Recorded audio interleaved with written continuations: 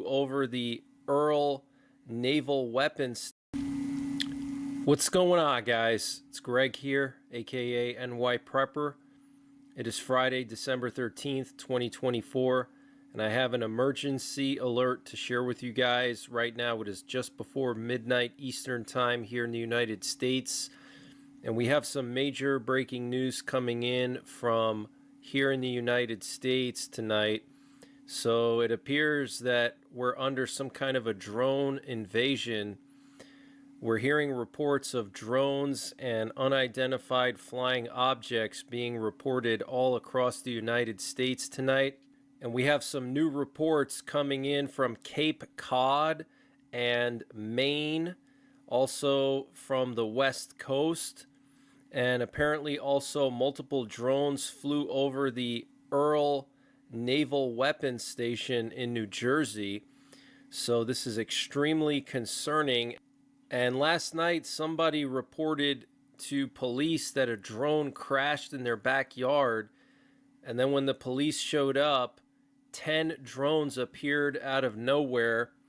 So let me just play some video footage for you. This is coming from Cape Cod. You can see the beach here, and you can see these white orbs above the horizon. Guys, these could be UFOs and not drones, okay? The White House is saying that the objects in the sky are not drones, okay? So this could be some kind of an alien invasion. Let me just play this for you.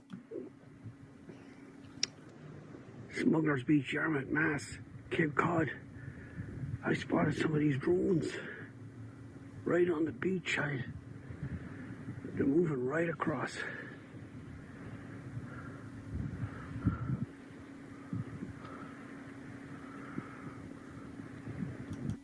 So you got 3 of them right there. And what's interesting about these is that they don't have any strobe lights. Like a lot of these videos I've seen on social media are literally just planes that people are filming, and they're claiming that they're drones and they're freaking out for no reason. But these don't have any strobe lights. They're just like orbs floating in the sky.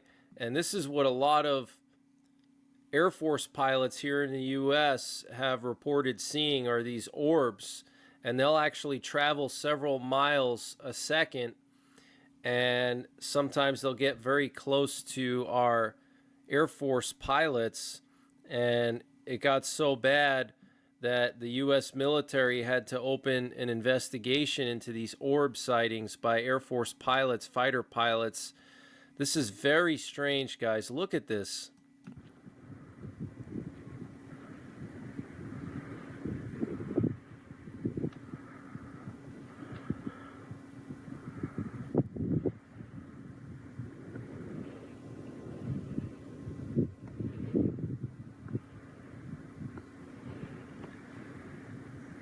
I've never seen anything like that before, guys. Wow. Just those 2 orbs floating there. Absolutely insane. And then a 3rd one up there, it looks like, unless that's the moon. These are definitely not stars, that's for sure. So something's being sighted in Cape Cod tonight. And here we have a press release from the Harwich Police Department in Massachusetts. Unmanned aircraft system activity over Harwich. On December 12, 2024, a resident of Harwich called to report unknown drone activity over her residence. The resident reported going outside around 9 p.m. where she observed 10 to 15 drones. The resident could not hear the drones but stated they were very bright, and she observed these for over an hour. That same night around 6 p.m., an off-duty Harwich officer also noted similar drone activity near the public safety complex on Sisson Road. We have forwarded all the information we have received to the Boston FBI office and the Massachusetts State Police. We will continue to work with our state and federal partners. The drones are similar to the ones reported over the last couple of weeks over New Jersey, New York, and most recently over Connecticut. So this is very, very serious, guys. Very serious.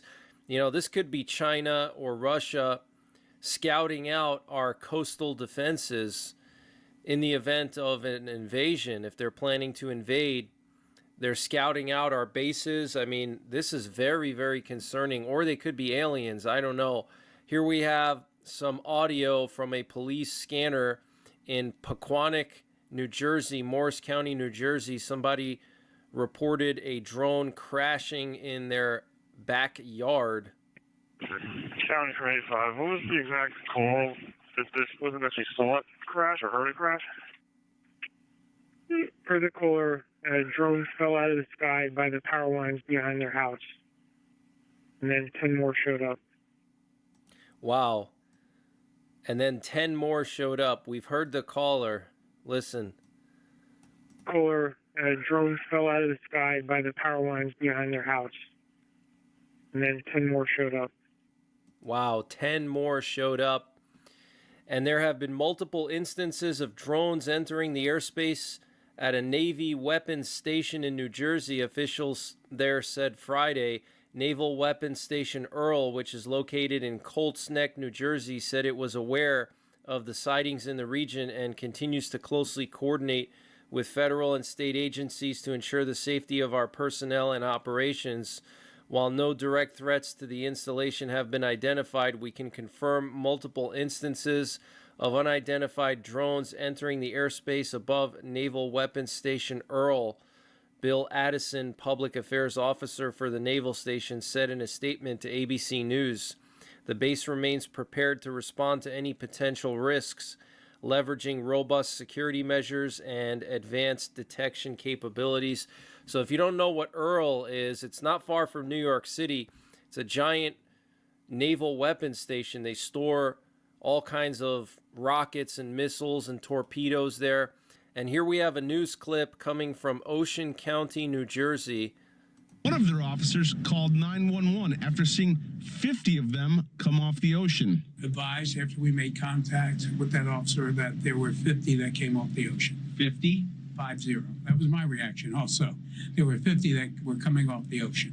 And this is a sworn officer. A sworn officer, yes. A sworn officer for Ocean County in New Jersey, sworn law enforcement officer, said he saw 50 drones coming off the ocean. And the sheriff here is confirming that that's legit. We contacted state police, we contacted the FBI, we contacted the Coast Guard, at which point the Coast Guard went out with their boat and they reported seeing 13 following their boat. And then the Coast Guard also advised that they went over them about 300 feet and had a wingspan of about 8 feet. Wingspan of about 8 feet.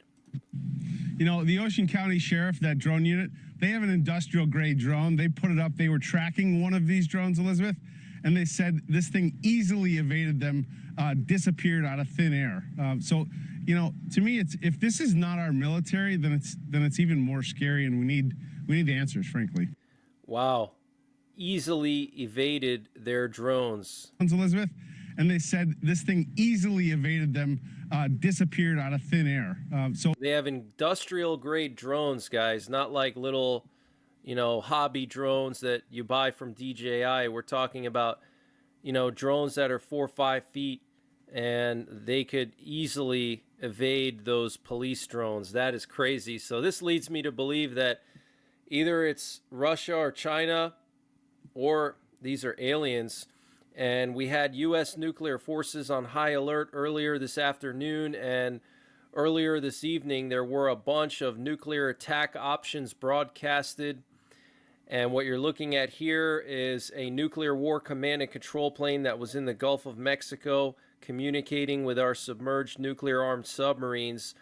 We also had this sub-hunter off the coast of Washington, and that's concerning because in Washington we have Bangor Kitsap, which is basically where we have all or most 90% of our Trident missiles are stored there. The Trident missiles are the missiles on our nuclear-armed submarines. In addition to that, we have 2/3 of our nuclear-armed subs at Bangor Kitsap. Okay, so massive sub base there in the Puget Sound. Most of our nuclear-armed subs and our Trident missiles are stored there, and we had a sub hunter off the coast in that area. Also, At the same time, we had a nuke sniffer plane and a combat scent plane airborne over the Midwest. There's only 2 combat scent planes in the entire U.S. military, so if one of them is airborne, it means something is going on. They provide intelligence directly to the president. And the nuke sniffer is a special plane to detect radiation in the atmosphere. And here's a closer look at the nuke sniffer and the combat scent. And here's the nuke sniffer looping over STRATCOM earlier this afternoon. We also had some very unusual and concerning reconnaissance activity over the Baltics and Russian Air Force activity. This was late last night, early this morning. Here you can see a Russian doomsday plane that left Moscow and went east to the Urals and then disappeared from the flight tracker. This is the second Russian doomsday plane that went to the Urals and Siberia in the last 48 hours. Now, there was also a Russian Air Force plane that went to Kaliningrad, and this Swedish reconnaissance plane did something very unusual last night that I've never seen it do. Normally, the Swedish recon planes go to Poland and they fly along the Polish-Russian border or the Polish-Belarusian border. But last night, this Swedish recon plane was patrolling the border of Belarus with Lithuania and Latvia, and basically patrolling the border of Russia and Belarus with the Baltics, okay? And also at the same time, a Latvian Air Force helicopter was patrolling the Latvian border with Russia and Belarus. So something is brewing here in the Baltics for this Swedish recon plane to be patrolling that border like that. Here's a closer look at the Russian doomsday plane going east to Siberia. And the U.S. Army and Navy successfully tested a conventional hypersonic missile yesterday. The U.S. Army's Rapid Capabilities and Critical Technologies Office, in collaboration with the U.S. Navy Strategic Systems Programs, recently completed a successful end-to-end flight test of a conventional hypersonic missile from Cape Canaveral Space Force Station, Florida. This test builds on several flight tests in which the common hypersonic glide body achieved hypersonic speed at target distances, and demonstrates that we can put this capability in the hands of the warfighter, said Secretary of the Army Christine Wormuth. This is the second successful end-to-end flight test of the all-up round this year, and was the first live fire event for the long-range hypersonic weapon system using a battery operations center and a transporter erector launcher. Okay, so this thing is a truck-mounted system. They have a giant 18-wheeler, and the missile is inside of the 18-wheeler, and they launch the missile from the 18-wheeler. Okay, very similar to what Russia has, their transporter erector launchers. This is a huge capability for the United States. They can move this thing anywhere, and it can reach thousands of miles. I've heard the range is like 4,000 to 5,000 miles. Okay, so this is absolutely huge news. And Chinese President Xi Jinping rejected Donald Trump's invitation to his inauguration. According to CBS, instead of Xi Jinping, the event will be attended by a high-ranking delegation, including the Chinese ambassador to the U.S. and his wife. And Donald Trump is planning to stop Iran from getting nuclear weapons, and he's considering the possibility of airstrikes on Iran. This was reported by the Wall Street Journal. Okay, so Trump planning airstrikes on Iran. Wow. Okay. And the Israeli defense minister has ordered Israeli troops to prepare to remain on Mount Hermon through the rest of the winter. This is huge news. So all of Mount Hermon is now back under Israeli control. This is biblical, guys. Okay, Mount Hermon is in the Bible. That's where the Battle of Armageddon takes place. And Ukraine has launched a massive drone attack on Russia tonight with over 200 drones targeting various regions of Russia. And apparently Trump told French President Emmanuel Macron that he wants European troops to monitor a potential ceasefire in Ukraine. According to the Wall Street Journal, Trump also reportedly opposed inviting Ukraine to NATO. Trump said the Middle East is going to get solved. I think it's more complicated than the Russia-Ukraine war, but I think it's easier to solve. I don't want people killed. I don't want people from either side killed, and that includes whether it's Russia, Ukraine, or whether it's the Palestinians and the Israelis. So if you guys recall, Trump met with Macron and Zelensky, 2 weeks ago? And now Macron is traveling to Poland because apparently there's going to be this 40,000 strong force that's going to be deployed into Ukraine. And it's going to consist of 5 brigades. And one of those brigades is going to be a Polish brigade. Okay, so that's 8,000 troops per brigade. So Poland is going to send 8,000 troops into Ukraine if there is some kind of a ceasefire deal between Ukraine and Russia, and they're going to be patrolling the border. This is huge, guys. This is historic. NATO troops going to Ukraine as peacekeepers. I mean, guys, think of all the different ways that this could go wrong and escalate into a full-blown nuclear conflict if something were to happen, if there's like a demilitarized zone in Ukraine. And what happens if a Polish soldier gets killed, or an American soldier, or a French soldier? Okay, Russia sends a drone or something. Okay, I mean, this is just really, really serious. And the Biden administration is undertaking a historic effort to move massive quantities of weapons into Ukraine in the next 5 weeks, according to CNN. Okay, so historic effort. And 50% of consumers in Ukraine are without power after Russia attacked the electric grid in a massive strike last night. Below freezing temperatures are occurring in all of Ukraine.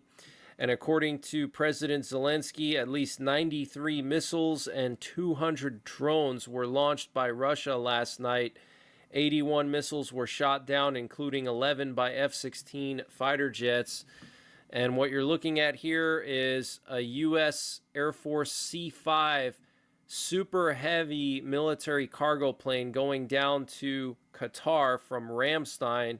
This was tonight. Very interesting. Massive amount of equipment, something really heavy, was moved to Qatar tonight. And South Korea has been patrolling their border with North Korea all day and all night today. So something is going on over here in Korea.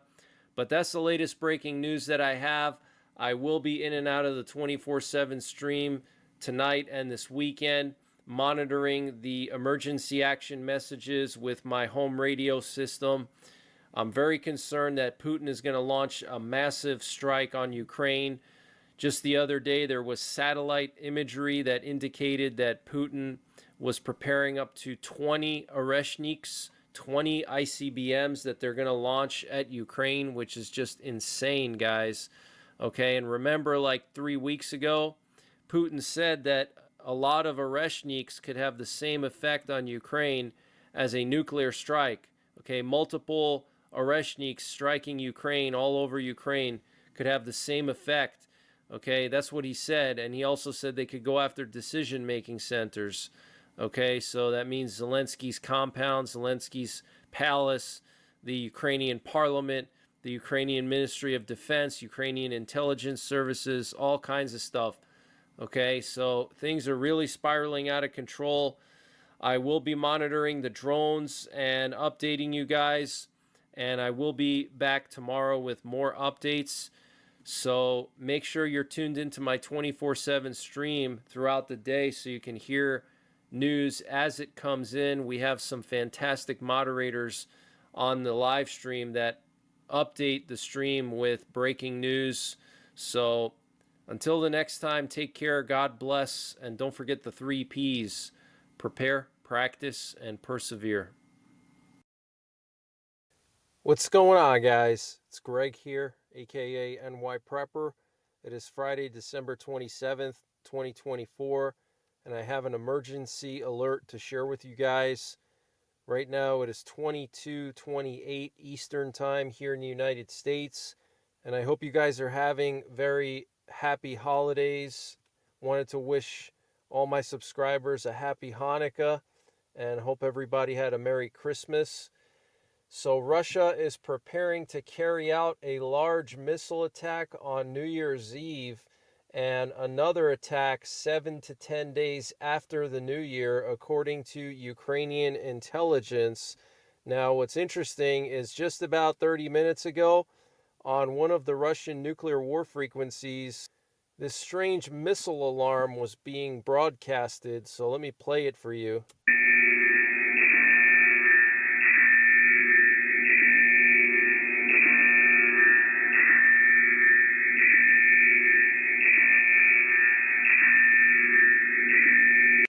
So this is the same frequency that's been broadcasting the Stalingrad clock, and now they're broadcasting this klaxon alarm. So that's pretty creepy. I don't know if they're planning to launch another Oreshnik, and this is their way of trolling us. Also today we had another Houthi missile launched at Israel. Here we have some sirens, air raid sirens going off in Jerusalem.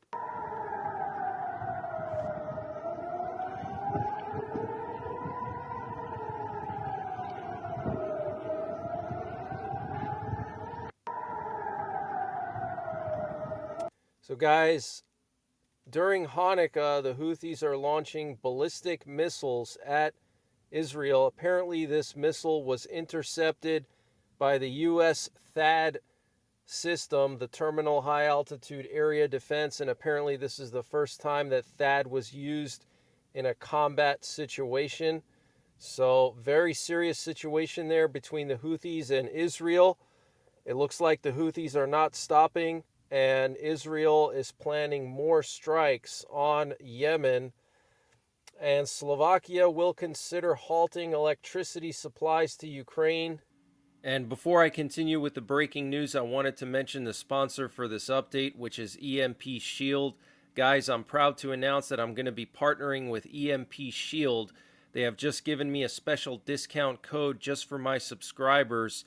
If you go to empshield.com and use the code NYPrepper when you check out,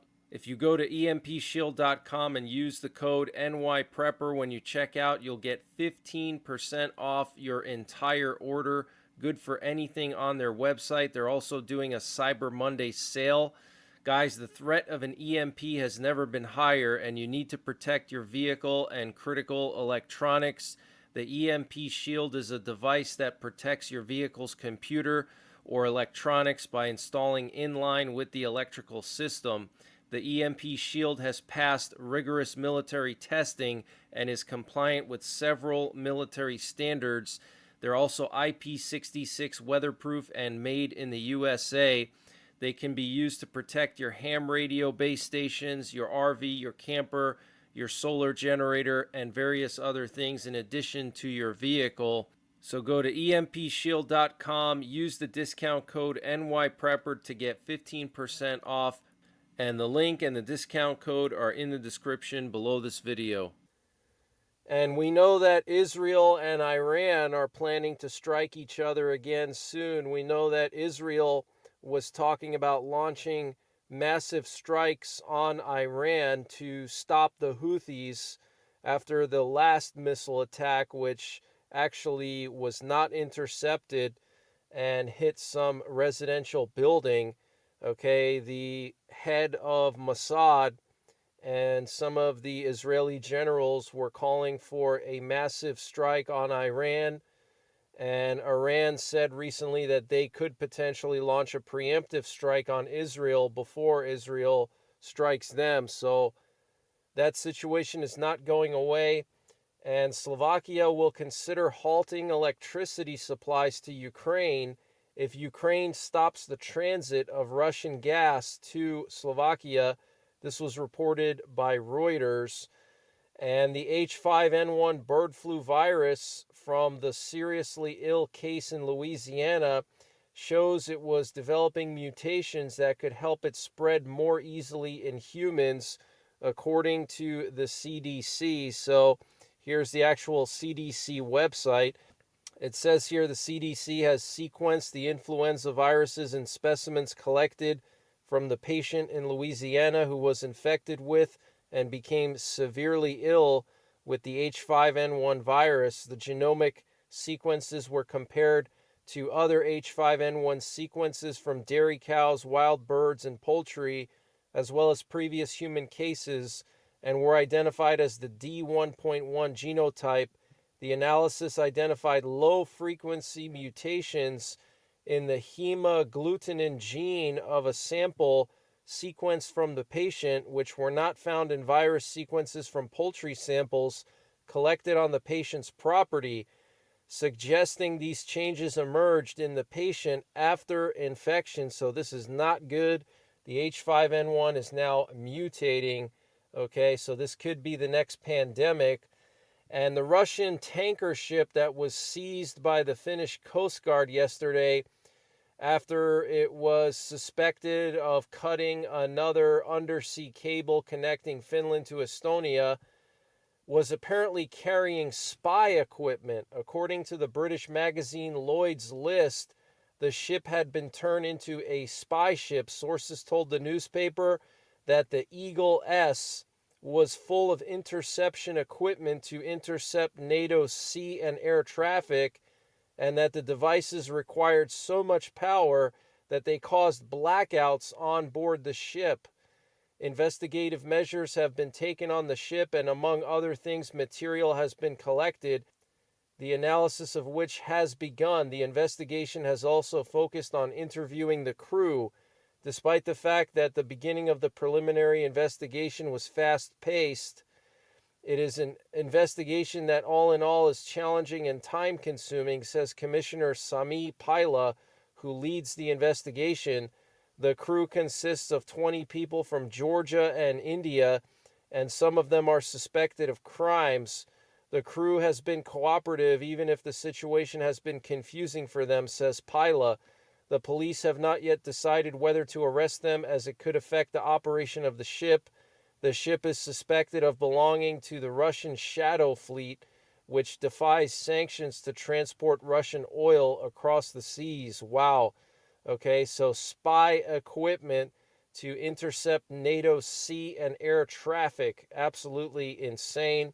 And on Friday, Sweden announced that it is strengthening its presence in the Baltic Sea.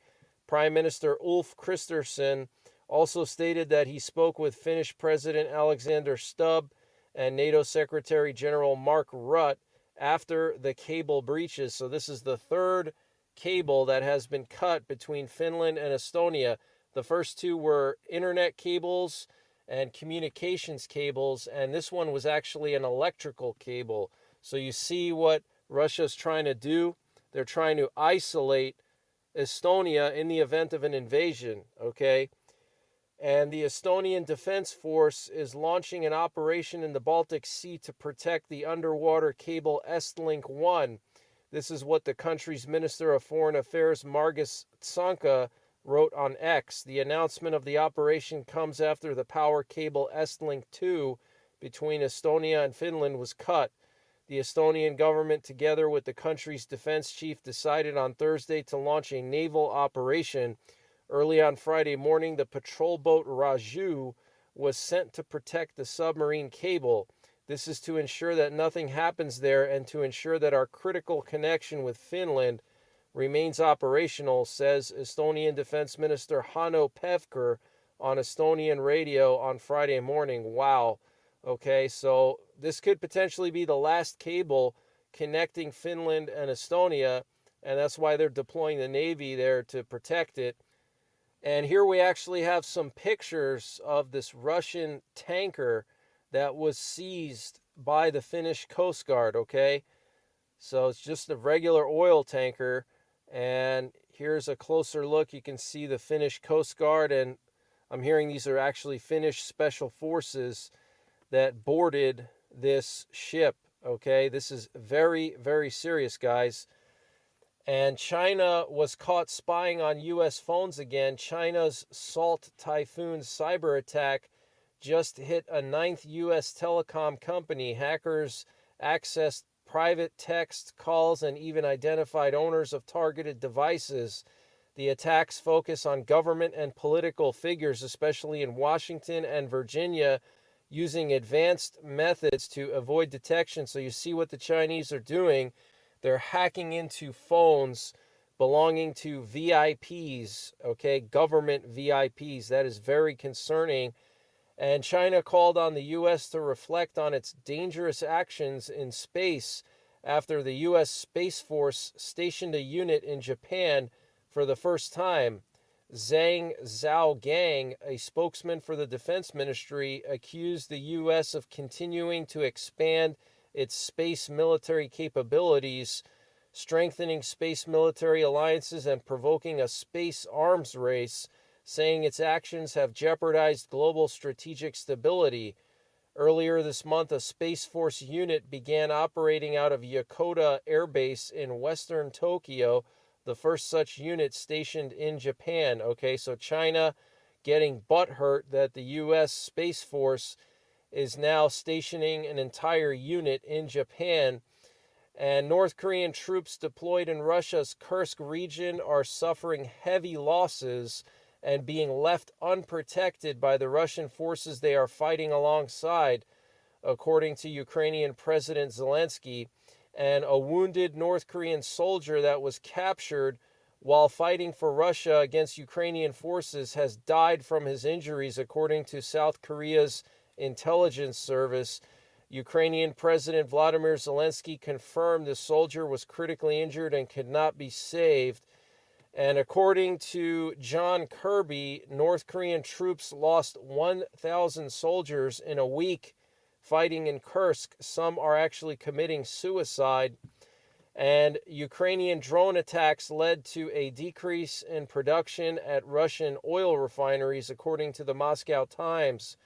The volume of oil refining is now 266.9 million tons in 2024, which is the lowest figure since 2012 when 265.4 million tons were processed. So the lowest volume of oil refining in Russia since 2012.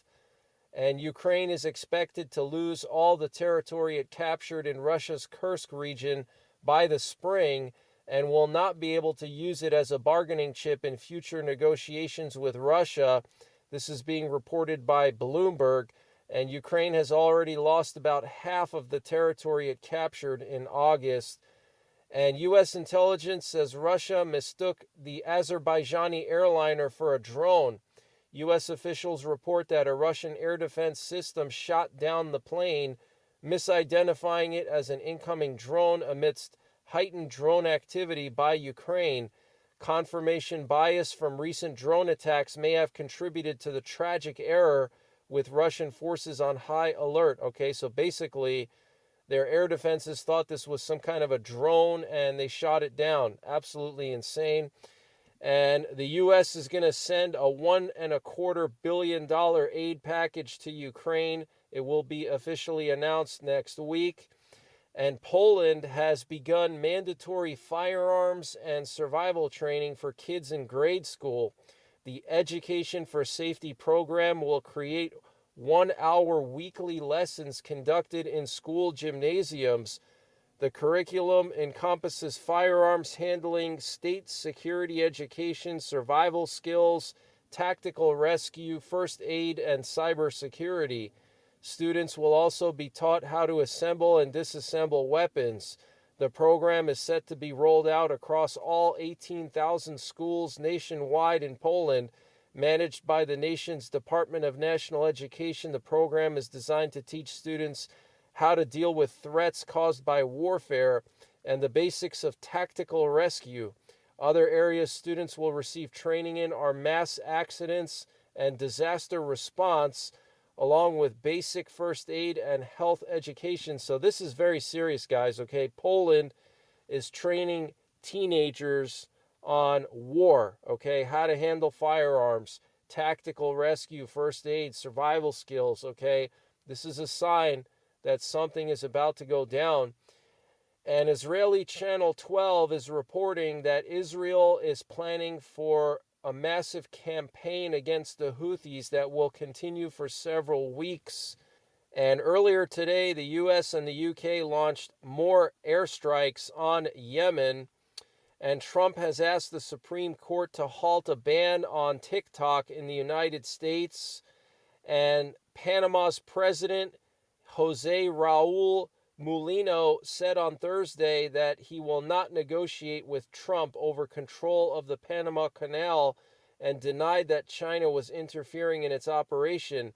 Mulino rejected the possibility of reducing tolls for U.S. vessels in response to Trump's threat to demand control of the vital waterway connecting the Atlantic and Pacific Oceans. There's nothing to talk about, Mulino told a press conference. The canal is Panamanian and belongs to the Panamanians. There's no possibility of opening any kind of conversation around this reality, which has cost the country blood, sweat, and tears, he added. Wow. And what you're looking at here are the flight paths of some Russian doomsday planes that were airborne late last night. What's interesting is one of them flew up from Moscow and came around back to Moscow. So this thing was scrambled into the air for some reason. And then another one was coming from St. Petersburg back to Moscow. Not sure what spooked it. And then here we have a U.S. Navy recon drone that is currently patrolling the coast of Iran, picking up targets probably for Israel if they're going to strike Iran's nuclear facilities or other facilities here. Okay, so this is very, very serious. What's interesting is Iran is going to be signing a strategic agreement of some kind with Russia on January 17th, literally just 3 days before Trump gets inaugurated. And my guess is it's going to be some kind of a military pact where if Israel or the U.S. strike Iran's nuclear facilities or military bases, then Russia would basically defend Iran. So this is very, very serious, and it's another sign that we're in the end times because Iran and Russia are part of the Gog-Magog alliance that attacks Israel during the tribulation period. Okay, Iran is named specifically in the Bible. Okay, Persia, it's named clearly in the Bible as part of the Gog alliance. Okay, so very serious. And then here we have a recon drone patrolling the border of North and South Korea. But that's the latest breaking news that I have. I will be back tomorrow with more breaking news. I do have my 24/7 live stream up and running right now. So you can monitor our nuclear forces. You can hear some of those strange messages on the Russian nuclear forces. And I do check into the 24/7 stream periodically. The last couple of days I've been spending time with family, so I haven't had as much time to hang out in the live stream. But I will be back into the live stream after New Year's more frequently, and I am possibly planning some kind of a New Year's celebration. I'm not 100% sure exactly what I'm going to do, but if you have any suggestions, put it in the comments. I was going to do some kind of a New Year's live stream, and if anything happens, I will update you guys live, but just get prepared. We know that Russia is practicing an invasion of Finland and the Baltics. There's intelligence pointing to a massive invasion of the Baltics. I've been covering that for the last couple of years and warning you guys about this ever since the Ukraine war started. Okay, Russia wants a land connection to Kaliningrad, which is basically what Russia did in Ukraine. Okay, Russia formed a land bridge to Crimea, and they want to do the same thing in Kaliningrad, which would force them to invade NATO. Okay, and Putin is not afraid of NATO. Okay, especially under the current leadership of NATO and the current leadership of the U.S. If anything, he's going to do it before Trump takes office because he knows that Trump is going to rebuild the military, get rid of all the BS, all the woke BS, and he's going to make America's military strong again. And Putin doesn't want to deal with that, okay? He'd rather deal with Biden and the woke military rather than a strong American military. So get prepared, guys, okay? Make sure you have your bug out bags. Make sure you're staying healthy and staying fit, eating right, sleeping good, taking care of yourself. That's number one. Okay, read a lot of books, learn, okay, learning and knowledge. These are things that are free and will never leave you. get spiritually prepared. Make sure you have a fallout shelter for nuclear war. And until the next time, take care, God bless, and don't forget the 3 Ps. Prepare, practice, and persevere. Culinary out. This is your World War III update. Here's what's going on. Of course, I have to comment on the drone situation. All manner of malarkey is unfolding as everybody is continuously perplexed by not only the government's reaction or lack thereof, but the media circus surrounding this incident. So I'm going to share my opinions on what I think is going on, and I think it's the most even-keeled opinion. Of course, there are very fringe opinions with respect to what's going on. Everything from alien invasion prep to Project Bluebeam, you name, every single conspiracy theory is coming out of the woodwork. But I'm going to tell you what I think it truly is all about, and it's not as fantastical as a lot of people would like, but I think it's the most plausible explanation, so stick with us for that. This is going to be a very brief, superficial overview. I've not had time to really do a deep dive today, guys. It's been crazy busy around here. Everybody is preparing. Like I said yesterday, the government contacted us, the U.S. government wanted us to put in a bid for ThyroSafe. They want 200,000 potassium iodide nuclear medication tablets for their, I don't know what, if it's for continuity of government or if it's just run-of-the-mill emergency preparedness. It sounds like continuity of government to me, considering that all European countries right now are ramping up their preparedness, just like Switzerland, as you can see here, plans a revamp of Cold War-era nuclear bunker network. Of course, Switzerland is one of the most prepared countries in the world. I'm not sure if their gun laws are the same, but there was a time when it was mandatory to own a firearm and to know how to use it. And that's how it should be. We should have cultures of preparedness. Switzerland is the model that everyone should seek to emulate. But for some reason, only the Swiss are allowed to do this. Maybe that's why everybody wants to put their money there. Now, here's what's going on in Switzerland. Existing shelters for all 9 million residents. That has been something that's went back since 1963 when they put laws in due to the Cold War that includes foreigners and refugees. So there is a bunker for every single individual in the country right now. The government, however, plans on upgrading all of these shelters, spending $250 million to improve aging shelters, which really won't take you that far in Switzerland, to be brutally honest. Everything is quite expensive there, which is why people are so rich, and it's why they're so in debt. But they can be because everybody's storing their gold there. I'm not sure if that's a good idea or a bad idea as we descend into late-stage civilization. Removing exceptions and ensuring functionality, this 250 mil is, I guess, going to upgrade a few shelters anyways.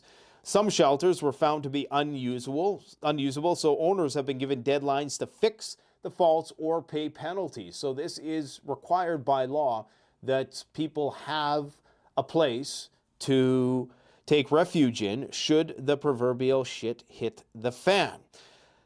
These facilities include command centers, hospitals, and even art protection bunkers. Okay, now Switzerland is not the only one who's preparing. Germany has reiterated their calls to be prepared. Of course, we're hearing about this every other day. Another European country is promoting preparedness. They're strongly advised to keep food and water and supplies for periods of hybrid warfare. Of course, they're talking about 72 hours. Residents of Germany must be prepared for long power outages due to a growing number of hybrid attacks on the country.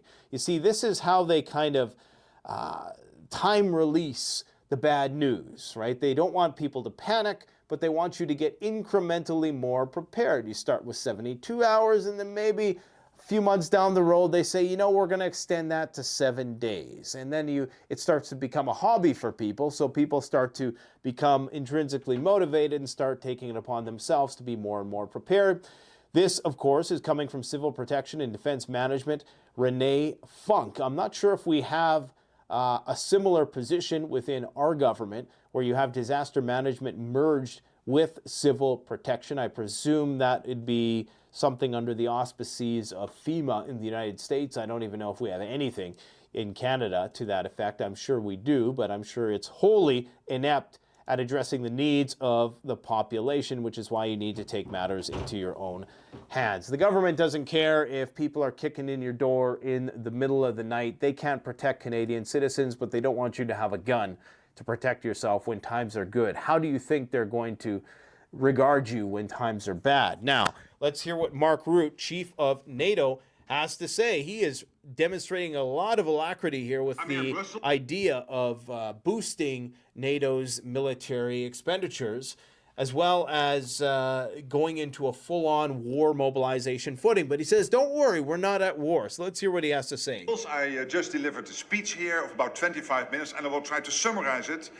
in less than a minute. So start the clock.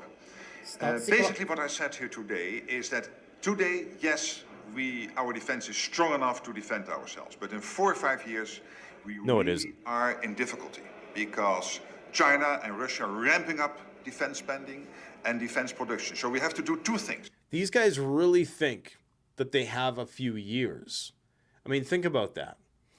They're pushing the Russians. Russia has now been pushed out of Syria. They're evacuating their bases today, if you didn't know. But they're pushing the Russians, and only now are they starting to realize how wholly unprepared they are to deal with this issue. Well, the same is true with civil defense, and the same is true with respect to their plan for civilians. They don't even have a plan to defend the country, much less take care of the civilians when the shit hits the fan. First of all, we have to spend more. We cannot stick to this famous 2%. We have to do considerably more to make sure that longer term our deterrence will stay strong. But we also have... How's the economy in Europe doing since they got cut off cheap Russian gas?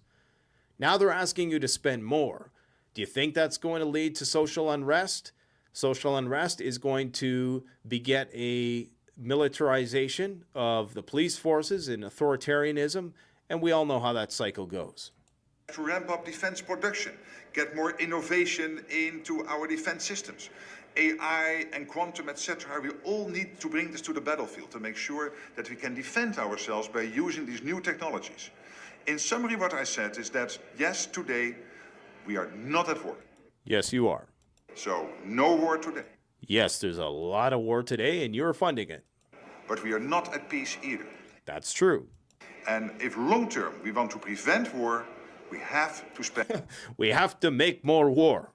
All right, there you have it. That's a strategy. To prevent war, we need to make more war. I get it. Peace through strength, blah, blah, blah. But, we're always the ones who are starting shit all around the world, and then we complain about it when people fight back. Russia is preparing to evacuate its bases from Syria completely. Massive columns of Russian soldiers have been observed returning to the ports, and there has been a non-stop cargo plane flights from Russian bases since Syria collapsed. So it appears as though they have some sort of amnesty to evacuate the country. We don't know how long that's going to be. Some people are saying, oh no, they're going to keep their bases as a hub to enter into Africa, but I don't understand what interest the existing government, if you can call it that, Jolani, who appears to be another NATO, CIA, Mossad, MI6 lackey. We don't know if they're going to have any need for the Russians to be there. So it appears as though the Russians are either getting the boot, which perhaps for them at this point in time to focus on Ukraine is not a bad idea. However, this is their southern flank, and this did provide a degree of cover, especially air defense. So it was strategic. Having control of Syria was very strategic, and that is one less option they have, which means that they're far more likely to have to resort to utilizing non-conventional methods in order to defend themselves when the war in Ukraine inevitably ramps up. Now, Trump, today, should we go to Trump? And let's do this first. Let's go here. Because some people are saying that now that the journey has been cut a lot shorter for Israeli warplanes, that they could potentially now not have to worry about Syrian air defense, and that they could go, the trip has been made much shorter, now to entering into Iran. However, this presumes that they would, have to, the flight would still be as long. It's just that, I guess I'm not sure if they fly over Iraq. I'm pretty sure they do. I guess it would just remove some of the barriers to conducting such a strike. There was an article in the Israeli Times, or the Times of Israel, which suggested that there are currently talks that the Israelis might put into practice some of these plans to conduct strikes against Iran's nuclear facilities. Again, as far as I know, the West does not have Rezhnik in their arsenal. They don't have non-conventional IRBMs, or what are they, intermediate range ballistic missiles, that have these multiple reentry vehicles that can travel at these exceptional bunker busting speeds and inflict damage over large areas using ordnance which is non-radioactive. So it's very likely they're going to have to use nukes. Now, Trump is also saying the same thing. So Trump has said today that they are mulling the possibility of conducting some sort of preemptive strike on Iran's nuclear facilities. Now, this could just be good old-fashioned Trump bluster to try to force the Iranians' hand, but with Iran having fewer options. Every time, and I've made a short video about this a long time ago that should have got traction, but perhaps it was ahead of its time. It was a very, high-budget animated video about how when a country depletes in their conventional forces, the likelihood of using their unconventional forces actually increases. Because, of course, if you're running out of conventional ammunition, but you have this stockpile of nuclear weapons, or perhaps you are a, what do they call them, a nuclear edge state or a nuclear threshold state. If you're a nuclear threshold state, then the motivation to actually go nuclear increases. It intensifies because, of course, that is one way of potentially deterring an Israeli attack. But as I've said before, if Iran wants to go that route, they can't just come with one nuclear weapon on an untested deployment system.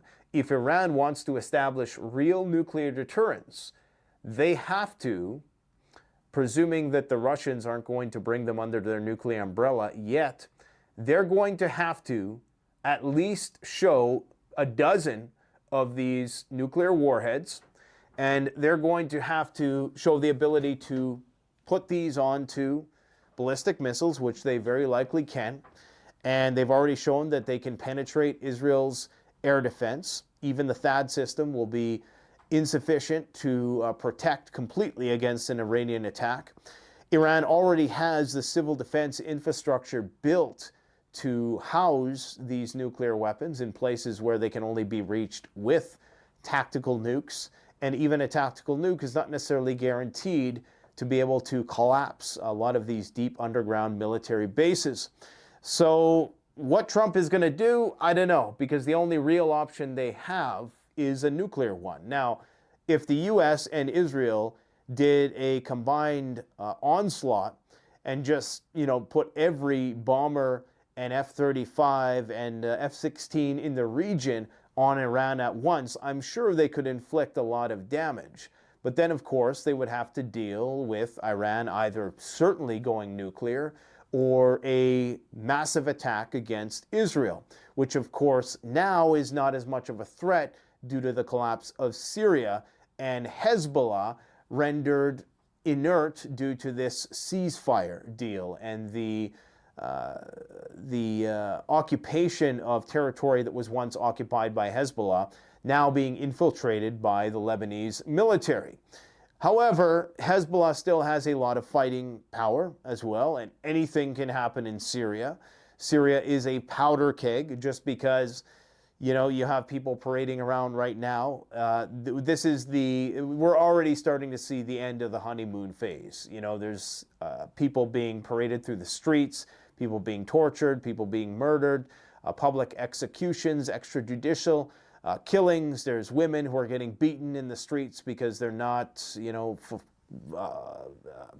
abiding by Sharia law or whatever type of law that gets imposed by the various sects that are fighting there. So it's already going to shit, and it's only going to get worse. So, you know, Israel created a little bit of a buffer zone, but what they might come to find is that Assad was, while he was bad and not on their side, you know, sometimes the enemy you know is better than the one you don't, although we're pretty certain that Jelani and Zelensky might be related. If you ever looked at a picture of those two, and if you watch my last video, you know what I'm saying, you know what I'm saying? So I'm sure that they, you know, at least for now, they got the situation on lock, right?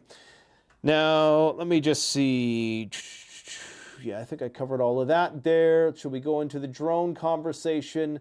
Quickly talk about this major military exercise. This was the biggest military exercise that the Chinese Liberation Army conducted, a staggering, unprecedented, and extremely rare joint military exercise around the Taiwan Strait.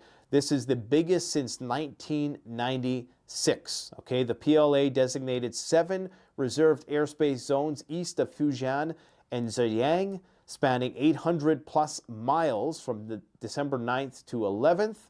Taiwan detected 134 aircraft operating nearby.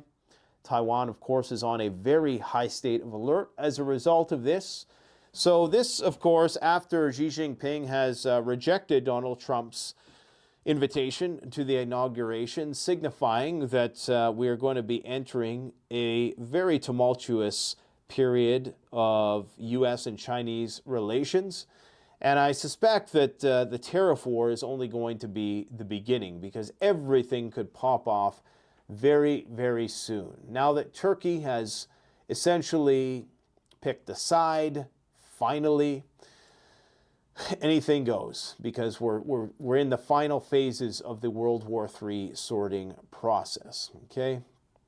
There was also, just before I forget about this, a Russian who was designing missiles, some of Russia's most advanced missiles in Moscow, was assassinated by Ukrainian special services. So they're still running these kind of ops inside Moscow. Again, this is bad news, because this means that it makes all the more sense for Russia to use the bomb. Now, let's talk a little bit about what Donald Trump had to say about mystery drone sightings. Now, it's true. I should also address the fact that Donald Trump did finally, after like a month, comment, and I think he just did it impromptu in an interview. It didn't seem to be a statement that was very premeditated, but he did say that he was against using long-range weapons to do deep strikes into Russia. But the problem with Trump saying these things is that he's so capricious. One day he's saying one thing, and the next day he's doing something or putting somebody in a cabinet position which completely contradicts what he just said. So classic political bluster. Don't take anything to the bank at this point in time. Everybody is just trying to tread water at this point, including Donald Trump, and I'm sure he's going to realize that this world that he's entered here in 2025, I should say, is much different than the one that he entered in 2016. Anyways, he says, mystery drone sightings all over the country. Can this really be happening without our government's knowledge? I don't think so. Let the public know, and now. Otherwise, shot them down, he says. Shot them down. Clear typo there. Hey, it happens to the best of us. All I can say with respect to the drone issue is my only rational explanation for it. Clearly, something is going on. There's no doubt about that. A lot of the videos that you're seeing, though, they're planes. There are these drones with lights on them. Well, if the drone was trying to be covert, or if it was conducting some sort of secretive action, then you wouldn't have these lights on the drone. So the ones with the lights, I think that's all just a smoke screen. I think this is all intentional media hyped white noise, because all of the videos that we're seeing, you know, you could interpret them as planes, not all, and some are actual drones. But you know, you're also going to have copycats, right? So you're going to have people flying around their Mavic drones or their Autel drones just to, you know, get some views on TikTok or something. So there's that we have to contend with as well. But there is something going on here. Make no mistake that where there is smoke, there is fire. Of course, there was a Chinese national who was recently arrested for using a drone in and around the Space Force Air Base. So we know that this is a thing. Why is the media all in a buzz about this at the same time? That really is the question. And I think it is to obscure some legitimate national security risks. And at the same time, in addition to that, you're also able to justify, and John Kirby said this explicitly, he said that we are going to be pushing to put forth some sort of legislation that's going to authorize us to take the necessary action that we need against these drones.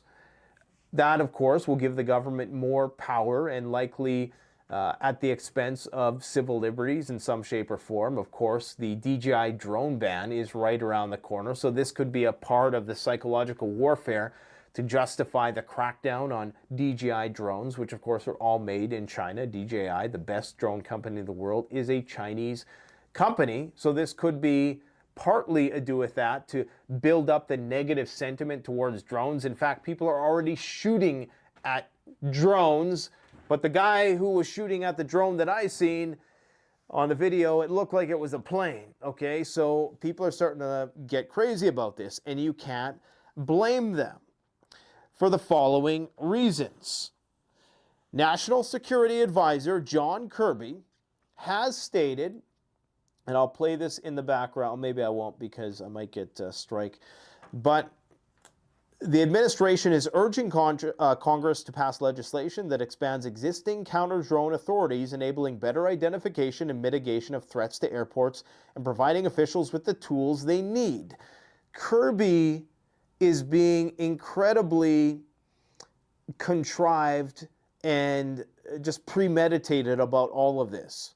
It's like he has an agenda. Clearly, he has an agenda when he's speaking, even though he is rejecting that there is any risk to public safety here. You can clearly see in the way that he's rehearsed all of this that there is definitely agenda ado with this. And it's probably not nearly as fantastical as what a lot of people are saying. Look, the public and the media love this kind of stuff because especially on the heels of all the UFO talk, people, they're enamored with the possibility of UFOs and just mysteries and government conspiracies and things of that nature. The truth of the matter is, it probably does have something to do with national security. It's obfuscated by this white noise of drone reports and false reports and community community notes on half of these videos that are later debunked. But I do believe that there's something here, and it likely has something to do with national security. It's a DEFCON related. It's DEFCON adjacent because they know that we're approaching day X. We're approaching the day when we're going to go to war with China, Russia, and Iran. And the closer we get to that, the more we have to crack down. Now, part of the reason why they have to crack down and why they have to change the laws, because apparently the drone dealing with these kind of situations is a bureaucratic nightmare in the U.S., and I presume it's the same way in numerous other countries. The military can't just fire missiles or jam signals willy-nilly. FAA rules, and this makes perfect sense, because the military is not going to just start shooting down these drones around airports, especially when you have commercial flights piling in. FAA rules and civilian air traffic make that a big no-no. Even a soft kill option like nets or signal jammers requires mountains of approvals. So the Pentagon recently unveiled a counter-drone strategy. Well, how convenient. They had all this just ready to go, right? But for now, these drones get to live rent-free in American airspace. Just, it's illegal. It's illegal to fly drones in and around airports.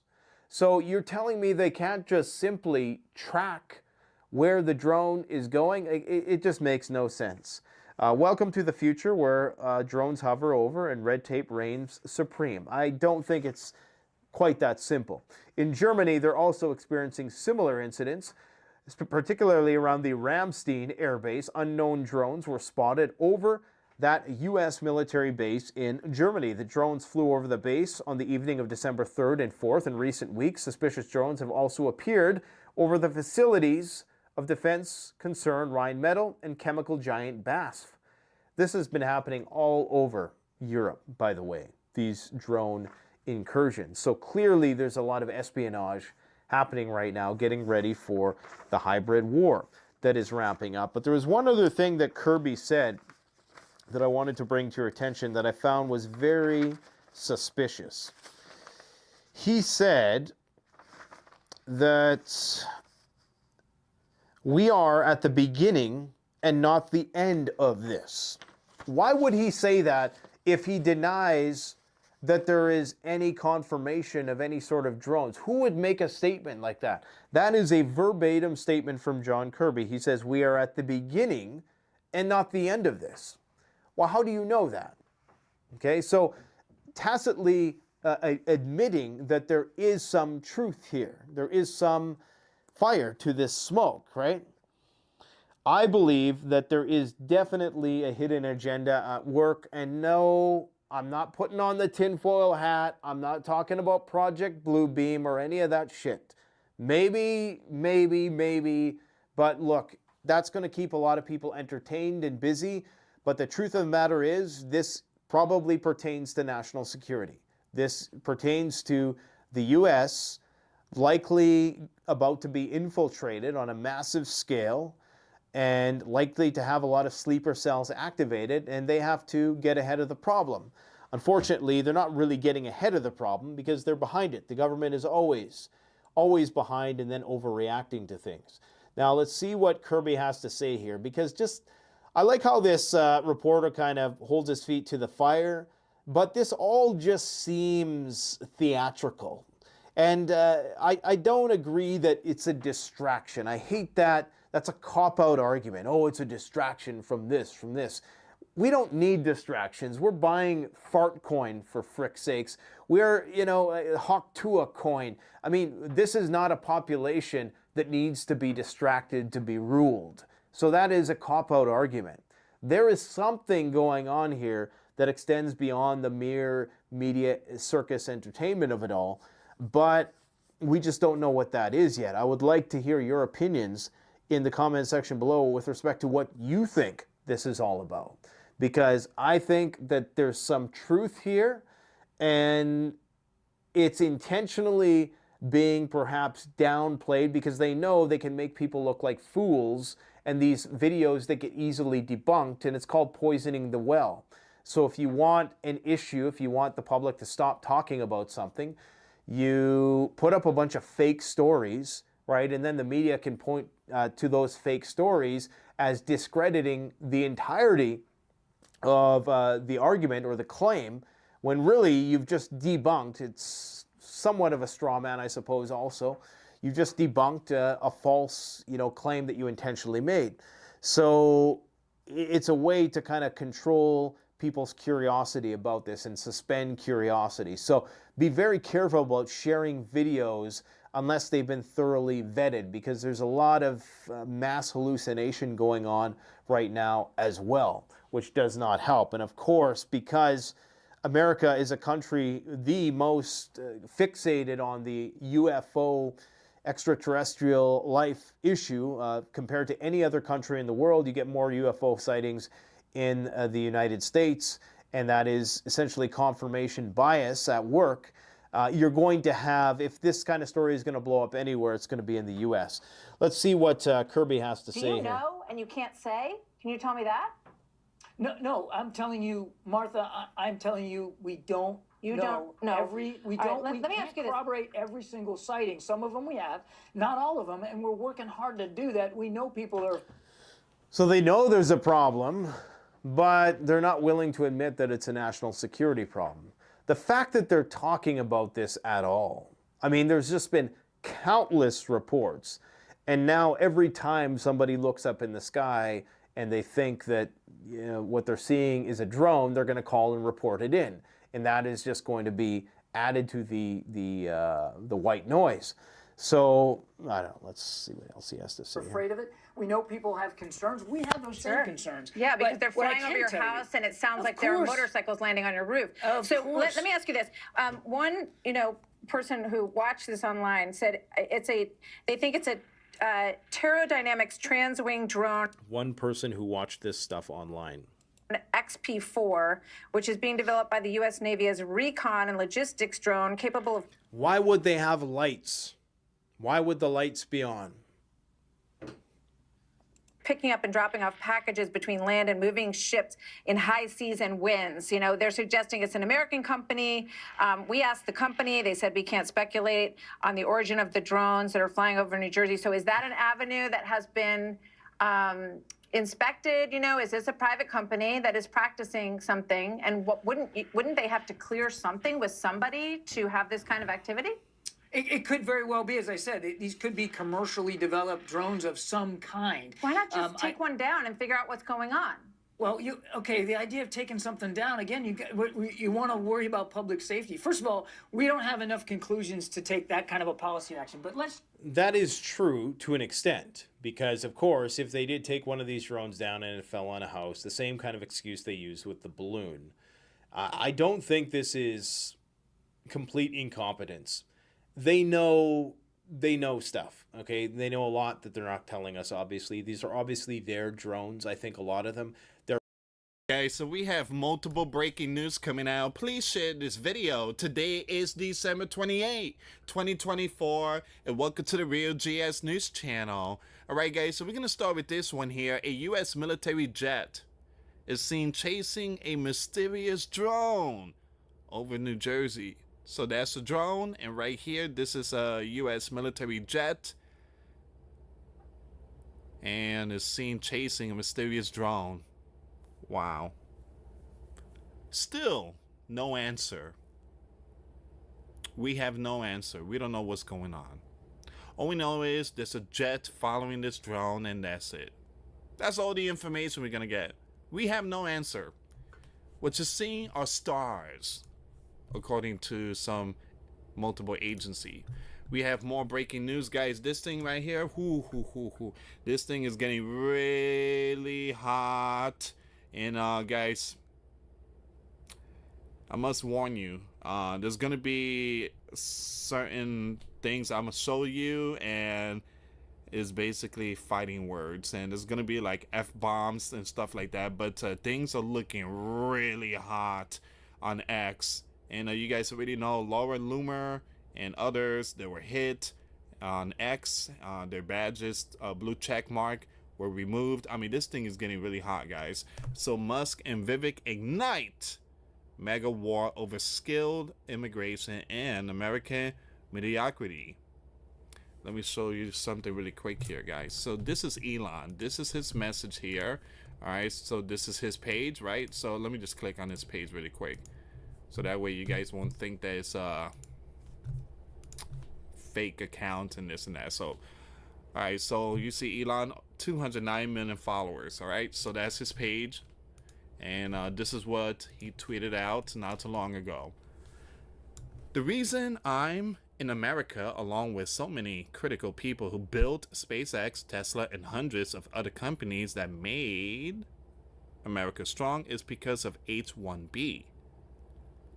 So he said this: take a big step back and F yourself.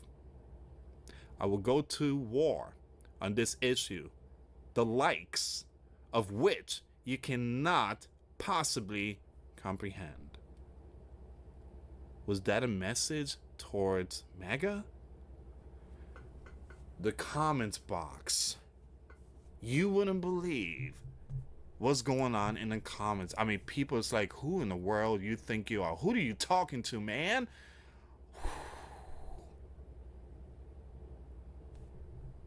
Wow, this thing is getting really, really, really hot.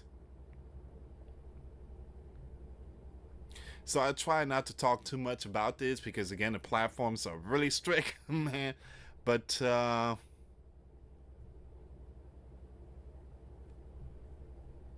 someone said, well, F you and leave our country. And guys, there's a lot of F-bomb here.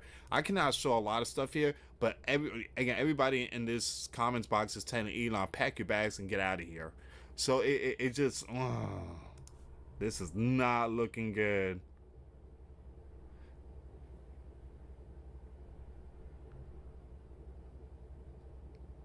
It's not looking good.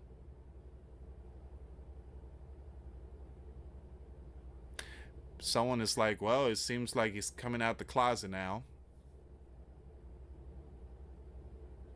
Someone said this guy's ego is getting out of control.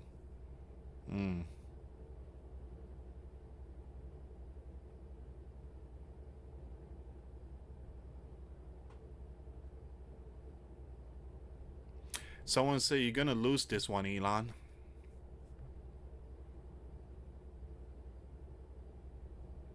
Someone said, sound very threatening and hostile.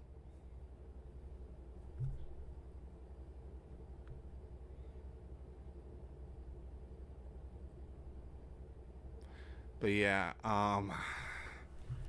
it's getting really hot. It's getting really hot, and I told you guys that yeah, when he first purchased this this platform, I've been warning everyone that don't look up to men. Don't look up to men. You got to look up to Jesus. I lost 20 subscribers in my last video I posted on this channel, and again, because I kept telling people, you know, you're gonna put your faith and trust in these, you know, these people.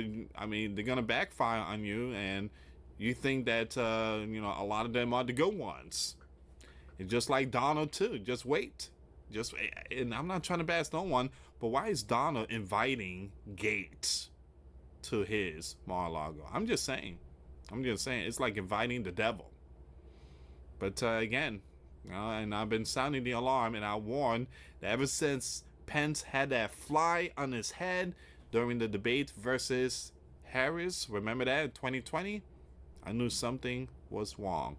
The signs are out there. The Bible tells us, do not be deceived. Do not be deceived, man. But everybody just want to look up to certain individual. And again, it's just going to come to a point that people's going to learn the hard way.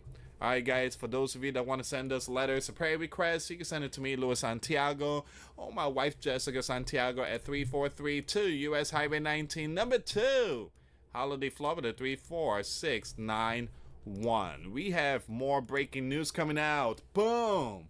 Another event happened in Manhattan, New York. Police are on the scene after a person was set on. Ooh.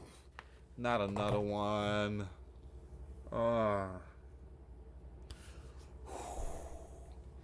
Set on FIRE near an escalator at Penn Station. Man, I've been to Penn Station many times because I lived in New Jersey, and I catch the bus and it stops in Penn Station. Penn Station is always packed with law enforcement. I don't know how this happened here. So police are currently on the scene at Penn Station in Midtown Manhattan, NY, after a person was reportedly set on FIRE near an escalator. Firefighters have confirmed that the individual sustained, you know what, from direct and are coordinating with EMS for further assistance. It is unclear how the incident occurred. Police are reviewing CCTV footage to corroborate the victim account. As they suffer moderate, you know what, Penn Station is the busiest train station in North America, remains active as the situation continues to develop. Well, it's happening. It's happening. Let him in! Let him in. But, man, things are not looking good. Things are not looking good. Alright, so please be safe out there in NY, because NY is the one that's seeing so much stuff. Alright, guys, give me a second here.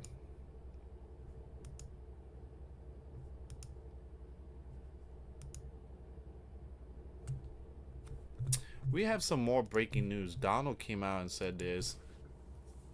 Donald has reportedly issued a brief to the Sleeping Giant Supreme Court requesting that they step in and block a law passed by Congress which will require the social media app TikTok to be sold to an American company or shut down by January the 19th.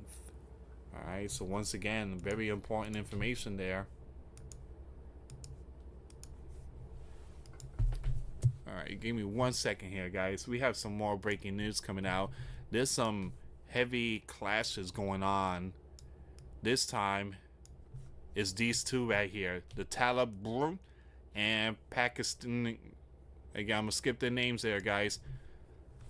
So once again, heavy clashes are ongoing this morning between these two. Army on the border with the Coast and Paktia provinces of southern Afghan. And it says here with the Taliban official claiming that their forces have launched an operation into Pakistan as a retaliation for several airstrikes by the Pakistani, I try not to say the word, guys. The platform is really strict. Air Force against southeastern Afghan on Christmas Eve. So far, the Taliban claims to have captured 2 Pakistani military outposts while causing significant casualties among Pakistani forces. Also, guys, there was some missiles fired towards the Holy Land, but it wasn't big like the one from yesterday.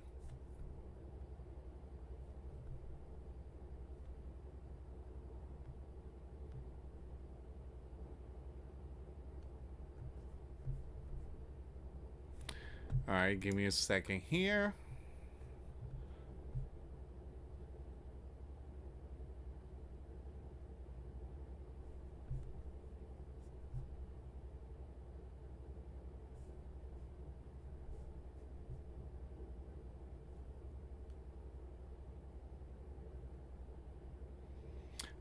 I'm trying to see if I can find some more info here, guys.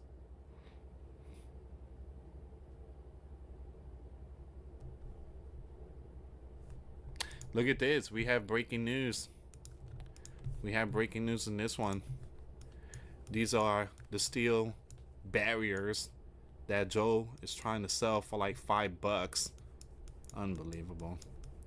It says here Texas Attorney General Ken just blocked the Joe regime from auctioning off any more border wall materials before Donald takes the spotlight.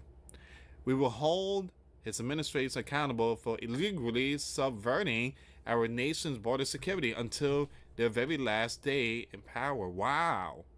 Especially where their actions are clearly motivated by a desire to thwart Donald policy. This means Donald can actually complete the wall once and for all.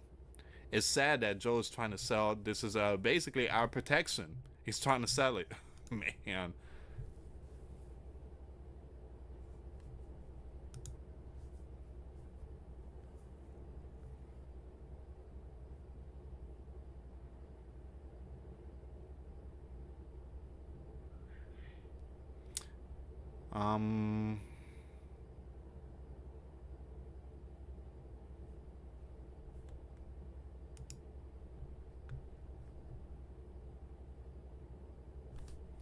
I'm sorry, guys. I'm looking for some more updates here.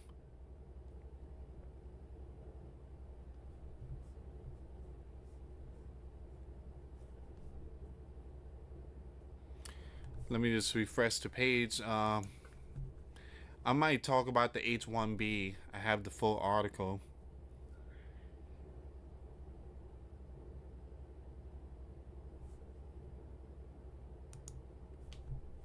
Okay, so we have this news, and this is coming out from Donald. Donald said this: I want to keep skilled immigrants in the Sleeping Giants. It's so sad when we lose lost people from Harvard, MIT, from the greatest schools. The people that are number one in their class from the best colleges, you have to be able to recruit these people and keep the people. They can't even make a deal with the company because they don't think they're gonna be able to stay in the country. That is gonna end on day one.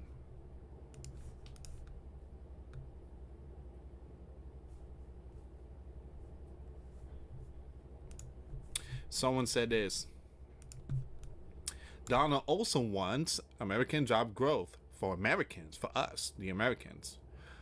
Big tech openly discriminated workers using DEI and replaced sleeping giant jobs by abusing H-1B.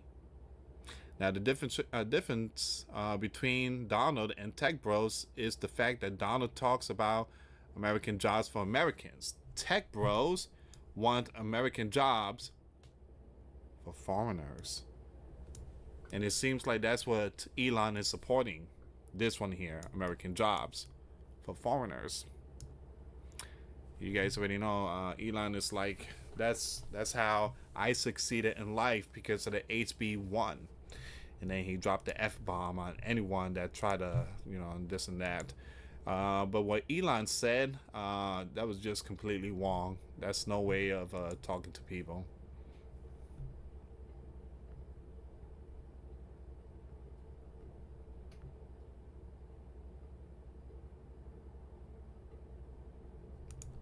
We have big breaking news coming out. Crane is running out of long range. Aww, man. Crane has only dozens out of 500. Wow, left.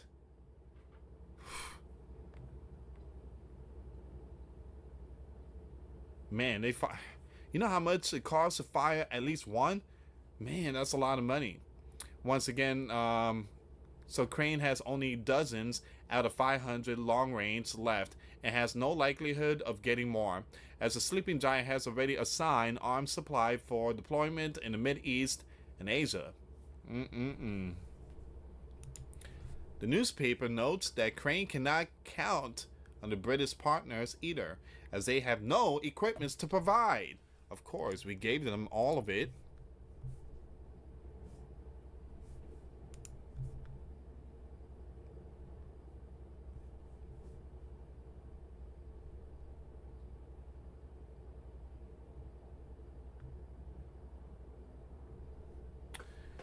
All right.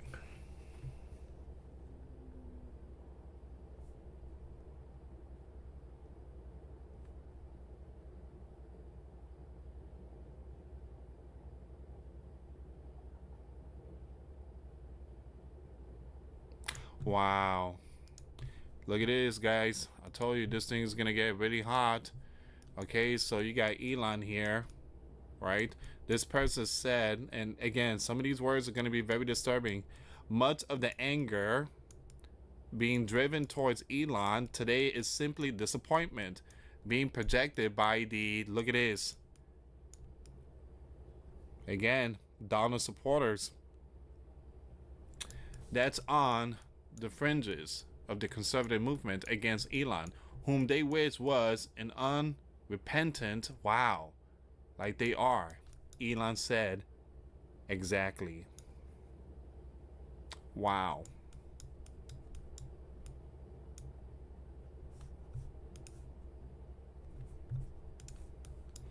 Elon just agreed with a tweet calling MAGA followers. Boom.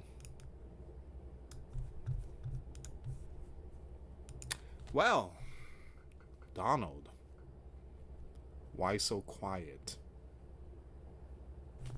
Donald, why so quiet? Your own supporters getting... But again, guys, Donald's not going to say nothing. I guarantee he's not going to say nothing. And I'm not trying to bash no one here, but he's not going to say nothing. He's not going to say nothing. He's absolutely not going to say nothing.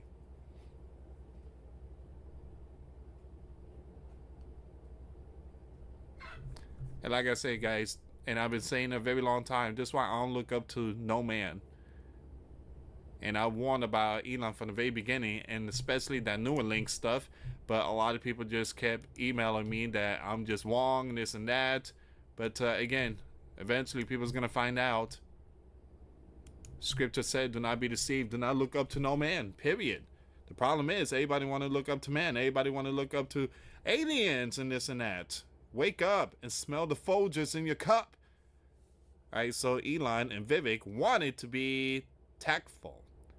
They rail against H-1B abuse and not even mention the insatiable need for skilled workers. The fact of the matter is the H-1B program is a scheme to acquire cheap labor. Not sure what they're thinking advocating for it. Here's the thing. Sleeping Giant job belongs to the Sleeping Giant people. And that's the way it's always been. That's the way it's always been. Now, those that come to the Sleeping Giant legally, of course, they could work. They could have the job. But again, it seems like a lot of our jobs is just going to many foreigners.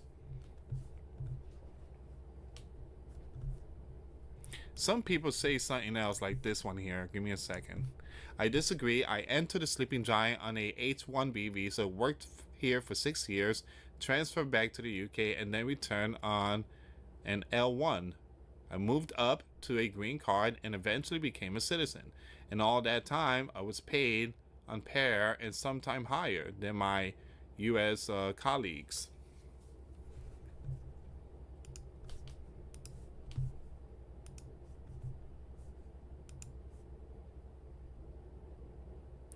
Donald needs to come out and address this. He needs to kind of address this before this thing gets really hot.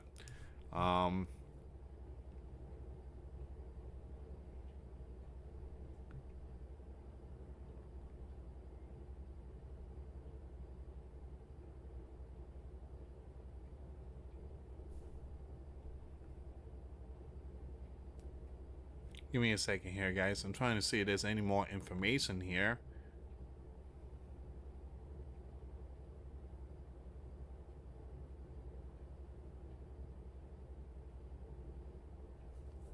And that's the reason why Laura Loomer,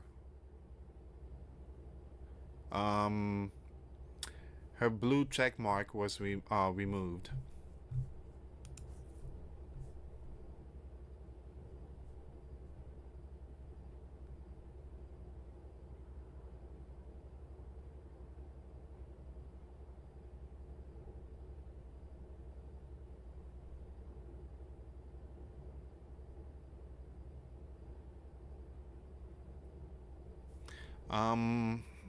Trying to see if I can find any more information, but like I said, guys, this thing is not looking good.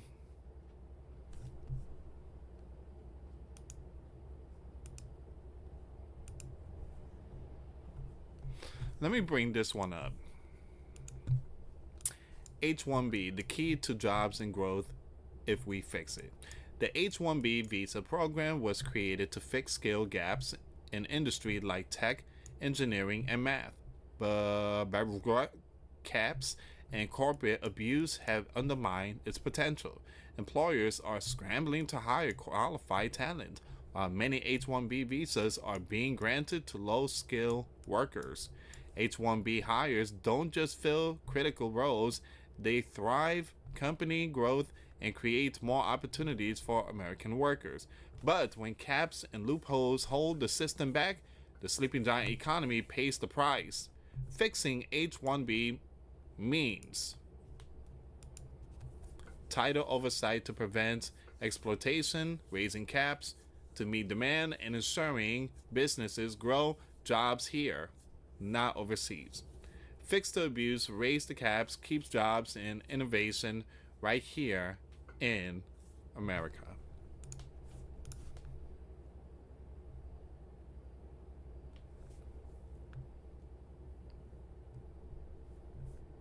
The Donald said a while back, Donald said this in his first term, statement by the Donald on position on visa, March 3rd, 2016. Megyn Kelly asks about highly skilled immigration. The H-1B program is neither high-skilled nor immigration. These are temporary foreign workers imported from abroad for the explicit purpose of substituting for American workers at lower pay. I remain totally committed to eliminating rampant, widespread H-1B abuse and ending outrageous practices such as those that occurred at, again, I'm going to skip that name, in Florida, when Americans were forced to train their foreign replacement. I will end forever the use of the H-1B as a cheap labor program and institute an absolute requirement to hire American workers first for every visa and immigration program, no exception. That was Donald. Oh.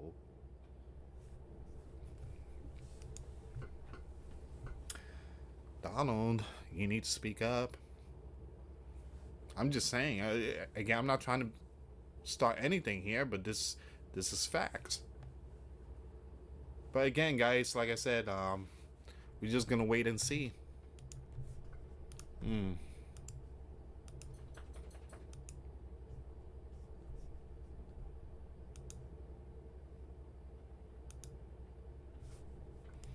Alright, I'm just gonna end it here, guys. It seems like this is all the information. Hopefully tomorrow we wake up, there's no WWE3 on Twitter.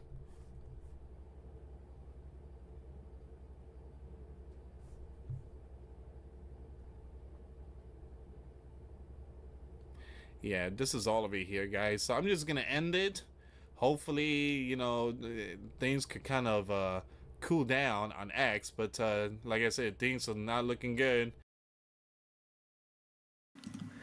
What's going on, guys? It's Greg here, aka NY Prepper. It is Saturday, December 14th, 2024, and I have an emergency alert to share with you guys. Right now it is 18:35 Eastern Time here in the United States, and we have some very concerning news to report to you tonight. So what you're looking at here is some kind of text transmission over the Russian nuclear war frequency, and this could potentially be Ukrainian trollers that are trolling the Russian nuclear war frequency. But this is very, very strange. This is just happening in the last hour. So the primary Russian nuclear war frequency is known as the buzzer, or UVB-76, and it was broadcasting some strange data this evening, just in the last hour, and it's actually a text broadcast, and this is really creepy stuff here. And now also at the same time we have the US primary nuclear war frequency broadcasting some kind of encrypted data, okay? But this appears to be some kind of Ukrainian trolling going on the Russian nuclear war frequency, the buzzer. So here you can see on the waterfall of this software-defined radio, says here, something gonna happen. You see that? Something gonna happen. And then check this out. Look what this says. It's a little bit blurry because this was recorded from a cell phone, but it says suicide is the only escape. Check this out.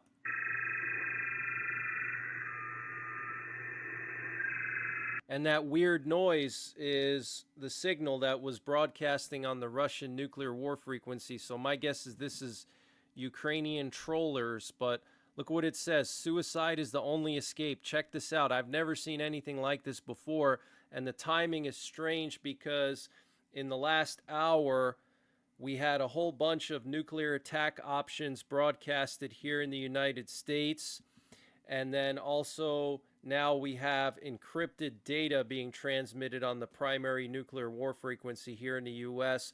So I don't know if Ukraine is preparing to take down the Crimean Bridge or launch some kind of massive strike, or if Russia is planning something with their Oreshniks. We know that U.S.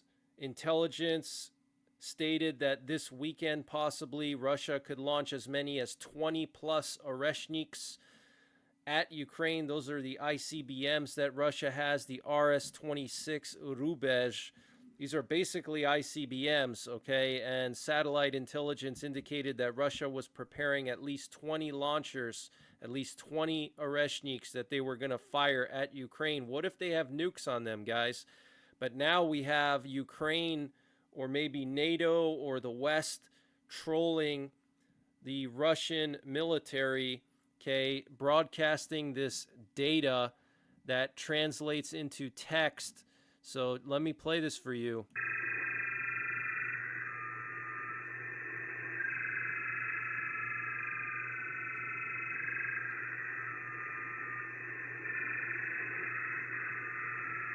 So here you can see suicide is the only escape. And then here you can clearly see something gonna happen. Gets crazier. Here you can see the CIA logo. Look at that. Central Intelligence Agency with the little eagle there. CIA logo.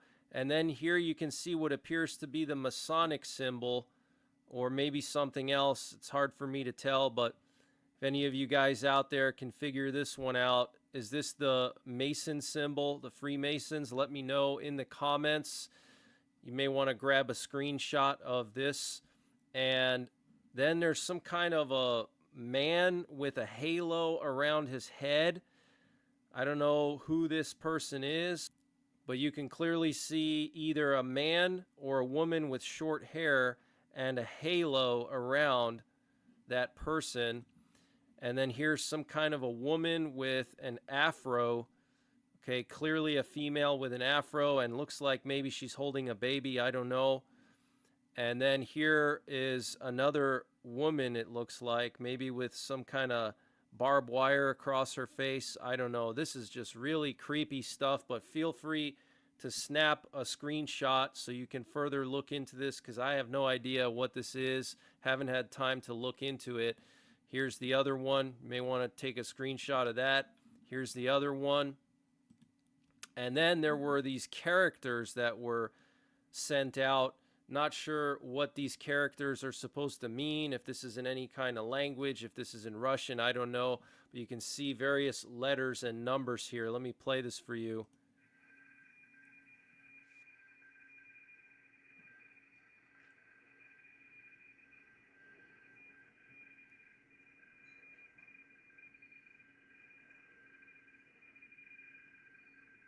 And you can actually hear the data going off in the background. That's from my radio. That's the U.S. nuclear war frequency broadcasting encrypted data. But look at all these characters. Looks like a CIADOTGO. And I can't make out the other one. V4SJWLZI. I don't know if these are like EAMs or what. But this is really, really weird. Absolutely strange situation tonight. And here's the encrypted data being transmitted by the U.S. on the primary nuclear war frequency. Again, this is all happening at the same time. Okay, the U.S. transmitting encrypted data on the primary nuclear war frequency. It's actually still transmitting right now. You can pop into the 24/7 stream to hear it. It's coming in clear on my radio. And then right before the data was being broadcasted, a whole bunch of nuclear attack options were broadcasted, the emergency action messages, and then also these strange signal to text messages on the Russian nuclear war frequency with a CIA logo. Something is going to happen. Suicide is the only escape. Some kind of man, a woman, another woman, some weird characters here. So this is very, very weird, guys. Wanted to report that to you. Let me know what you think in the comments. Feel free to send me an email, but please don't blow up my email. Only if you have some very good information, okay, because it'll be hard for me to read through hundreds of emails. Also, last night, a whole bunch of U.S. military cargo planes went to Ramstein, Germany.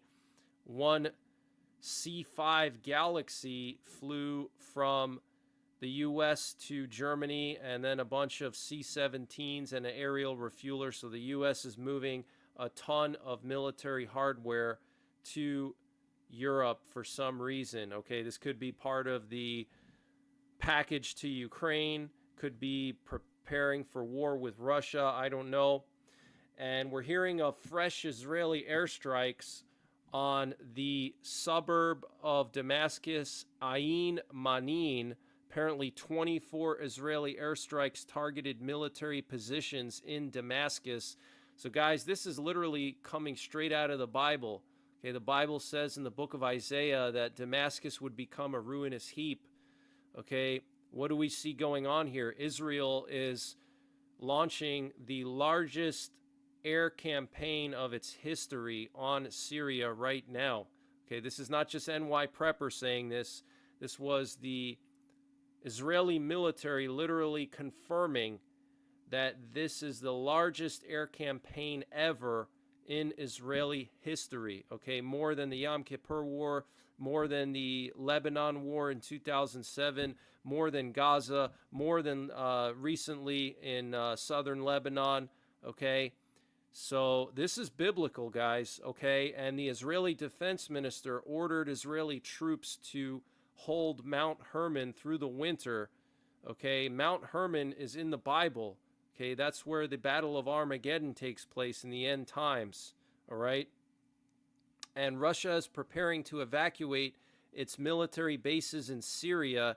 Aircraft has been seen loading equipment at the Khmeimim Air Base, and according to the German Defense Ministry, a Russian Mediterranean convoy has left the port of Tartus. So Tartus is the Russian naval base, and here you can see a Russian heavy transport plane, Russian military heavy transport plane landing in Syria, coming to pick up Russian equipment left behind in Syria. Okay, so Russia is blowing up their own equipment.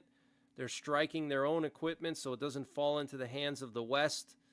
And then they're also sending planes in to pick up everything. So Russia is evacuating their bases from Syria, closing up and leaving. So very bad news for Putin. Okay, Syria was Putin's baby. He had a lot of bases in Syria. He had the Khmeimim Air Base, the Tartus Naval Base. Now that's all going to be gone. Okay, so Putin is definitely furious. And here we have some video footage coming out of Syria showing Russian army trucks fleeing from Syria. Okay, here you can see clearly the Russian flag. You see the Russian flag? As clear as day. Okay, you can see the Cyrillic there. All right, so the Russian army is evacuating from Syria. And at least 2 AN-124 heavy military transport planes were spotted at the Khmeimim Air Base. So that was one of the videos I just showed you. Okay, that was the AN-124. And Iran and Russia were notably excluded from Saturday's talks in Jordan on Syria's future, attended by top diplomats from the U.S., Turkey, the EU, and several Arab nations. And this is very concerning. Firefighters have been ordered to wear hazmat suits in case a drone crashes to Earth as the suspected unmanned aircraft continue to terrorize the night skies. Belleville Mayor Michael Melham said on Friday that his fire department was briefed by state officials on what to do if one of the SUV-sized drones flying over the Garden State suddenly drops. So that's in New Jersey, Belleville, New Jersey. That guidance does say two different things. First of all, if there is a downed drone in our vicinity, we are immediately to call the bomb squad of our county, Melham said on Fox News. And second, our fire department has been instructed to make sure they wear hazmat suits. Wow. Okay, so the mayor of Belleville getting guidance from the federal government and state government, okay, in New Jersey, telling local firefighters to immediately call the bomb squad and to make sure they have hazmat suits, guys. That's not something you do if you're just responding to a drone, a regular drone crashing.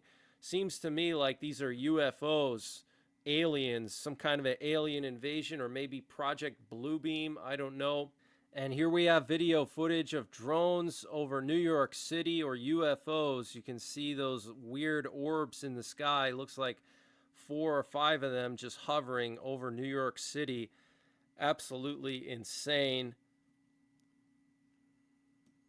And I do have some audio clips I want to share with you. I'm going to do that in a separate video of this UFO encounter in Oregon with some pilots communicating with air traffic controllers of UFOs that they saw and encountered while flying just 2 days ago. Okay, so something is going on. What that is, I have no idea. And then here we have some video footage near Dover Air Force Base. Okay, some kind of an unidentified flying object over there. And multiple drones or UFOs were spotted near the Quonset Air Base in Rhode Island. Now, close to Rhode Island, we have the attack sub base in Groton, Connecticut, which is a primary nuclear war target. There's also some Raytheon facilities in Rhode Island as well, where they develop attack subs and torpedoes and stuff like that. So very interesting. And South Korea's parliament has voted to impeach President Yoon. And President Yoon said that he will resign after his impeachment by the South Korean parliament. And Nancy Pelosi received a hip replacement. So that's the latest breaking news that I have. Very strange situation with these texts being transmitted and images on the Russian nuclear war frequency. Look at that, guys. What the heck is that? Is that a Mason symbol? CIA symbol? All kinds of weird stuff. And then all the nuclear attack options and the encrypted data. So something big is about to go down. Looks like Russia is preparing to strike Ukraine with multiple Oreshniks, possibly nuclear tipped. And it looks like Ukraine has something planned for Russia as well. Okay, so I will be monitoring the situation very closely and updating you guys. So make sure you're subscribed. Also follow me on Telegram and Twitter. I post all my updates over there. So if you follow me over there, you'll never miss an update. Also make sure you hit the bell icon down below and set up for all notifications so you get notified when I post these updates. Okay, also follow my 24/7 stream. I have my radio hooked into the 24/7 stream, and I pop in and out of the stream throughout the day to update you guys. And we have a fantastic mod team that also puts breaking news into the chat. And I will be in the stream the rest of the evening monitoring everything, so I'll probably see you over there. If not, take care, God bless, and don't forget the 3 Ps. Prepare, practice, and persevere. What's going on, guys? It's Greg here, aka NY Prepper.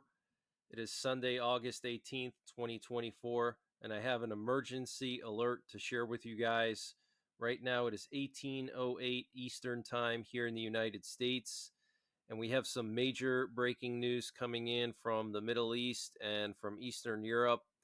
So what you're looking at here is video footage taken from the Moscow Metro yesterday showing these nuclear war blast doors being activated in the Moscow Metro.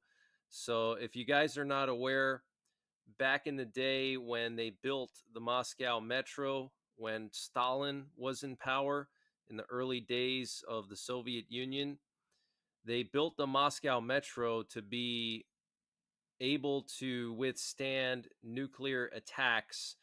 And basically, the Moscow Metro would be converted into a giant nuclear war fallout shelter and bomb shelter in the event of a nuclear war with the United States. If the United States launched attacks on Moscow itself, all the residents of Moscow would go down into the metro system and hide there.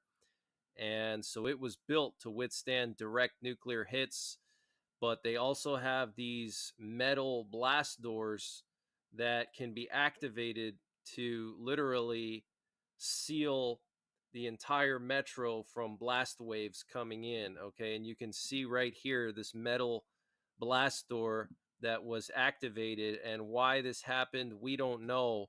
Okay, this could have been a random test of the blast doors to make sure that they work. Maybe Putin is about to nuke Ukraine because of the situation in Kursk, with Ukraine taking so much territory now in Russia. So this is very, very unusual and very, very concerning. We also have an update on the situation with Israel. So apparently today, in closed door meetings, Prime Minister Benjamin Netanyahu expressed pessimism in front of ministers about the possibility of a ceasefire deal. Apparently, there is not a high chance that Netanyahu will accept a ceasefire, according to Khan News. Okay, so on Friday, the Biden administration was bragging about how, oh yeah, we got this peace deal and we're going to sign it next week. Israel's going to sign it and everybody's going to get along. Iran is not going to attack Israel.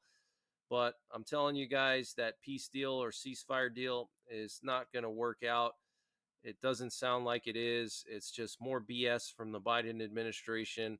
I mean, this is probably like the 20th time they've been trying to get this ceasefire deal completed. And, now they're really pushing Israel hard because they're afraid of escalation. They basically want Israel to cater to Hamas and Iran, and they basically want Israel to capitulate. That's what they want Israel to do. They want Israel to capitulate and stand down to avoid an Iranian attack. That's what's going on here. That's why Iran hasn't struck Israel yet. I think because Iran is basically telling the U.S. through back channels, listen, if you push Israel into a ceasefire, then we won't attack Israel. That's what I think is going on. And the Biden administration is going along rather than standing with Israel. This is just absolutely insane. And we're hearing initial reports that Hamas has rejected the U.S. peace plan. In a statement, Hamas blames Israel, saying that Israel changed the terms of the deal and they are unable to complete the negotiations based on these changes. And the Polish airline LOT, which is Polish state-owned airlines, has extended their suspension of commercial flights to and from Ben Gurion International Airport in Tel Aviv until at least Tuesday. And the IAEA Director General, Rafael Grossi, was called to visit the Kursk nuclear power plant immediately by Russia. And we're hearing reports that Russia could be planning a false flag operation in Kursk using NATO drones obtained from the black market. The probability of this attack happening is higher than what the probability of Russia invading Ukraine was in 2022, according to artificial intelligence. Moscow will then give NATO states 24 hours to condemn Ukraine for the attack before dropping a tactical nuke on Ukraine. Okay, so that is one possibility. And the nuclear safety situation at the Russian-occupied Zaporizhzhia nuclear power plant is deteriorating after reports that a drone struck the road near the facility's perimeter, the IAEA reported on August 17th. Russian state media claimed earlier on August 17th that the Ukrainian military launched the drone at the ZNPP.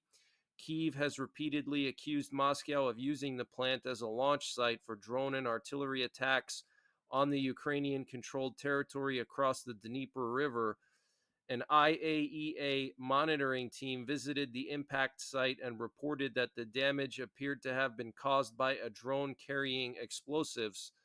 Director General Rafael Grossi called for maximum restraint from all sides. Nuclear power plants are designed to be resilient against technical or human failures and external events, including extreme ones, but they are not built to withstand a direct military attack, just as with any other energy facility in the world, Director Grossi said. The IAEA team said that the drone hit did not cause any casualties or damage to plant equipment, but said military activity near the ZNPP has been intense in recent days. A fire at the plant's cooling towers on August 12th caused significant damage, though it did not pose a threat to nuclear safety. Grossi said the drone strike highlights the vulnerability of such facilities in conflict zones and reiterated calls to adhere to the agency's 5 principles of nuclear safety. And before I continue with the breaking news, I wanted to mention the sponsor for this update, which is My Patriot Supply. Guys, My Patriot Supply is doing their most aggressive discount yet on their 3-month emergency food supply. And to get the deal, you got to go to preparewithnyprepper.com. They've lowered the price of their 3-month food supply from $800 down to $500. 3 months of emergency food for $500. That is a really good deal, and it will last you 25 years because it is freeze dried and it's all packed within 6 rugged water resistant buckets. So you have all that food in a small package. You can store that pretty much anywhere, and you can also take it with you. If you have to bug out, you can throw that in your vehicle easily. So use the link preparewithnyprepper.com to get $300 off the My Patriot Supply 3-month emergency food supply, $500 for it. Also, they have free shipping and handling included. In addition to the 3-month supply, they also have a general store. And to get to their general store, you got to scroll all the way down to the bottom, and you'll see the My Patriot Supply logo at the very bottom of the page. You click on that, and it'll take you to their general store, and they have all kinds of discounts. And to get the deals, you got to use my link, preparewithnyprepper.com, and I'll leave the link in the description below this video. So a drone crashed just a half a kilometer away from the ZNPP, Zaporizhzhia nuclear power plant, largest nuclear power plant in Europe, 6 nuclear reactors.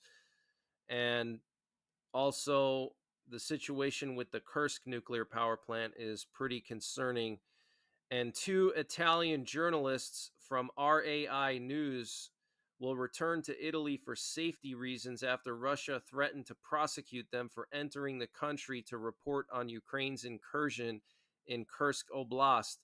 RIA Managing Director Robert Sergio said on August 17th, Russia's foreign ministry on August 16th summoned the Italian ambassador regarding the news team, accusing them of illegally crossing the border into Kursk Oblast and promising to press criminal charges against the journalists. The company has decided exclusively to ensure safety and personal protection to return temporarily to Italy. Journalist Stefania Battistini and cameraman Simone Trainee, Sergio said. The RAI News team were the first to publish a foreign media report of Ukraine's incursion in Kursk Oblast. And in the Kursk region, the armed forces of the Russian Federation has serious problems with command. The Russians are unable to effectively respond to the actions of the armed forces of Ukraine, Lieutenant Colonel Matyas Pusep, Deputy Chief of Staff of the Estonian Armed Forces, said. And Russia attacked the capital of Ukraine last night in 2 waves. Initially, they launched North Korean KN-23 missiles, which were intercepted by air defenses before reaching the city.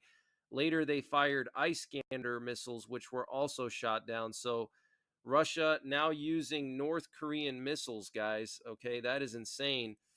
And Russia carried out 4,600 Iranian drone strikes against Ukraine in the last 2 years. And each one of these drones costs $200,000 a piece. That is absolutely insane.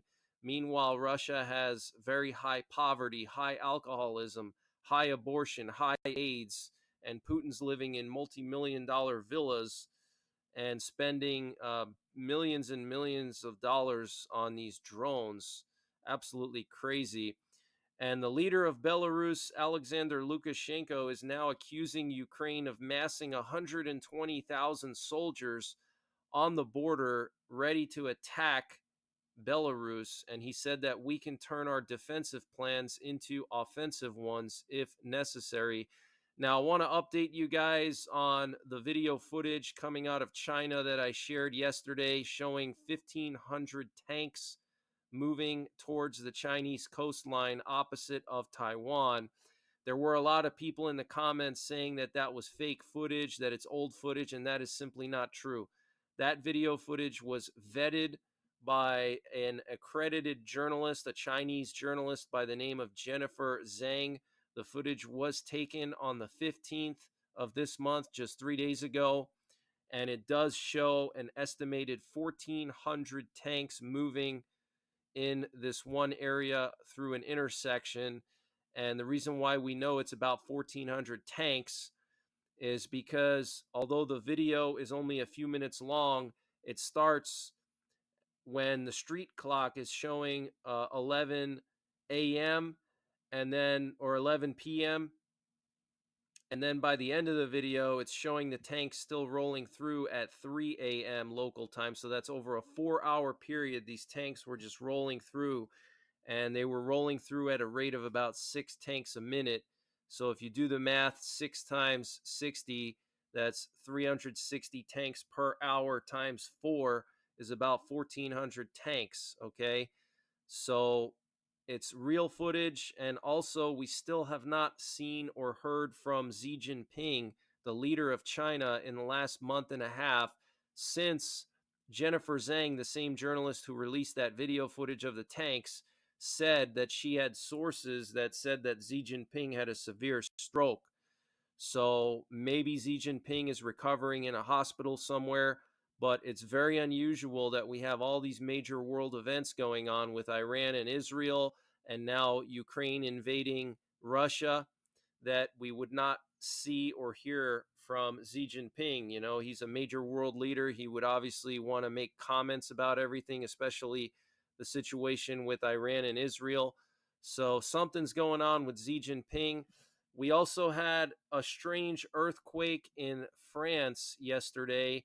Apparently a 4.0 magnitude earthquake near Alencon, Normandy, was reported by France's National Surveillance System for Seismic Activity.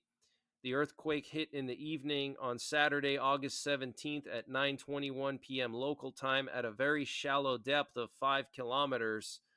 So very interesting. Maybe France was testing nuclear weapons because they do have their own nuclear weapons.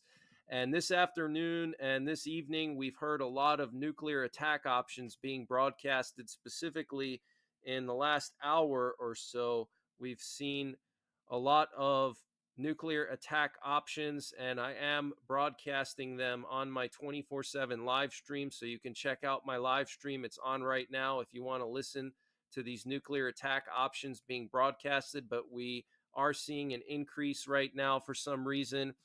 We had a nuclear war command and control plane up in the air in the Gulf earlier this afternoon, communicating with some of our submerged nuclear armed submarines, which is pretty unusual for a Sunday evening. They usually don't fly out on a Sunday evening unless something serious is going on. And we also had a U.S. Air Force VIP plane go to Colorado Springs, and now it's flying back to D.C.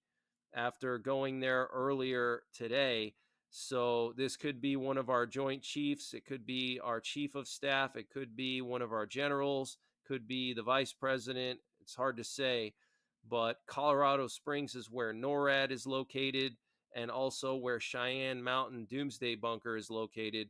And over the last 2 weeks, we've seen an unprecedented number of these VIP planes going to Colorado Springs, okay, moving VIPs there.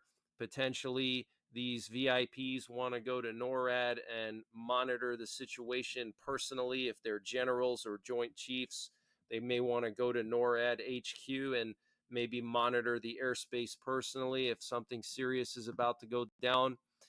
And last night, we had some interesting activity near Scandinavia. So we had this U.S. Air Force KC-10 extender go up to Iceland, and these extenders usually are used to refuel bombers. And then we also had this aerial refueler go all the way up to northern Scandinavia, northern Norway area near the Barents Sea. Okay, so it was obviously refueling some kind of asset that was flying with its tracker turned off. And then we had a massive amount of reconnaissance off the coast of Tripoli in Libya. Okay, you can see this U.S. Navy reconnaissance drone doing dozens and dozens of loops here off of Tripoli. And the only thing I can think of is that Russia deployed missiles here to Libya near Tripoli, and those missiles are pointed at NATO bases in Spain and France and in Italy, and also right here in Sicily. We have Sigonella right there. We also have Aviano and Getty air bases in Italy, which are home of U.S. nuclear weapons. So Russia does have missiles here in Libya. So that's the only reason why I would think that it would be flying there. But that's the latest breaking news that I have. I will be back later on tonight in my live stream. I might do another video update later, but go into the 24/7 stream, hang out. You can listen to the nuclear attack options. You can get some of the latest news there and chat with people. But until the next time, take care, God bless, and don't forget the 3 Ps. Prepare, practice, and persevere. What's going on, guys? It's Greg here, aka NY Prepper. It is Monday, December 16th, 2024, and I have an emergency alert to share with you guys.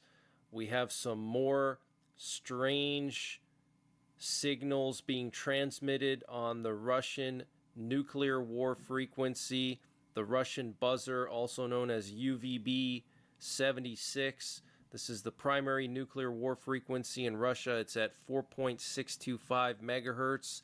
And late last night, some kind of nuclear attack warning was broadcasted in English, saying that there's going to be a nuclear attack on the U.S. in 15 minutes. This was right around 2300 hours Eastern time.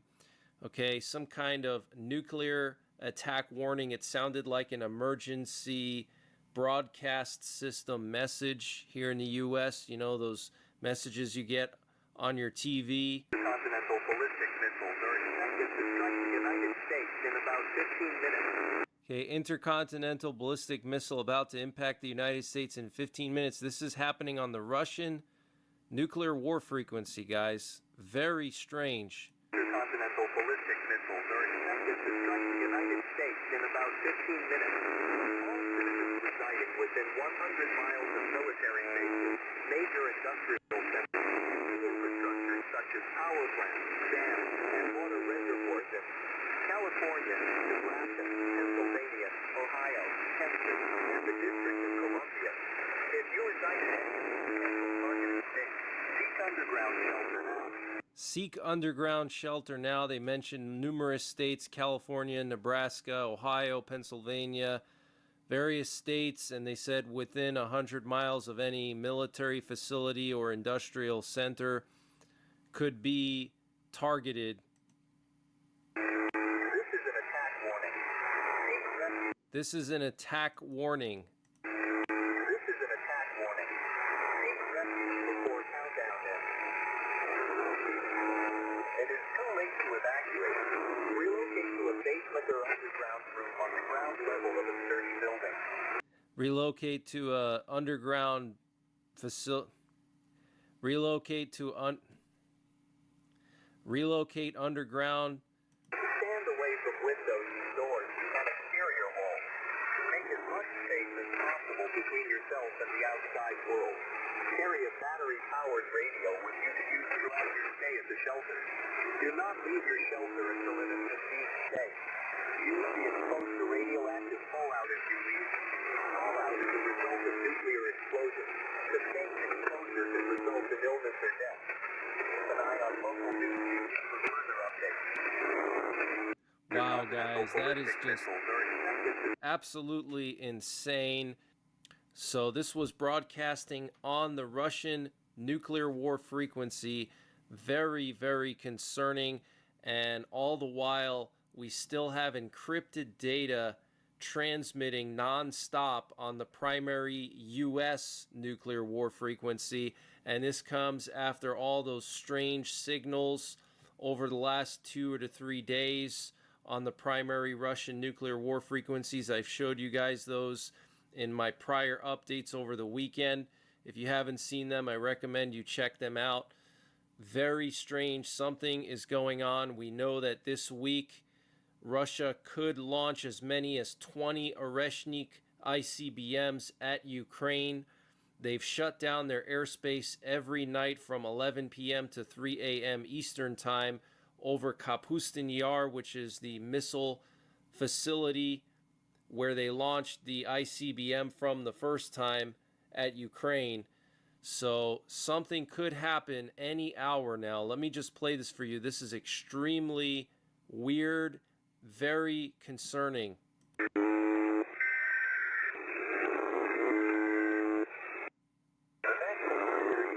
So you can hear that buzzing tone. That's normal. That's the channel marker for the Russian buzzer. That's why it's called the buzzer. But then you can hear, in addition to the buzzer, this emergency broadcast message about a nuclear attack coming to the U.S. in 15 minutes. And it gives specific information about sheltering in place and that various states are going to be hit. 100 miles from any military base will be targeted. And being within 100 miles of any military base could be a danger zone.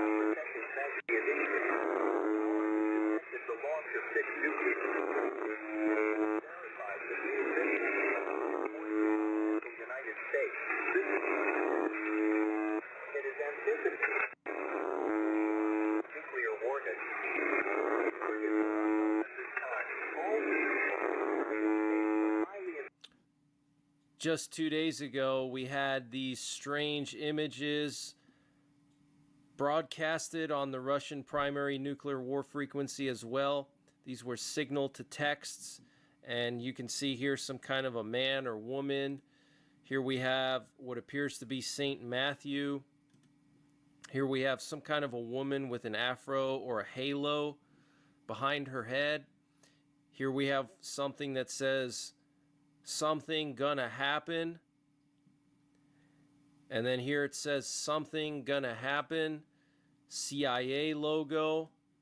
And then here it says, "Suicide is the only escape."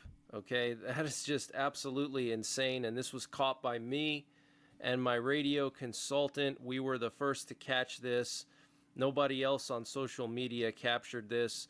And then here we have the Masonic symbol, the Mason symbol, the Freemasons. And then here we have the Stalingrad clock that was broadcasting as well the other night. And then here we have the Stalingrad clock that was broadcasting after those images were broadcasted.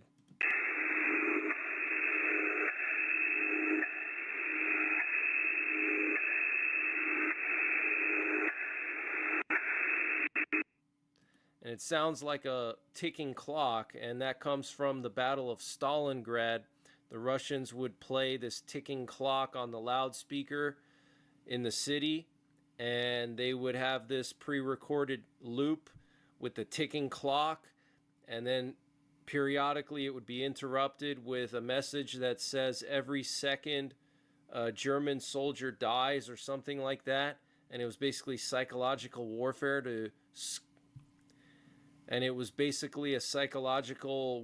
trick to psych out the Russians. But this is really creepy stuff, guys. Okay, all these strange things happening. Okay, a nuclear attack warning on the primary Russian nuclear war frequency. Okay, basically some kind of an emergency broadcast message. Absolutely insane. Okay, about an ICBM attack in the United States around 2300 Eastern Time. Intercontinental ballistic missiles are expected to strike the United States in about 15 minutes. All citizens residing within 100 miles of military bases, major industrial centers, infrastructure such as power plants, dams, and water reservoir systems, California, Nebraska, Pennsylvania, Ohio, Texas, and the District of Columbia. If you reside in any of these potential targeted states, seek underground shelter now. This is an attack warning. Seek refuge before countdown ends. It is too late to evacuate. Relocate to a basement or underground room on the ground level of a sturdy building. Stand away from windows, doors, and exterior walls. Make as much space as possible between yourself and the outside world. Carry a battery-powered radio with you to use throughout your stay at the shelter. Do not leave your shelter until it has been deemed safe. You will be exposed to radioactive fallout if you leave. Fallout is a result of nuclear explosion. Sustained exposure can result in illness or death. Keep an eye on local news feeds for further. So this is totally insane, guys. And last night we had this U.S. Air Force C-130 that was flying really low along the shoreline of the western United States, the West Coast. And this thing was actually communicating with U.S. Strategic Command. So this was a strategic level flight, okay? Strategic level of importance. This C-130 was on some kind of a strategic mission, maybe looking out for drones or UFOs, or maybe some kind of Russian or Chinese warships. Who knows, okay? Maybe for the drones. But it was communicating with STRATCOM, and we were listening to it live in the 24/7 live stream. And we had a nuclear war command and control plane doing something very unusual last night. It was doing touch and go loops at some kind of tiny regional airport in North Carolina, in a very rural part of North Carolina. It was doing touch and goes, and the only time these planes will do something like that is if they need updated information. So they'll fly around this airport and they'll get updated information just by doing touch and goes. They can transmit updated nuclear codes and nuclear attack options just by the plane doing touch and goes, sort of like a Bluetooth near field communications type of situation. Okay, when they get close to that airport, they can communicate with Bluetooth, something similar to that, and it sends out the updated codes and nuclear attack options. So they only do that when something very urgent is going on. And this was last night, and here you can see it was doing these touch and goes at Kinston Regional Airport near Woods View, North Carolina. Okay, tiny regional airport, very unusual. And I just wanted to give a quick shout out to Steve Quayle. Thank you very much for sharing my videos the last 2 days. Check out stevequayle.com. I'm sure a lot of you guys know who he is. He was on Coast to Coast AM for many years, and he's just one of the original guys that cover stuff that I cover now. So thank you very much, Steve Quayle. Really appreciate it. And the Israeli Air Force used bunker busters to destroy an underground missile base in Tartus, Syria. Apparently, this missile base was protected with Russian Soviet-made 2K-12 Cub medium-range surface-to-air missiles. Okay, so this is one of Assad's missile facilities, missile storage sites.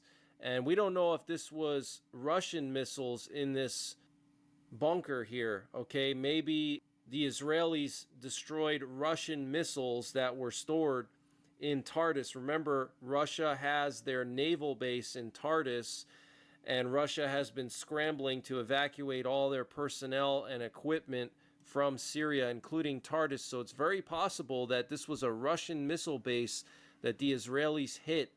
And this would be the second time that Israel hit a Russian base in Syria. They did it like 2 months ago or a month ago. They hit the Khmeimim air base, okay? They hit a weapons depot that was being used to deliver weapons to Hezbollah, and it was on the territory of the Russian base. The Israelis don't care, okay? When it comes to defending their people, defending their country, they will strike Russian weapons facilities. They don't care. Israel is under the protection of Jesus Christ, okay? If Putin were to dare try to nuke Israel, that would be the end of Russia, okay? God would immediately destroy Russia if Putin was stupid enough to do that, okay? Plus, Israel has Jericho missiles that can reach Moscow easily. Absolutely insane, guys. We are living in some crazy times. Just to remind you of how significant this is the largest air campaign in Israel's history as a nation, okay? Israel has never conducted an air campaign as big as this one on Syria. They're continuing to pound Syria every single day, every single night. They're taking advantage of the situation to destroy as many weapons facilities, as many threats to their security as they can. And here we have some aerial photos that were released of this missile complex that the Israelis destroyed, potentially a Russian missile complex. You can see satellite dishes here. You can see these concrete shelters. And then here you can see the surface-to-air missiles, the Russian surface-to-air missiles protecting this site. Guys, this is all biblical. The Bible says that Russia will form an alliance with Muslim countries in the Middle East, and they will try to attack Israel during the tribulation period. Halfway through the tribulation period, Russia will team up with Iran, Libya, Sudan, and potentially Turkey as well, and they're all going to attack Israel. They're going to try to attack Israel, but God does not allow even a single soldier to cross into Israeli territory. He wipes them all out, okay? And here we have a picture of a drone or UFO over Wright-Patterson Air Force Base. Wright-Patterson Air Force Base is like the Area 51 of the East. This is actually the base where they took the wreckage from the Roswell UFO and they shipped it to Wright-Patterson. Okay, so this is a very secretive base, very important to U.S. national security, and now there's drones flying over it.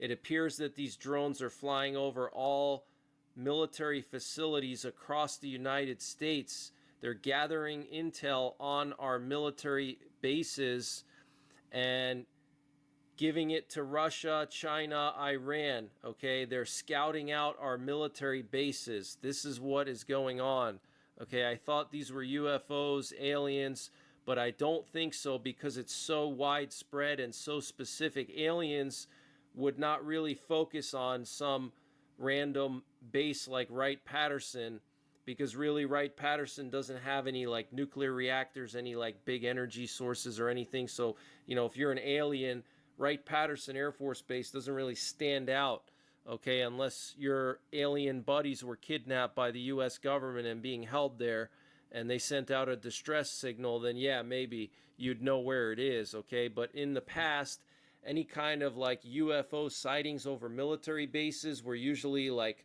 nuclear missile silos, and the theory was that the aliens can detect the radiation coming from the warheads, and they were interested in the radiation and the energy source that made them want to investigate, but these military bases across the country are being watched by these drones. That should concern you guys, okay? And that tells us that our enemies, Russia, China, Iran, are gathering intel on our military, and they're preparing for something. They're preparing for a nuclear attack on the United States. In my opinion, I think Putin, China, Iran, they're all preparing a massive coordinated attack on the U.S. and NATO and our allies. And the purpose of this attack would be to decapitate our nuclear arsenal and basically reduce us to a third world country. And it would happen with a surprise attack. They're not going to tell us when it happens, okay? It's going to be a beautiful day outside. You're going to be outside, you know, playing baseball with your kid, and then suddenly you're going to get an emergency alert that there's missiles coming, and you have 30 minutes to take shelter. Okay, what's your plan? What are you going to do? Do you have a fallout shelter? Do you know what to do in a nuclear attack? Do you know how to survive nuclear war? It sounds crazy, okay, but not too long ago, everybody in America knew what to do in that situation. Nowadays, people don't know. Okay, and we would all be running around like chickens with our heads cut off. And here we have some radio traffic from Wright-Patterson about these UFOs or drones. Okay, they actually had to close down flight traffic over the base due to unknown drone incursions. That's how bad it was. They had to stop flights, okay? Patterson Tower, Medflight 8, 1,900 feet, about 7 miles southwest of the field, like transition your Delta northeastbound. Medflight 8 Patterson Tower, use extreme caution for heavy UAS movement on the base. Security forces is handling the situation. Heavy UAS movement, security forces is handling the situation, okay? And Tower, use extreme caution for heavy UAS movement on the base. Security forces is handling the situation. Suggest at or above 1700 AGL. That we will maintain 2000 and on our transition for Medflight 8. And I gotta keep the lights down so that security forces can see. Roger that, no problem. Position approved, sir. Approved, Medflight 8. Medflight 8 Tower. Ahead for Medflight 8. Hey, sir, you're still approved through our Class Delta. After you leave, Columbus is going to sterilize the Class Delta as of 0330 Zulu. Patterson Class Delta is closed after your transition. I'm sorry about that. You got stepped on by other traffic. Can you say again? Yes, sir. Your transition is still approved. However, Patterson Class Delta is sterilized as of 0330 Zulu for heavy unknown UAS activity. Heavy unknown UAS activity. Security forces is handling it, and Columbus is going to sterilize the airspace after you leave the Delta. Wow, that is absolutely insane.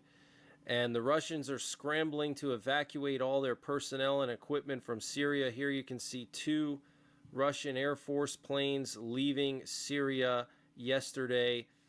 And then here we have a picture of the Engels Air Base over the weekend on the 14th of December. You can see multiple bombers here, as many as 4 Tu-95s and 3 Tu-160s on the runway here. Okay, potentially getting ready to strike Ukraine in this upcoming massive attack. And the Ukrainians destroyed another oil facility in Russia. This is the Aryal oil depot. A second depot caught on fire. This is a huge oil depot, guys. Okay, Ukraine is hurting Russia's energy sector with all these strikes on their oil facilities, and we have a massive amount of aerial refuelers that went over the Atlantic to Europe overnight and earlier this morning. And Putin made some comments at a speech to the United Russia Party Congress over the weekend. That's his political party, the United Russia Party. He said The country's army, navy, defense industry, and volunteers are working around the clock to bring Russia closer to victory. He also added that the short and long-term challenges Russia faces will be resolved. And Putin noted that Russia is developing, the country's economy is growing against the backdrop of unprecedented sanctions, and that blackmail and attempts to interfere with Russia will never yield. And the USS Harry Truman Carrier Strike Group has entered the Middle East region, specifically transiting the Suez Canal to enter the Red Sea on December 15th, 2024. And Pope Francis advocated for peace between Ukraine and Russia during his visit to Corsica on Sunday, yesterday. Pope Francis prayed for peace between Ukraine and Russia, describing the two nations as brothers and cousins. That's the best thing that Pope Francis has said in a while. And here we have a U.S. missile detecting plane in the Sea of Japan off the coast of the Korean Peninsula, an RC-135 Cobra Ball. These planes specifically are made to detect missile launches and track trajectories. So it looks like Kim Jong-un is preparing to test another missile very soon. And I just wanted to mention that I'm going to be collaborating with Cliff Kincaid from America's Survival. I've been a fan of his for many years, and he recently invited me to do an interview with him. So that's going to be on his Rumble channel because his YouTube channel got deleted. And I'm not sure exactly when he's going to release the interview, but as soon as it's released, I'll share it out with you guys. But I will be in and out of the 24/7 live stream every day this week. I'm going to be watching everything like a hawk, the drones, especially the situation with Russia, all these weird messages being broadcasted on the Russian nuclear war frequency, and the possibility of Putin launching some kind of a massive strategic strike on Ukraine that could change the outcome of the war, potentially 20 plus Oreshniks.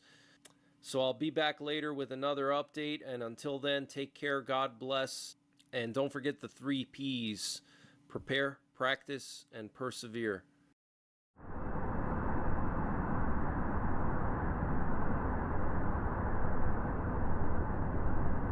Hello valued viewers, I hope you're all doing wonderfully well. It's time for this week's live sea power battle. This is where one of us makes the mission, either myself or Fly or Pony, and the other guys turn up after work and we get together and then we just run the mission. The guys running the mission have no idea what's about to happen, and it's usually a bit of a Charlie Foxtrot, but we'll do our best.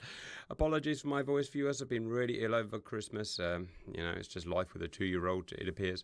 Fly, you made today's mission, and it's me running it on my own because Pony's away for Christmas. Briefing, please. Comrade, High Command has informed informations about a small convoy with important goods heading towards Italy and need to cross Gibraltar. The convoy consists out of 3 to 4 cargo ships and 1 or 2 escorts. Your mission is to sink at least 2 vessels and escape or destroy all threats. And yeah, Cap, you have on your command 1 Alpha and 1 Kilo class submarine, and also a little spy ship out of Gibraltar to handle. Roger, Fly. The hostiles, the Americans, are they coming from the west where that arrow is? Yeah, they're coming from west to east, so they're heading towards Italy. Right. And so they need to get through Gibraltar. They're close together, yeah, and are quite easy to foresee what their course and heading is. Right, let's have a quick look at what else we've got. We've got a K-64, which is an SSN, max speed 40 knots, so we need to make use of that. 3,000 tons. It has 65 and 5365K, so we'll have a look at that in a minute. We've got a diesel electric Kilo B260, speed 17 knots.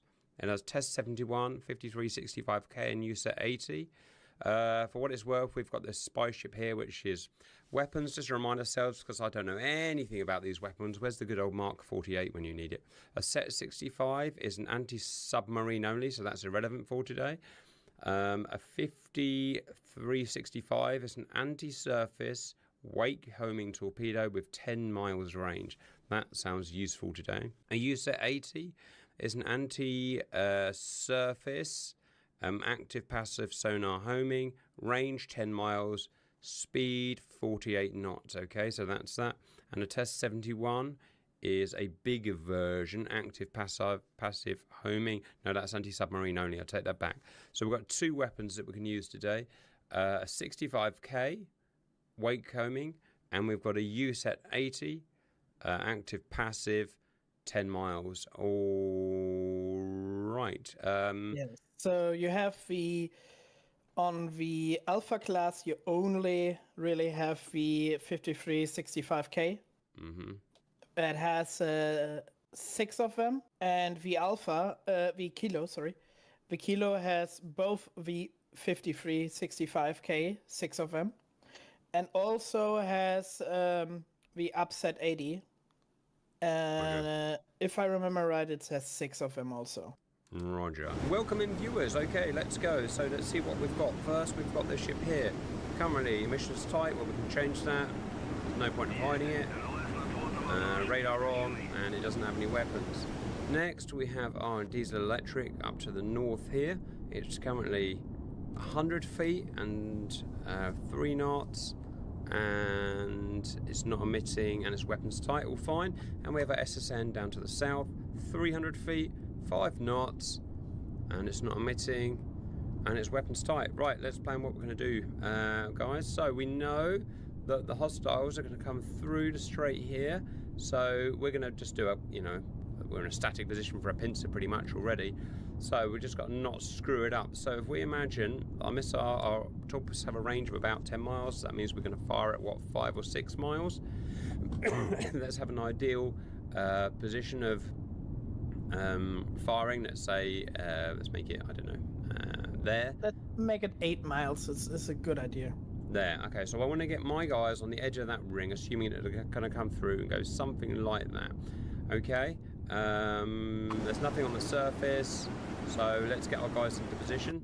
We're going to stay below the layer, get to there, and head 2/3.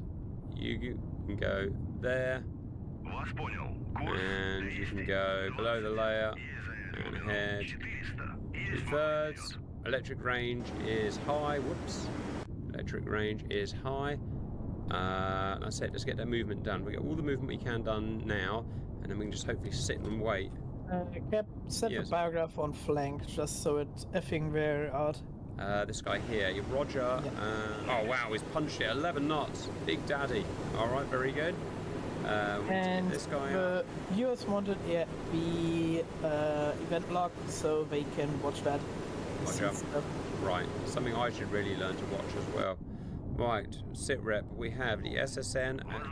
Okay, that is a helicopter moving in. Right, that's an anti-submarine helicopter almost certainly. It's probably not any threat to this guy. Can a Mark 46 be shot at a surface vessel? No, it only can go on subsurface targets. Right, so our spy ship should theoretically be safe from this helicopter here. We've just got to watch out for this helicopter getting near our subs. We're in a lovely position where the surface ship can see the helicopters, so we can adapt with our subs. So it's kind of a bit like having cheat mode on, I suppose. But that works just fine. Flight 300 feet, check. 10 knots, not cavitating. This goes on electric. 5 knots, not cavitating. 500 feet. Okay, those subs are pretty safe as long as there's nothing directly above them. Yeah. Okay, so we have visual and emitting on him. So V and E. Visual and his emissions, yep, gotcha. There he is. He's got 2 torpedoes, he's got a bunch of, not noisemakers, buoys. Got a bunch of buoys, he's used about 1/3 of his buoys up so far. And does he have a dipping sonar? No, it's an SH2, so it has only the anomaly detector, the surface search radar, and its buoys for detecting. Right, this guy it has reached his firing position, you know, as my best guess is going to be. So he can go. In fact, is that really what I want? 8 miles, maybe a titchy bit closer. Did some multiple testing. Of course, I know how much is there. I know what types of vessels are in play and stuff. But it's interesting that like your first idea is pretty similar to what I did in multiple testings. Yeah. Well, and what are you going to do? Pretty much get in position and wait. Yeah. Which I guess shows how important pre-briefing is for the submarines. Right. This guy's in position now. No closer. K64. All stop. Okay. Is he below the layer? Let me double check. He's below the layer, so he's pretty safe. 320 feet below thermal layer. I'm stopped. I'm not going to get any quieter. Okay, I've got to get this guy in position now. They've both got 50 wake homing. They've both got a 10-mile range. Okay, another helicopter coming in. So yeah, 2 he has helicopters. no contact. Yeah. Also test for that hostile helicopter. Yeah. Okay, so there's SH2's getting closer now, but he's not a threat still. Alright, my last guy is almost in position. You, sir. All stop. Alright, so let's see. The only way I'm going to detect the fleet is by the submarines using their passive sonar, but I need to be above the layer. So who is going to be safest to go above the layer temporarily? Well, it will be the guy who's not near the helicopter, basically. So this guy here, above the layer, please, where you can listen for stuff. 300 feet. Oh, like on friggin' Q. Here they come. Excuse me. Range 40 miles, 3 vessels, all between 20 and 30 decibels, so they're big, loud vessels. Speed up a little. So time is now 11:24. When did we start fly? Was it 10?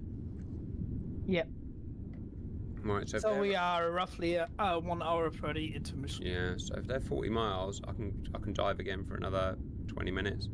Right, so my guy, I am below the layer where I'm safe. Helicopter detected by the spy ship. It's just the emissions of it. So possibly it's surface search radar. Roger. Yeah, noted. That's the other helo. Looks like also it's moving home. So somewhere there needs to be also a frigate or some sort. It is, isn't it? Right, speaking of which, I'm going to pop up again. There's no submarine threat. So, above layer, go. Okay, we've got 4 now. So we've got 6 decibels, 30 decibels, 30 decibels, 30 decibels. So the 6 decibel will be a modern warship to be that quiet. Modern, I'm talking 1970s, 1980s. And these will be the freighters or whatever that you assigned them. No designations made yet because they're too far away and we haven't had enough time to study. 6.3 decibels, that is really quiet. That's going to be interesting when we detect that. Range now is 37 miles. We can go down for another 20 minutes. Down you go, sir, below the layer. That's from the movement they did in that time. You could even get away with like waiting 40 to an hour. You're probably right. I'm just going to double check the sky. Yeah, it's definitely below the layer. Oh my god, it's coming right in. I'm not trusting. I'm not taking it. I'm going deep. Is he below the layer? Yeah, he is below the layer, but I'm going deep just to make sure. Look, I can see. Yeah, the sea is not that deep there, yeah. That's another 30 minutes. No, it's not. 30 minutes. You're at 30 right now. Oh, right.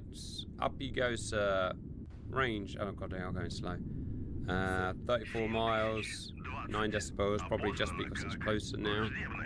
Everything's a little bit noisier, but still nothing. Ranges. Yep, we can go down for a bit more. You know what? I'm below the layer now, and I'm picking them up. That's how I'm picking them up below the layer. This guy's dangerously close to me. At least to the Amazon right now, but now it's flying towards the diesel. Yeah. Leave my spy ship alone. I am a basic trawler. I'm a fisherman. Alright, I'm now listening to them below the friggin' layer. Fly, is there a minimum depth fire depth of my torpedo, if you know what I'm saying? Yeah, I think they go at least above the layer to fire. Roger. In my testing, so I guess they have like a minimum fire depth of 300 or something. The only thing I noticed is when I'm really depth with my SSN, I fired a torpedo and it first like got up like to 300 or something before it fired that torpedo. Oh right, yeah, noted. So we've got this guy doing a north to south pattern, this guy up in the north doing an east to west pattern. Okay, there is actually moving beyond me now, which is great. Just chasing my spy ship, which works just fine with us. Okay, we've got. Oh, there was a turn in that helo. It just turned. Of course. No, I'm at 700 feet. I've got 700 feet. I'm silent. No way spotted me. It could be on the way home again. Yeah. Hope you live. Right, that's good timing. Oh, right. Byington. Oh, we identified ships. Yep, Sacramento. Fleet auxiliary refueling ship. Yeah, Big so only weapons it has are Seaworths on the stern there. Oh, yes, 2 Seaworths. Yeah, I've done that. Yeah, and it has a Sea Sparrow launcher on the bow. Right. So you're saying don't go guns only against it? Yeah. Alright. Then we have an Algo. It's just a freighter, has nothing on it. It's not a VLS Also in front naval. there, is it? No, it's not. And we have Kilauzi. I don't mean to pronounce Look at that.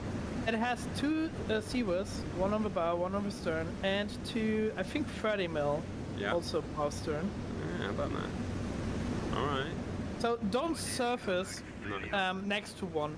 I'm testing just for the lulz. I did that. Of course, only ship that was left there was actually that Caloga. And the funny thing is, it sunk my U-boat with its Seaworths and 30 mil. Roger. Right, I need to pop up above the surface, not above the surface, you know what I'm saying. I need to pop up above the layer now. So, southern guy, where there's definitely no helicopters above the layer. So they're on the way back to refuel. 600, 500, 400, 300. Where's the layer? There's the layer. Okay, let's see what warships we've got here, baby. I could probably just cheat and look from one of these and find out, to be honest, but it is somewhere over there. So how it's basically identifying them now is it has a biography of like sounds and frequencies of different ship types. What in our case now the Russians have, or the Soviets had, and by that biography of sounds and frequencies, they try to identify the ship type. Of course, like every different prop and an engine and other noises of the hull, it's like a fingerprint, you know. Roger. And they look what is closest to that fingerprint. Okay. It's like 1/3 or something. Oh, we just got it's an FFG. It is, yes, there we go. OHP, anti-submarine general purpose frigate, not to be messed with. Alright, range is currently. So what we know about a Perry is it definitely has the capability to sync our little biograph with its cannon. That should be a 20-inch cannon. It has Seaworths, of course. It also has harpoons, but it probably used for sinking our surface vessel. Yes, it has harpoons. It has 76 It has gun. launchers for torpedoes directly from a ship. That's our It prep for us. also has that missile launcher, what can launch both SM2s as well as an ASROC, what is basically a rocket-propelled torpedo Really? to launch. Yeah, what it launches like a it basically launches a torpedo in a ballistic way. Then that torpedo drops from the rocket, deploys a parachute, and lands in the water like it dropped Wow, from a what helo. kind of range then? Because we've never used that aspect of a frigate before. Like 10 to 20 miles, something like in there. Okay, I can see how that could be really useful. It's like just spawning a torpedo in, basically. 10 miles away. Alright, interesting. Right, here we go. So, double check. I've got my diesel electric all quiet at 400. I've got my SSN. Where's my SSN? I've got my SSN at 250, all quiet. I'm keeping an eye out for birds. Right, so That everyone's would safe. be beautiful if like the depth would be shown on the tactical map. Yeah, it really would, wouldn't it? Because it's such an important aspect. Actually, while we have a bit time, you can set the tactical map with the 3 bars. So if you move the tactical map, you actually can get to the 3 bars. To show us the seekers. That would help later with the torpedoes. Alright, okay. Alright, so... I didn't hack the time, so I'm just hoping for the best. We should be able to hear those big ships, you know. Yeah, We should be able to hear those big ships. but it's also, Cap, good that the layer is so strong. Because that means it's harder for them to detect us. Alright, I better have a little pop. I better have a nose up. I would need to ask Pony, but as I know or understand, the layer is defined by the temperature of the Right. of a sea, Yeah. and also like it could be weaker or stronger. You know. Right, we've still got about 5 miles of travel yet. I think I clocked them at 12 knots, so what's that? It's just 30 minutes, isn't it, of travel? Looks like the helos are well past us, and Yeah, I reckon they're they're not friend. suspecting us. Yeah, that's good. Right, I hacked this time, so... To say it. So what the captain on that has a Perry will have once we fire a torpedo is basically an Admiral Akbar moment. Yes, he will have a wake homing sandwich. No, he will stand on that bridge and say, "It's a trap." Right, is he? Yes. Yeah, I'm a nerd. I'm a qualified nerd. All right. Oh, just now, look, the bloody helicopter decides to come back. It's probably on the way home, out of fuel. Yeah, he won't be operational, will he? Right, I'm gonna have to pop my nose up. What is the problem for us? Because when the fleet is right at our range to fire, the helo will be there and refueled. I might be able to get him while he's landed. No, I'll never be able to time it. But you know what, Cap? There's an idea. We let him wait. We let him refuel and then fly away. Yeah, alright, that's fine. Alright, I'm diving back down. You know what I mean? Yeah, so he's got nowhere to land. First that, but also he's not near close of us when we're launching the torpedoes. Yeah, and he would first get to us, and then we like passed that, you know, already. That's a fast turnaround time. It is, isn't it? Works for me. Oh, there's the other helo. Let's get him home. That's the power of our information there, yeah? Yeah, it really Of is about intelligence. information, isn't it? Because we know what from the biograph what they're doing. Because right now he's emitting, and from the emissions we know what they're doing. Yeah, I'll take that. Bye. Right, as soon as he's up and out of our range, boom, you got 25 torpedoes about to pop out. Bye. Bye. Bye. Have a great time. Have a good time, everyone. Right, I better give it a few mics. Cap Operation Trappist and go. Operation Trap My Nuts in a friggin' vice is in... Trap the American nuts in a vice is in friggin' go viewing to Woundins. Excuse me. Alright, this guy's gonna have a little pop up then to above the layer. I think one helo flew north. Say again? One helo flew north, I think. Yes, unfortunately I've got no way of seeing it, so I'm just gonna have to... Yeah, you will be away. Alright, here we go guys.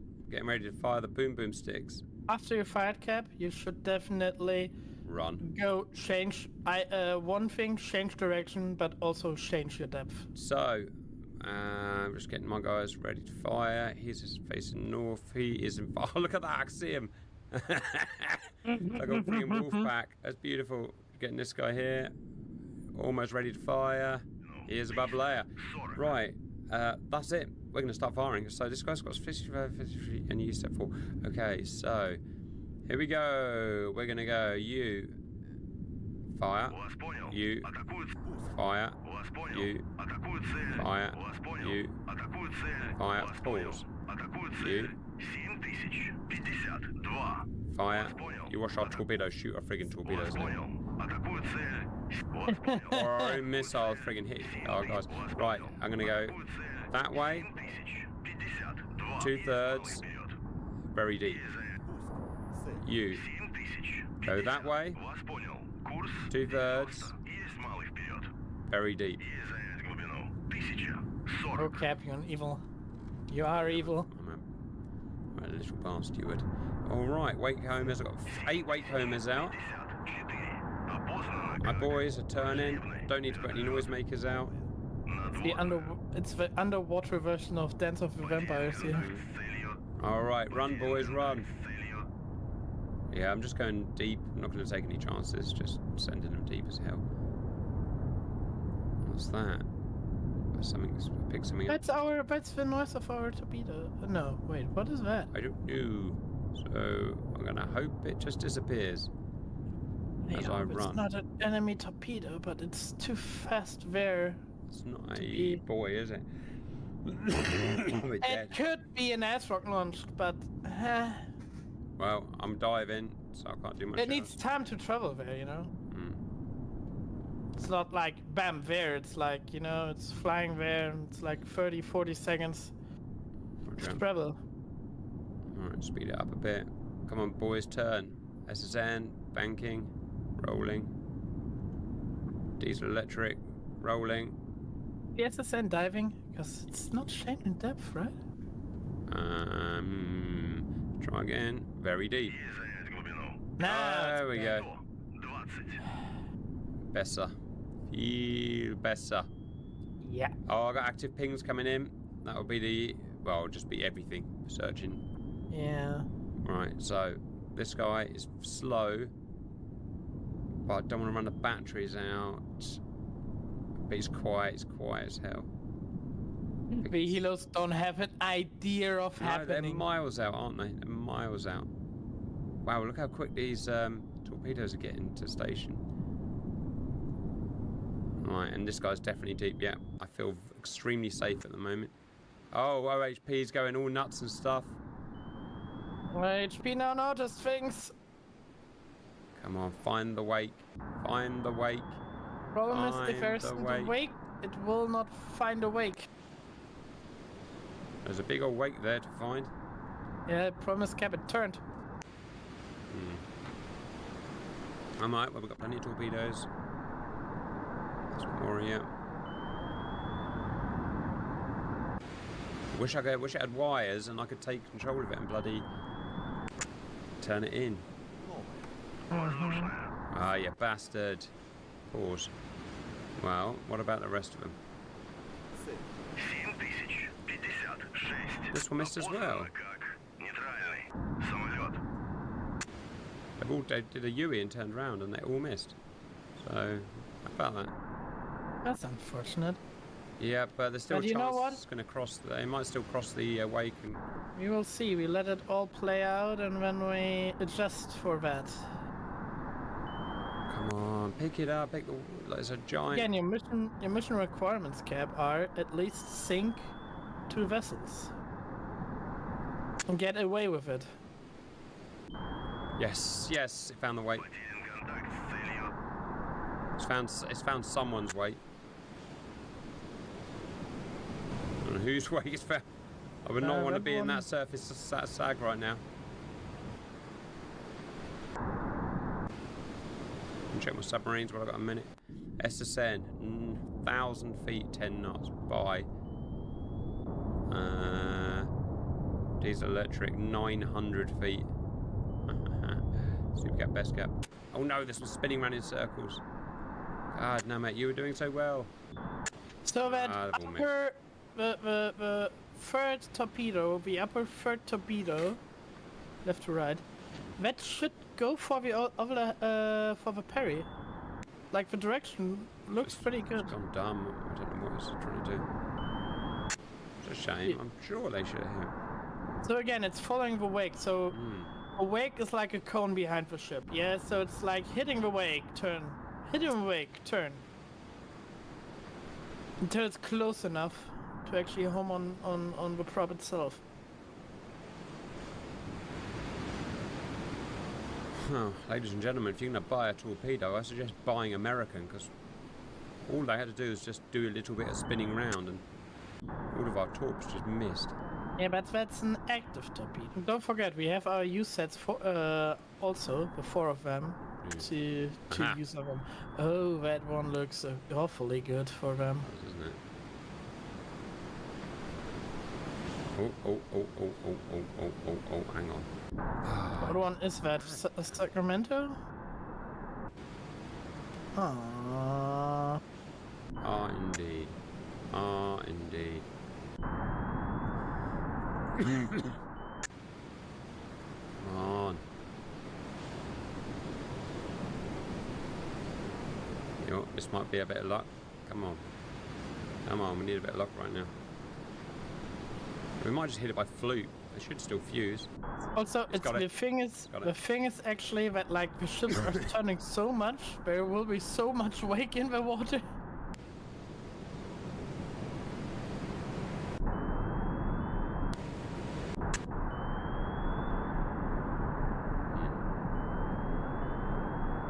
It's nerve-wracking, isn't it? God damn it! By fluke, one of them must just bump into a ship. What are the other torpedoes doing? Or where are they? Because we have another one close by.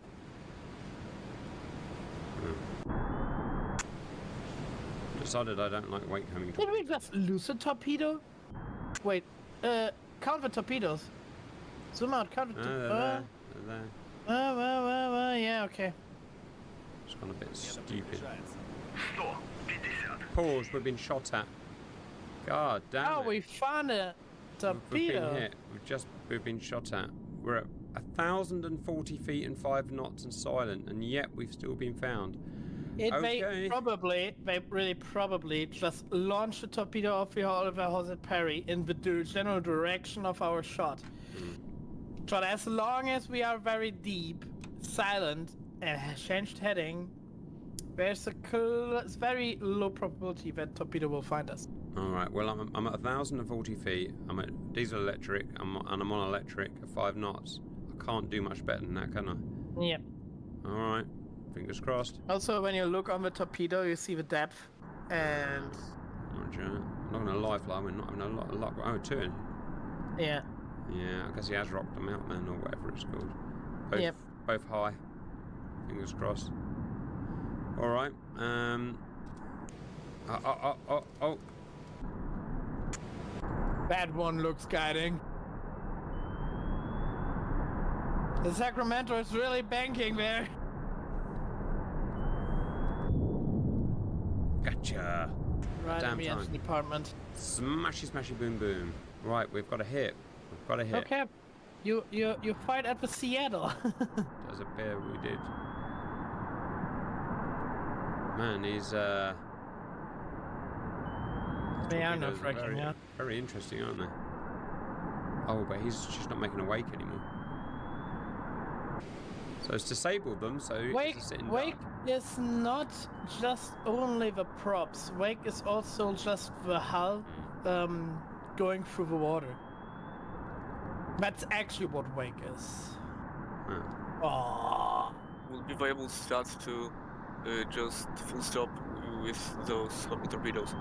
Yeah. I could make a better torpedo than this, guys. Oh, we started Communicab making the GR torpedo, yeah? Wow, they really wanted a Stedler.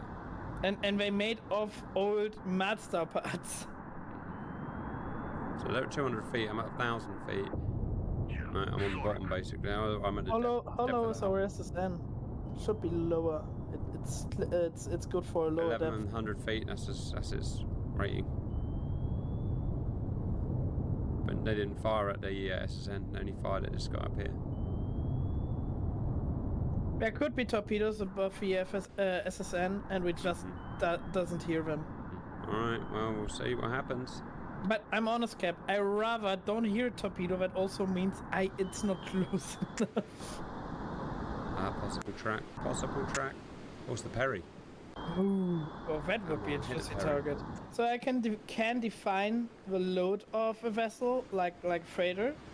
So we have in the last mission we did with Pony, most of the neutral vessels, the civilian vessels, had like fuel and stuff loaded. So if you hit one of them with a torpedo, it makes a big boom boom.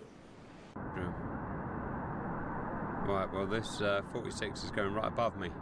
Not changed up yet, so I doubt it's tracking. No, it founded me. Look, it just started diving. Oh, sad. Right, so noisemaker and turn left or turn into it? Turn left, pull noisemaker and turn left. Most unfortunate. And go full throttle on it. No cavitation is completely done. Change depth. Done. There it is. He's going for that noisemaker. Okay, I'm rising. I'm flank. I'm cavitating. Once it's turning, drop another noisemaker. Oh, it was on max range there. Okay, go down. Go low again. Go down again. Yeah. Yes, I just had another boo.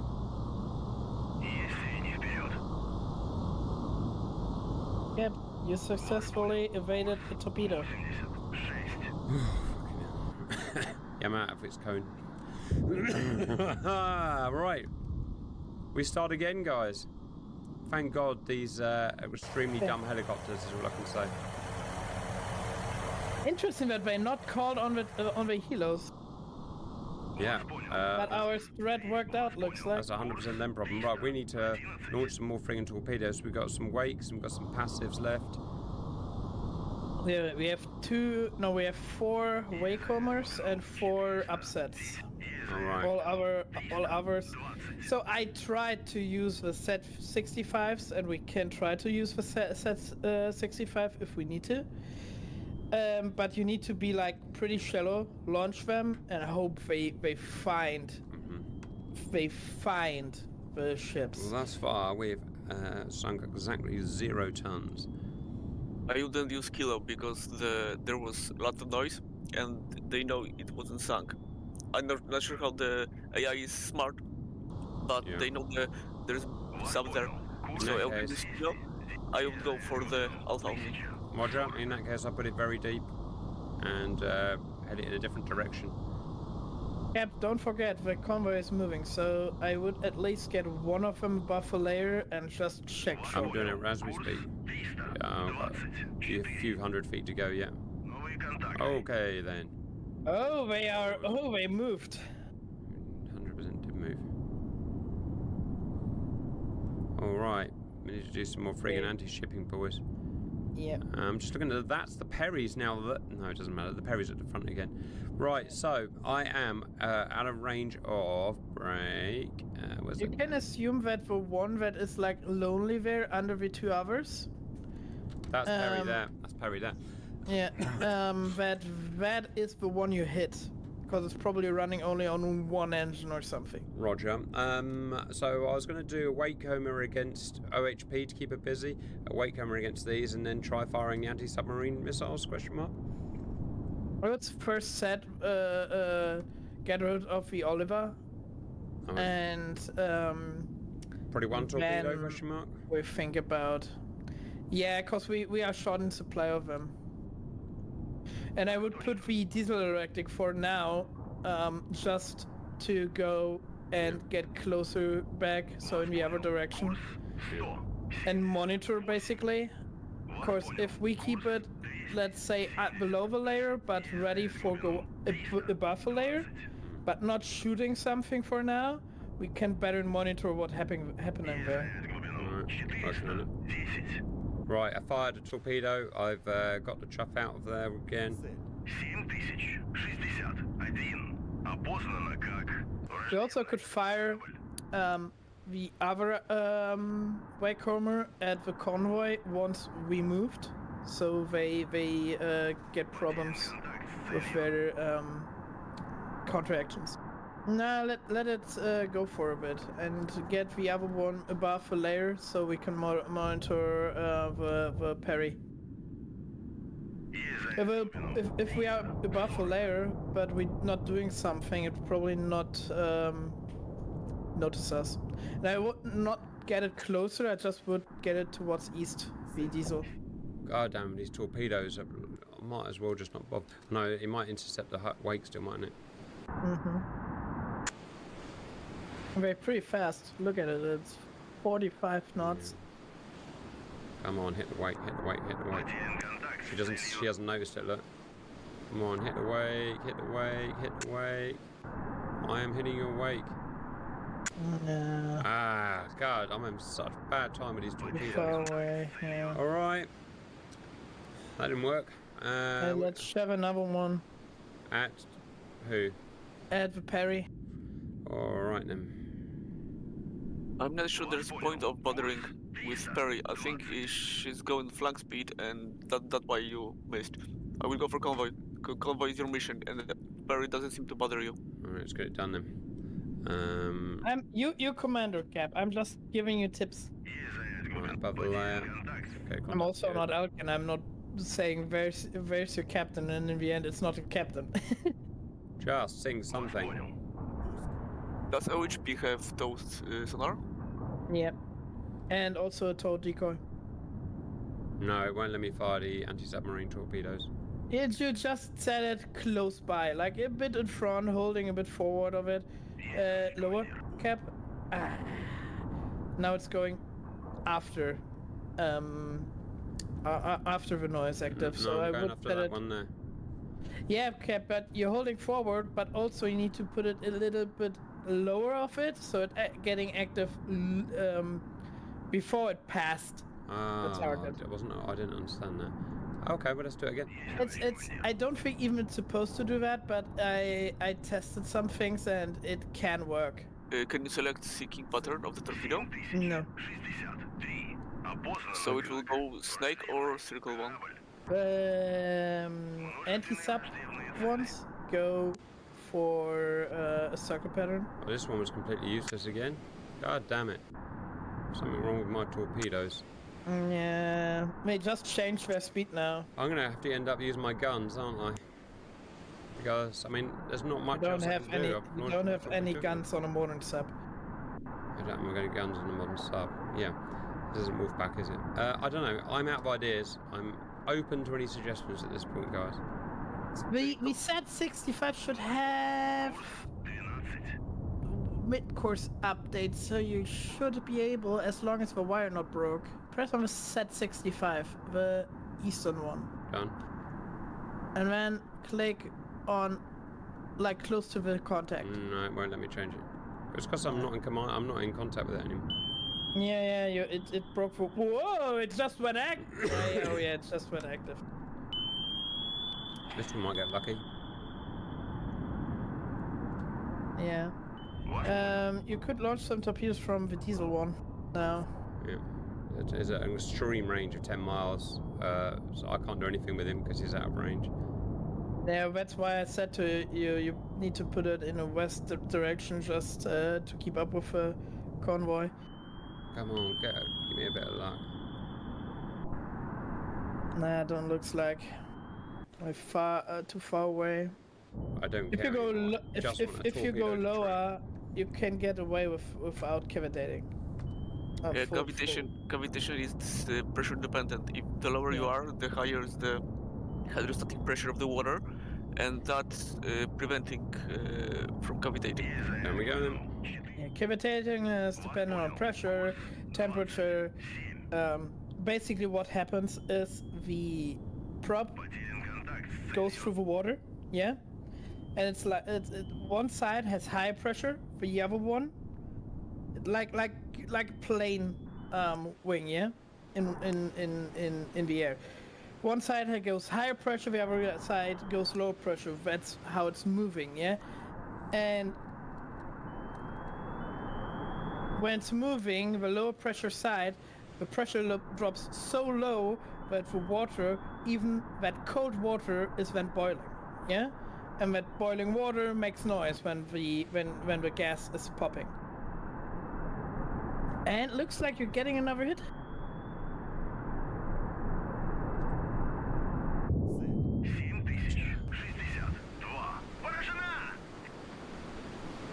That, baby. That's the ILO class. Right, so that's another one that's basically sitting duck like this guy. Oh, I guess I can fire at this guy then. Oh, I can definitely fire an anti-submarine at him and hit him. So if I fire from there to there, a bit closer, just. Didn't you change your depth to be more shallow?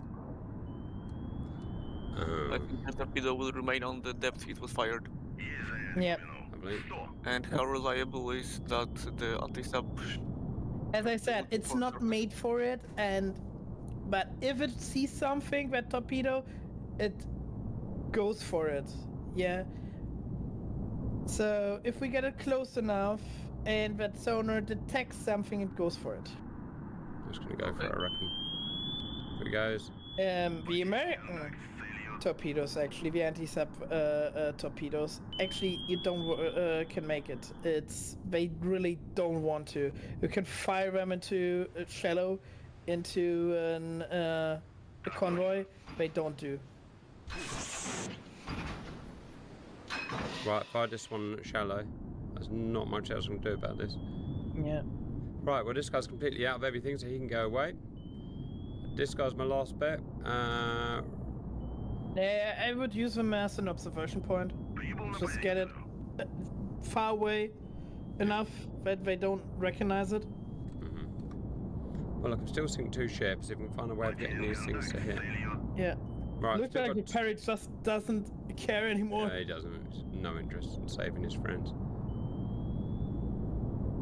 Oh, this is about the least sexy ambush in the world. I just fired every single torpedo and nothing will work. And even if I do hit them, right? No, there's still 2 I can kill here. Fly, did you test that fire those way-coming torpedoes to put them not on the target, but somewhere in front of it, so they will go active? Again, the wake homings need to go through the wake to. Yeah, I know, but to take into consideration the speed of the vessel, because. Yeah, if you fire them on the target, they leaning forward just enough to be close enough when we cross the wake. How about that? I wasn't expecting. You can try to make it mid-course update. It won't let me. No why. Yeah. How about that? Okay. Still could turn, but I doubt. Oh, it just went active, and here we go. Crescent. I need to get a broadside hit. Just sink the bloody thing. I don't know. She's pitching pretty high. Yeah, but you know what? You could set another U set and just get it like a front aspect. All right, front aspect it is. Maybe we put the non-cavitating on. I still could send a healer. And maybe send a wakehomer to the Alligator. It's not wait. It's not moving. Yes, it is. You're right. You're right. It's running one engine, but it's still running. Right, Sacramento has been hit twice now. I would argue this one will be the last one. I don't know. I've seen some pretty weird torpedo behavior today.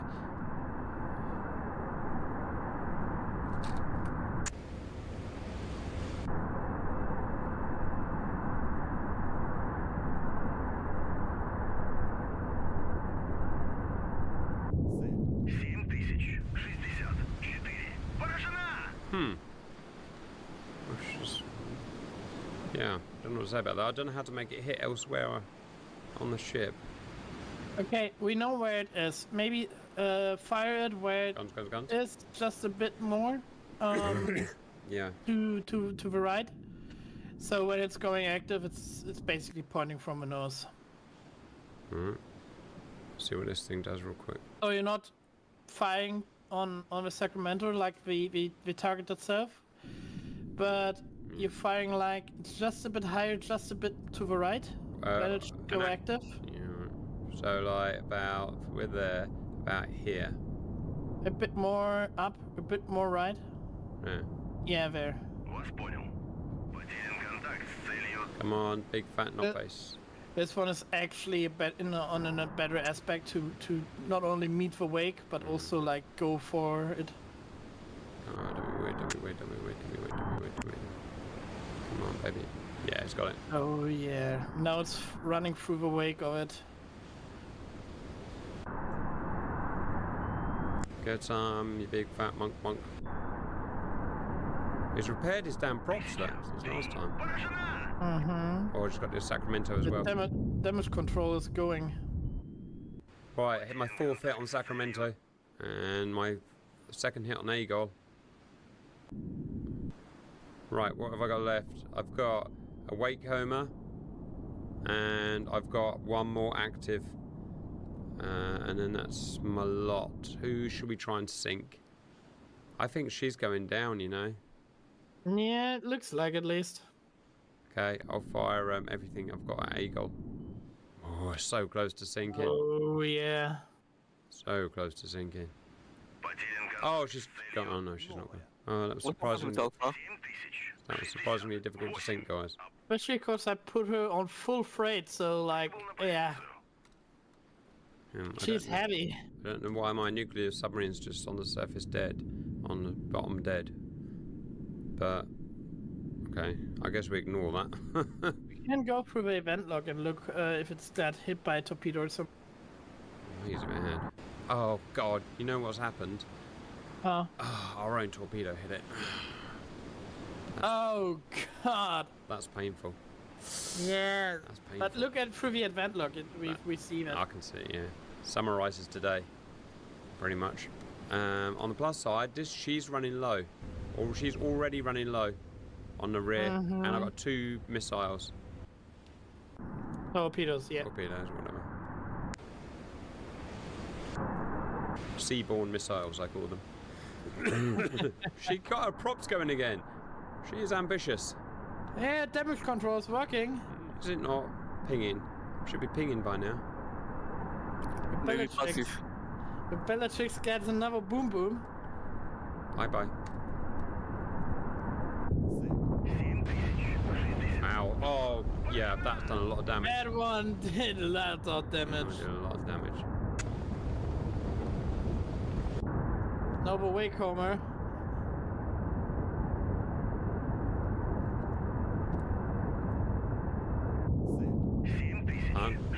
That's all our firepower.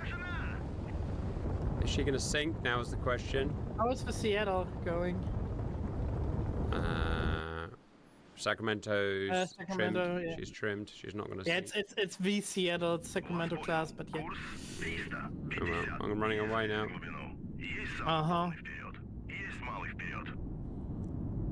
Right, can we sing something? We can't complete the mission, but can we sing something? If we sink both of them, we lost one vessel, but hey. Ah, damn, it didn't sink. Wow, I never thought sinking ships were so frigging difficult, guys. You know what? I bet saying I would send the flying corps of the Russian Navy. 12, we tried, yeah, we've tried 18 torpedoes, plus 6 anti-submarine torpedoes, and the ones we could get to hit just didn't do the damage there, and we couldn't make them do the damage. One that we tried to force away to hit from a different side trapped our submarine and sunk our submarine. Yeah. But we did our best. It was surprisingly bloody difficult, that was. Interesting that it was on 250 feet launched. So it will keep on that 250. And that sub that kept on 1100 feet below the surface got tracked. 1,100 feet below the surface. Wow, that's something. Man, submarining. That's unlucky. Submarine is difficult, as it turns out. Oh well, never mind. We've done a lot of damage to these American ships, but I need to mark. Oh, look at that. I need to mark 48 American torpedoes to do a bit more damage. Oh, look, the spy ship survived. Do you want to tell the people that they can look on the Discord for the mission?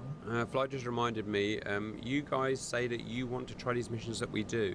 So we've tried uploading them to the Steam Workshop, but we just can't get it working for some reason. So instead, I'll put a link in the video description you can come down to. Go to the GR Discord and get in there, sign up there, do whatever you have to do.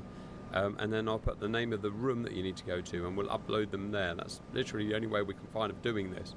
And then you can just take that file, stick it in your, into your user files in your Sea-Power game, and in that room where you find the data, we put like a little description how to put them into the game. That's how Cap got the missions from us, so you can go and play them yourself. Yeah. Surprisingly difficult. All right, viewers, that's our live battle for today. We'll see you again next week, and bye-bye.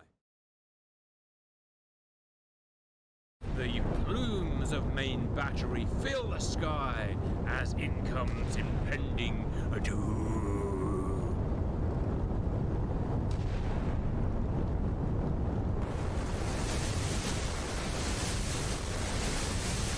Hello valued viewers, I hope you're all doing wonderfully well, and welcome to what is going to be an extremely exciting Sea Power battle, probably going to be my favourite one so far, and I'm extremely excited, as you can probably tell.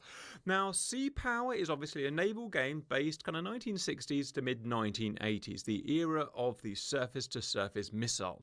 And that's great, I'm really interested in that piece of history, but I'm even more interested in the preceding kind of World War I, World War II naval history, where it was all guns battles. So today I'm taking 3 of your requests, 3 that I am really interested in but can't actually do. And I'm going to do a battle here which satisfies those 3 as best I can, basically as close as I can get. Request 1 from you guys was you want to see some World War II guns battles. Well, I can't really do that, viewers, because as I said, Sea Power is 1960 to 1980s, maybe up to 1990. I simply don't have the World War II vessels we need to do World War II type battles. Maybe later on they'll bring out some World War II packs and we'll come back and do it then, but for the time being I can't really do it. Next, you want to see, and lots of you have requested this, the Battle of Leyte Gulf, one of the most famous World War II naval battles, and for the same reason I can't do it. I have the topography, but what I don't have is the necessary ships. Again, if a pack comes out later on we can do Pacific 1940s warfare. Finally, you want to see Iowa. You love seeing Iowa. It's your most requested ship, and so that's the one that I do most of. It's the refitted 1980s version of the battleship, and you want to see it guns only. Against other ships, guns only. In fact, you requested it against the 1980s Soviet ships, but where all can only use their guns. And I can't really do that, or I don't really want to do it, for 2 reasons. One, it's very difficult in Sea Power to get vessels to use their guns only and not use their missiles. The Iowa has missiles and all of the Soviet 1980 ships have missiles. You can sort of do it, but it's difficult and awkward and not much fun, to be honest. And the second thing, and probably the most important thing, is that it's a bit unfair as well. As you probably know by now, I don't really like unfair fights, or avoid them where possible. And the problem would be that the Soviet ships from the 1980s, you know, the Kirov, the Slava, the Sovremenny and so on, are 100% based around the surface-to-surface missiles. That is their primary weapon. They have some small to moderate guns as well, naval guns, but they're very much secondary or tertiary weapons. Whereas Iowa, the 16-inch cannons make up part of her primary weaponry. And because of that, it would make it very asymmetric, too asymmetric for my liking. But don't worry, I've got something that I think will satisfy you. So what we're doing first today, viewers, is operating in the Leyte Gulf. Well, near the Leyte Gulf. I think that is actually Leyte Gulf there, so we're just a few miles away here. And we're operating with Iowa, and we'll just be using the guns, so the 1940s variant of the Iowa battleship, or the closest we can get to it. Her opponents are going to be every other ship in sea power that their primary weapons are their guns. So no missiles today. As a summary, that would be the Sverdlov cruiser from Russia, the Bayandor frigate from Iran, the Blackwood frigate from India, the Sleipner corvette from Norway, the Patriot 3 frigate from Syria, Egypt and other countries, and 3 1940s destroyers from the UK, C, Z and Battle Class. So this will make a really interesting battle, viewers. We're starting about 30 nautical miles away from each other. We're just going to press go and see what happens. Now, when it comes to battles like this, viewers, going over the details and making some interesting predictions is actually my favourite bit. So let's go over vessel details. Remember, no missiles today, guns only. So Iowa's main battery are obviously her 9 16-inch guns with a massive range of over 20 nautical miles, although obviously being large guns, their rate of fire is going to be relatively low. She also has 12 5-inch guns, 6 of which she can bear at once, and 2 Seaways. Now I thought we'd make a mini competition out of this because why not? So that means Iowa 9 times 406 mil, 12 times 126 mil, and 2 times 20 mil, all added together, gives us a total caliber in millimeters of 5,206. So I'm giving the blue side a score of 5,206 mil. Now that's not a totally accurate way of doing it, obviously, because it doesn't take into account rate of fire, range of cannon and whatnot. But it's an interesting way of doing a predictive point system. So for the hostile side, we have 8 ships, and they will be in what I would describe as a World War I warship line formation stretching about 6 miles. First, the 3 British 1940s destroyers. The battle class from 1942 was armed with 4 114mm cannon, as you can see here. That's the British 4.5-incher, as well as, I believe, 8 40mm Bofors on the stern, giving her a total firepower of 776mm. Next, we have the Z class. These destroyers, designed mid-World War II, were designed to be cheap and easy to build, and they were pretty much scrapped or sold off after the war. Z-Class had 4 114mm, 2 here and 2 here, and a single 40mm Bofors amidships. And I've got her as 536mm total.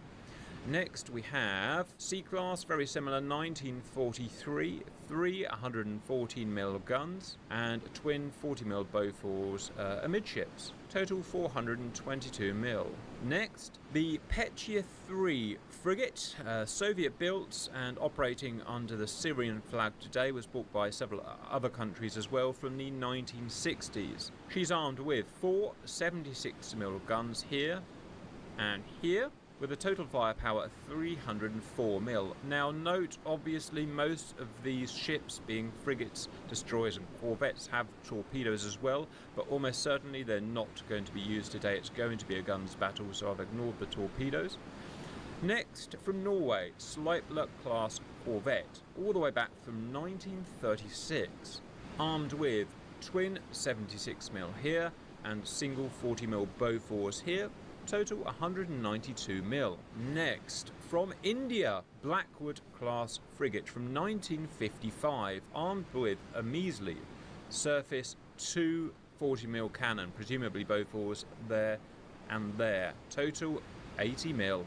Bayandor frigate from Iran, 1964, 2 76mm guns here and here, 2 40mm guns, here, yes, twin barrel, and total of 4 23mm guns here and here. Total 324mm. In terms of speed today, it doesn't really matter because they're all going to be going as slow as the slowest vessel. Finally, their flagship, and this is actually a really impressive ship. This is the Sverdlov from Russia. It's a cruiser from 1952, pre-missile age, so it's still based on guns, but is really well armed. We have a total of 12 152mm guns, so 3, 3, 3, and 3. We have 12 100mm guns, so 2, 2, 2, and 6 more this side, of which, like the Iowa 6, can be brought to bear at once on a broadside, and a staggering 32 30mm guns, which I think are CIWS configurations. So you can sort of see them here. 1 there, or 2 there, 2 there, 2 there, 2 there, 2 there, just scattered all about the ship. No idea what that's all about. Oh, there's some more there, but 32 30mm.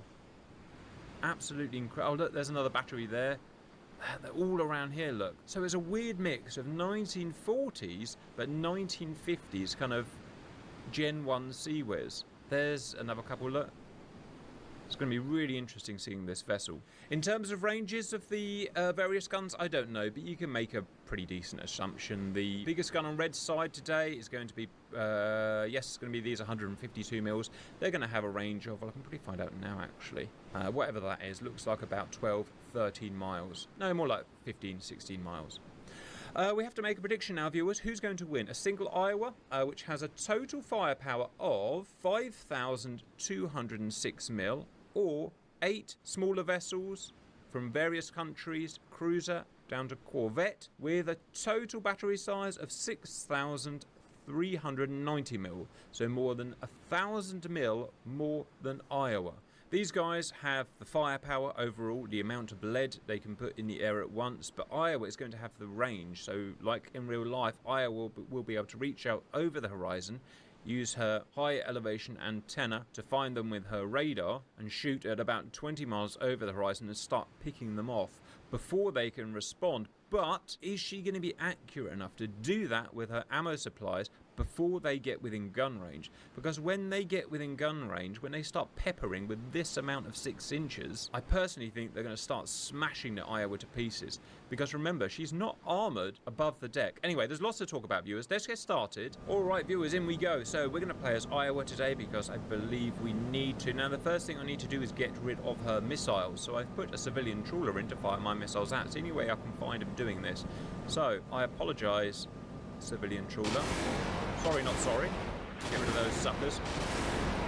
We were talking about predictions, viewers. There's a lot to think about here because although the Iowa is the only truly armoured ship here, that doesn't mean she isn't vulnerable. Although probably none of those guns on the red side are going to be able to sink Iowa because they won't be able to get through her armoured belt or her armoured deck. Her superstructure is obviously not armoured and is completely destroyable, and what I've read in books that I've read over the last few years is that the superstructure can easily be taken out by small cannon, the important things like the antenna, the director tower and whatnot, which directly affects the performance of the ship. It's not going to sink the ship, it's not going to kill the crew, it's not going to blow the magazine out, but it stops the ship fighting effectively. And so I worry that if we get within about 10 miles of the hostile fleet, my apologies trawler, they're going to start peppering us with their 4 inches, with their 3 inches, with their 5 inches. They're going to take out our antennas, which are all modelled in Sea Power, which is why I like this so much, because it's so realistic from that point of view. That they could basically soft kill us. They could take out our radars, then we won't be able to aim our guns properly, take out our CIWS, and take out our ways of waging accurate warfare. So to win this, I think really we have to be able to snipe them at 20 miles, as obviously the ship was designed to do, and that's what I hope we're going to do. Because if they're getting close, I really don't think we can win. And that said, I've started rereading Castles of Steel lately. Viewers, really recommended book on battleships. It's actually World War I, but it's going to be relevant for today. And, you know, it talks about, you know, post-1907 dreadnought design would be that, especially the main batteries, but probably all guns, had fire control redundancies, at least 5 redundancies. So, for instance, if the main way of ranging was taken out, the radar, then it would switch to the next, which would be, for instance, you know, director tower stereoscopics. If the director tower was taken out, then it would be the next thing, then it would be the next thing, then it would go all the way down to basically a guy sitting on the front with a pair of binoculars calling in fire. So you had various layers of redundancy for operating, but each layer was kind of less accurate and less useful as the next layer. So if we do start losing our antennae, then we're going to get less and less accurate, we're going to get slower rate of fire, and that's going to make us, you know, it's going to wear us down, and they're going to slowly get on top of us. We've got time viewers. Oh look, we're starting to pick them up now. Z-Class we've picked up from our radio emissions. This guy, we haven't determined who it is yet. Sverdlov, we picked her up from her radio emissions, but we're out of range. Let's see what our range is. Guns. Yeah, that guns is about 22 miles, and you can see they're well out 22 miles. So we can do some more talking, viewers. In the book, I'm just reading as well. In World War I, probably World War II as well, the battleships had wooden decks. Because, you know, obviously 99% of the time the ship would not be at war or not be at battle when you needed to operate on the ship, so they would have a wooden deck. And then the first thing they would do when they were sent to a battle would be the crew would come out and chop the wooden deck up and throw it over the side to uncover the armour-plated deck. Another interesting thing I read is that the guns are so powerful, the main battery is so powerful that whenever they fired them, the shockwave from the guns, obviously, you know, you'd have no deck out and crew at that point, would actually damage the ship. So all this stuff around here, all this metal around here would get bent and smashed and the bolts snapped and stuff like that from the shockwave from the gun. So after every battle or every test firing, the damage control crew would have to come out and repair the vessel. I mean, that is a testament to the power of these guns, that you would basically blow your own ship up when using them. Another interesting point, viewers, not necessarily important for this, in fact not at all important, but for sea power battles I've been doing in general. We've done a lot of US versus Soviet era battles, and the way it works in sea power, like DCS, is everything works perfectly all the time, okay? So there's no such thing as maintenance issues. Maybe they'll add that at some point, I don't know. Because of that, a lot of the time the Soviets win the battles. You know, a Soviet missile ship, in theory, on paper, is brilliant. You know, often more powerful than the equivalent US ship, just because of you know, how the specifications are. And a lot of you guys say in the comments, when the Soviets win, well, that's stupid. The Soviets, you know, their missiles never work and they're rubbish. Just look what happens in Ukraine. And I get a bit annoyed about those comments because I just find it's lazy. It's kind of lazy thinking, in my opinion. You may think differently to that, but, you know, just saying the guy that you don't like is rubbish doesn't really cut the mustard for me. But I had a really good comment from one of you guys, and the best thing about doing this job is reading your comments, viewers, especially on stuff like this. Not on DCS mainly, because that's mainly just kids going, ah, you're rubbish, the other guy is much better. But sea power, kids don't watch it. Well, you know what I mean when I say kids, just, you know, dicks. And your comments on these sea power videos are brilliant, which is why I love doing it so much. I read through it and I'm like, every time I just learn a bunch of new stuff. And don't get me wrong, I forget it most of the time because, you know, I've got about 10 million jobs I'm doing at the moment. But it's so interesting. And one thing one of you explained is the history of why, the justification of why the Soviet missile era ships were not very reliable. And that is that the US ships, this included actually, were modular. So all US ships 1965 to in the mid-80s until the Mark 41 started coming out, but this sort of includes the Mark 41 as well, had a modular anti-ship missile. You had the Harpoon, and you used that single Harpoon that was the same on all ships with the same launcher that was the same on all ships, and you just welded it / bolted it to the ship. So every ship had the same missile. They weren't as good as the Soviet missiles in many cases, but the important thing is they were the same. That means that when they went wrong, and everything goes wrong on battleships, everything goes wrong on warships all the time, like aeroplanes, they go wrong all the time. You don't really see it. If you're not flying planes, you don't really care. The plane, at the end of its mission, lands, goes to the hangar, and then the tech crew can repair it. A ship, which also goes wrong all the time because it's so complex and, you know, is always in a rough environment, will have to be at sea for days, weeks, months. It can't just go to a port necessarily to fix its Harpoon launchers, which, you know, the wiring's just gone wrong or it's got rusty or whatever. So you have to have crew on board all the time that can repair the ships on the fly. And if you go the American way of having the same system on every single ship, then pretty much you could always be assured that there will be trained crew, engineers on these ships that will be able to repair it. So 99% of the work of the time, you're going to have your Harpoons working and ready to fire. The Soviets, not their ship, but their kind of 1960s onwards missile ships, had a completely different idea. They all had different missiles. It's kind of weird, but they did. If you look at the 1960s vessels, completely different set of missiles to the 1970s, completely different set of missiles to the 1980s, and even similar vessels have completely different missiles for whatever reason. Now that means integrating the missiles into the ships is exponentially more complex, but more importantly, when those missiles go wrong, as they always do because they're complex, then the chances of having engineers on board that ship that know how to repair that particular system is way smaller than the Americans. So the reality was 1960s to mid-80s, or the fall of the curtain, that those ships were sailing around without their missiles working a lot of the time because of their non-uniform design. They rarely had the guys on board you need to repair that particular kind of missile system. So that is a much more intelligent way of putting the same point, in my opinion. Yes, a lot of the time those Soviet stuff just didn't work, but here's why. I didn't mean to go into all of that, but a thing happened. Let's actually start the fighting, shall we? So I can now set this guy to weapons free.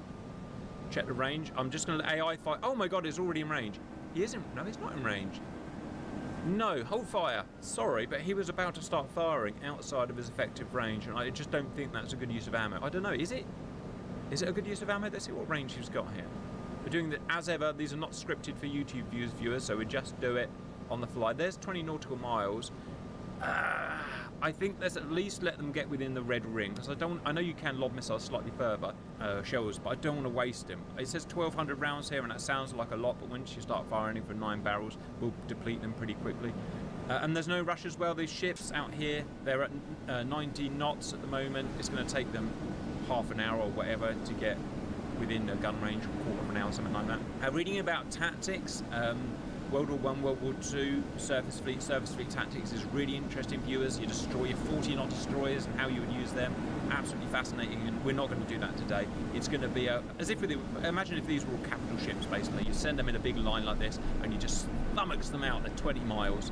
That's the way I'm going to do it, because I can't start separating them. I can't start putting them in destroyer attack squadrons and stuff. Not today. Let's just keep it guns, fight versus guns. God, I've just opened up a can of worms, haven't I? We're going to have to start doing realistic destroyer squadrons and stuff, aren't we? This is endlessly good fun, viewers. I mean, we could, couldn't we? We could take these C-classes, we could put them up at 40 knots and charge the capital ship. Ooh, let me know your thoughts. We're pretty much within gun range, viewers. Let me just double check. Yep, we're in gun range. I'm just going to say, free fire. Sorry it's taken so long, viewers, but you can always skip to the fighty part if you want. 16 inches, go. She's turning broadside, obviously. Now, in terms of speed, I mean, it's a pretty decent sea state today, so she doesn't really need to slow down, but I would have thought going as slow as possible would make her more accurate. And she's under no threat at the moment. She knows she's under no threat. 20 minutes later, those shells will land. Now, what's she firing at? I don't know. And what will happen when they start landing? She's shooting over the horizon at the moment. You can, as long as you're at sea level, you can see about, I don't know, 7 miles until the horizon disappears. So her antenna, which is 150 feet in the air, is looking over the horizon, and radio waves bend slightly around the Earth as well, a few more miles. It allows her to look over the horizon and see these ships, and that's what's guiding her shells in at the moment. She won't actually be able to visually see, even the director tower, I doubt she'll visually see any ships. Look at that, look at that. Just imagine these are World War I capital crude oil burners, bunker oil burners, smoke everywhere. I mean, they are really, I suppose, aren't they? Amazing game that lets us do this, viewers. I'm so glad we found this. Or you found this for me. Note how the shells haven't landed yet, viewers, and that's because they take so long. That's why I guess the radar is so important. That said, the radar, as well as finding the ships, also measured your splash. So when the splash went up from the shell hitting the water, then the radar would measure that splash and compensate on the next shot. The problem with that is you have to wait ages for your shot to land before, you know, to go 20 miles before you could measure the error. And we are still waiting. What's the time? God, I'm running out of time. We've got a DCS mission to do in a minute. All right, I'll go at the front here. I'll look backwards. I'm assuming this guy's being shot at. Speed forward a little bit. No, this is just going to check our ships. Okay. Yeah, she fired several shells.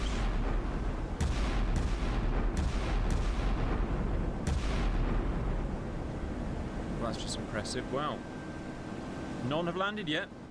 Speed time up a bit. Is she just missing by a country mile? Is that what's happening here? I doubt it. Iowas were notoriously accurate. Yes! First salvo. Oh! 60 inches to smack the battle class amidships. Oh my giddy aunt! The first salvo straddled. That's how long that shell took to get here, viewers. Had to go about halfway around the frigging world. It straddled and it hit a direct hit. Now you didn't have to hit these vessels to take them out. They're so small that you could hit near them and the splinters would just shatter the antenna and stuff of the crew and take them down that way. But wow. You know what I'd love to do is a 1940s destroyer game where you could captain a 1940s destroyer. Reading books about them is so interesting how they hunt a submarine. Well, now here's the thing, viewers, it's going to keep firing at it for the next half an hour because those shells that are on their way take, as you saw, like 5 minutes to get here. Right, battle class, what is this formation going to do? No, it's still going, so they're going to carry on, which is good. Flagship at the back, Zerdlov. Yes, I can't pronounce it right. No, I don't care. She's down to 1,157 rounds. Something's wrong with our battle cruisers. Who said that? And at what battle? I think it was Jumpman, wasn't it? Oh, they're still shooting the battle class. Well, they could manually change it, viewers, but it would be a bit cheating, because remember, she can't see this ship. She's using her radar, and her radar doesn't know what's alive and what's dead, so it's probably more realistic just to leave it. Which will become problematic if this doesn't sink, because she's just going to spend her whole time shooting at this one. But if it gets silly, then we'll change it manually. Something just went on. Oh, you can't tell me this isn't fun, viewers. Just sniping them at 20 miles. Come on, sink. Yes. Okay, he's going for the Z class. Sorry, the Z class. Still the majority of viewers of GR are American. There she goes. Battle's gone. No, my beautiful 1942 battle. Wow, look how it's sinking. Oh, nose. Ah! That could have been worse. Bye. Oh, another one's down. The accuracy. And as I said, these radar-guided gun or radar-assisted guns were notoriously accurate for reasons I don't really understand. But you guys, as ever, will know more than me and let me know so I can learn. I am a learning computer. Well, this one's dead. Again, she's just going to sit and pummel this one until it dies. Now, they are going towards her, like that, but they need to go... Actually, I don't know. How would they get... They're probably charged. They're charged to get within gun range. Again, this isn't meant to be a tactical fight per se. It's meant to be a, you know, everyone does the same thing type of fight. Now, we can come back and make it a tactical fight if you want. If you want that, viewers, tell me exactly what you want me to do. Don't just say make it tactical, because I don't really know. Tell me where you want squadrons to go, what you want them to consist of, and stuff like that. Speaking of which, viewers, we have a new competition open, a public competition in Sea Power, where you choose your own fleets, you set your own fleets out, formations, it's all done. If you want to play in that, and I suggest you do, join up and become a donator, and I'm not, you know, ashamed to say that, you know, it's now or never really, got nothing left to lose. Come up and join to be a donator, get access in the Discord, come in and join that competition, submit your fleet, submit your formation in the next few days over Christmas, and then early next year we're going to start doing the competition. It's going to be super fun. Right, Iowa stopped firing. Oh, she's turned away. Now, why does she keep turning backwards? She's running away. Ah, I see what she's done. Look here, engaging with harpoon. So she's running away to get within harpoon range. Obviously, I can't allow that. Sorry, not harpoon. What's it called? Tomahawk. Sorry, my dear. I will not allow that. Cease fire. Go that way. So that's a problem.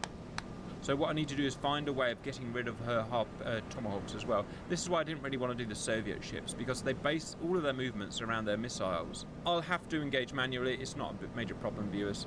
Okay, so what I'm going to do is I'm going to say 16-inch cannon, fire at that one. She'll broadside. So we just need to keep an eye on her, that's all. Tiny little frigate. Somewhat like a Corvette, but it is classified as a frigate.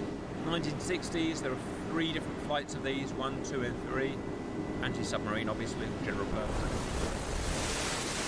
Oh, look, she's swishing. The smaller the ship is and the faster the ship is, the harder it is to hit. And she's small and she's up to 23 knots. Imagine being there. Now, in real life, everything I've read says that these flashes landing nearby would shred this ship to pieces because of the splinters that come off of the shells when they blow up.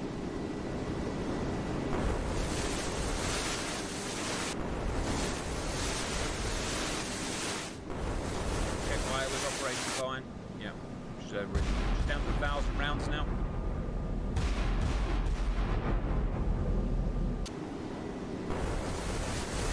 Oh look, who's that? That is Z-class, I think.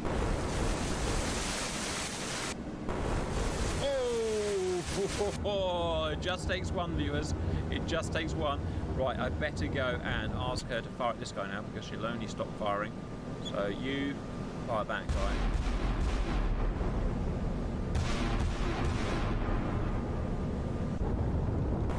Bye-bye. Right, on to the Z-class. Well, here we see the beauty of the 16-inch gun, viewers. I mean, you can shoot guys before they're going to get within range of you. I think the only gun I know that had a longer range was the Yamato class from Japan. It had a bigger gun with slightly more range, but probably less effective because it didn't have the accuracy, the fire control of the Iowa.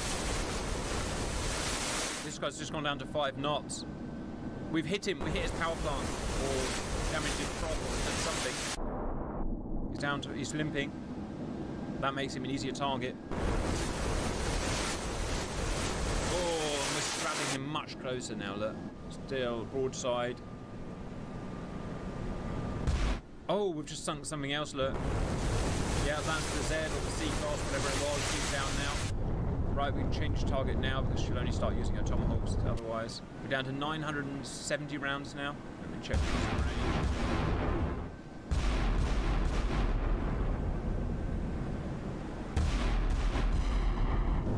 Right, so we're on to the Norwegian, tiny little Norwegian Corvette.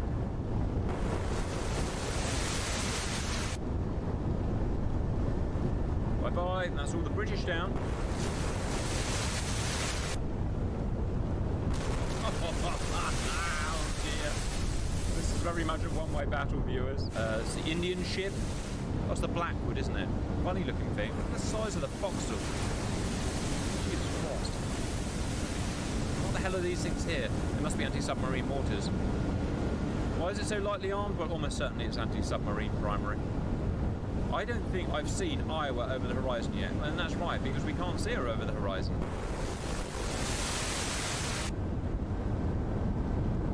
Oh, she's damaged. She's down to 5 knots. That's it. The great thing is the splash damage of those shells through the water. Just look at that. Destroys the power plant. Well, you know what I mean. The power prop stuff. Words are hard. When she gets slower, she gets easier to take down.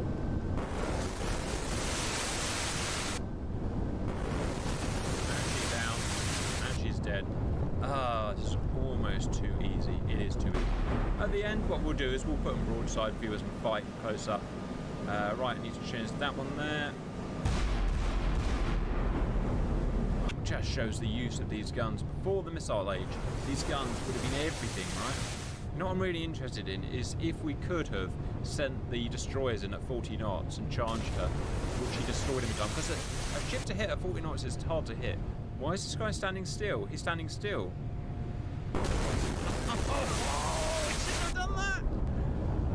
He shouldn't have done that. They're all gone still. I think they've got confused at this point, viewers. It's irrelevant. It's over anyway. Obviously, she's out-sniped them with a massive battery. Let's finish them off, and then we'll adjust things slightly, and we'll have a more fair fight. But at the end of the day, you know, a typical warship attack formation closing at 20 knots on Iowa simply don't stand a chance. They get out-sniped easily. We've just proved that. So next time, start within, you know, 10 miles or something like that, and that's it. She's down. Oh, those 16-inch guns are so accurate when the target isn't moving.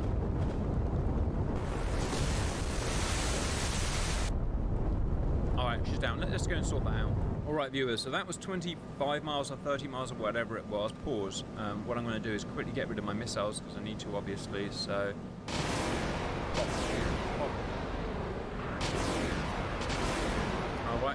need to tell her to start engaging these ships. So she's going to start engaging, and I'm going to go to weapon free. Hopefully she won't run away and try and use her... Oh, look, they're right there. Wow. Pause, let me just double check that distance. Oh, it's closer than I thought. It's 8 miles. So we're 8 miles now. So for whatever reason, we couldn't see them over the horizon with our radar. Maybe it was really foggy and muggy and the radar wasn't working properly, which it really is a thing. And we just couldn't see them. And they've just come out of the fog now. And the fog was such a major factor in these battles in real life. Rarely did you have noise conditions like this, from what I've read, especially in the kind of European theatre. Go. Right. Oh, the 5 inches are going. The 5 inches are going. Oh, but they're firing. Everyone can fire back. Now, this is where Big Eye is going to struggle, because these will take out her radar in no time at all. Sverdlov, here's her main threat. Look, she's already on fire. And there's so many 6 inches this guy can lay down. She's already on fire. Look at the amount of fire that's coming in. Yeah, I thought this was going to happen.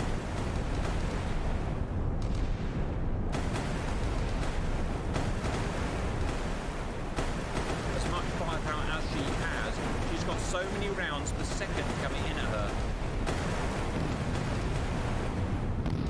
And now she's losing her ability to fight. Pause. Look, if I look here, viewers, look at all this. All the fire control radars are all down. Everything's down. So she's beaten within a minute. So she can fire now, but her accuracy is hugely reduced. And that's why she cannot let anyone get close to her.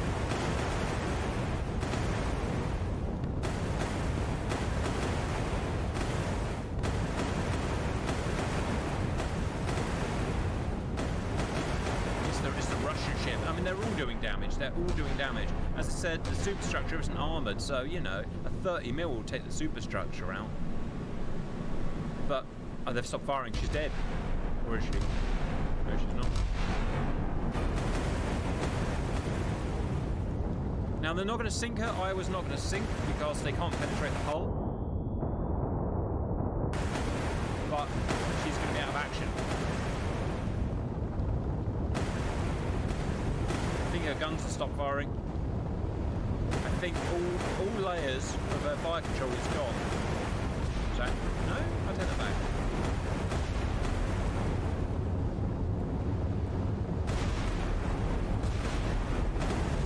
I'm taking control. I'm taking control. Pause. She's fighting stupid now, so you've got to kill this guy here. There. 5 inches. There. You've got to take Sverdlov down. One turret's out of action. She can't turn her turrets, look. Come on, Big Eye. You know what I say? 406 mil. There.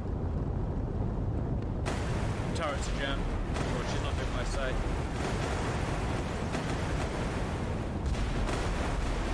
Yes, she can. 2 front turrets are down. 5 inches are gone.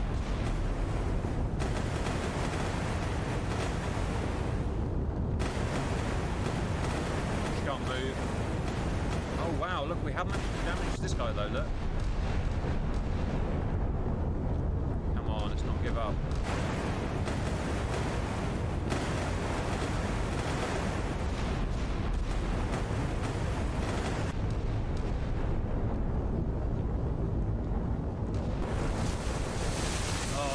Is terrible. Even at 10 miles, we can't hit a standard. We've only got one turret. Oh no, we're going down. We're going down. Keep firing, arseholes. We're going. We're listing. We're listing. We're taking on water. No. No, can't fire. We're down. We're sunk. Oh, the mag's gone up. Alright, we lose. We lose. One more thing I want to try. I just want to try and win this, viewers. Let's see if we can win this real quick. Right, I'm going to pause and I'm going to start issuing orders. So, hold fire. I'm going to keep her on hold fire at all times. So, I'm going to use the 16 inches there and the 5 inches there. So I'm going to try and neutralise that Zerlov straight away. I think she's doing the damage. Let's see if that works. So I want the Zerlov shot. Where are they? There. I want her shot with the 16 inches. These guys shot with 5 inches. I wonder if we can do enough damage like that. I've got to put the Zerlov's main battery out. Okay, there we go. We also need to keep moving. We cannot stay still for a second. Come on. Smash them down.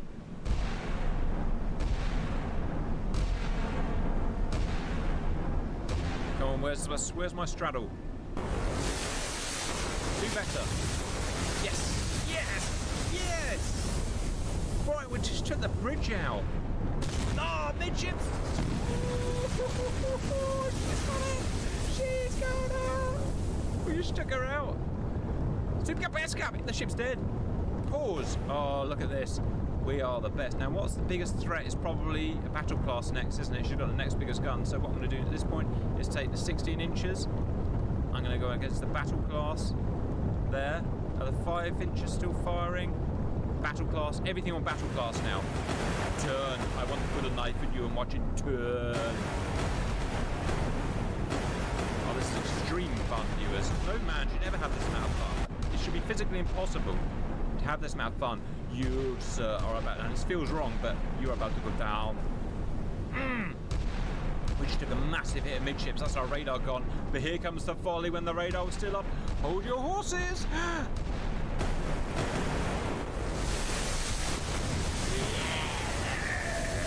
Pause. Battle. What battle? Right, what's the next biggest threat? It's probably going to be the Z class, isn't it? So, where is it? There. And the 5 inches. Go. Go. Oh, Z class is already dead. We've been pummeling her with the things. She said firing us. Zed's dead, baby. Zed's dead. Got a turret down. Yes! Bye, baby. Where's my babies? Here come my babies. I can see my babies. Prepare yourself.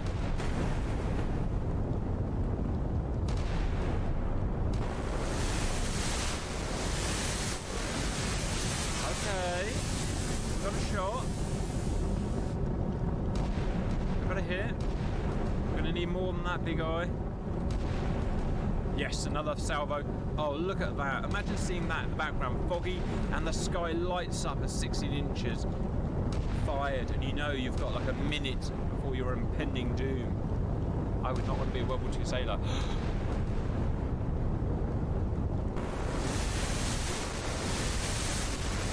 Yes! Oh, she's up. She's gone. She's gone. Pause. Oh, viewers, viewers, viewers, viewers, viewers. Viewers, are you as excited as me? How is your irritable bowel syndrome? Right, fire again, big eye. C-class has taken the PP out of you. In the background, the area is lit up as the mighty capital ship fires broadside her main battery, and the crew know they can only hunker down and prepare for what's coming in.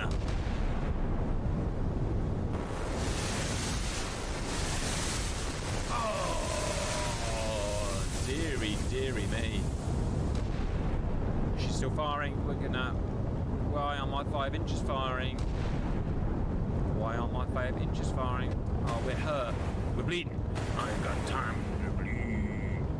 Right, that C-class has got to go down. It's 100% required. So, make sure you're firing at her. Make sure you're firing at her.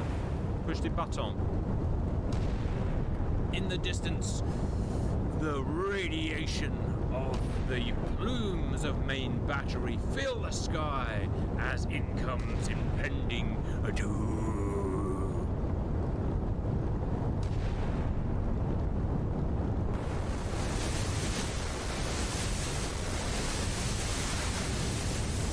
No good.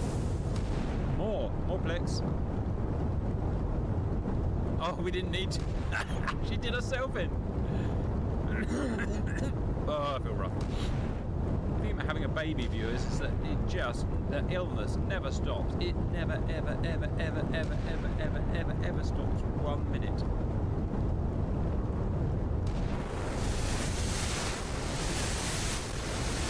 She's dead. Oh, the beauty of it. The beauty of it, viewers, just shows what you can do if you fight tactically. I am a tactical fighter, and I will fight your tactics with sex appeal. Beyonder.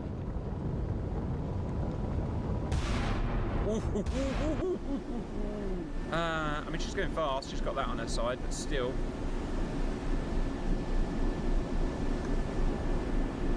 Oh dear.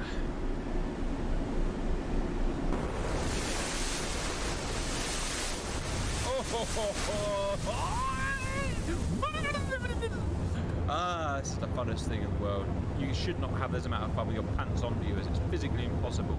I am physically impossible right now.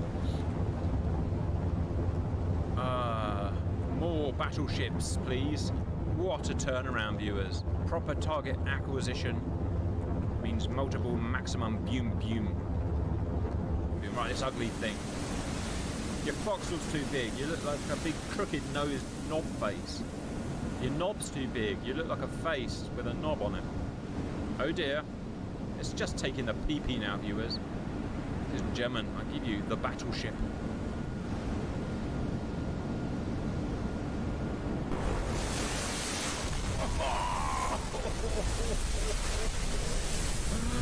Oh, no you didn't. No you didn't. Surely you didn't just do that. I am shooting fish in a barrel. My barrel is full of fish. Big fat knob-headed fish. Oh, SpaghettiOs. You sir got lucky. Because of his speed. I don't know.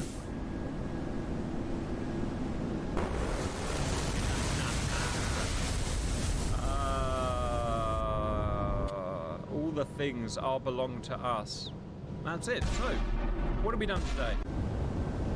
We did a 20-mile battle against 8 ships.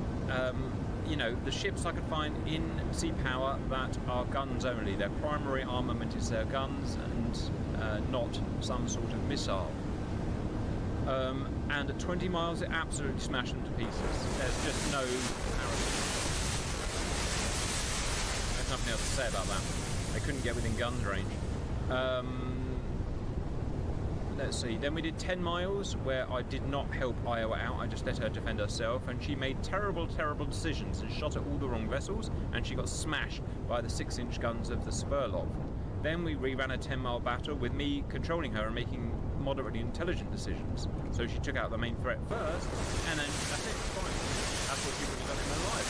So, the end result is, apart from this weird battle where she can't win, if you absolutely want to win a gun battle against, well, anything else really, then take an Iowa battleship. Anything else you want to see, viewers? Let me know, and I will do it for you as we watch poor Norwegian be taken out.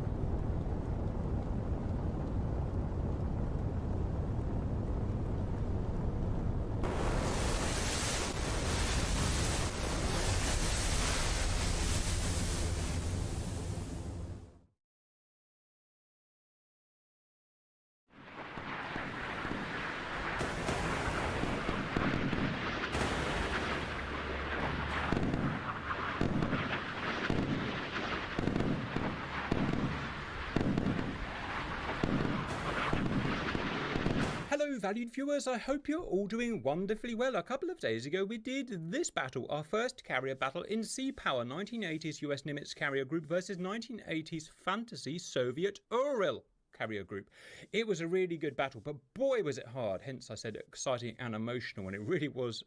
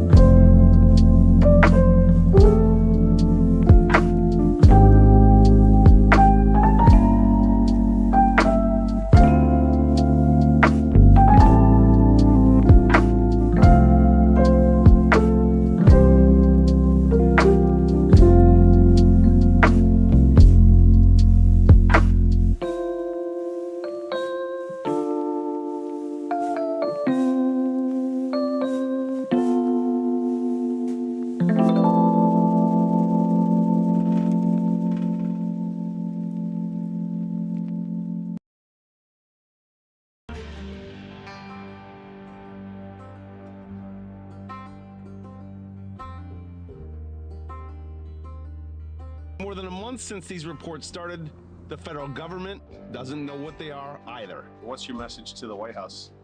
My message: come to the Jersey Shore. I know it's wintertime, but come see what we see, and then, maybe have a better appreciation for why our residents are concerned.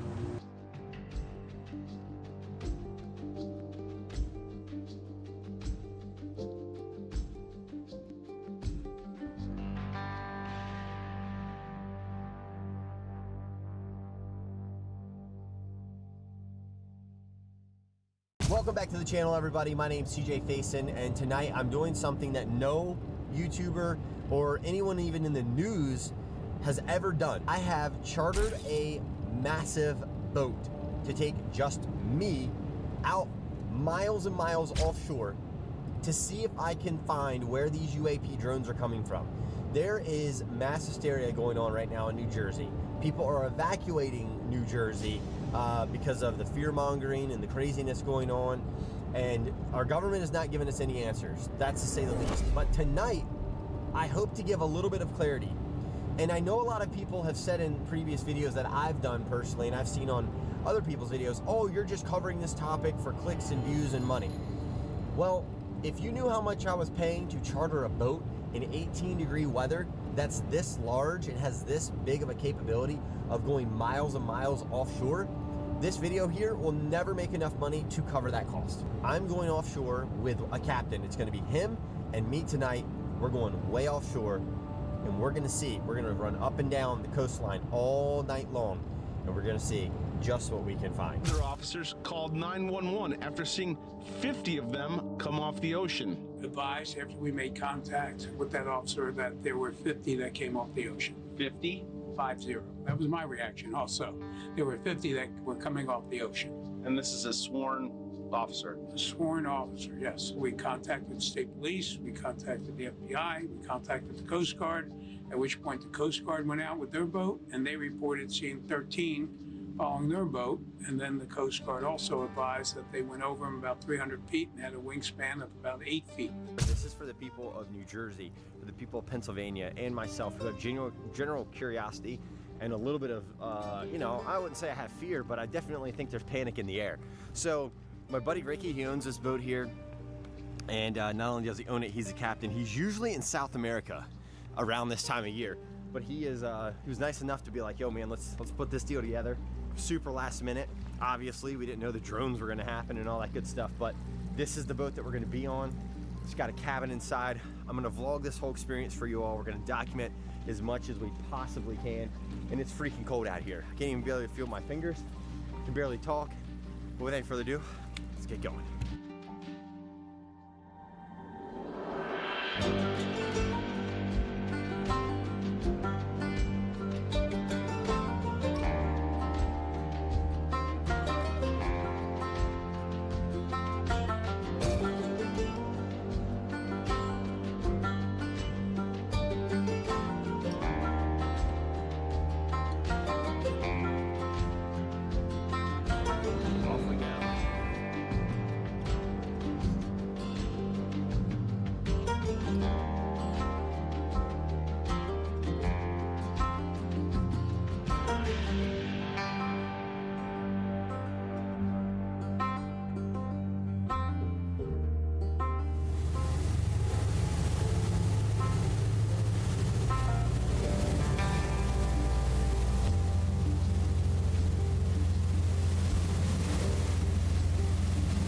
Okay, so one of the things I wanted to add and include in this video that's especially important.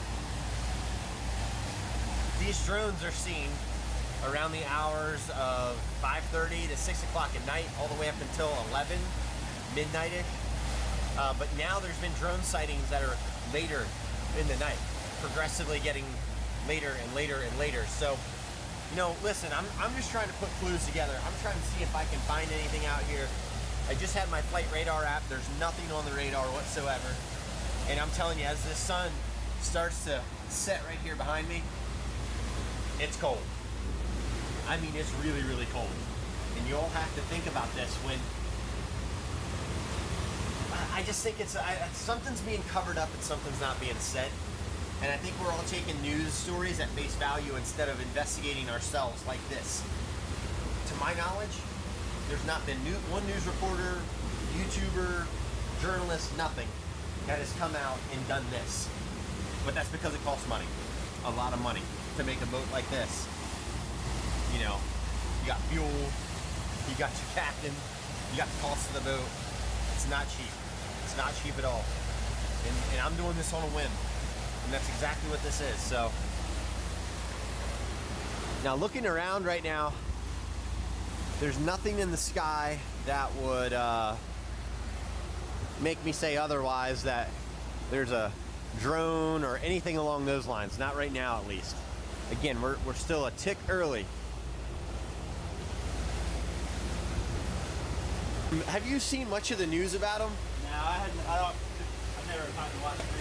No, I try not to watch it either. But one of the things that, well, they're hovering over military bases, and our government's telling them not to shoot them down. What?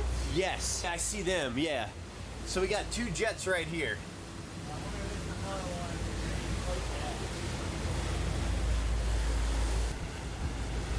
That's flashing above it though. Yeah. See to the right. What the f is that?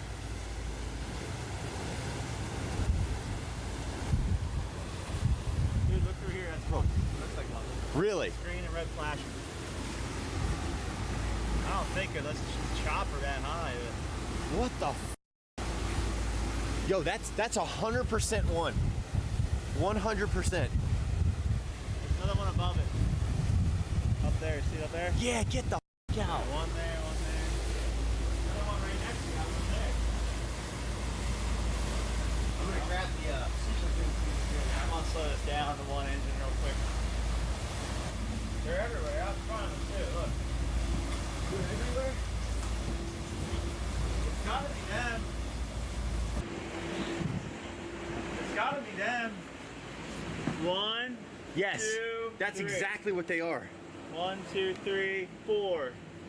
That one further away. 5 over there. 6 beyond that. An A, 7 bro. over there.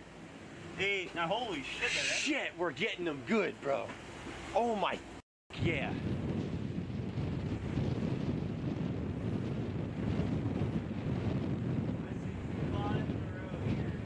You got 5 in a row? Yeah. 1, 2, 3. That is gnarly. And they're headed in. Yeah, they're all headed inland.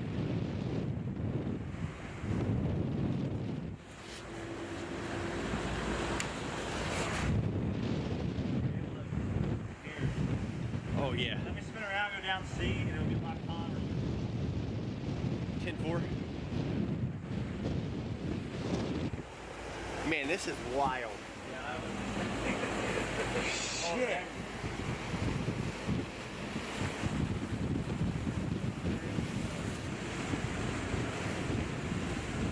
Oh man, that's a good shot.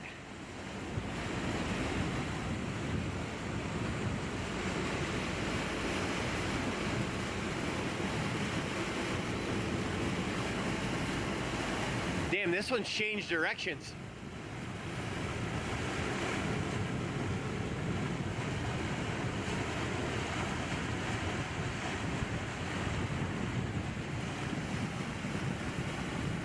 Oh my gosh. Wow, a lot of them in that direction. Nice light pollution now, I can see a little better. Yeah.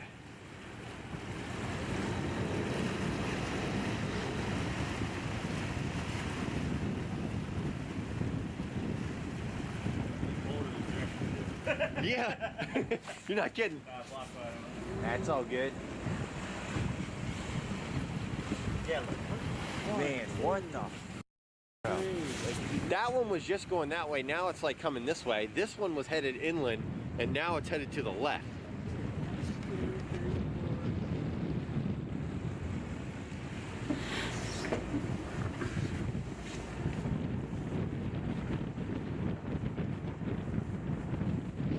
This one right in front of us must be really close. Straight up high. Oh shit. Here, I'll open up that window if you want. Oh, you're good, man. Yeah, I probably can't actually. No, it's all good, man. I'll crack it.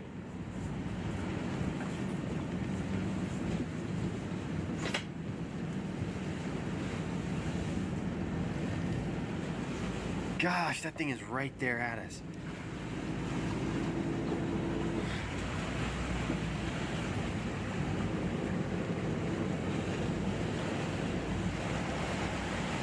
Bird. Damn, that thing is moving, buddy. I think it hasn't moved since we saw it first. That one looks so bright compared to the others, though. Like, It does. I guess the other ones are so high still. Yeah. Like that one there, this one here. Definitely red and green flashing though. And that's like they're trying to blend in with planes is like the whole stigma. I mean, there's definitely aren't stars yet. We can't see stars yet. No. One out there, one up there.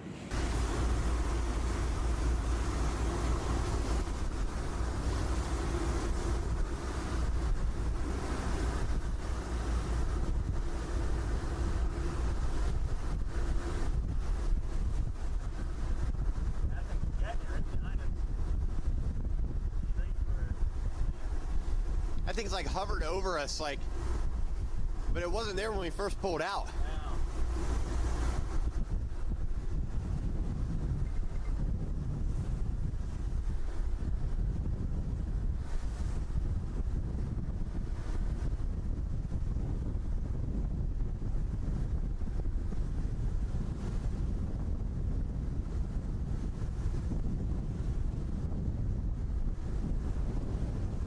So up there on the bridge where the captain is, we were looking at flight radar on my phone, looking at, there's a ton of air traffic. But in the beginning, around, I think it was like around 5:45, somewhere around there, it looked like a bunch of drones headed into New Jersey. But they were in grid-like patterns, like there would be 5 or 6 up that way in front of the boat, like north. Almost looks like they were coming in a flight pattern straight towards the shore, and then they would either go one way or the other. The ones behind us just went straight. It was really, really weird. And again, I've got flight radar up here on my iPad, and I'm trying to just listen. I'm trying to get accurate information. People are no matter what I put out here, people are gonna be like, "Oh, you're just doing this for clicks and views and all that." And I'm like, I want information. I want data. I've been running cameras for over an hour now, so or an hour and a half now. So what I am going to say is Ricky and I both saw the same thing. When we were up on the bridge, we're kind of just cruising right now. We're not on plane. We're just idling through here because Coast Guard boat was doing the same thing we're doing right now a couple of nights ago, and that is when they had Coast Guard boat surrounded by about 20 drones, UAPs, whatever you want to call them. So I gotta pay attention to that. We did see a U.S. Air Force plane, a C-17, fly over us. That was pretty interesting, I thought. I mean, this is it right here, actually. So I'm gonna show you all this. All right, so this is the C-17 plane right here. And the flight path was very strange. It goes out to sea and it comes back. So it turns back around out the sea, and then it comes over Atlantic City. If you drew a straight line where that plane was right there to Atlantic City, that was around about where we thought we saw these drones at. So again, this is a military airplane, U.S. Air Force, and basically flew right over top of Atlantic City. We were probably back here a little bit further south. So again, so right now that's basically what we're doing. We're trying to find these anomalies. Right now they're anomalies because they're not on flight radar. We see military aircraft on flight radar, but these are smaller UAP type of looking things. I don't know how to explain it. It's just a lot of bizarre stuff happening, and no one has answers to it. So, listen, we're gonna keep on digging. We're gonna keep on asking questions. We're gonna keep on getting footage. And listen, that's all I can do. Just keep grabbing footage, baby.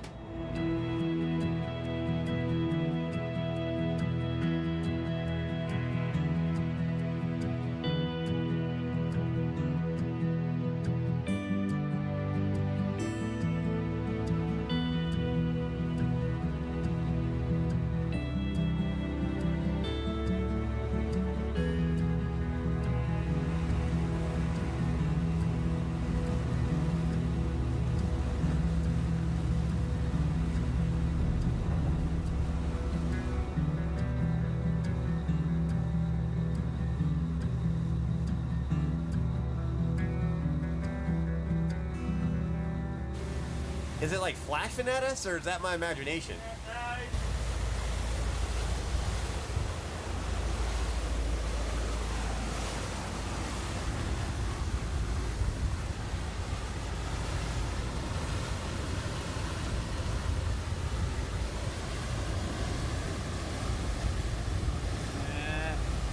I don't know, that looks like a plane. It does. It's got those like tips on the wings, Yeah. the lights. Where, over top of Ocean's Casino? The one's kind of not moving anywhere. Straight over. Oh, straight, yeah, straight over it.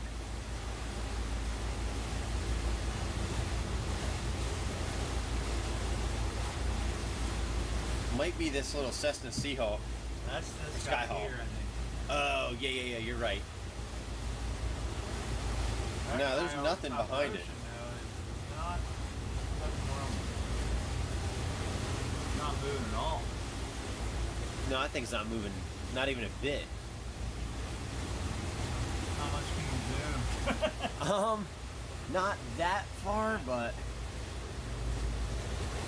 like the top left one is definitely a plane, that little Cessna Skyhawk. But the other one, Yeah, I think it hasn't moved at all. It's like hovering.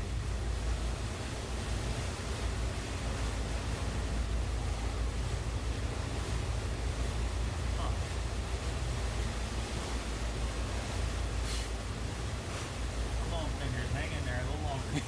yeah, we ain't got much longer, guys. We're almost there. Shit. The trajectory they were on was not the normal flight pattern, so it's really wild. All coming from offshore, straight to land, and then just kind of from there dispersed. It was wild. I believe it now. I guess a lot of people have seen them around New Jersey, so I guess it is real. But what the heck are they doing here? It's so weird. Yeah, like why are they of all places in Jersey? Yeah. You know, it's so strange. I don't know. Jersey Shore is pretty cool, but not that cool. Now, so Ricky owns his boat, Euphoria, that we're on right now. He's probably one of the very few owner-operators of boats, like of this size and of this type of vessel. Like this is a big boat. I mean, how big is this boat? 60. Damn. Yeah. She's awesome. And for an independent owner, operator, captain, all of it, it's really impressive. And that's, I mean, honestly, that's probably the only reason why I'm even out here is because of Ricky. I mean, there's no one crazy enough except for us to be out here right now. Yeah. 7 degrees. Like, Confident in our safety abilities here. So Yes.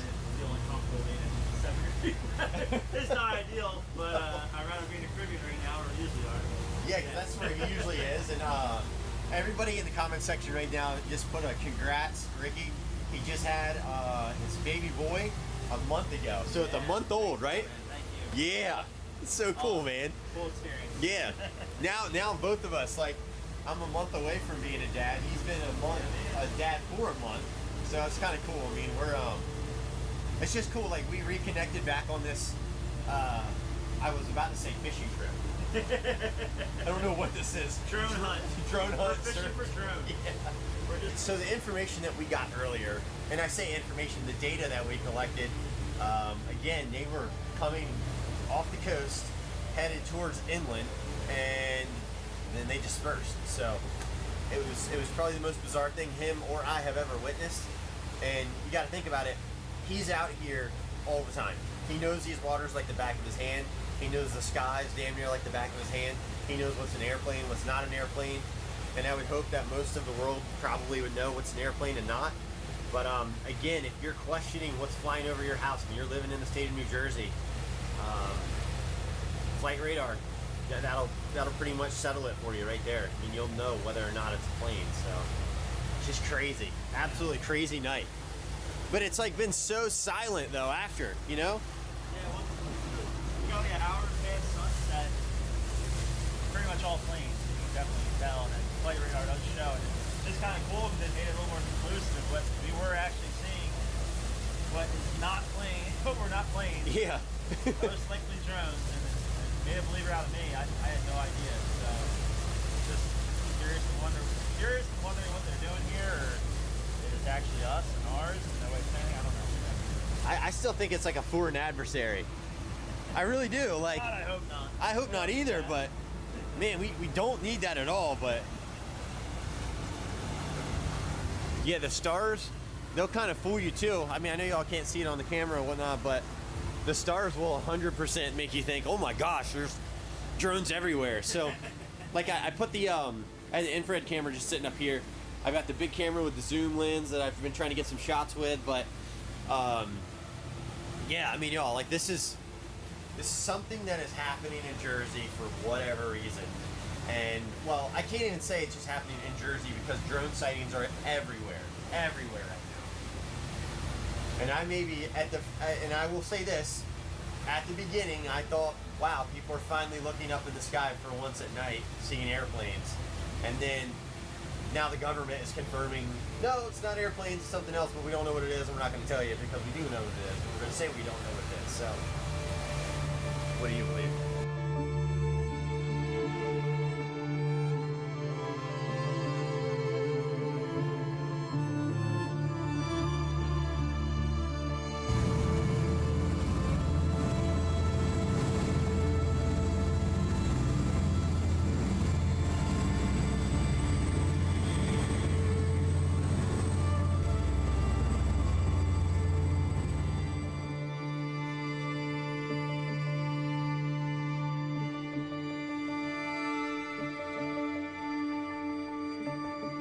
Just got back into the dock. This is some deadliest catch type of stuff right there. So thick. That's salt water freezing all the way up the boat.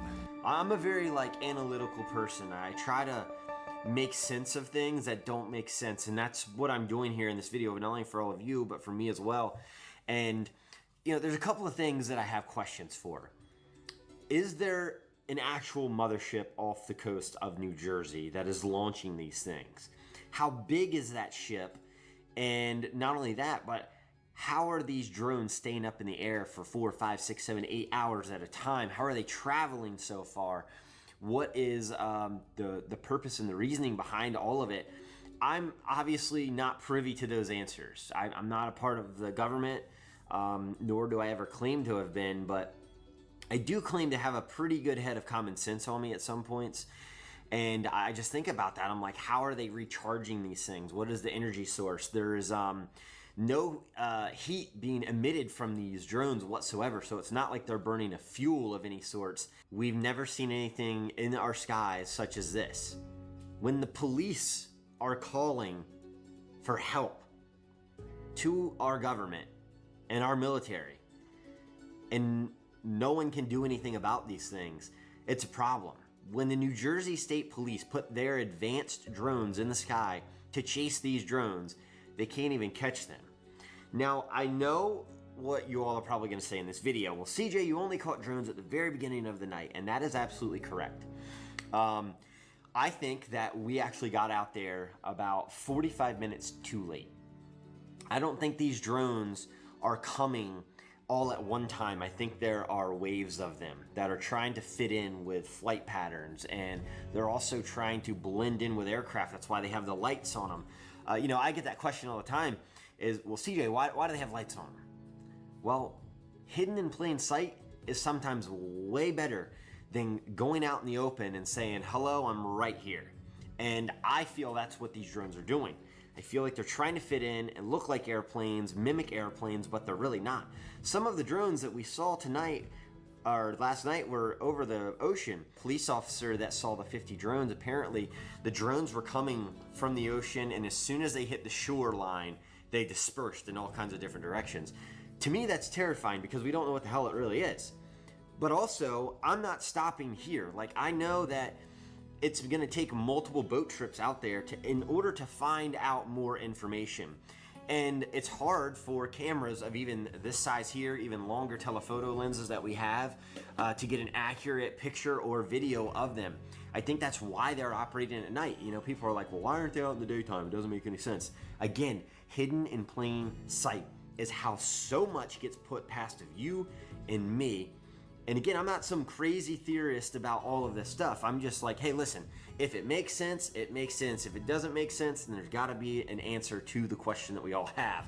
Now, with that being said, I do appreciate the love and support that you all have shown me throughout these videos, throughout all of this journey here, and it's not stopping here. This has got my attention, it's got my curiosity, and well, damn it, I want to find out too just as much as you do. So leave a comment, let me know what you think, your opinions, your updated thoughts. I don't care what it is, good, bad, and different. You can think what you want. I'm going to have respect for your opinion. Just have respect for mine. And again, I think we got out there just a little too late, and that caused us to miss that first wave of drones. I feel like we were on the backside of the drone waves coming in off of the shore. So again, we collectively think that we saw a little over a dozen, possibly 24 drones throughout that night that we could get on camera. So let me know what y'all think down in the comment section below.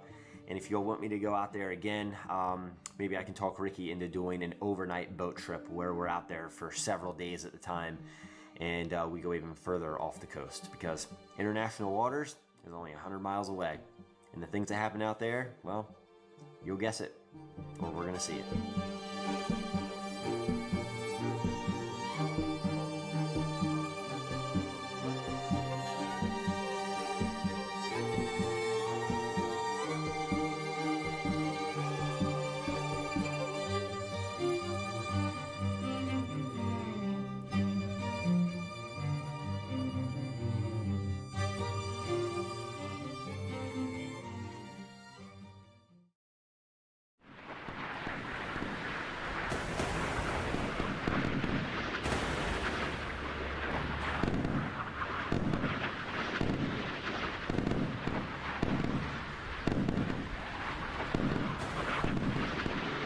Hello valued viewers, I hope you're all doing wonderfully well. A couple of days ago we did this battle, our first carrier battle in Sea Power 1980s US.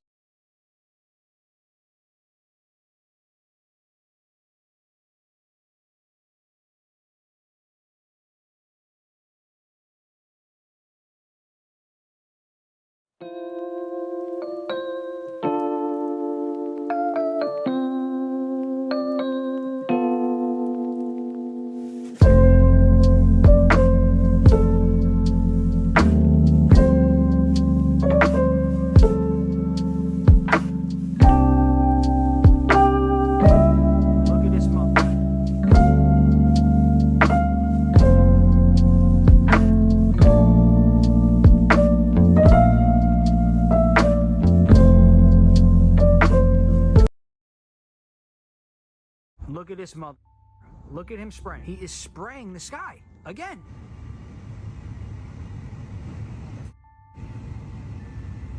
The government knows what is happening. Something strange is going on. For some reason, they don't want to tell the people. What is that, Mom? Ma, you see this?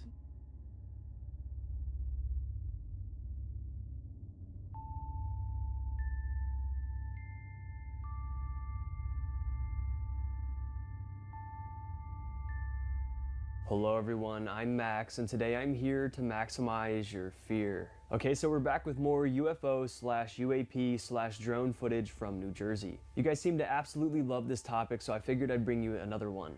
And not only that, but there's also a lot of new updates. The government just made their official statement on what they think these UAPs are, and let me just tell you, it's not very convincing. And it makes this whole thing just look even more scary. And not only this, but more alarming videos of these so-called drones are being released, and they're behaving very strangely. We have one clip where one of these things is shooting light beams out of it. We have another one where it looks like one is spraying strange chemicals out. And we have so many new clear and HD captures of these UAPs as well. I mean, this stuff is just getting crazier and crazier. And if you want me to keep covering this topic, let me know in the comments down below, and I'll definitely keep making more of these. Okay, so let's start off with the US Department of Defense's official statement. As most of you know, the government was claiming they had absolutely no clue what these so-called drones were. They were saying things like, we have no clue what these things are, but we're taking it very serious. Well, now they claim they know what these drones are. Now, why didn't they just come out and say this right at the beginning when these drone sightings started popping up? I don't know. Regardless, I'm gonna read their statement word for word. Here it is. They state, quote, FBI has received tips of more than 5,000 reported drone sightings in the last few weeks with approximately 100 leads generated. And the federal government is supporting state and local officials in investigating these reports. Consistent with each of our unique missions and authorities, we are quickly working to prioritize and follow these leads. Having closely examined the technical data and tips from concerned citizens, we assess that the sightings to date include a combination of hobbyist drones and law enforcement drones, as well as planes, helicopters, and stars mistakenly reported as drones.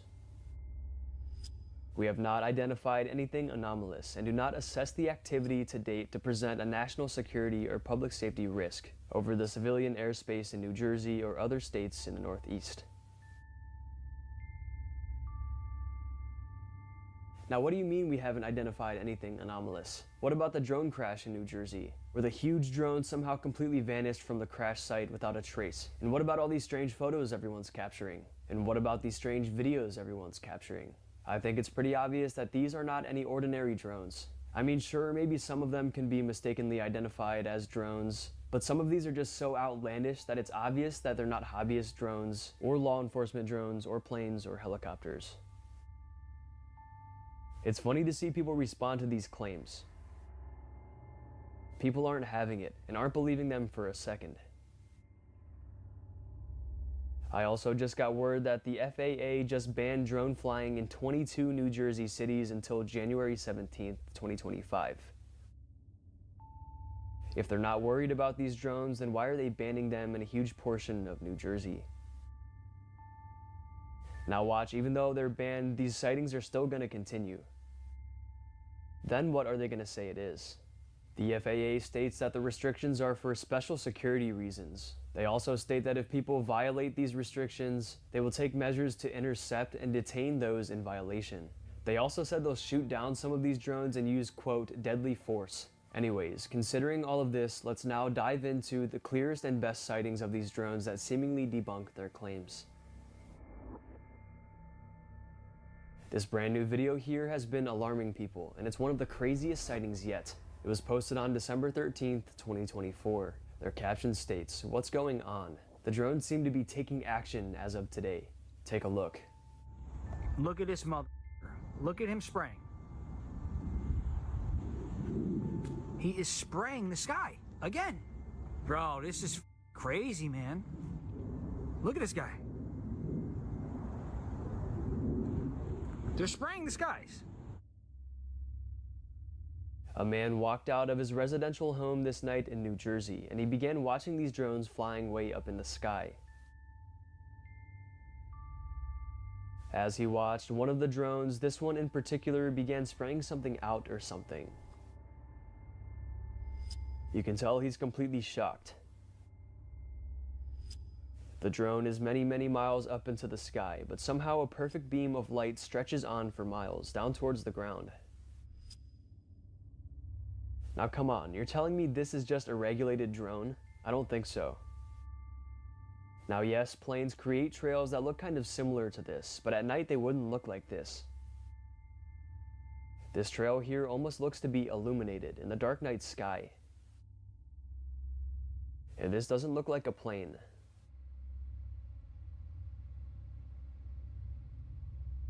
Along with this video comes another one with one of these UAPs doing something strange.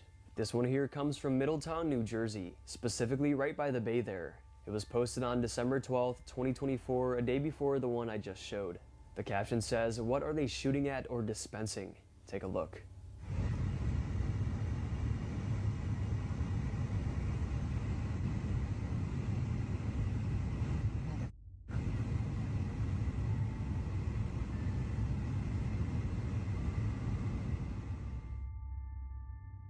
First, we see a couple bright lights and a red blinking light moving throughout the sky.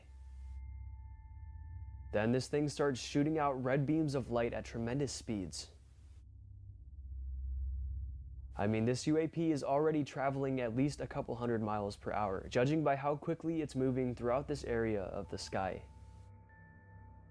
But the beams of red light travel way faster than the craft. An unimaginable speed.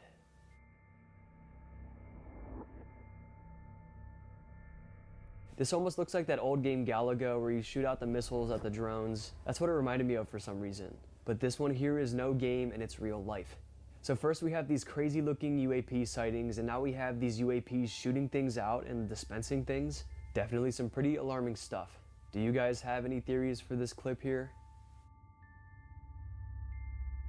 Back on the topic of strange looking drones or UAPs caught on camera, this one here is probably the strangest of them all. And of course it comes from New Jersey. The uploader of the strange footage that was taken on December 7th states, "Drone mothership spotted at 2 a.m. in New Jersey." It looks like the Xbox logo out there. How big is this thing?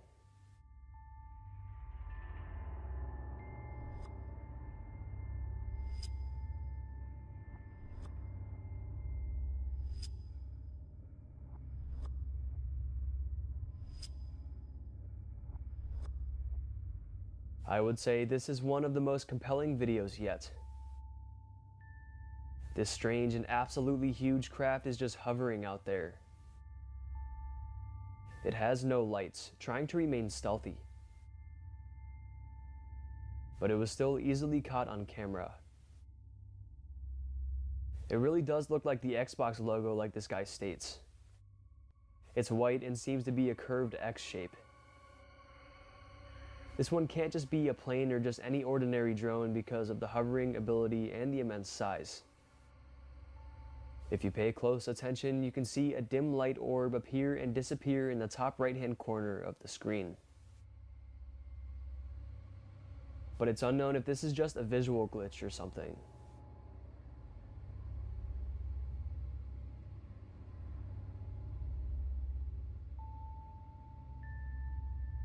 Speaking of orbs, that's a perfect way to segue into this next clip.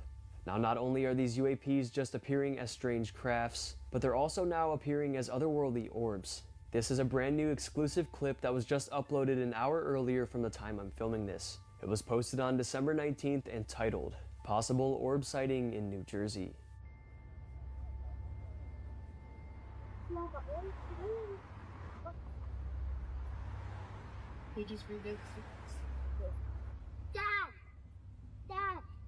Dad, I think Mama's gonna sign me up.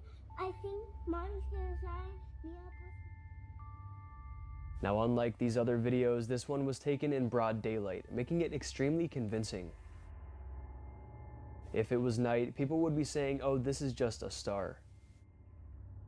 But obviously stars aren't out during the day, especially ones this bright and odd looking. It almost looks like it's two combined or something when they zoom in.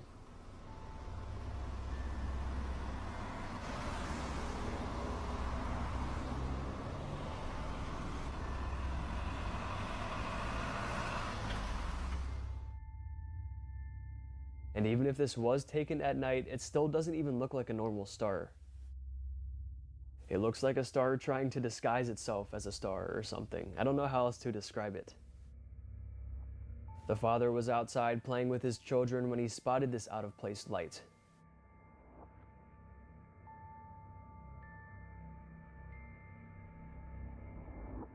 It's unknown if this orb is moving or if it's just the clouds moving around it, but something certainly seems off about it. It's just a ball of yellowish glowing light, an oddity puzzling everyone who watches.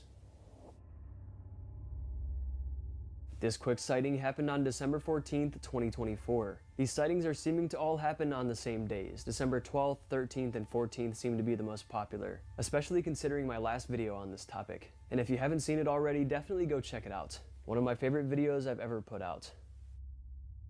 But keep watching this one, we're not done yet. Check it out after if you want, of course. But anyways, enough plugging my channel, let's get back into this important encounter. A mother and son stepped out in their backyard in their small neighborhood in New Jersey to watch these drones. They saw the drones flying in the skies above and were intrigued. So they stood out there for a while. Until suddenly, one of the drones got closer and closer. When the son realized what he was seeing, he quickly pulled out his phone just in time and captured this. What the hell? What is that, Mom? Mom, you see this? No. Holy sh! What is the hell is that?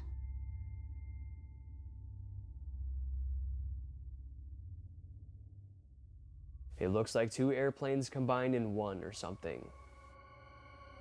The craft just looks downright off. It's equipped with bright blinking lights on each side. They blink to red, yellow, blue, purple, and green. Planes do not have all of these colors on their lights. A plane usually just consists of white lights and also red and green flashing lights.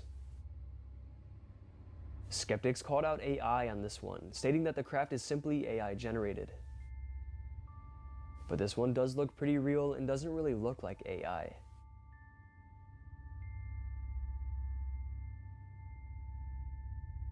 However, you never really know nowadays, but the uploader, the mother and son claim that this was all too real and they wish it was fake. They completely go against these claims and think people are just trying to rationalize what they're seeing. But what do you all think about this one? Real UFO sighting or AI generated trickery? Regardless if this one is fake or not, this whole UAP and drone epidemic is not fake at all. Here is a compilation of clips someone put together on TikTok of some of the best sightings from New Jersey. First, we start off with this clip, where multiple bars of light are seen zooming through the distant sky. There they are. There they are. There they are. Oh. Marmora, New Jersey. We see three crafts, one up high, one to the right, and one to the left.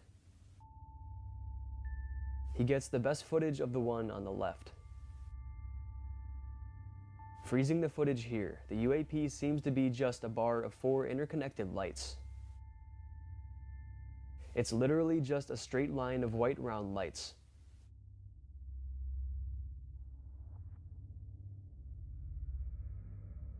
He continues this compilation with this clip.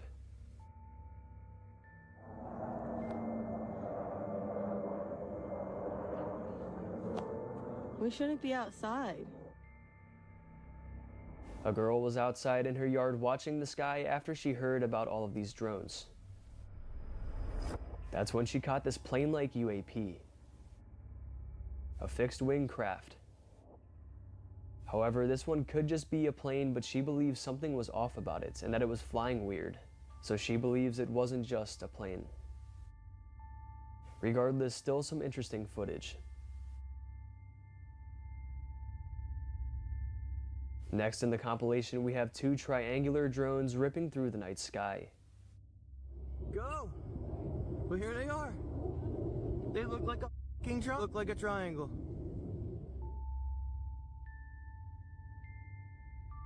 They look to be fixed-wing crafts as well, but these ones don't look like any ordinary planes or anything like that. Next, we have one of the best clips of them all. I already covered this one in one of my previous videos and I loved it. This one came out when all the drone stuff started making headlines and started going viral. I'm pretty sure it was one of the first videos, so here's my clip I did on it. Some brand new UFO and UAP evidence was just released and I knew I needed to show you guys. Now, if you've watched my recent videos, I've included a lot of these UAP and alien sightings, and I think it's some of the most convincing evidence yet.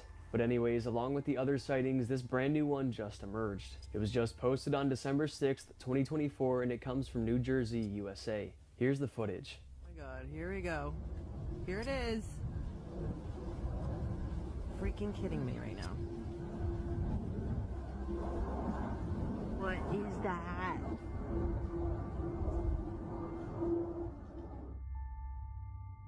An unfamiliar aircraft roars through the night.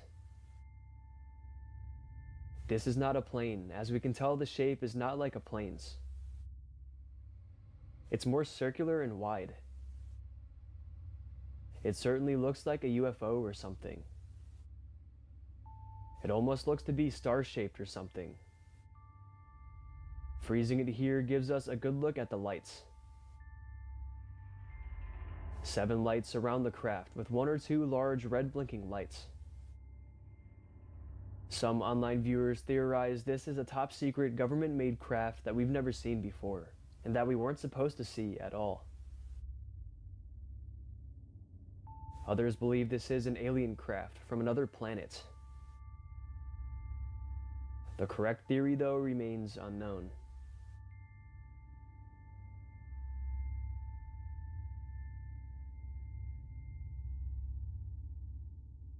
I'll definitely keep you all updated on new UFO and UAP footage, and keep your eyes peeled as well. And if you capture anything strange or weird in the sky, let me know. All of this videographic evidence is pretty cool, right? But what about the soon-to-be President of the United States telling us that the government and people are keeping secrets from us, and that they know exactly what these drones are? I talked about it at the end of my last video, but I didn't show the clip. So here's the clip of him actually addressing the drone situation. The government knows what is happening. And for some reason, they don't want to comment. Our military knows, and our president knows. And for some reason, they want to keep people in suspense. Something strange is going on. For some reason, they don't want to tell the people, and they should. Mr. President states that not only does the military know what these sightings are, but the government knows, and the current president of the United States right now. But for some reason, they won't tell us. And I think this statement reigns true. It seems like the government is still trying to hide it from us because they came out with that sorry excuse for a statement. That all these drones are just hobbyist drones, law enforcement drones, etc. It really seems like this isn't the case. Especially with all of these really weird looking crafts. All of this being said, it's going to be very interesting to see how all of this continues. With this drone ban, are the sightings still going to be popping up? Or is this going to stop the activity? I'm going to guess no, but I'm definitely interested to see.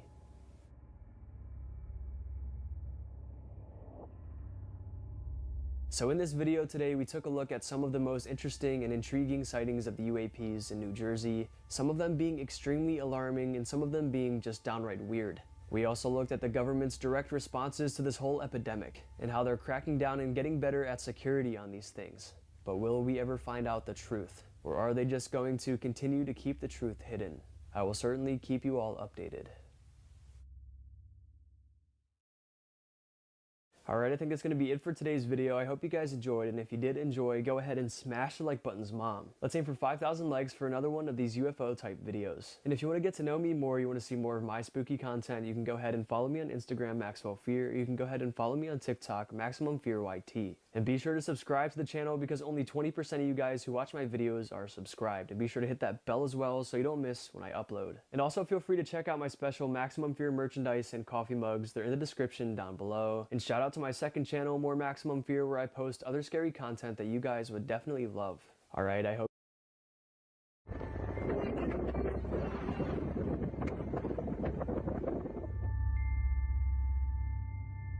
separating from itself.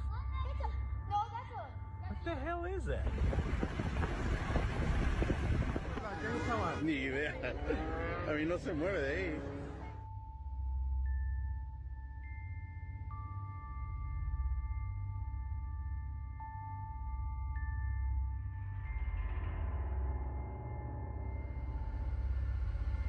this strange encounter occurred in Ecatepec de Morales, a city in Mexico. The incident occurred on December 19th, 2023, so very recently. Many locals saw this strange phenomenon as well, further confirming that this was a real encounter. When locals looked up into the sky, a strange UAP was seen. UAP stands for Unidentified Aerial Phenomena. Ponelo si se alcanza a ver bien, güey. Ahorita se los paso. Sí, güey.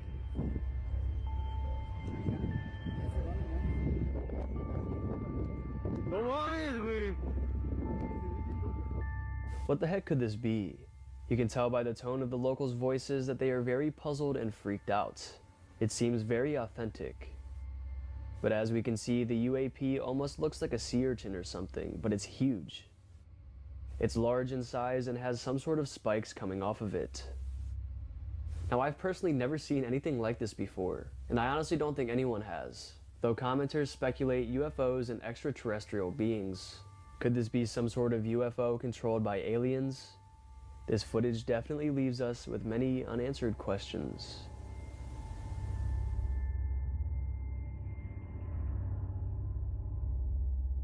Now, this has to be some of the most convincing footage of a UFO ever. The video uploaded to TikTok in October of 2023 quickly went viral, shocking the nation.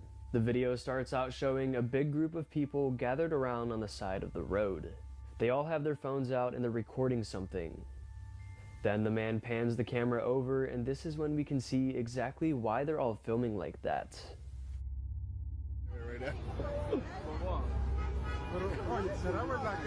Ni idea. A mí no se mueve de ahí. A flying saucer is spotted hovering in the air. It looks extremely real as lights towards the bottom of the aircraft begin changing colors and turning on and off. And I did some research, but sadly couldn't come up with exactly where this was filmed. But this is some of the clearest footage I've ever seen of a UFO. This sighting comes from a 43-year-old logistics manager, Matt Doherty. He and his friend Kevin Barrett were inside the safety of his home, just watching some TV and relaxing. It was a rather typical night for them at first, but what was happening outside of the home was far from typical. As they were watching TV, Matt got a notification on his phone. He pulled out his phone and read the alert, "Motion at your front door." This was sent to his phone from a security camera outside. And it was kinda late at night and he was curious, so he pulled out his phone and replayed the footage, and this was the last thing he expected.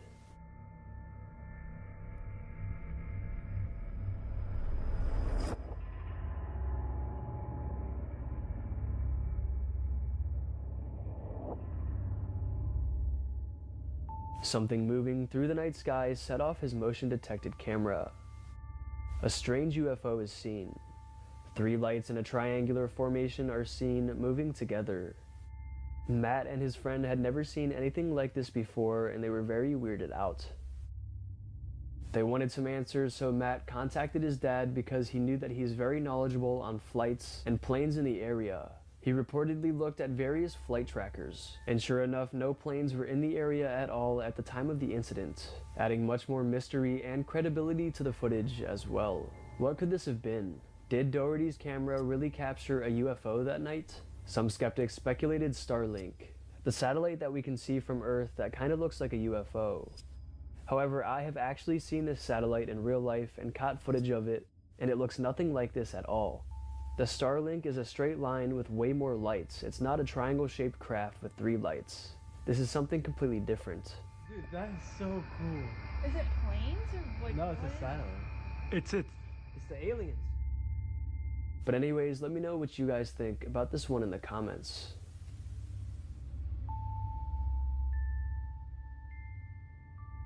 As you may know, there has been lots of talk about Miami, Florida recently. Supposedly, lots of alien and UFO encounters and sightings have been coming from the area. From the Miami Mall incident, which I'll talk about in the following clip, and to many other strange UFO sightings and phenomena. That being said, take a look at this unexplainable footage captured on January 5th, 2024, in the night sky of Miami. Oh, y'all see those lights? Look at them. Not them little ones because my little mirror thing floating. Oh my, bruh, look at that. 3 star-like objects appear to be moving throughout the sky in a triangular formation. Then they begin to rotate into different patterns, but they stick together. Just a very strange sighting. Why are these kinds of unidentified flying objects popping up all over the US, and specifically in Miami? Could we potentially be under the attack of aliens from another planet, and that's why all this is happening? Continuing on with this topic, let's take a look at the next clip. Continuing on with more Miami, Florida footage, and this is the footage that went the most viral. The story apparently goes like this. It all occurred at the Miami Bayside Mall on January 1st, 2024. What a way to kick off the new year. Late this night/morning, residents were enjoying the peaceful night, when suddenly a huge number of cops showed up to the mall and blocked off the whole road. Nobody knew what was going on at the time, and they were freaked out. And also, it was reported that for a few days after this incident, lots and lots of flights to and from Miami were canceled or either delayed, for reasons unknown. Authorities later came out and stated that the reason for this big commotion was because 4 teenagers snuck into the mall and broke in and began stealing things. But because of how many police cars and officers showed up, Miami residents and online viewers began to speculate that the police and government were trying to cover something up. Because why the hell would you ever need this many police cars for only 4 children breaking into a mall? It just doesn't make sense. And why were there so many flight cancels and delays? And as this speculation was going on, a piece of footage emerged.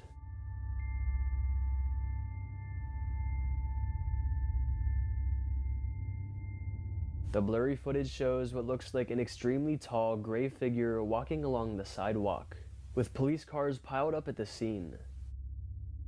People were quick to call this an alien and figured that's why the police and government were trying to cover this up. Because we can't get an extremely clear look at this being, we'll never know exactly what it was. But experts say it's estimated at an approximate 9 to 10 feet tall. Allegedly, some people who were around the mall and around the scene of the crime at the time reported sightings of tall, unidentified life forms. So could this be the answer as to why there was such a big commotion? Was there really an alien on the loose? It looks like we may never know. This video took place in Charlotte, North Carolina on January 19th, 2024. Some guys were driving on the road that takes them into the city when they looked up and saw a strange phenomenon in the sky. Check it out.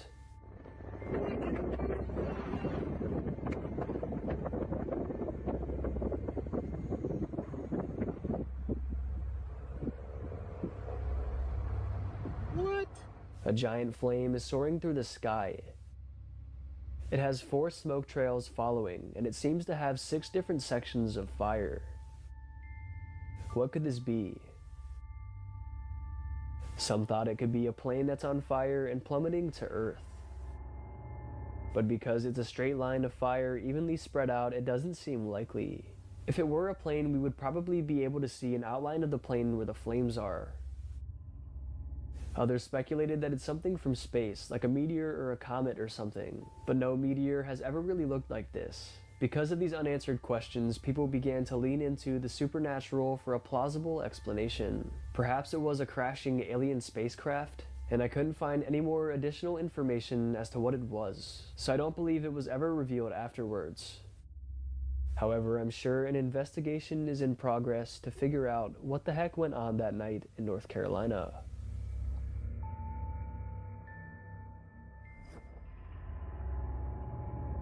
This strange video was recorded by a passenger in a plane flying somewhere over China. The passenger was looking out of the window, looking at the clouds and enjoying the relaxing view. But the view became the opposite of relaxing as a strange UFO appears.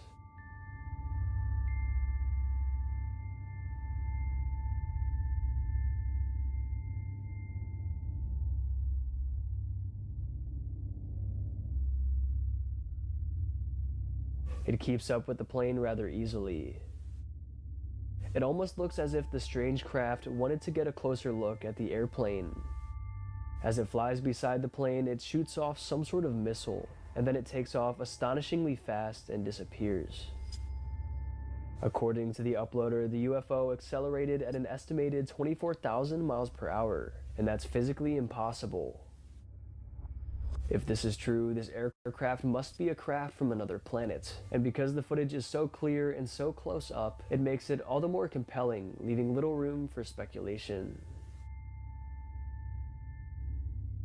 On March 4th, 2024, a man named Ryan from Oklahoma captured something strange. It was a rather calm night in their small neighborhood with not a cloud in the sky, just the beautiful dark night sky lit up by only stars and the moon. But suddenly, as Ryan was looking in the sky, something odd appeared, shocking everyone around. Take a look. That's a UFO. Oh, wow. That's a UFO. Look, it's separating from itself. That's What the hell is that? a UFO. It's shooting at... What is that? Like some sort of, like, pulse energy or something. You can tell him and his son are completely puzzled. They've never seen anything like this before, and neither have we. As we can see, it first shows up like a very bright moving star, But then it shoots out an ominous ring of light or smoke that slowly dissipates. The main debate with this footage was whether it was a UFO or a rocket. But the thing that stands out to me is that the craft is moving horizontal. When do we ever see a rocket traveling horizontal? Rockets that are sent up to space shoot upwards vertically, so I personally don't believe that this is a rocket. So could it be a UFO controlled by aliens? Or somehow could this be a known craft? I honestly don't know. Your guess is as good as mine. Sticking with the theme of weird sky phenomena, this one actually may be something supernatural. All I can say for sure is that it's completely unexplainable. It was a stormy day when a driver was driving along a local road. As he drove, he looked out of his driver's side window and what he saw shocked him.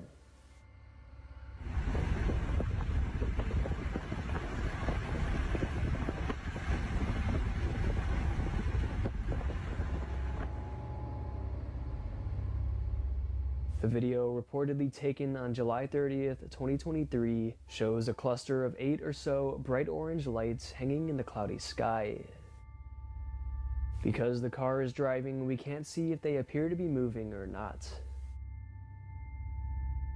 But we can see the lights shifting around each other, creating different shapes and patterns.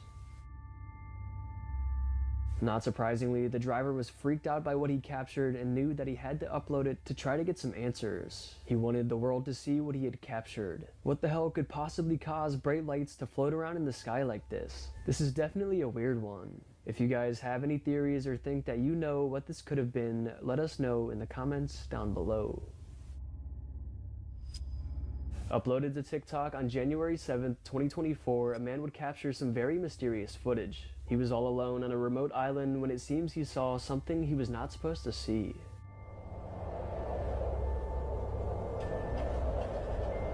That's as far as it goes. On video. I'm taking a video of it.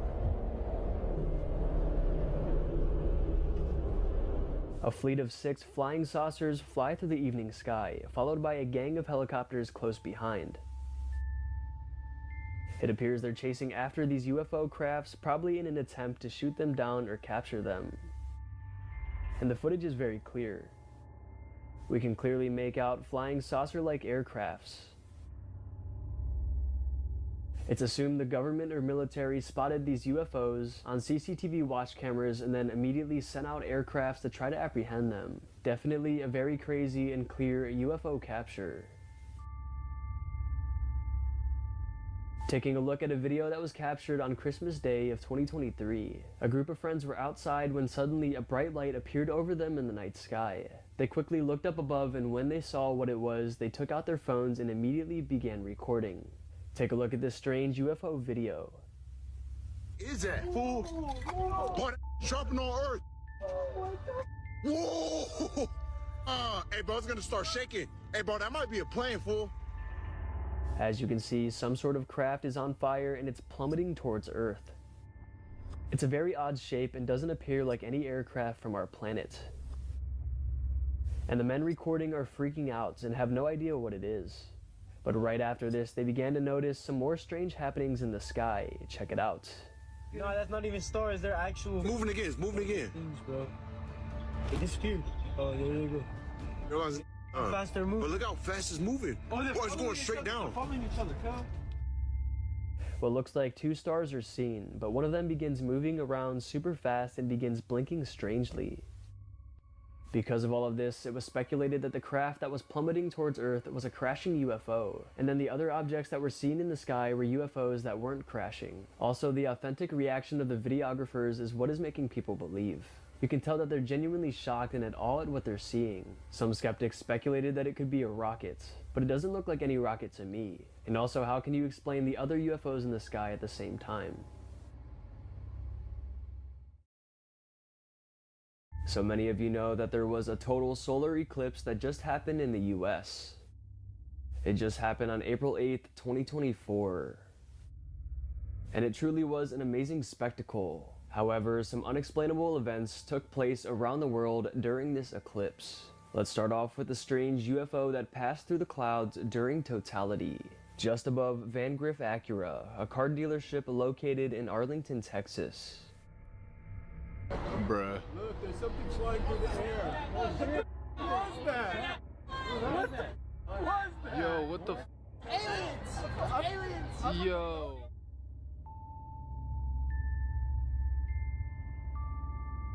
Ishmael Arredondo, who owns the dealership, was the one who took this video.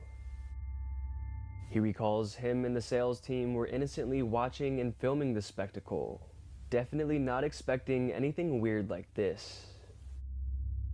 Here is a closer up video from one of the guys on the sales team from a different angle, proving this really did happen. Back up. This is so cool. What's that? What is that? What's that? What's that?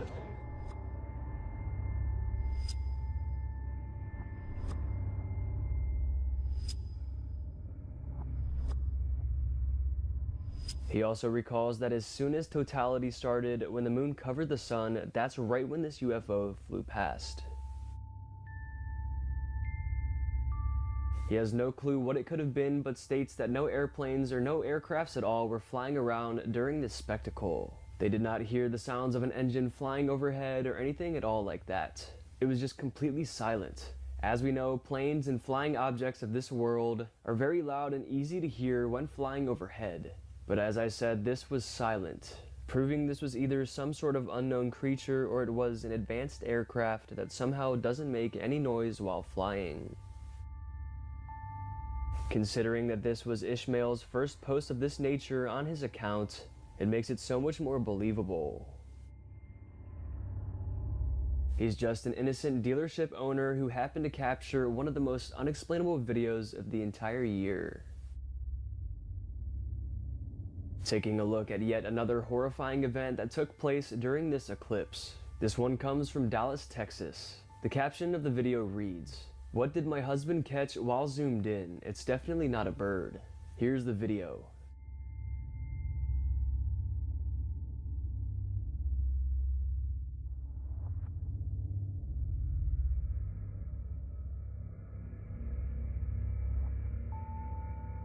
As he zooms in closer, focusing on the total eclipse above, something unknown flies right over him.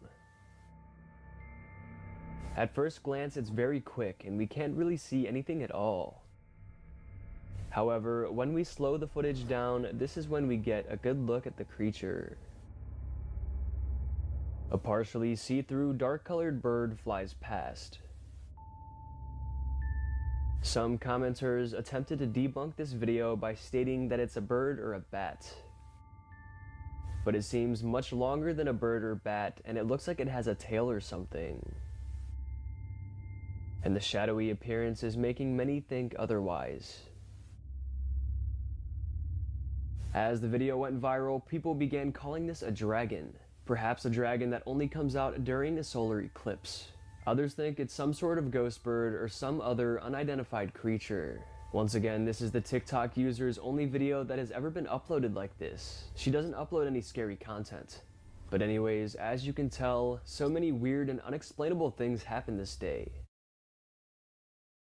A man named Frank Swan and his friends were watching the eclipse, and everything seemed normal, until right after totality, as it was getting lighter again, they spotted something weird in the sky in the distance. Whoa, what's that? Whoa. This is what they're covering Wait, up. what is that? Take a drone? picture. Take a picture. TMZ will buy it. It's a drone? Drones don't light up like that. That's an alien right there. Holy, what the hell is that? Should be truth. What is it? I think it's probably a... Oh, it's gone. It's gone. You can tell they're shocked as they're trying to rationalize what they're seeing. One of the ladies asked if it was a drone, when someone pointed out drones don't light up like that, and he's correct. What kind of drone is a bright red reflecting light like that? People are in awe at this footage, not having any clue what could have caused this.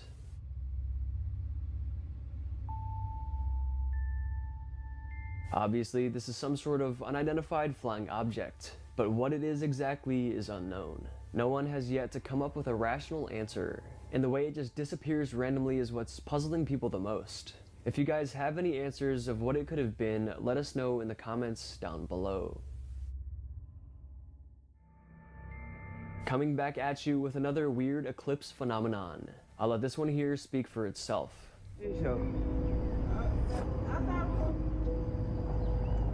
Oh, I just seen the whole eye. The man films the sun when suddenly his camera glitches out, revealing a super bright light coming from the sky in the shape of an eye.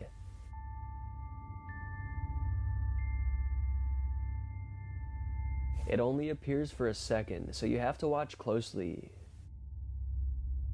This one is super strange. What are the odds his camera glitches out and it shows up like a glowing eye?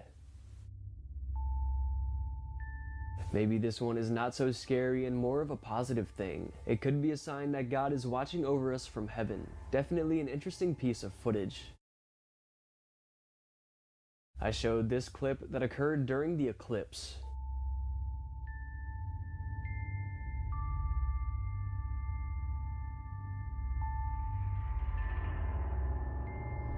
And that one was freaky enough, right? But what if I told you an entirely different group of people in an entirely different location caught the exact same thing? Well, they did, and here is the footage.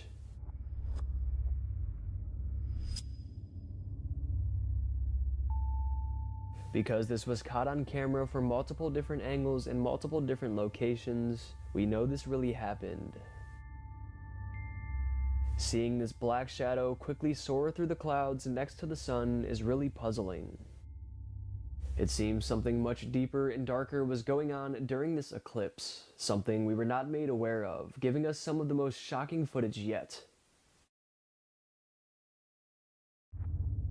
This video just surfaced on January 19th, 2024, and it has since been making headlines. A man was on a normal commercial flight when he looked out of the window and spotted something odd. Not much context was given, like the location and if anybody else saw this strange UFO, but here it is regardless.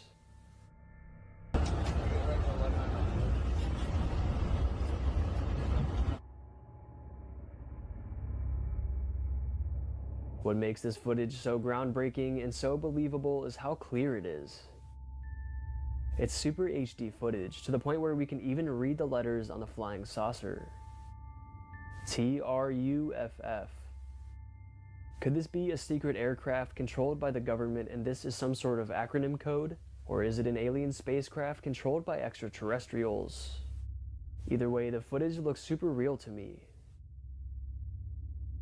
In fact, it might be the clearest footage ever taken of a UFO. And at the end of last year, I discussed how many UFO sightings and videos came throughout 2023. And I asked you guys if you thought these sightings would continue into the new year. And not only have they continued, but they're seeming to get even more crazy. So it looks like my question was answered. But what do you guys think? Could this somehow be a hoax? Let me know. Recently, a pilot who was traveling over the Pacific Ocean captured something truly strange. The plane was reportedly 31,000 feet over the Pacific Ocean when the strange phenomenon was spotted. The pilot looked out and saw multiple red glowing lights coming from within the clouds. The pilot, who has been a pilot for a long time, had never seen anything like this out of his whole pilot career. So he took photos of what he saw, and here they are. An otherworldly bright red glow radiates through the clouds below. Multiple photos and a short video document this and tell us that it's 100% real.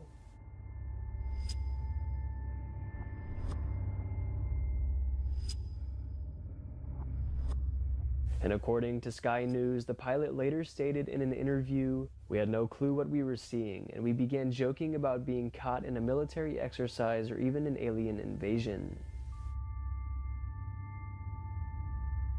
This caused a massive debate online as the video spread throughout various social media platforms. Comments range from natural phenomena to supernatural phenomena. One commenter thought it could have been a volcano eruption, but how can you see it through the clouds? And why is it not moving? I don't think the volcano explanation seems very likely. Others speculate some sort of apocalypse or alien invasion. Definitely some of the strangest footage of the whole video.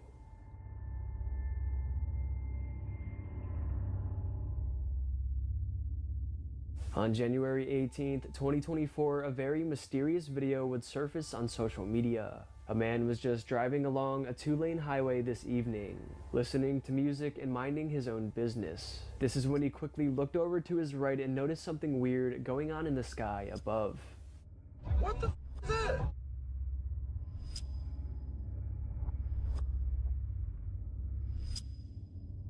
What the f is that?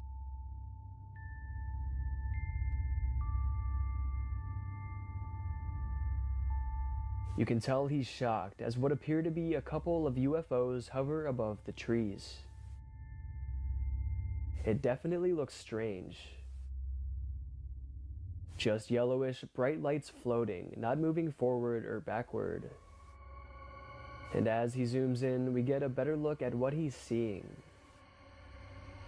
All that's there are just 3 interconnected lights. And then another one of those lights all alone below.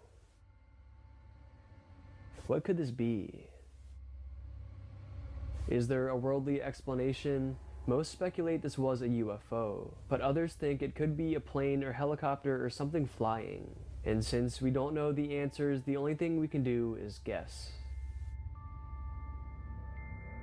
A group of fishermen were out fishing off the coast of Key West, Florida, when something very weird began to occur in the sky. Strange circles began to appear side by side in the clouds, making for an eerie sight. Bro, look at these clouds. What is going on?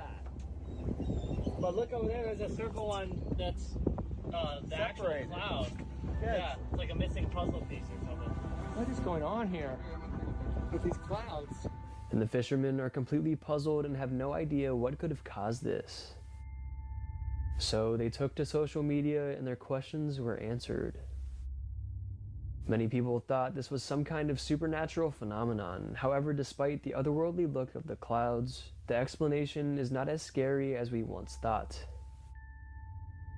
These are called fall streak holes. Fall streak holes are circular or elliptical openings that can occur in cirrocumulus clouds or altocumulus clouds.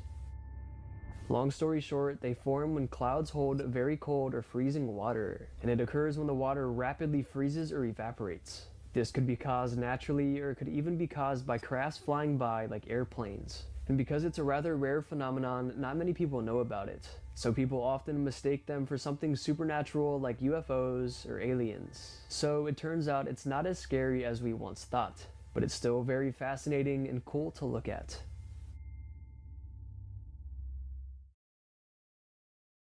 Alright, I think that's going to be it for today's video. I hope you guys enjoyed, and if you did enjoy, go ahead and smash the like button's mom. Let's aim for 5,000 likes for another one of these UFO type videos. And if you want to get to know me more, you want to see more of my spooky content, you can go ahead and follow me on Instagram, Maxwell Fear, or you can go ahead and follow me on TikTok, Maximum Fear YT. And be sure to subscribe to the channel because only 20% of you guys who watch my videos are subscribed. And be sure to hit that bell as well so you don't miss when I upload. And also feel free to check out my special Maximum Fear merchandise and coffee mugs. They're in the description down below. And shout out to my second channel, More Maximum Fear, where I post other scary content that you guys would definitely love.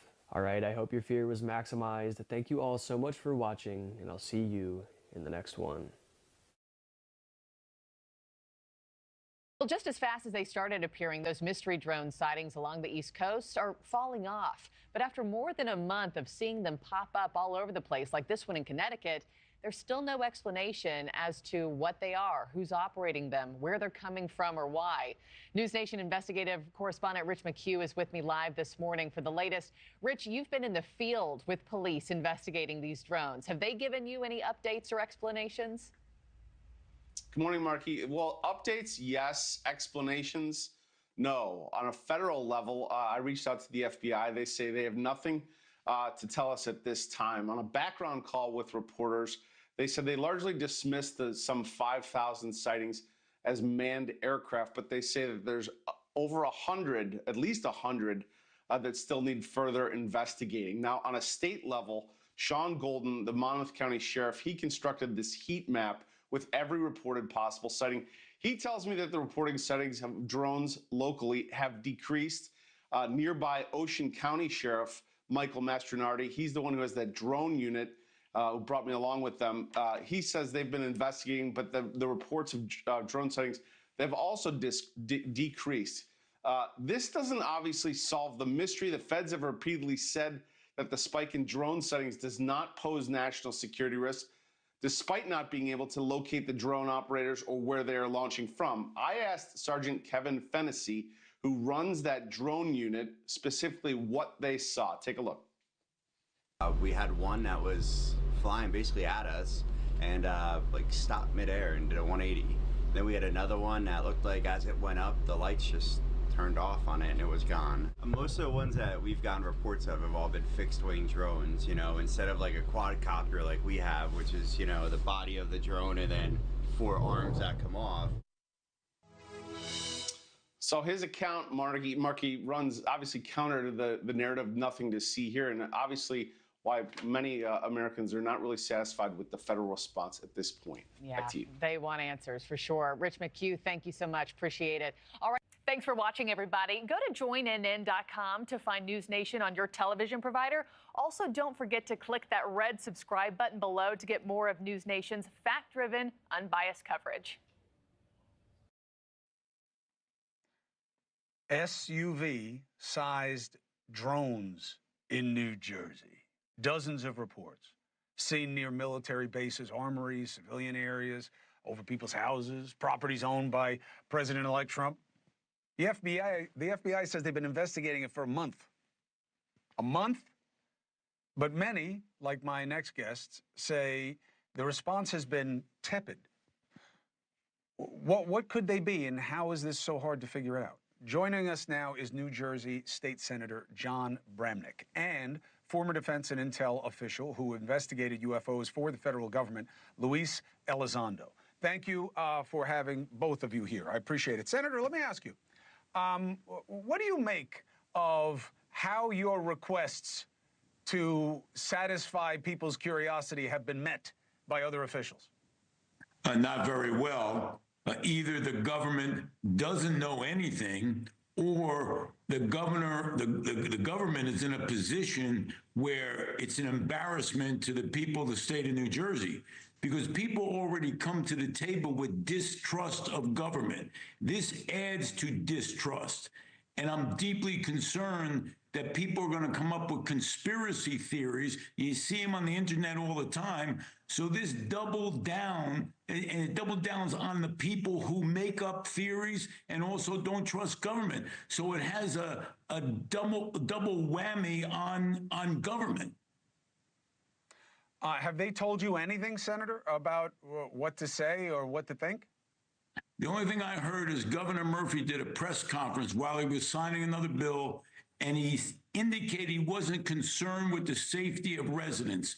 But the residents I represent are deeply concerned that they need a lot more information than a blanket statement that it's still safe out there. That's simply not enough. We're going to have a briefing tomorrow in Trenton, and I'm looking forward to hearing what they have to say. Well, you got a platform here to tell the country what you're finding out and what you're not finding out whenever you want it. Mr. Elizondo, it's good to have you again. What's your guess on this? I mean, look, the good news is you see a lot of navigation lights on these things. You see red and greens on a lot of these, which, as you know, are familiar lighting that people put on drones over a certain size. What's your guess as to why there's so many over Jersey all of a sudden?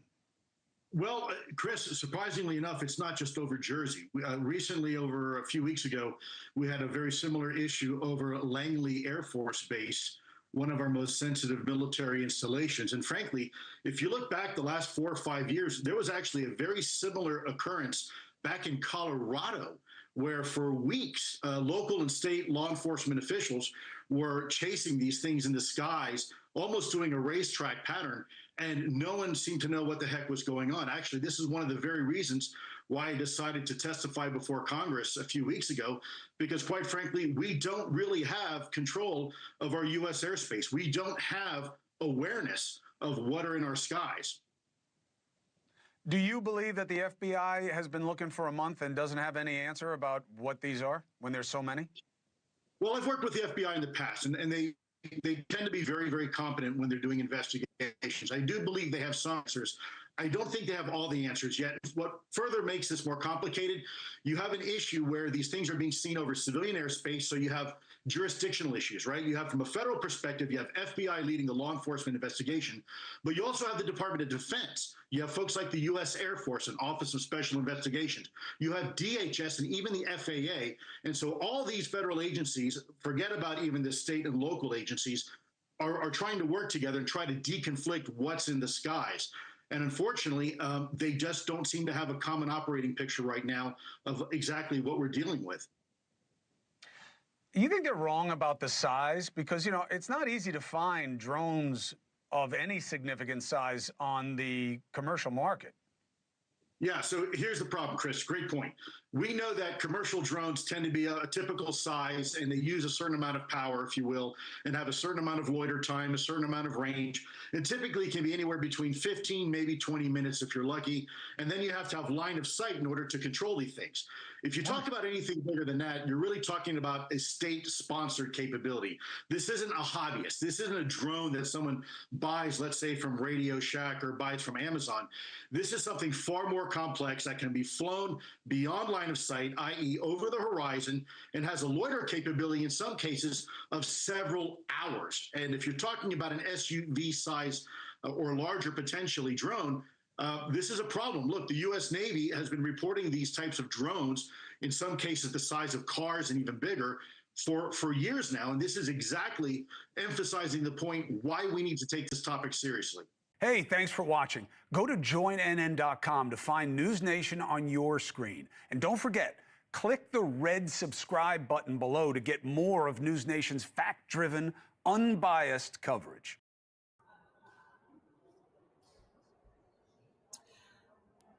All right, hi everybody. I am Joe Khalil here at News Nation, and I will let Ross introduce himself here as well. G'day everybody, Ross Coulthart from Australia right now. But what we're talking about, Joe, of course, is this quite extraordinary situation where the White House, the Defense Department, the FBI, just about every federal agency seem to be tying themselves up in knots, trying not to explain what the hell these objects are, hovering over the skies of not just the United States, but all over the world. Yeah, so we are seeing these drones all over the place, as Ross just said. So right now we're going to be doing an interactive discussion about what's going on from our different perches. Obviously, Ross and I have very different perspectives, me being here in Washington, D.C. on Capitol Hill, talking to lawmakers, and Ross, if you've been familiar with News Nation, I think you very much know what Ross does and what he brings here. So what we're doing is we're going to talk about this very generally. You're going to hear a lot from us, but this is also a discussion that involves you. So if you're watching on social media or elsewhere, you can join the conversation. You can drop questions in, and as we go, we'll take some questions and we'll kind of answer them as they come up and give you as much perspective as we can. It's going to be about a 15, 20-minute conversation. So why don't we start with Ross? Let's just go with what you are hearing, the latest from your perch and your sources about what these things may or may not be, and what the government is now doing to try to figure it out. Okay, Joe, so what fascinates me and what I find absolutely incredible about this whole story is that as of yesterday, we've got the White House National Security Advisor, John Kirby, Admiral John Kirby, spokesperson John Kirby, essentially has said to the people of New Jersey that they are misidentifying these objects.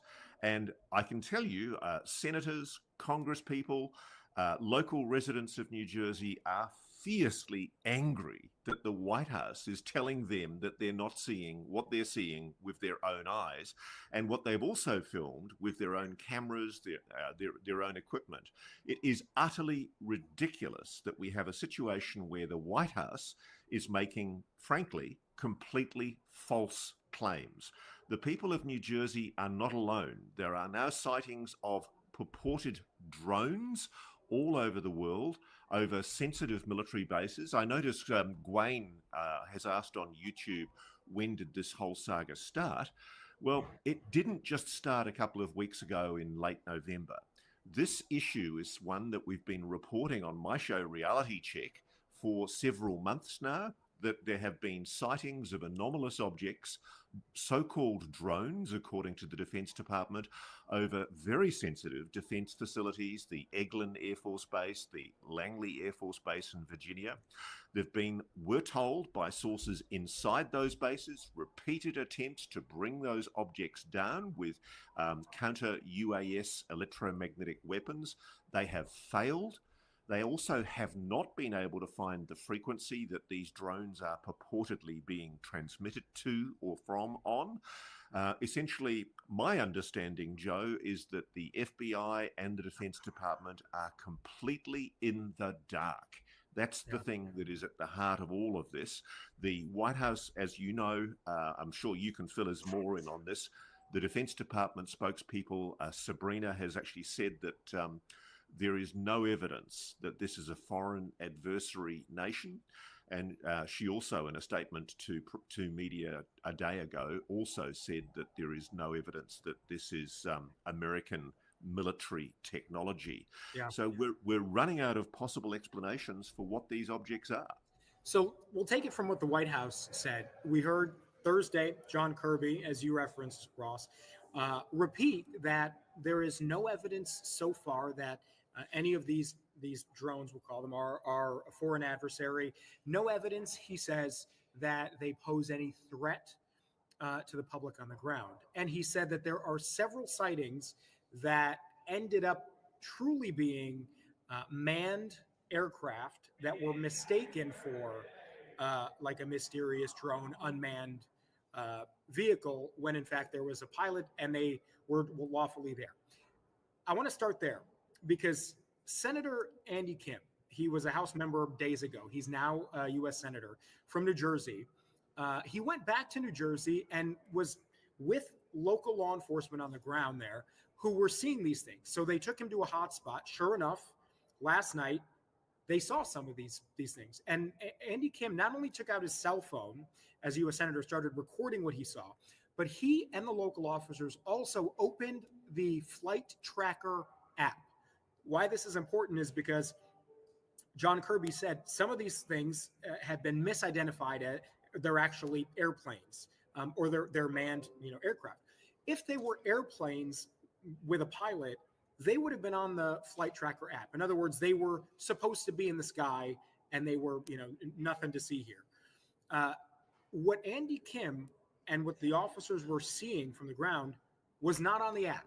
So in other words, whatever these drones were, what in the sky that he's looking at and he's recording, were not supposed to be there. So that does tend, at least somewhat, to push back on this narrative that everything that people are recording from the ground, they're mistaking for something that is just routine and normal, right? So I thought that was a really important development because it's not just coming from some observer who you don't know. This is a sitting U.S. Senator who is broadcasting and telling us with visual evidence here, no, actually, we don't know what these things are. I'll just add this, Ross. Every time I talk to lawmakers this week about this topic, there is a real sense of frustration because when I talk to many of them, I can sort of tell when there's classified information that they don't want to tell me, and sometimes for good reason. It's as much as that frustrates me as a reporter, I want to get that information, but I understand things are classified if it's about sensitive things, military or what have you. I'm not getting that sense. I'm not getting the sense that they're holding back. I think they genuinely don't know. And I think the lawmakers I'm talking to, they genuinely think the FBI and the Pentagon are being real with them when they say they don't know what these things are. So that in itself should be concerning, and you can understand why people who are living in New Jersey and New York seeing these things, when they hear the White House say, we don't know what they are, but no reason to worry, they might take that with a grain of salt and say, I want to know more before I make the decision that I'm not concerned about what I'm seeing. I agree, Joe. And I think at the moment there are two competing narratives happening here.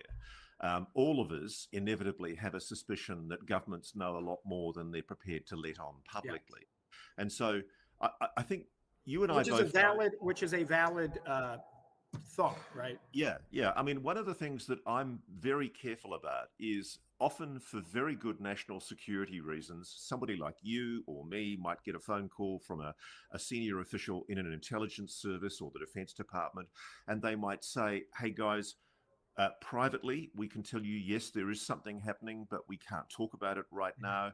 For that reason, be aware, there are sensitivities here that can't be discussed. Now, originally, at the very beginning of all of this, I was being told breathlessly by people in the intelligence community that they were reasonably confident that this was Russian drones, that the Russians were deploying drones, particularly over RAF Lakenheath, the Royal Air Force Base in the United Kingdom. And when it became clear that there were no Russian ships off the coast, that there was no way of explaining how these drones could have been deployed from the ocean, the argument then became, it's Russian organized crime gangs that are deploying these drones on behalf of the Russian government. Then when that narrative fell away, it was, it must be China. Yes, and the audio signatures of what we're hearing on these drones are very similar to or identical to the audio signatures that we use to assess that these are Chinese drones. Now I'm hearing we have no idea. And that's very disturbing because, frankly, I think we're getting mixed messages. And it's at a time like this, when you have mixed messages, when clearly the White House is saying one thing. For example, I hear John Kirby's a really nice guy, and I hate having to focus on him, but Admiral John Kirby, the national security spokesperson for the White House, made a very serious error when he took on the people of New Jersey and suggested that they were misidentifying these craft. More importantly, he also said publicly that there were no reported or confirmed incursions of drones or supposed drones over any restricted sensitive airspace. And we know for a fact, because I'm in touch with Katie Carrada from WPIX, which is one of the local affiliates that News Nation has in the New Jersey area.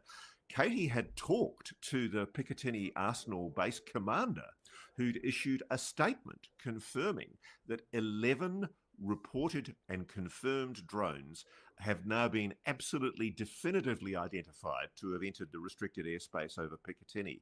And Picatinny, as you'd know, Joe, it's one of the most sensitive weapons arsenals on the entire east coast of the United States. Add to that, there's also been at least 2 confirmed incursions over the Earl base, which is also in New Jersey. There's clearly a dissonance between what the White House is saying at the very top levels of government in the national security sphere, and you've got local base commanders who I know are absolutely screaming that they're getting these incursions over their sites. We're just getting completely mixed messages. Yeah. And what the problem with that is, you end up getting an information vacuum, and then the public starts speculating. And so I don't want to give any credibility at all to what I'm about to say here, and I don't want people to think that there is any truth to these allegations. But I've even had people say to me breathlessly, there's a coup d'etat underway from sections of the military-industrial complex who are worried about Trump. Total wild speculation. Another one is people are suggesting to me that the drones are part of a secret government operation to look for a nuclear weapon that's been buried somewhere in New Jersey. These are wild, inflammatory, and I suspect grossly untrue statements. Yeah. But they're a really good example of why the government, if it doesn't know, it needs to tell the truth. It needs to come clean. Otherwise, this is going to escalate. Usually it's in that void of information, as you mentioned, where you get people speculating and then the conspiracy based on no evidence comes forward. Let's take some of these questions. So Chris asks, why we're not hearing from whistleblowers about this. Ross may have a better answer to that question. Chris, I would just say that you need to know what these things actually are for you to have a whistleblower come forward and say, the FBI knows but isn't telling you. Again, I could be wrong about this, and this is just based on my reporting here at the Capitol. But it's my sense that very high-level senators and members of Congress in the House who serve on committees like the Intelligence Committee, the Armed Services Committee, the Homeland Security Committee. These people who are very privy to information the rest of us are not. It's my genuine sense they are not getting the information because they do not know. If the FBI or if the Department of Homeland Security knew what was going on, what these things actually were, you might have somebody come forward in a whistleblower type fashion and say, hey, you know what? I think the American public deserves to know what these things are. I'm going to leak it. But the reason I believe that is actually not known is because if I were to talk to a lawmaker and say, hey, what are these things? They may look at me, someone who I have an established relationship with, and say, Joe, I can't really talk about that right now. But that's not what they're saying. They're saying, we're not hearing a damn thing.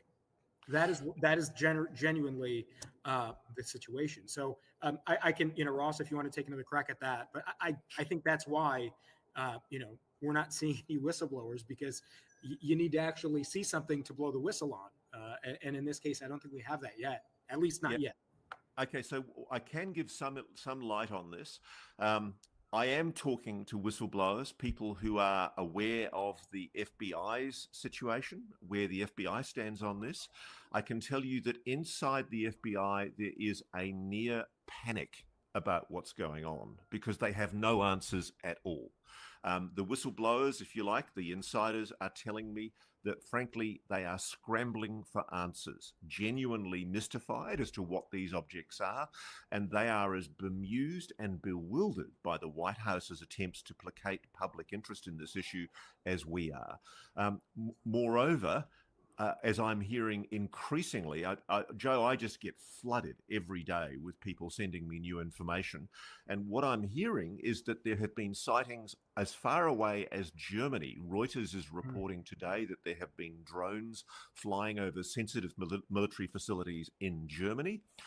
There's previously been reports that I've reported on involving the British aircraft carrier, the Queen Elizabeth II, in dock in Hamburg being buzzed by a drone. Originally, I was being told that that drone was flying very close to a Chinese-owned section of the port, and so the suspicion was that it was Chinese. There's no truth to that, I'm told. Essentially, they have no idea where these purported drones are coming from. Moreover, I am in touch with people who are still doing surveillance of British bases which American pilots fly out of in the United Kingdom, including bases which are rumoured to have deployed new nuclear weapons. One of the speculations was that because nuclear weapons had been deployed into the mainland UK again by the United States because of the heightened sensitivities with Russia, the speculation was that these drones might be some display of force by the Russians in order to spook the British and the Americans about the deployment of long-range missiles, which are now being used inside Russian territory from Ukraine.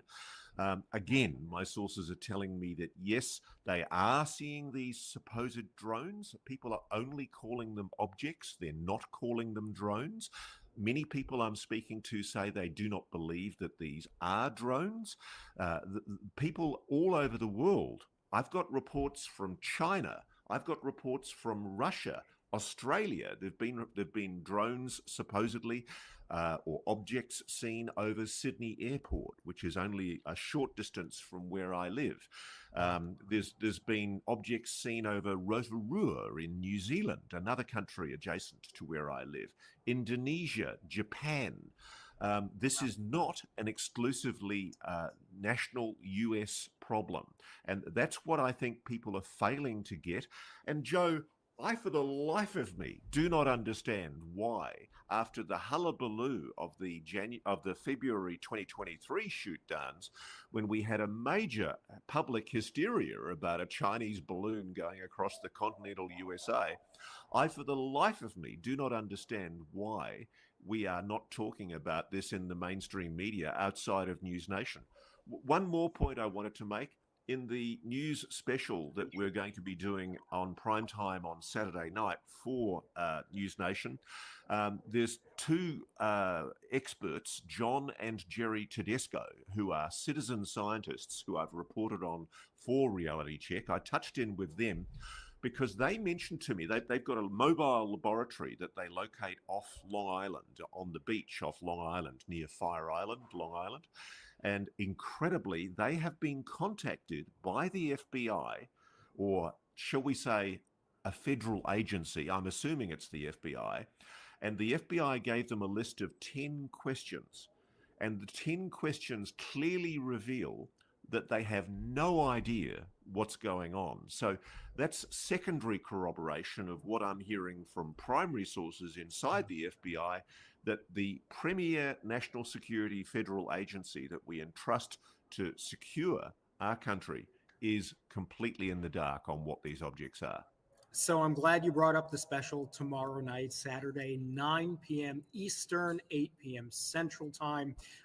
This is going to be a special that encompasses basically the week that was, all from A to Z, what's going on with these sightings. And my small sliver of it is just what we're seeing on Capitol Hill. Ross, I'll build on what you just said here about the FBI seemingly, you having now firsthand and seemingly secondary sourcing that hints they really genuinely don't understand what's going on here. There was a hearing just a couple of days ago in the Homeland Security Committee, the United States Congress, in the House, and there was a representative from the FBI. During that hearing, several lawmakers were asking questions about what they can do, what capabilities they have to try to at least understand what we're seeing, what some of these images are on your screen right now.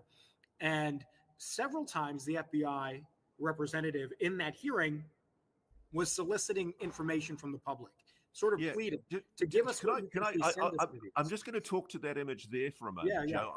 I haven't actually seen that one, but that is just extraordinary. Yeah. What it appears to show, I mean, obviously the official line has been that these are drones, okay? Now, if these are military drones, even highly advanced military drones of some kind, we know that they're not from a foreign nation because the Pentagon has categorically denied that. Well, what the hell kind of drone is capable of, as we can see here, receiving some kind of an object? I mean, that inescapably looks like some kind of object, secondary orb-shaped object, is actually moving towards a hovering drone of some kind and engaging with it.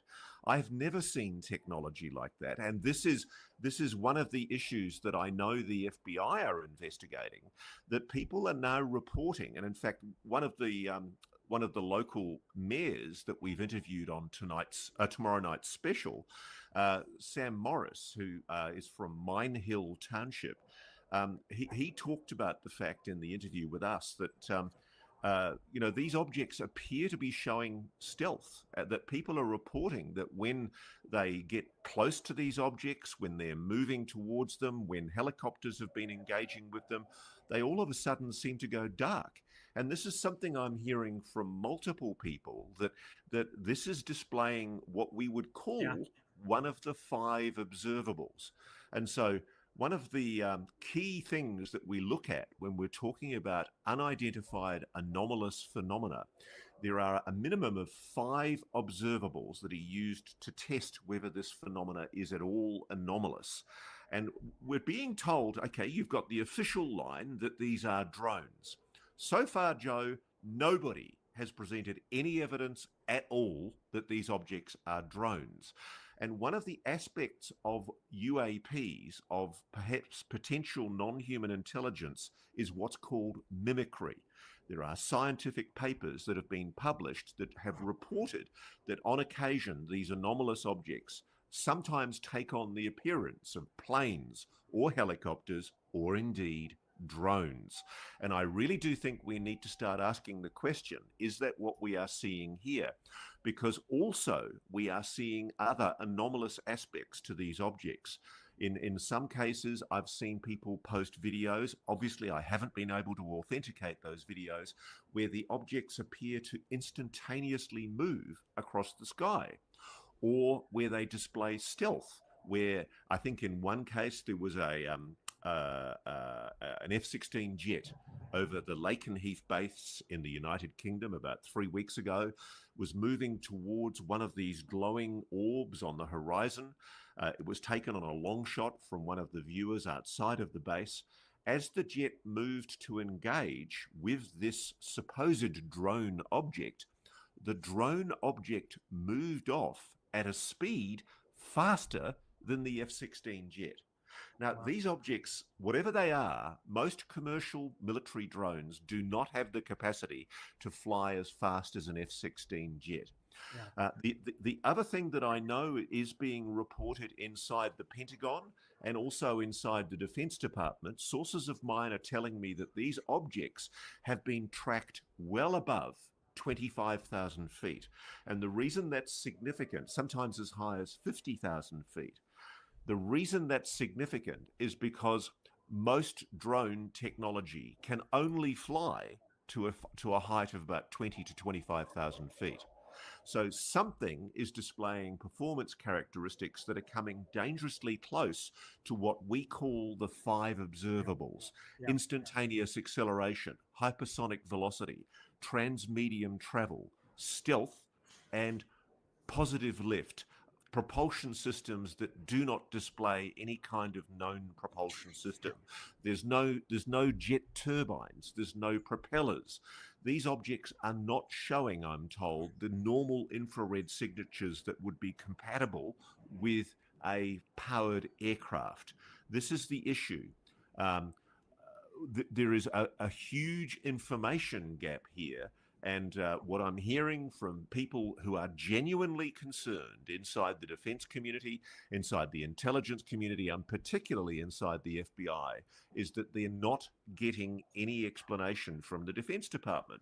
And we all assume that the Defense Department knows what it's going to be talking about. We all assume that they have these omniscient surveillance systems.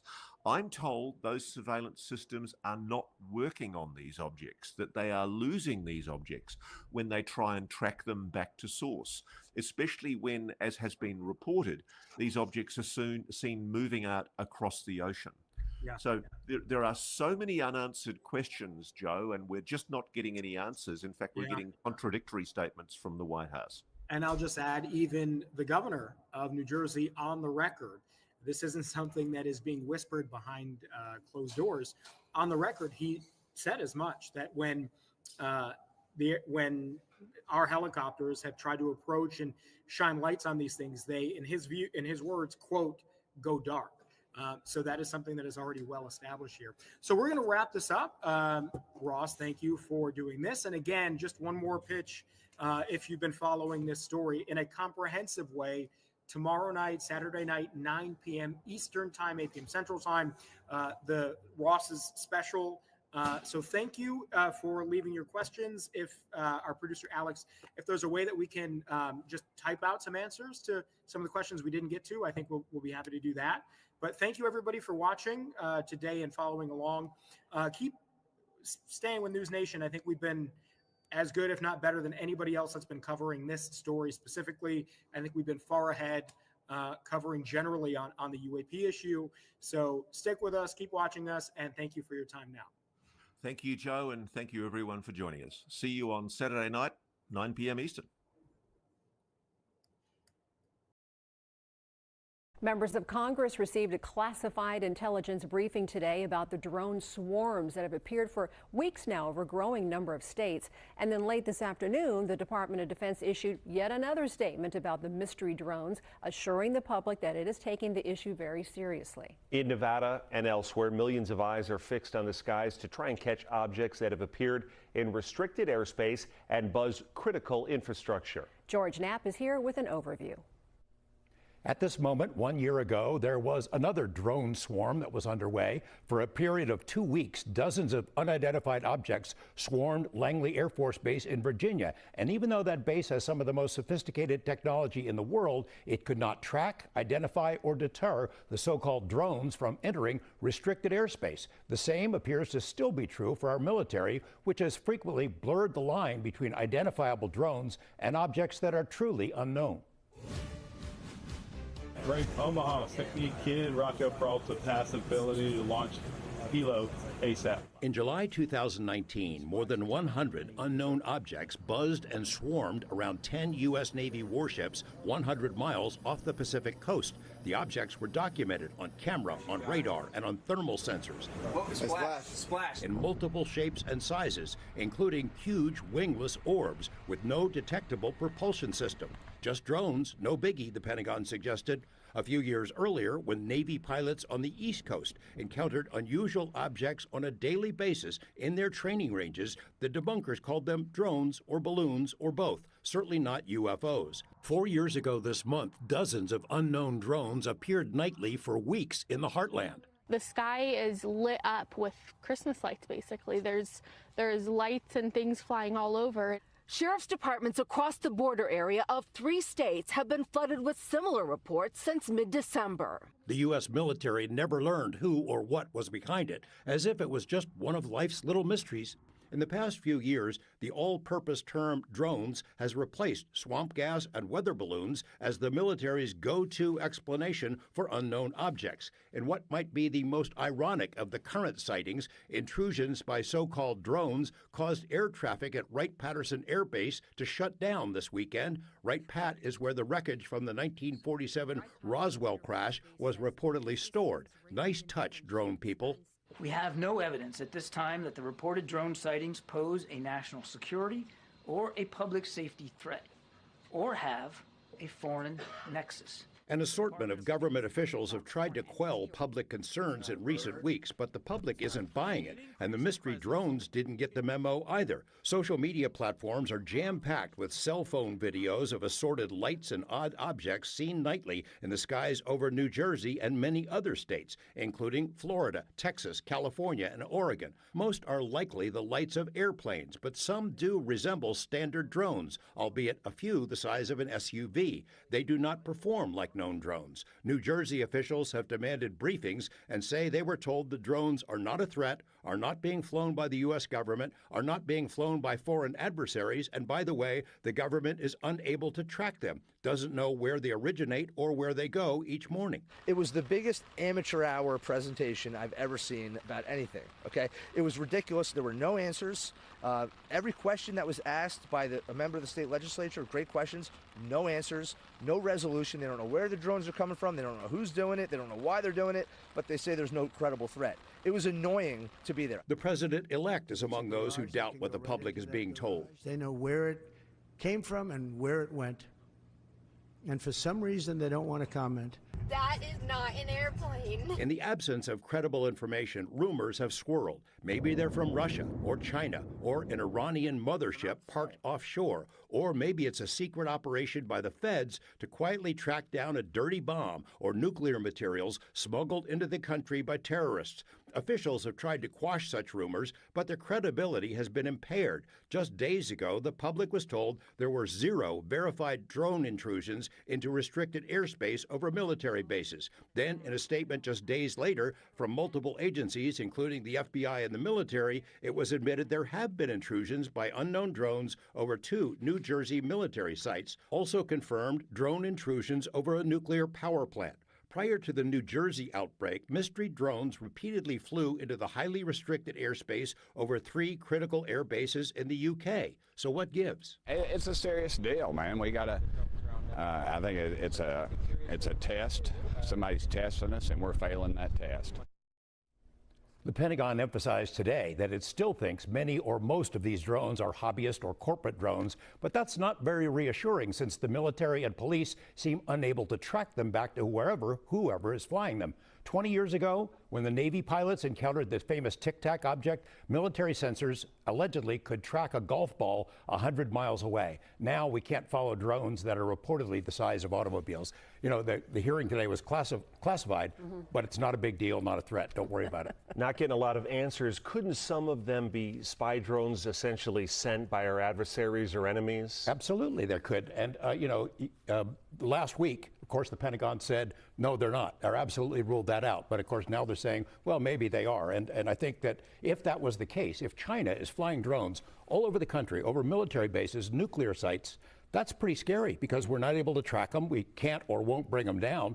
That sends a really strange signal to our adversaries if that's the case. That's a whole different story. Watching this unfold is great fun. All these officials and cops and small town guys who are asking questions about what's flying around in the sky, and they're getting the same kind of runaround that those of us from UFO world are used to all these years. You can relate. I can. Yeah. So many of them are fidgeting in their Yeah. seats for sure. All right, George, thanks so much.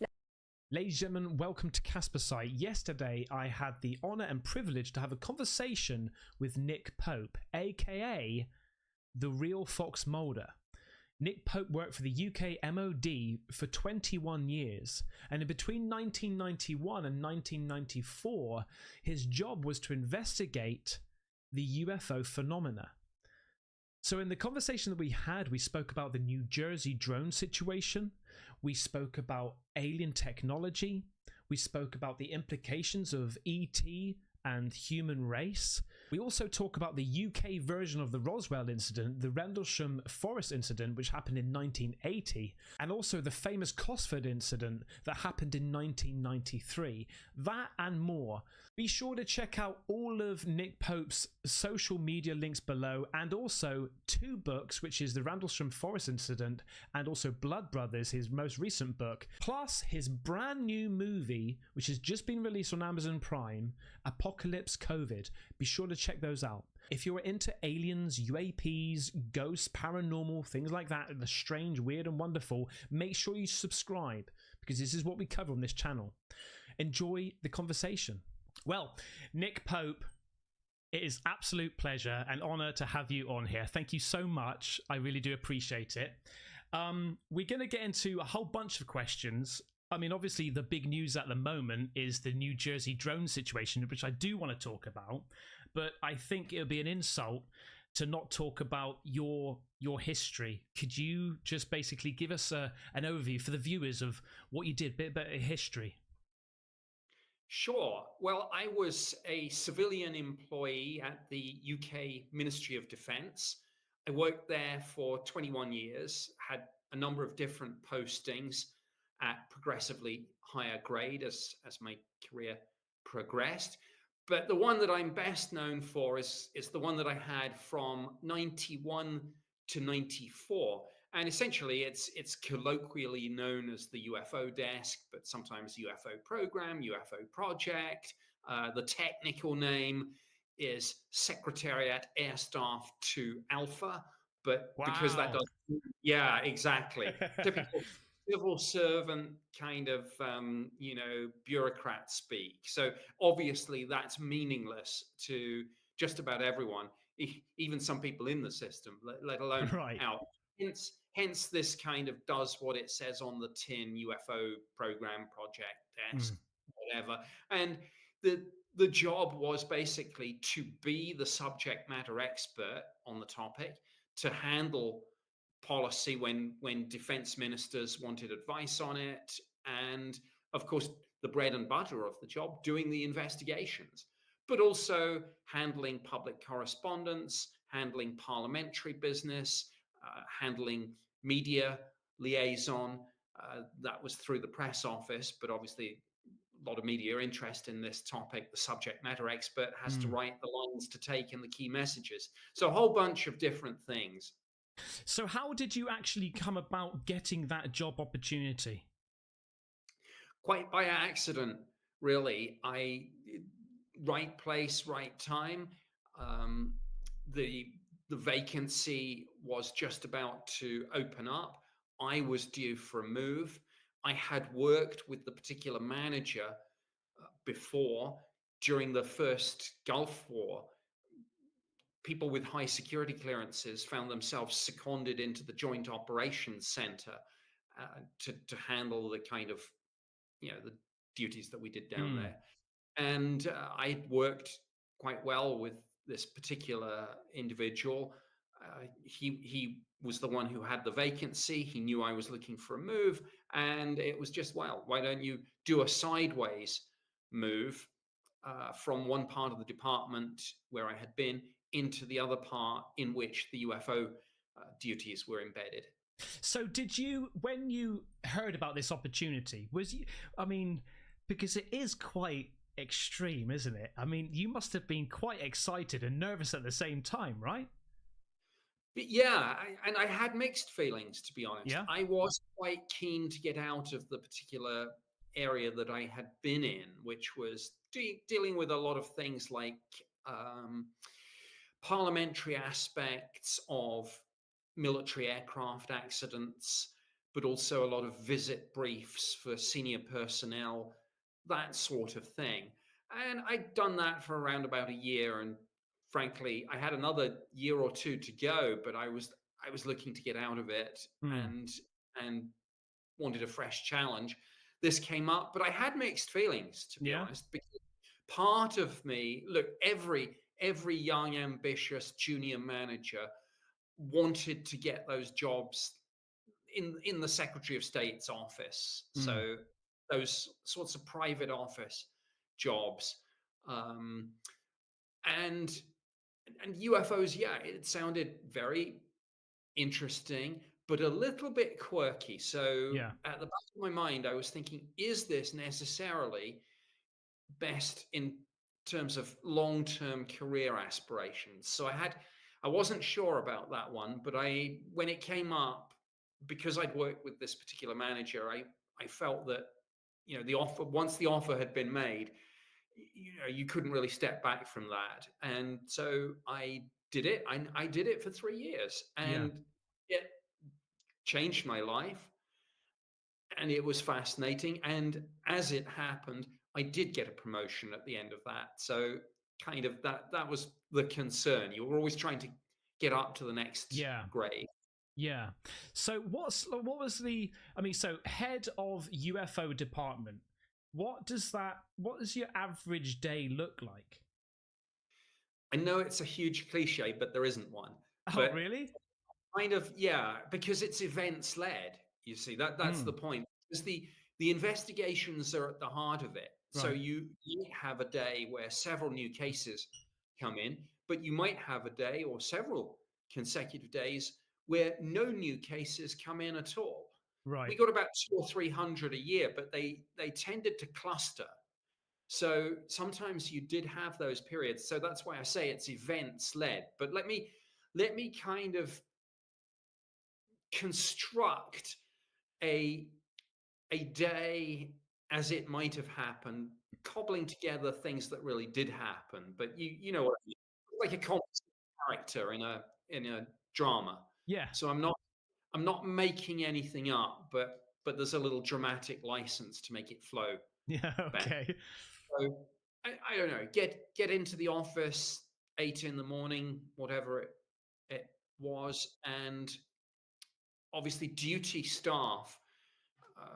Some people are working the night shift, and if something happens, anything happens, could be a UFO sighting, but could be a complaint about noise from military aircraft, could be somebody's died on a military operation or exercise, but there's always somebody, you know, even at 2-3 in the morning, of course, there are people on duty, and those people take action if necessary, but if not, they leave the subject and say somebody's going to pick this up during the daytime. So get into the office, find that a couple of UFO reports got phoned in, and they would come to me as signals. But, you know, this is back in the 90s. Now we sort of think that everything is email, but of course, back in the day, there was a lot of hard copy paper or signals coming out of a telex machine.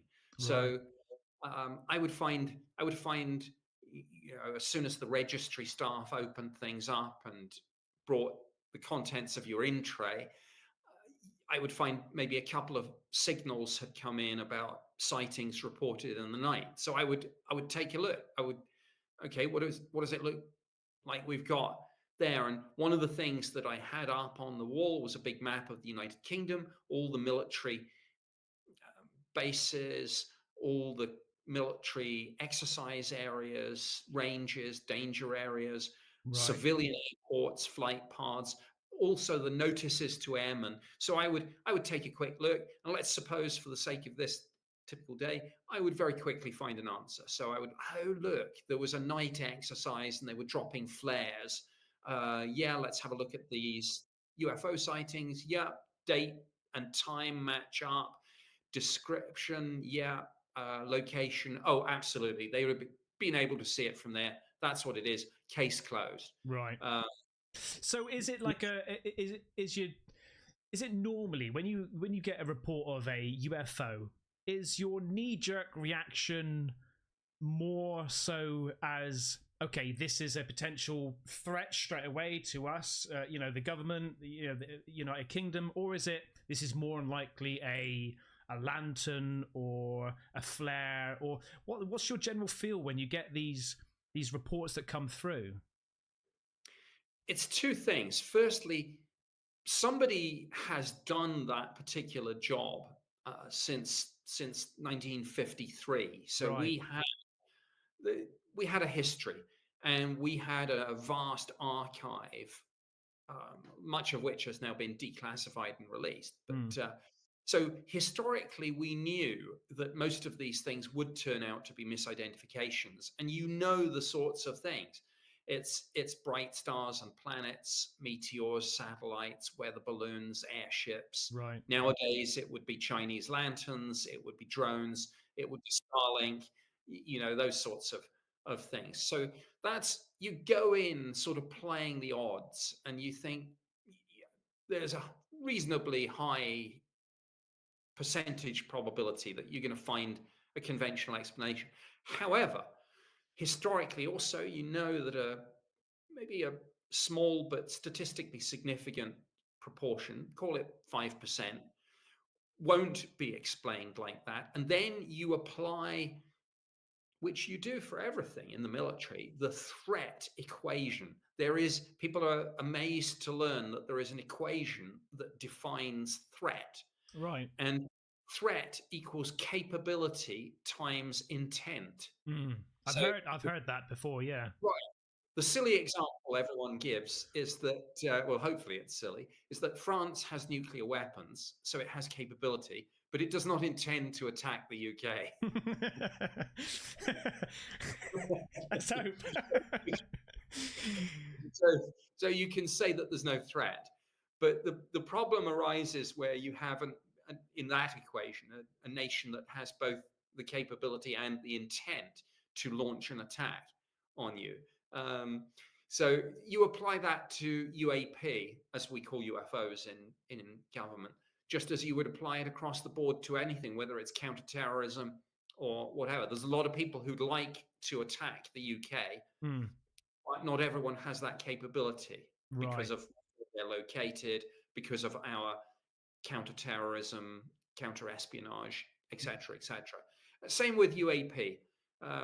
Threat equals capability times intent. So the things we're really looking at are cases where there's good physical evidence, UFOs seen by pilots, simultaneously tracked on military radar systems, maybe also filmed nowadays on forward-looking infrared cameras. We've seen some of those films out of the United States, of course. Yeah. And again, though this is classified, you'd be looking at things like space tracking radar system at RAF Fylingdales in Yorkshire. You'd be looking at military satellites. Right. So when you have a report that comes through, you mentioned that you had obviously the map of the UK. Did you notice any hotspots in the UK, mostly over like RAF bases and things like that, or was it just a random mess of just reports? It's a really interesting question, and not many people think to ask it, and I'm glad you did, because there is a huge problem with all these talks about UFO hotspots. In fact, there's two problems. Okay. Firstly, nobody or very few people, when they're doing these sorts of maps or league tables, control for population. So right. One time I asked one of my admin staff to go back and do a historical project, and I got some blank maps of the UK and literally asked her to go back and take the raw data and do an X mark the spot. Well, we didn't have to go very far with that. to realize that what we were looking at was population density maps of the UK. And I mean, so the sightings cluster around London, Birmingham, Manchester, Liverpool, Leeds, Glasgow. You know, if there's anything strange in the sky, there are more potential witnesses, even when you factor in light pollution and obstructed views. So that's point number one. Point number two, again, your point about the RAF bases. And this is a problem that the US military is grappling with right now. Congress has asked this question.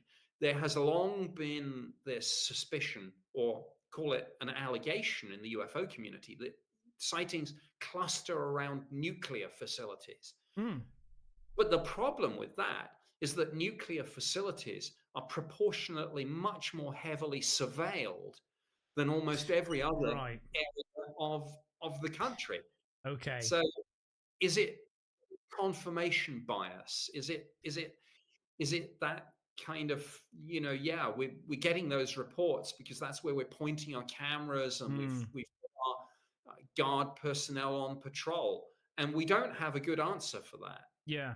Well, it sort of leads on to my next question is, it seems like we are getting more sightings nowadays. Is it because more anomalies are in the air, more UFOs, or is it because most of us now have mobile phones to point up? We've, quick access, straight to the video, straight to a photo. Is it because of that? What do you think it is? It's largely that latter factor. But also you could say that if you're looking at figures over several decades, population has increased fairly dramatically. So, that's, again, something that if you're comparing sightings in the 50s with sightings now, we've got several million more potential witnesses every time there's something strange in the sky. We've also got proportionally more, probably higher proportion of things that can be misidentified, because again, there's far more up there now in terms of drones, in terms of Chinese lanterns, neither of which were even really an issue when I was doing the job in the 90s. Yeah. Even satellites, it was much less. So again, that's a factor. But yeah, your point about the smartphones is the big one. There's chronic underreporting of UFOs because a lot of people fear that they'll be either disbelieved and or ridiculed. But if those people, as now everyone carries their smartphones, have photos or videos, they're much less reluctant to come forward, because they'll be like, well, don't just take my word for it. Look, here's the footage I got. But also, I think that I would say there's been a huge sort of leap now, because going back maybe, I mean, I've had conversations with my family members where I've spoken about UFOs and aliens and things like that, and they think, "Oh, put on your tinfoil hat, Ben," But now you talk about it, it's like, "Oh yeah, I'm well into UFOs. Oh yeah, what do you think about the ETs and things like that?" So I think that stigma is starting to disappear somewhat, don't you think? Very much so. And again, the reason for that, though, it's events led, and particularly in the United States, of course, what we've now got is let's take videos, for example. Ever since the rise of the internet and social media, obviously UFOs have been a big subject, and you can go onto YouTube or anywhere in the blogosphere and you can find some sort of blurry images of UFOs. But now, authenticated by the US government, you have a number of videos taken with the forward-looking infrared cameras mounted on F-18 fighter jets. Yeah. And you can switch on the TV, or you can go online and you can see a group of people talking about UFOs. And instead of it being the sort of, British UFO Research Association annual general meeting, you'll find it's the Armed Services Committee in the United States Senate Yeah. having an open hearing. And so, yeah, the stigma is released because people are now looking at all this and saying, well, wait a minute, we've got military pilots on the record. We've got public hearings in Congress where witnesses are speaking under oath to senators, to congressional representatives in the armed services committees, the intelligence committees, the oversight committees. And suddenly it's much harder to ridicule that sort of thing. Yeah, absolutely. Yeah, yeah. I want to get into the nitty gritty soon, but I do want to ask you because I would kick myself.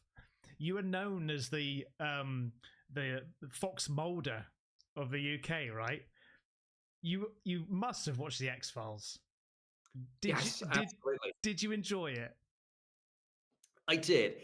I should say, and I know a lot of people are a little disappointed to hear this, but real life government UAP work really isn't like the X-Files. Oh, bye, Nick. Bye. Sorry. No running around dark warehouses with torches or guns. No. However, your wife is a skeptic, right? And a scientist. A skeptic and a redhead. That's crazy. He is the real life Dana Scully. Yeah, absolutely. Yeah, brilliant. No, real life government UAP work is much more headquarters based. It's all about radar data. It's all about intelligence community imagery analysis, resources and capabilities, looking at photographs and videos, that sort of thing. Did you ever work like hand in hand with like NASA? Because, you know, when I've been covering, you know, UFOs, UAPs, however you want to call them nowadays, you know, obviously I look through comments and stuff, and occasionally, you know, especially on last week, I think a week before, when Congress was going on, there was a representative there from NASA or ex-employee of NASA. And that gentleman was saying that we need more funding to look into this. We could go into our archives. I just thought to myself, surely, out of anybody that is going to see some crazy things up in the sky, it's going to be NASA, right? What's your thoughts on that? Did you work hand in hand? We didn't. And that speaks to a wider issue about the lack of real liaison between the United States and the United Kingdom on this. Back when I was doing this job, there really was no interface. The British government, we were collectively told, now you can probably say, looking back, that was maybe not entirely correct, but we were collectively told there is no dedicated program looking at UAP in the United States. So there, and NASA publicly at the time had no role in relation to UFOs. It's only the current administrator, Bill Nelson, under his watch, that NASA started doing this at all. Now you can say, well, come on, surely behind the scenes, maybe at an unclassified level. And I don't know the answer to that, but publicly at least, the US government didn't have a program back in the 90s. So no, I did not liaise with the United States government or any part of it like NASA. Because the area that you ran for that amount of time for the UK, was it in 91? Yes, my time on that program was 91 to 94. A number of different people held that post after me, but at the end of 2009, after over 50 years, they pulled the plug. Partly defense cuts, partly statement that no overt military threat had been detected in all those years. I think applying the threat equation, I think, yeah, sure, we weren't hostile, we weren't being attacked, but the capability was there, the intent was unknown. So a lot of us felt that there was a potential threat with some of these UAP sightings until the point that we could explain them away, which with many of them we couldn't. So I think it was a mistake. There are also rumors that effectively the United States kind of took control of the UK program. And now it's interesting, it's kind of almost come full circle. because now the Five Eyes intelligence sharing alliance, so the US, the UK, Canada, Australia, and New Zealand, do have a UAP working group. And so the UK is kind of technically back in the game, Right. but this is very much US led. Right. Okay. See, I would have imagined that it would have been even more important nowadays, with all of the technology we've got now with drones, like that can easily fly into other planes, into people, into groups of people. Like, you know, I would imagine it would have been just super high up on priority list. I know it is, but to actually take down an operation like that just seems a little bit counterintuitive. Yeah, again, it depends what language you use, because the Ministry of Defense will say, of course, that they are devoting a lot of time and resources into counter-drone technology. In fact, the lead story on the Ministry of Defense website just a few days ago read, British Army conducts successful anti-drone test, and that was a directed energy weapon. So basically they Is that the laser. Yeah, is that something to do with the AUKUS, is it? Yes, I think so. But the point is, if you use phrases like drone or unmanned aircraft system or unmanned aerial vehicle, so UAS, UAV, Ministry of Defense will say, yeah, we're right across it. We've seen in Ukraine, of course, how relatively small, inexpensive drones with little more than a grenade kind of strapped to the underside of it can take out multi-million-dollar main battle tanks. So everyone knows in the military that this is a growth area. But where is the line between a UAV and a UAS and a UAP? Yeah. And you can argue it around in circles, because the Pentagon's unit, the All Domain Anomaly Resolution Office that now have responsibility for UAP, say we will only look at these drone incursions if something is A, unidentified, but B, anomalous in terms of is it kind of performing speeds, maneuvers, and accelerations that seem to go way beyond our own kind of understanding of where the level of technology is. So, for example, recent incursions at Langley Air Force Base, Arrow were aware of them, but they handed the investigation off to others because they said, this is not UAP, this is UAS, UAV. Right, okay. These were huge, though, over a space of how many? I think it was 3 days they were just hanging over the top of Langley, right? And these were like 6 foot wide? Yeah. Or 6 meters wide? Yeah.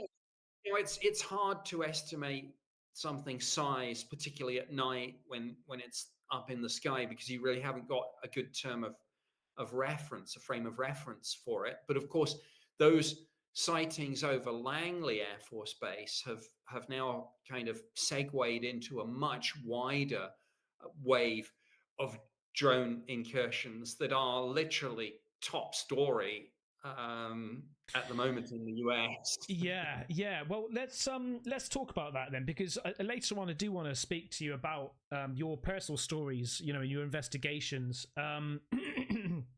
But yeah, the situation going on at the moment in New Jersey, which has been now over 3 weeks, I suppose, reported. What's your take on them? Because there is back and forth. It's frustrating for anyone, especially I would imagine the locals in New Jersey. You know, you've got these things flying about their houses, you know, tens of them for weeks on end, and nobody seems to know what they are, or I've got to be honest with you, seems to care. That's what it comes like from the government. They're like, oh yeah, look at those. What are they doing?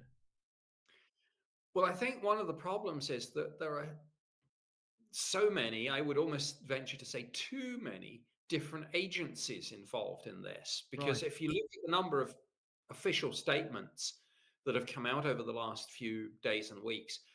We've obviously got local police involved, and sometimes obviously then city authorities, so mayors, but also at higher level, congressional representatives, where something happens in their constituency area.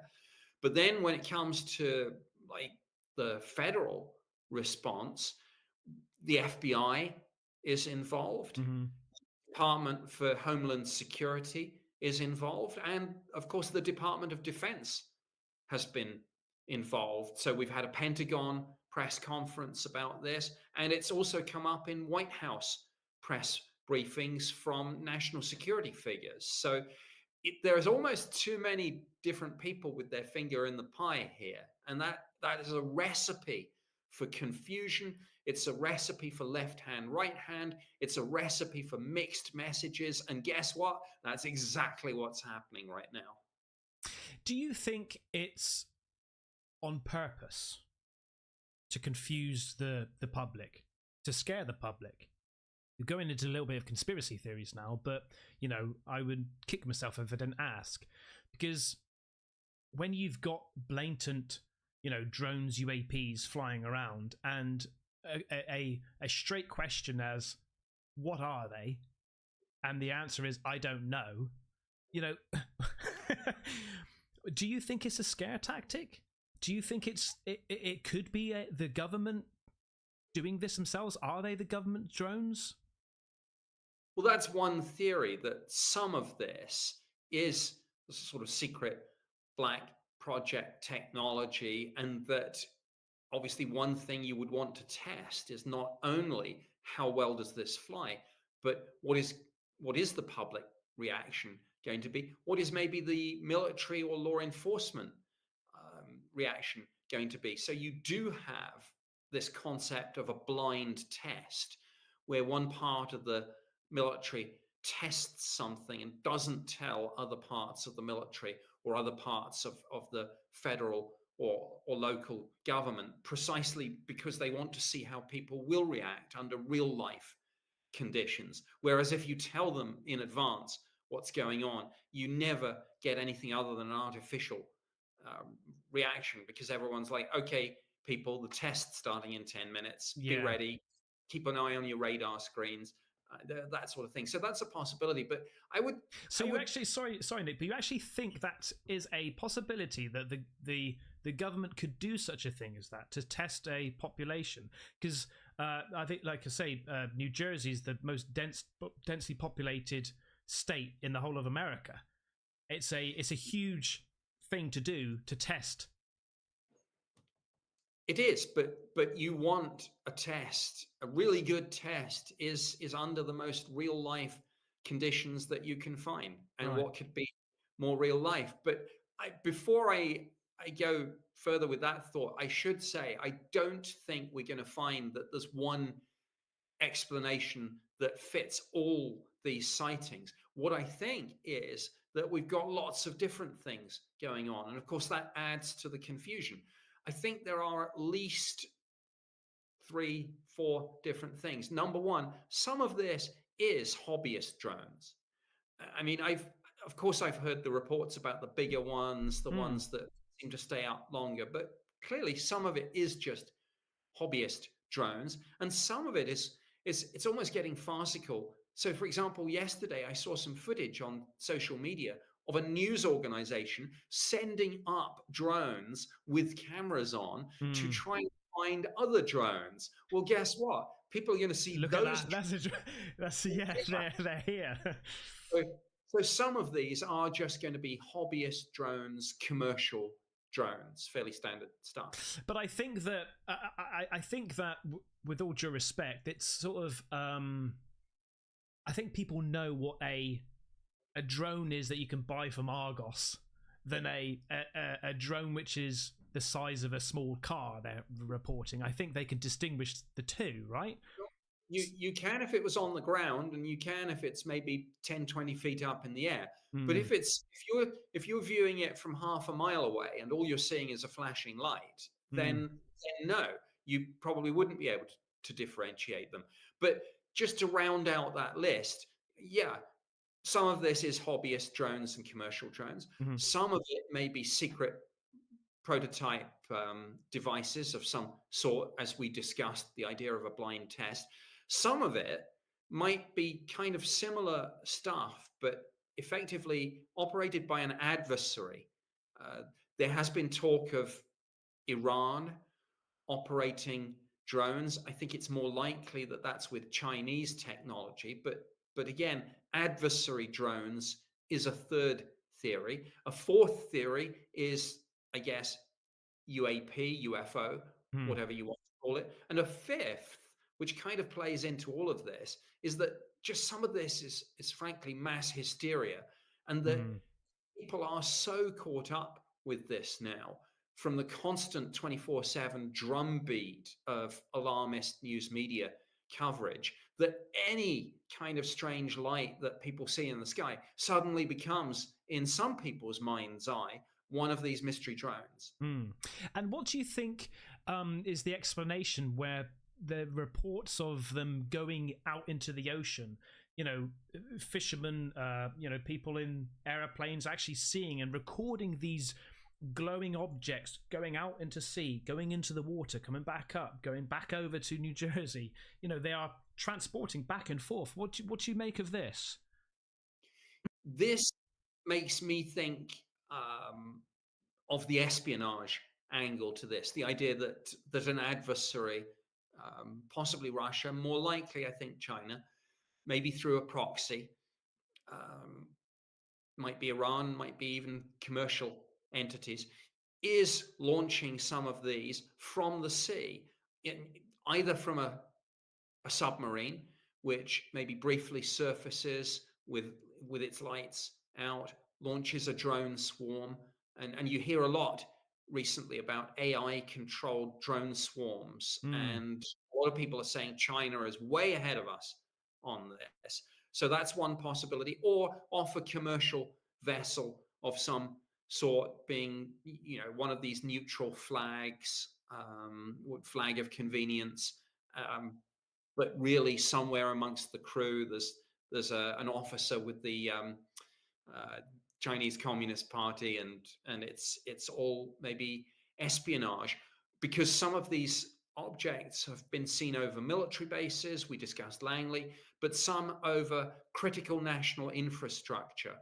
And of course, there's a lot more talk these days when people talk about the Third World War, about critical national infrastructure, and how if you took out just a handful of communications nodes, for example, you would effectively kind of blind the entire military apparatus, take out a few key satellites with an EMP pulse, take out a few other. So the idea that some of this may be espionage over critical national infrastructure is kind of a scary thought, and brings home the reality that whatever we're dealing with here, this is something that should be treated as a defense and national security issue. So if that is the case, then it seems like you're edging towards that as the reason of what these things are, right? Yes, I think on this particular occasion, looking towards China as opposed to you know, Zeta Reticuli. Yeah. So the purpose of that then would be, well, that's a threat, right? If okay. So therefore, then, I mean, I would imagine that these drones, UAPs, are breaking numerous laws. Why aren't they just shot down? Rules of engagement are very complicated, stray into classified areas where I can't go into too much detail. But it's yeah. What I can say at an unclassified level, though, is that it's much harder, not in terms of the technology to do it, though that can be tricky, because some of these things are still much smaller than a conventional aircraft and not necessarily putting out as much heat. So things like heat-seeking missiles don't necessarily work. It's not so much the technology, though that's a factor. It's more the kind of the circumstances under which the use of lethal force might be authorized. And when I say lethal force, what goes up must come down. You talked about the population density. Well, if these things are flying over the heads of the public, you can't just say, let's shoot one down. No, yeah. You end up killing United States citizens, and that's so you've got yes, there are circumstances where you can shoot, and I won't go into too many details, but an obvious one, for example, is if the military felt that something was not one of ours and we need to see what this is, and it's over the open water, and it's safe to do so, not firing off a missile where it might then divert somewhere else, with your machine cannon or something. In those sorts of circumstances, yes. And again, if it was over a sparsely populated area where there's a military base and you're pretty sure this thing is right overhead, you might, for example, like that British Army test the other day, use an EMP pulse to try and bring one of these things down. And now President-elect Trump basically put out a statement yesterday saying to the military, kind of effectively, put up or shut up, stop misleading the American people. If this is nothing, fine, but if it's something, shoot them down. Obviously he meant in a safe, controlled way. But that is a debate that we are now having in the United States. Yeah. So when we go back to Langley, then surely where these things, I mean, you can time when to take something down. You can clear an area, propose to say, okay, this one here has been here for 3 days, not moving. We can take this one down, but it just doesn't seem. It seems like a huge potential attack that doesn't seem to be being controlled. Can you see how it's frustrating for the general public to try and get their heads around? Yes, I'll say two things that possibly pull in different directions here. Number one, absolutely take your point and agreeing with you that it would make sense to do that. I will predict that, in fact, one or more has already been brought down and that the authorities simply aren't saying so because it's classified, and that might be something as simple as not wanting, if this is Chinese, not wanting the Chinese to know that we actually have one, keep them guessing, make them think it crashed over the ocean or something. But I wouldn't be surprised if one is sitting at a military base somewhere. Well, I've actually covered a couple of videos, one yesterday and one today, where a drone has actually crashed last night somewhere. I can't remember on the M1846, I think it was, something like that. Literally, fire engines, police all around it. But on the previous video that I covered, now obviously this is just hearsay, it's a TikTok video, but a lady said that she saw one come down, she went to the location, there was police cars there, but no crash site. This thing had just disappeared. Is this something in your job role? If you came across something like this, which was talk of the town, this is a UAP crash site, would your first point be take it, remove it, don't say anything? Yes. Right. Absolutely. If we had a precise location, it would. I would actually treat it the same as a military aircraft accident, right? Which, as I mentioned, is something I know a little bit about. So number one is obviously see if there are survivors and make sure that you render assistance. But in terms of the crash, obviously one of the first things you do is you locate the precise site, and then you send people and you establish a cordon. So you cordon it off, no entry for the public. Then you recover whatever it is and you take it to a secure location. So absolutely, that is what I would do. But let me just finish the point I was going to make, because I said there are two things pulling in opposite directions. One being I bet we have actually brought some of these things down and do have them in an aircraft hangar. Arguing almost against that, the other way, I would point out that the United States at the moment is in a very kind of interesting little constitutional situation because of the United States political system. Obviously, the election has already taken place, which President Trump won, but his inauguration will not be until the 20th of January. So you kind of have this kind of dead duck kind of scenario where the Biden administration is kind of winding down, then without wanting to make it too personal, but obviously there are some question marks over the degree to which Biden is actually engaging at all because of his age, cognitive state. So for that reason, but also just the timing that we're between the election and the inauguration, the United States is in a bit of a state of flux at the moment. And again, I have to say that's something that adversaries are aware of and are doubtless trying to exploit, because, you know, if you're going to do an operation, hopefully just intelligence gathering and nothing more than that, but if you're going to do any operation like that over the continental United States, this is the perfect time to do it. Not when the new president, who has a reputation as being a strongman, is sat behind the desk. Yeah, and this might be an odd question. I mean, probably a lot of these questions today are going to be odd. But why are these drones, do you think, in New Jersey only really visible or seen at night? And also, apparently on Thanksgiving, there was none. They disappeared. Can you explain that? Firstly, I think it's almost human nature. And I lived for a year in Manhattan, so and obviously went to New Jersey on several occasions. I mean, this is a New York, New Jersey thing, but I think it's a human nature thing. People tend not to look up. Right.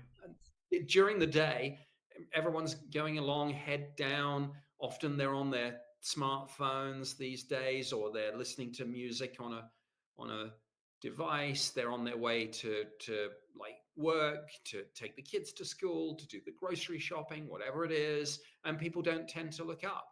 But at night, if you're out and there's a light in the sky, that I think you do notice a little bit more.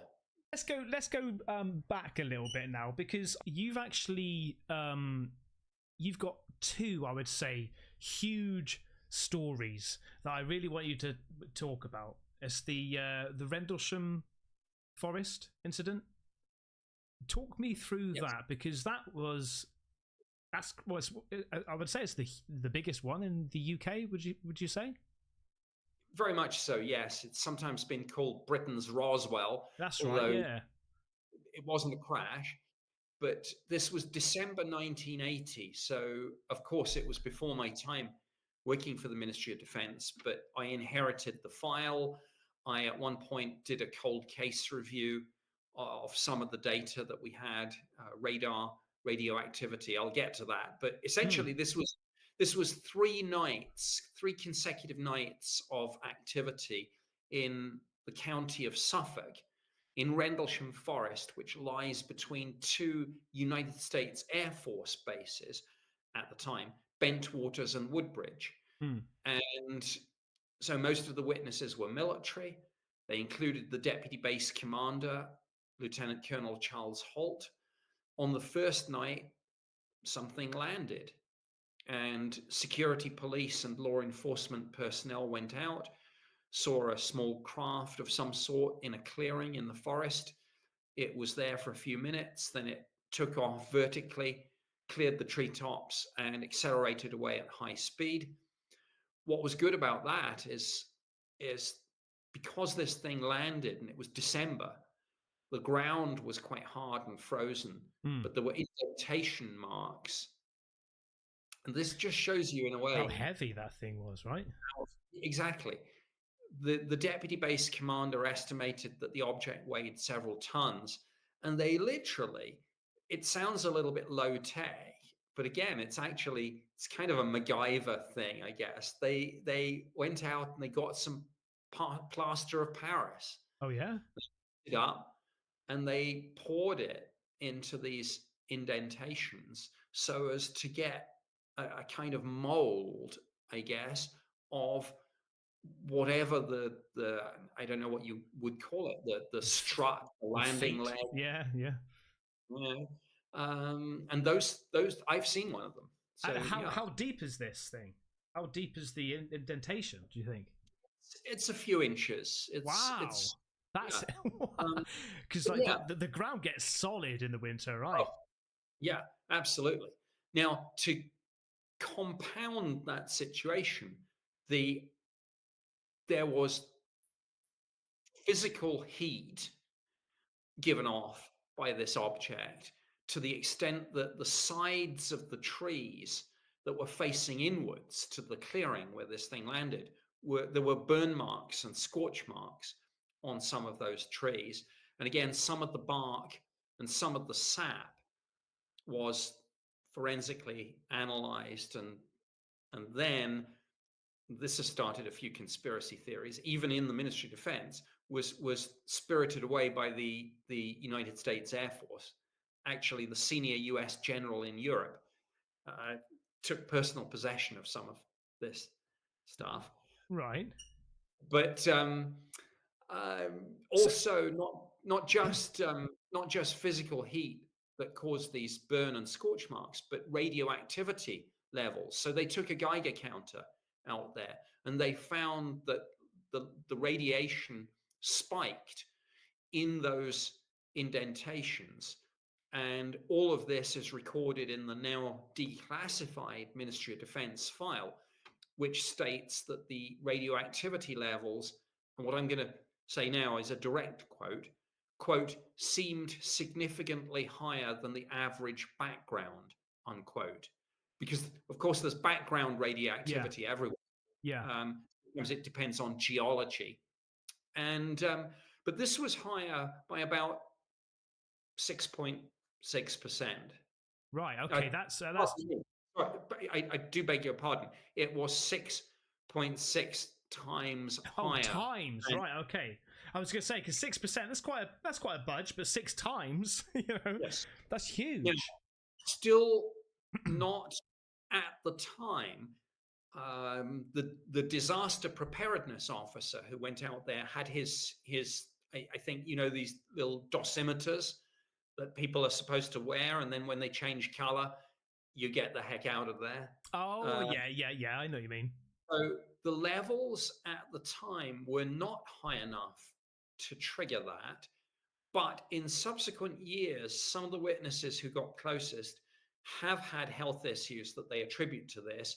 And again, we'd have to do a 4-hour podcast to kind of get into all the details of this. But suffice to say that the fight for compensation and answers from some of these witnesses involved at least 2 United States senators, involved the Veterans Administration here in the US, and involved the declassification of a highly classified British intelligence assessment that I was legally able, because it had been declassified lawfully, I was legally able to get that to the lawyer who was representing some of the witnesses alleging health issues. From the radiation.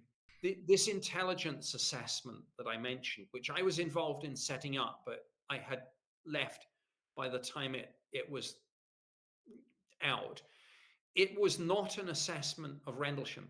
It was an intelligence assessment of UAP across the board, the phenomenon. Right. Just as you might do an intelligence assessment on Russian aircraft production capacity or something. We decided to do an intelligence assessment of UAP. Right. But tucked away in the final report, which at the time was classified secret UK eyes only, there was a line where it said that the Rendlesham incident was a case where it might be suggested that witnesses were exposed to what they termed UAP radiation. Again, that's a direct quote. For longer periods of time than normal.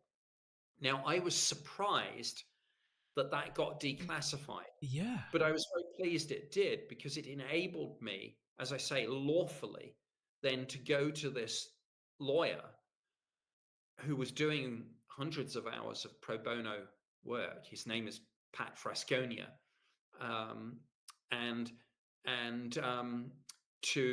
To enable him then to take that to the VA, who had been denying settlement.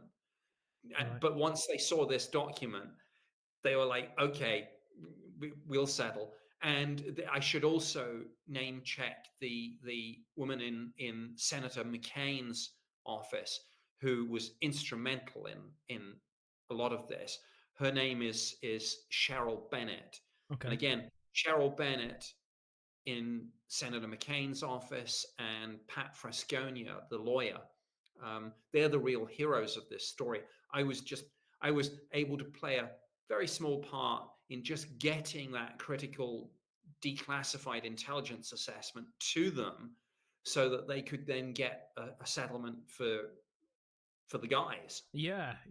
Wow, that's amazing. But I want to just go back regarding the information that you were able to see. When you said that the trees were burnt, right? Obviously taking swabs and things like that, you usually are able to determine what fuel started that. What was it? Was it just pure heat, or was it, is there any sort of petrol fumes or anything like that, substance that caused this? I'm not even sure if I am able to say whether this was beta or gamma radiation. Sometimes with questions like this, I forget what's been declassified and what is still classified, and what's been blacked out and what hasn't. So I'd better park that thought. But your question is absolutely the right question. Is, well, what kind of heat, what kind of radioactivity? Yeah. But I actually did see, was it, I made a note, Charles Holt, okay? So this thing returned, didn't it? Yes. It returned 2 nights later? Actually, on the 2 consecutive nights, not much is known about the middle night, except that at least one military personnel at the base was very much traumatized by something that happened and had to be sent back to the United States. That's all I'll say on that. Right. On the 3rd night, yes, it came back. It was more like a repeat of the first night, though nothing landed on this occasion, so far as we know. And yeah, the witnesses included the deputy base commander, Lieutenant Colonel Charles Holt, and he, like I say, he saw this thing himself. He saw it in the sky, performing incredible speeds and maneuvers. He said it was like it was performing a grid search, the way it was moving around. At one point, he said it was firing a narrow beam of light down at, he took a team of about half a dozen people into the forest. He said this beam of light hit the ground, like, I don't know, just a few feet in front of them. And he said, looking back on this, he asked himself, was this a weapon? Was this a warning? Was this communication? What was it? He does not have an answer to that question, but he said that whatever this was, clearly it was under intelligent control. And there was subsequently almost the last thing that happened on these 3 consecutive nights was that light beams from the UFO penetrated the weapons storage area. And it's alleged that some of the ordnance, shall I say, I'm choosing my words carefully. um, was affected in some way Wow. by this. Obviously not detonated, Yeah. but maybe switched off, maybe scanned. Nobody knows. But when Wow, that was that's crazy. yeah, and when it was happening, again, Colonel Holt and his men were looking back at the base, seeing this from where they'd come from. And some people at the base said, yeah, we saw it. It was tracked on radar.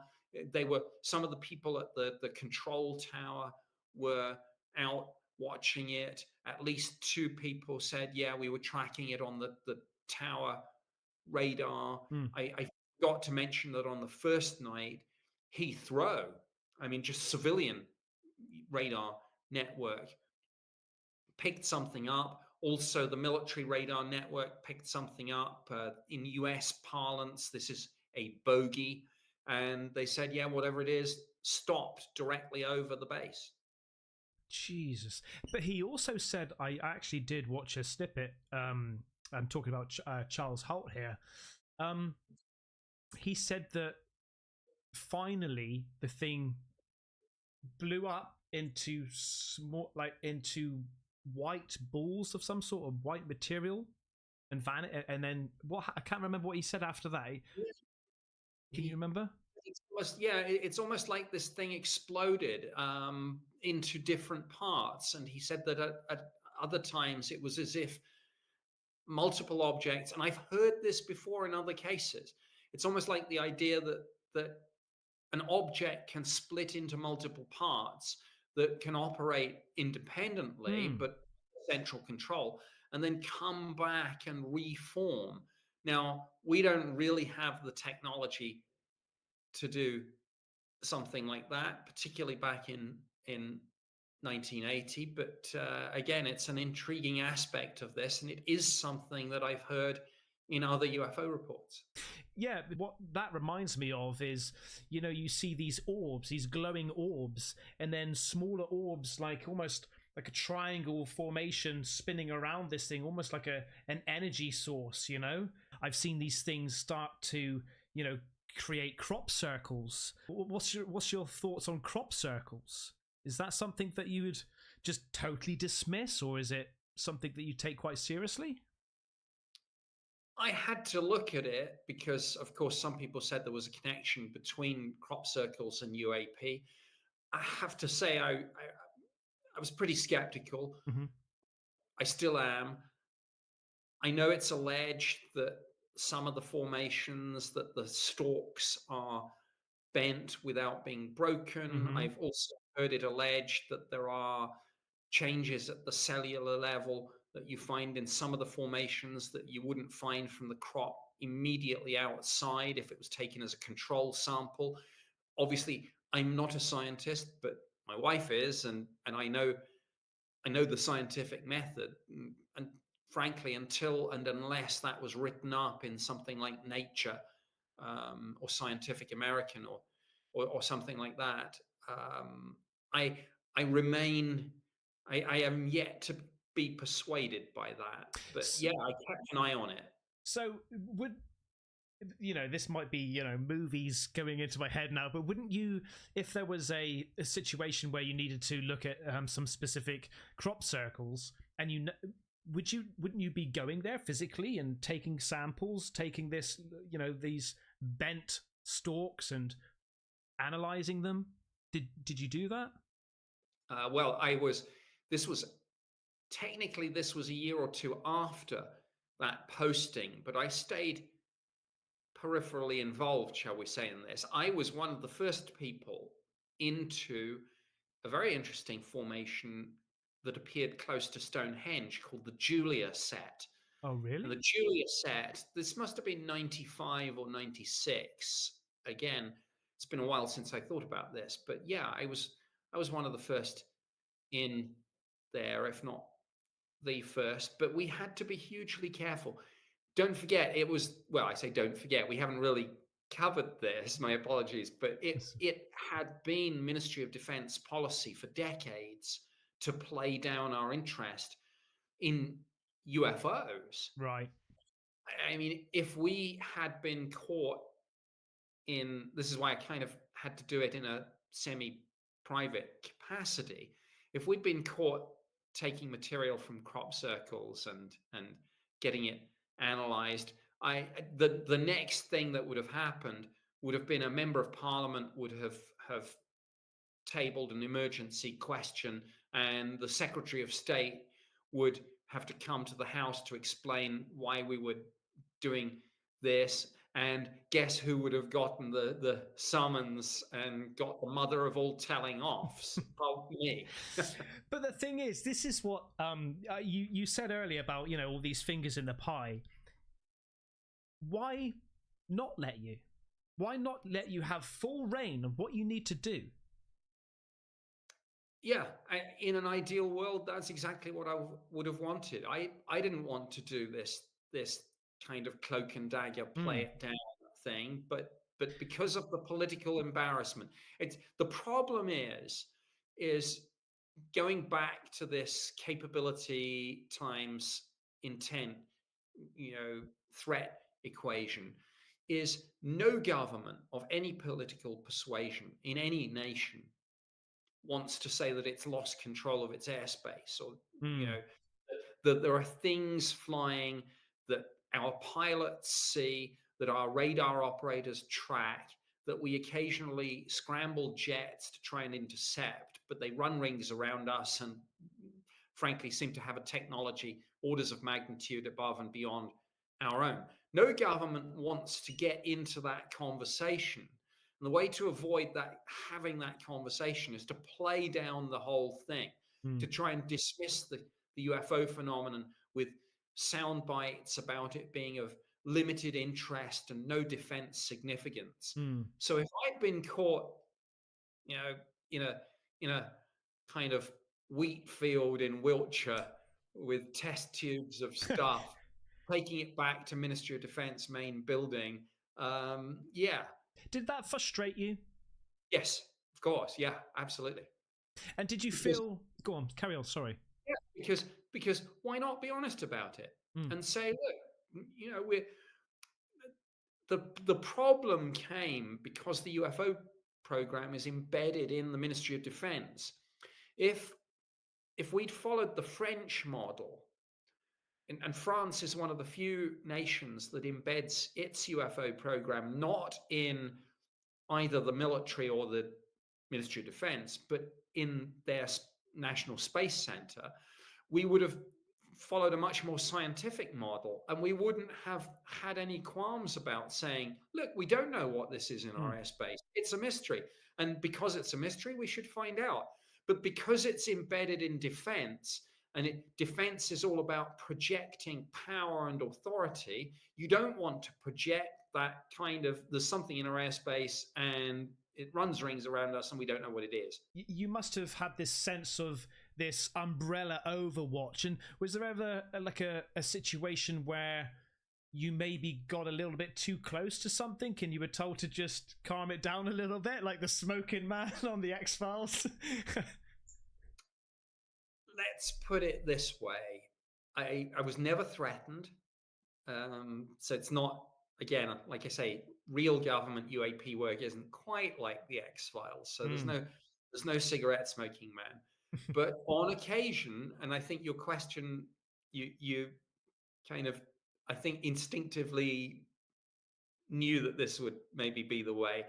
It's a very British thing. It's a very civil service thing. It's a sort of, look here, I think we've probably taken this as far as we can. Probably time to pull the plug on this one. Yeah, I understand. I get what you're saying. I think I read I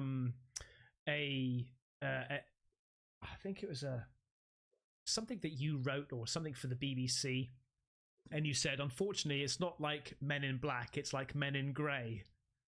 Oh yes, that was BBC Future. I wrote an article for them, which actually turned out to be the most viewed article on the BBC News website that day. So they put it on the front page. Wow! And yes, I used that phrase, not so much Men in Black as Men in Grey, to try and convey to people Just imagine a cross between, and I've never put it like this before, so I'm really glad you asked this, but imagine a cross between the X-Files and Yes Minister. Right, yes. Oh, God. A very British X-Files. Yeah. Following the British civil service model. So men in grey, not men in black, yes. Do you believe in aliens? Yes. You do? I do. And so is that something that drove you? No. No? I was always going to do that job to the best of my ability, whatever I believed. And at the time, I didn't believe. Right. And my belief now, yes, part of that comes from having handled the UAP issue, but part of it just comes from, whether it's Hubble or James Webb or just the better understanding we have. I mean, I'm showing my age, but when I was a kid, we didn't even know that there were planetary systems around any other star aside from our own sun. Now, of course, we have several thousand exoplanets, and everything that we know about the universe makes us seem more and more ordinary, frankly. And the more ordinary we are, the less special we are. More ordinary we are, more likely it is that there's life all over the place out in the cosmos, because we're just an ordinary little rocky planet orbiting a fairly common type of star. Hey, that's what I've always said. It's even mathematically, it's impossible for us to be the only ones, really, when you think about the sheer size, But I want to. There's lots of talk about bases, maybe in the ocean, that ET never even left. They've always been here. They were here, before us. And 80% of the oceans haven't been explored. What's your thoughts on that? It is interesting because, of course, it ties in with something that one of the other people who's spoken out about this a lot in recent years, Lou Elizondo, has said. Now, Lou Elizondo, of course, former intelligence officer with the US government, served in a number of different capacities over the years, but was handling the UAP issue for the Pentagon.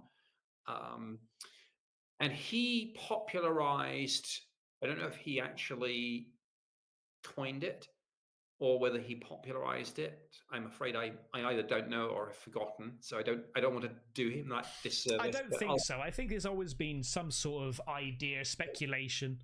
Yeah, but specifically, I'm talking about the phrase transmedium travel in relation to UAP. This is fairly new, and Lou, if he didn't invent it, he popularized it and brought it to the table in terms of the conversation we're now having about this. And he said that one of the 5, as he puts it, there are 5 observables that differentiate genuine UAP from the sorts of things that people misidentify and report and get excited about, but actually have conventional causes. And he says one of the 5 things that people look for in government, in the military, in the intelligence community, is one of these 5 observables is so-called transmedium travel. The apparent ability of these objects to move seamlessly from the air to the ocean and vice versa, but also from the atmosphere out into space. So, yeah, I don't know what to make of these stories about underground bases. I guess we're touching almost now on ancient astronaut theory, the idea that we were visited in the past, we misperceived these extraterrestrial visitors as gods, we worship them, we built things to commemorate their visits and to honor them, and some of them never left. They're called the Watchers, and some of them maybe are now, those that did leave are maybe coming back, and you hear a lot of people say the ancient gods of Egypt are returning. Yeah. You hear some people say. You do hear people say that. I mean, it seems quite believable. You know, it doesn't seem, excuse the pun, alien. But do you think that's the case? I don't know. It's an intriguing theory, but I don't have any.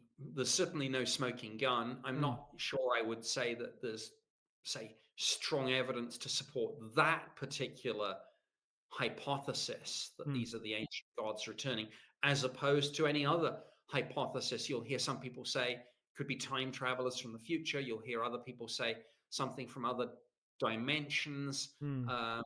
If it's extraterrestrial, I guess my favorite theory is that they're coming here as anthropologists to study emerging civilizations in the universe. Yeah, because the thing is, that's the sort of thing that we would do, right? If we notice civilization on another planet, we would want to watch, we'd want to find out what's going on there, wouldn't we? Exactly. And I know people will say, well, you shouldn't be anthropocentric about it, but we can't not be. And it's the only model that we've got. So, but I do think it's one of the few good assumptions that we can make about visiting extraterrestrials. Assumption number one is obviously to get here when we can't get there. Their technology must be orders of magnitude above our own.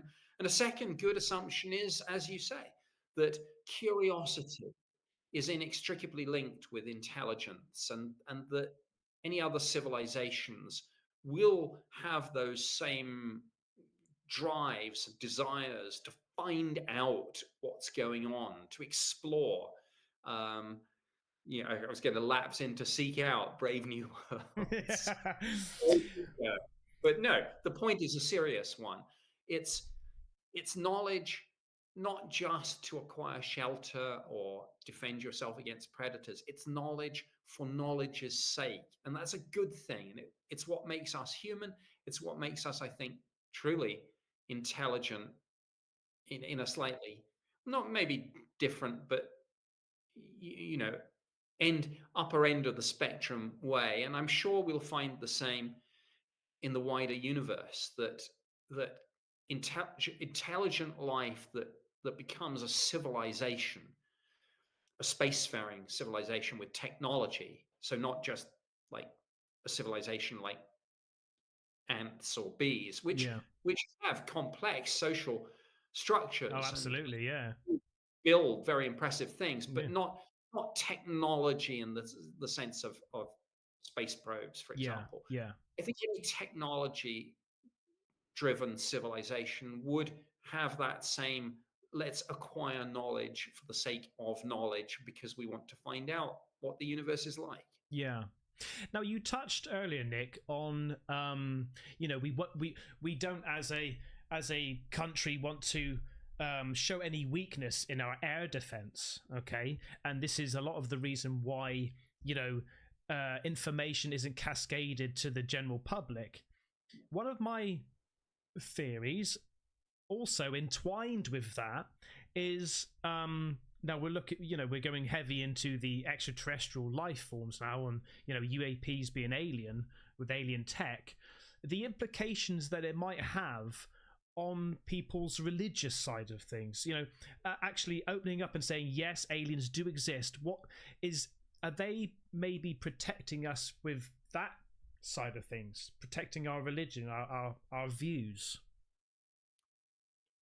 The societal implications of this are huge, and I think you're right to highlight religion. There's no doubt that the confirmation of the existence of extraterrestrial life, particularly intelligent life, and doubly, triply so if we're interacting with it in any way, whether it's communication or even face-to-face, this would be the biggest and most profound event in human history. And it would deeply impact every aspect of our lives, from politics to the economy, from science to philosophy, everything. But few areas would probably be as profoundly impacted as religion. And clearly, the major religions well, the minor ones too, but in terms of impact, the major ones would have to somehow deal with this. It might, at one end of the spectrum, involve denial. I mean, you could look back at the Catholic Church and the scientific revolution and say that whether it was Copernicus or Galileo, these scientific discoveries that, for example, the Earth was not at the center of the universe, and the Earth went around the sun and not vice versa. These were deeply uncomfortable truths, and they were regarded as heresy, and some people were burned at the stake for things like that. So there might be denial, but more likely there would be some, I don't know, scrambling around to incorporate this new reality into the narrative. The Catholic Church, interestingly, having been caught out first time around, they're trying to get ahead of the game, and probably, so far as I'm aware of, the major world religions have put more thought into this than the others, and have, for example, issued statements where they say there is no doctrinal objection to the existence of alien life because, as one theologian, Catholic theologian, put it, man may place no creative limits upon God. But clearly, those are nice words, but we don't know what we're going to find. There are so many variables. Is it going to be disclosure, or is it going to be first contact? Are we going to find extraterrestrials that are friendly or hostile? Are we going to find ones that we can understand even? And that's going to have an effect on how all this plays out. And that in turn is going to feed into the religious and theological implications. Yeah, because it's almost like this would formulate yet another divide. I've seen in my comments that people are excited about the idea of, aliens, and others are, these are demons. Do not trust them. These are from different like parallel universe and things like that. It's a very split decision on. So you would find absolute chaos, I think. And yes. And this is why I asked you the question. I think if that was the case, do you think that would be a big enough reason for the government not to tell us?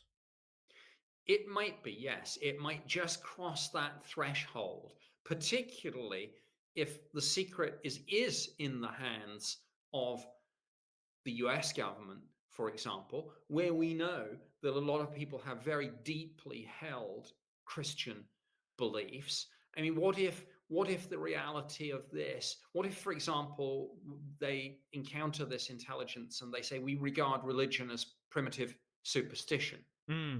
Or what if it's worse than that? What if they say, oh no, all your religions are completely wrong? Oh my God.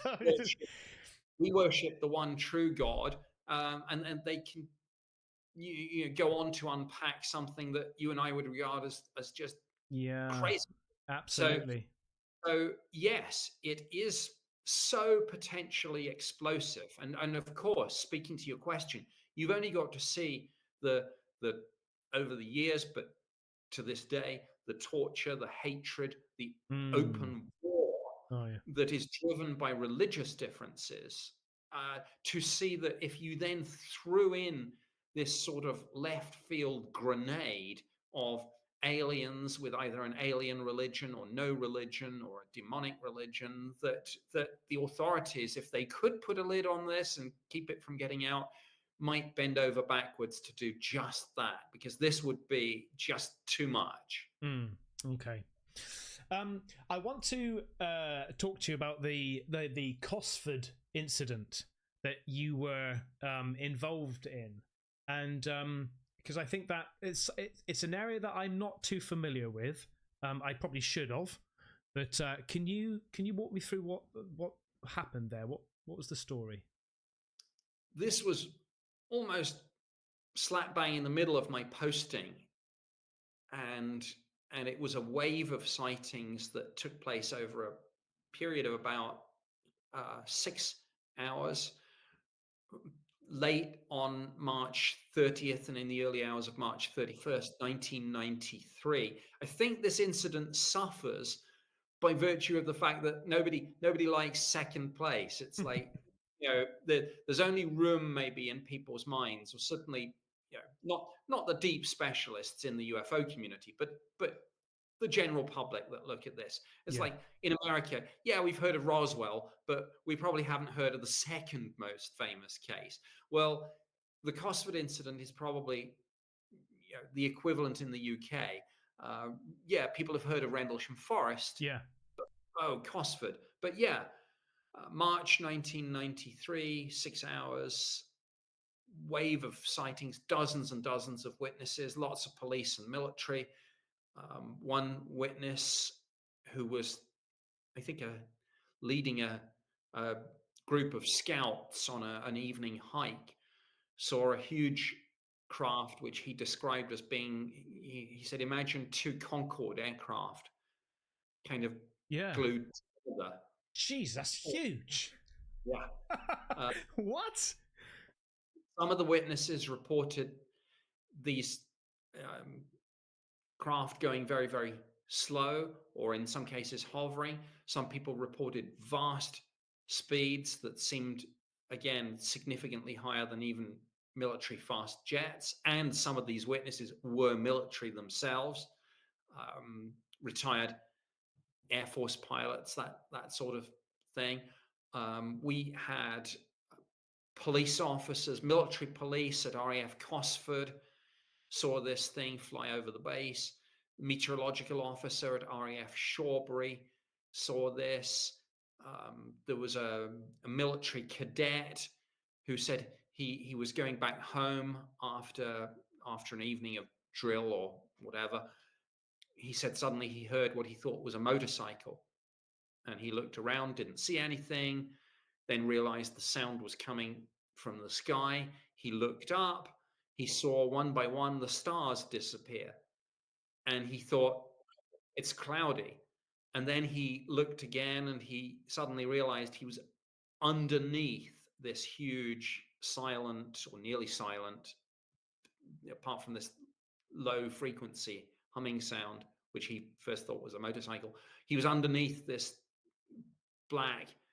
huge black triangle. He said the size, and I've heard this before, both in the US and the UK, people talk about some of these things as being the size of a football field. Yeah.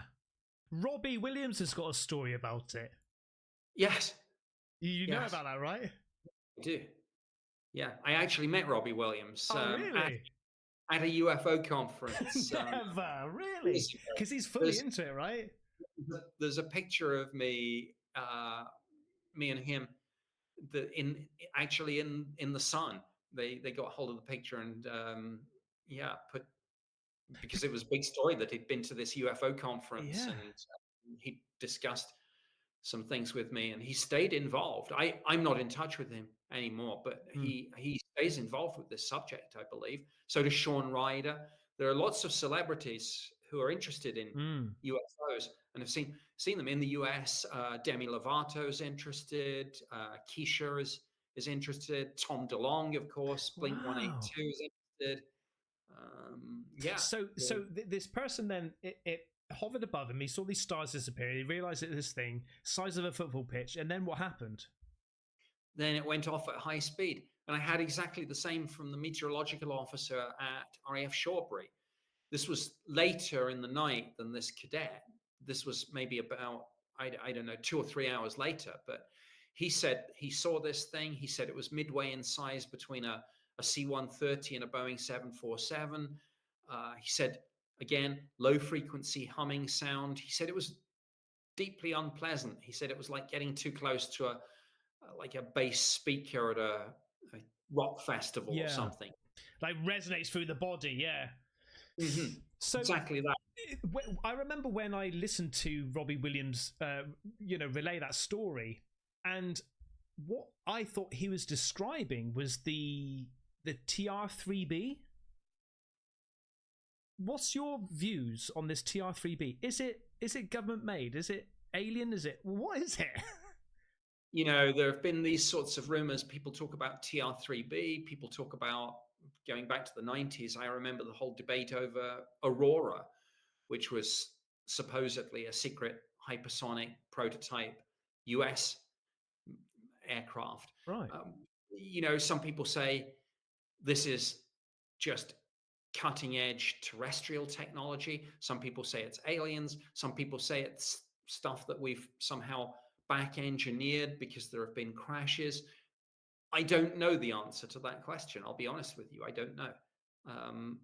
But what I will say is that, yeah, these sightings are out there. And just to finish the story of the Met officer, he said that this thing was moving really, really slowly, maybe 30, 40 miles an hour, firing a narrow beam of light down at the ground, again, just like Colonel Holt said with the Rendlesham case, low frequency humming sound. He said suddenly the light just went off, although he said in a very unusual way, like the light wasn't behaving as light normally behaves, kind of almost hard to put into words. And then he said suddenly from this very slow speed, this thing accelerated away to the horizon, like whoomp, in an instant. And he said, Nick, he said, I've been in the Air Force 8 years. I have never seen anything like this before in my life. I interviewed him over the phone while it was still fresh in his mind, probably at about 8 or 9 o'clock the following morning. So it had really only taken place about 6 hours before I spoke to him, so as to get his contemporaneous account on the record. Maybe I'm exaggerating. I don't think I am. I think his voice was still shaking as he relayed really to me. And I've heard that reaction before. And he said, yeah, I've never seen anything like it before in my life. And yeah, so we launched a full investigation. Long story short, no explanation was ever found. Of course, we said to the Americans, we didn't have much liaison, but we, on something like this, we talked through the embassies, and we said to them, look, is this one of yours? And they said no. And then they asked us, did we, the Royal Air Force, have something that we were flying over the US? And so the implication was clear. They were having their own sightings. Oh, and I forgot to mention one thing. When he said it accelerated away so quickly after a virtual hover or very low speed, no sonic boom. And guess what? That's another one of Lou Elizondo's 5 observables. The ability to accelerate through the sound barrier without generating a sonic boom. So is this something that uses some revolutionary propulsion system or technology that we don't yet understand? I don't like the phrase a new physics, but maybe a new understanding of physics. That's absolutely incredible. That's incredible. I know you're tight for time, so I would love to invite you back at some point, because I would like to talk about reverse technology. You know, Bob Lazar. I would like to talk about the tech, the Tic Tacs, the TR-3Bs, a little bit more, even Project Bluebeam. I would like to talk about. For me, what's confusing though is that these sightings, especially about these crafts that can shoot off at supersonic speeds without any, sonic boom or anything like that, they've been going on for so long. Movements like these Tic Tacs that they've recorded going across the oceans for years. People have been documenting this. If this is tech that people are either testing out or have got, why are we seeing then? Say there are other countries that have got this tech. Why are we seeing then old tech like the Harrier jump jets and the F-16s? Why aren't they just using these? Sure. Yeah, you can look at aerospace technology and you can say it runs somewhere between 5 and maybe 15 years ahead of what's publicly declared. So yeah, sure, you'll have something like the stealth fighter. it will have been test flown. Sometimes, mainly places like Area 51, but sometimes a pilot will see it and report it. And yeah, it's great. The military probably would prefer you to report it as a UFO as opposed to someone say, hey, I've seen America's latest aircraft. But eventually it comes out. So the question is, well, if Rendlesham Forest way back in 1980, that was our set, where is it? Yeah. Because we don't have anything that can do that now. There's so many questions. And another case that I didn't really get time to talk about, but you mentioned Tic Tac. So we've got these films. The British government had a photo of a diamond-shaped craft taken at Calveen near Pitlochry in Scotland in August of 1990. Again, like the Cosford incident, we had a back and forward with the Americans over this. Is it yours? No. Is it yours? No. Is it somebody else's? And we never kind of got to the bottom of that. But that's a great photo. That's one of the other British stories. There are some other stories. I mean, the British government has declassified over 60,000 pages of UFO documents, quite a lot of which I wrote, by the way. Nice. And many of these files and documents are now available at the National Archives, so people can see them online, or they can go in person and see some of these real life X-Files at Kew in London suburb. So there's some fascinating material out there. And of course, I was just going to say, you actually named the Cosford incident, didn't you? I did, and I probably annoyed RAF Shawbury by choosing Cosford as opposed to Shawbury. Maybe there are some people there saying, "Hey, it should be the Shawbury incident," but it's kind of a thing. It's the person that gets to take the lead gets to pick the name, and that was me. So, yeah. So just finally, then, what have you got coming up? Have you got anything interesting coming up? I'm sure you have. Goodness, I have. At the moment, I'm right in the middle of. Obviously, we discussed it earlier. This wave of sightings over New Jersey but wider than that. And so I'm doing a lot of TV news interviews. I'm also one of the I guess the best known TV show that I'm involved with is Ancient Aliens. Wow. So, my dad loves that. Oh, yeah. It's great. Well, I'm one of the lead contributors on that. And we're filming a new season right now, so there'll be new episodes coming out in 2025. There is a live show, Ancient Aliens Live. It's a 90-minute stage show. We've done about 80 of these at different cities all around the United States. We're taking a break now for Christmas and New Year, but we come back in 2025. We've already got, I think, 13 new shows scheduled and more to come. And just to show that I don't do only UFOs, I look at some other interesting stories. My latest film, which I scripted and then filmed, so I'm the person narrating it and speaking to camera, is called Apocalypse COVID. And it's about how we got almost every aspect of the pandemic response completely wrong.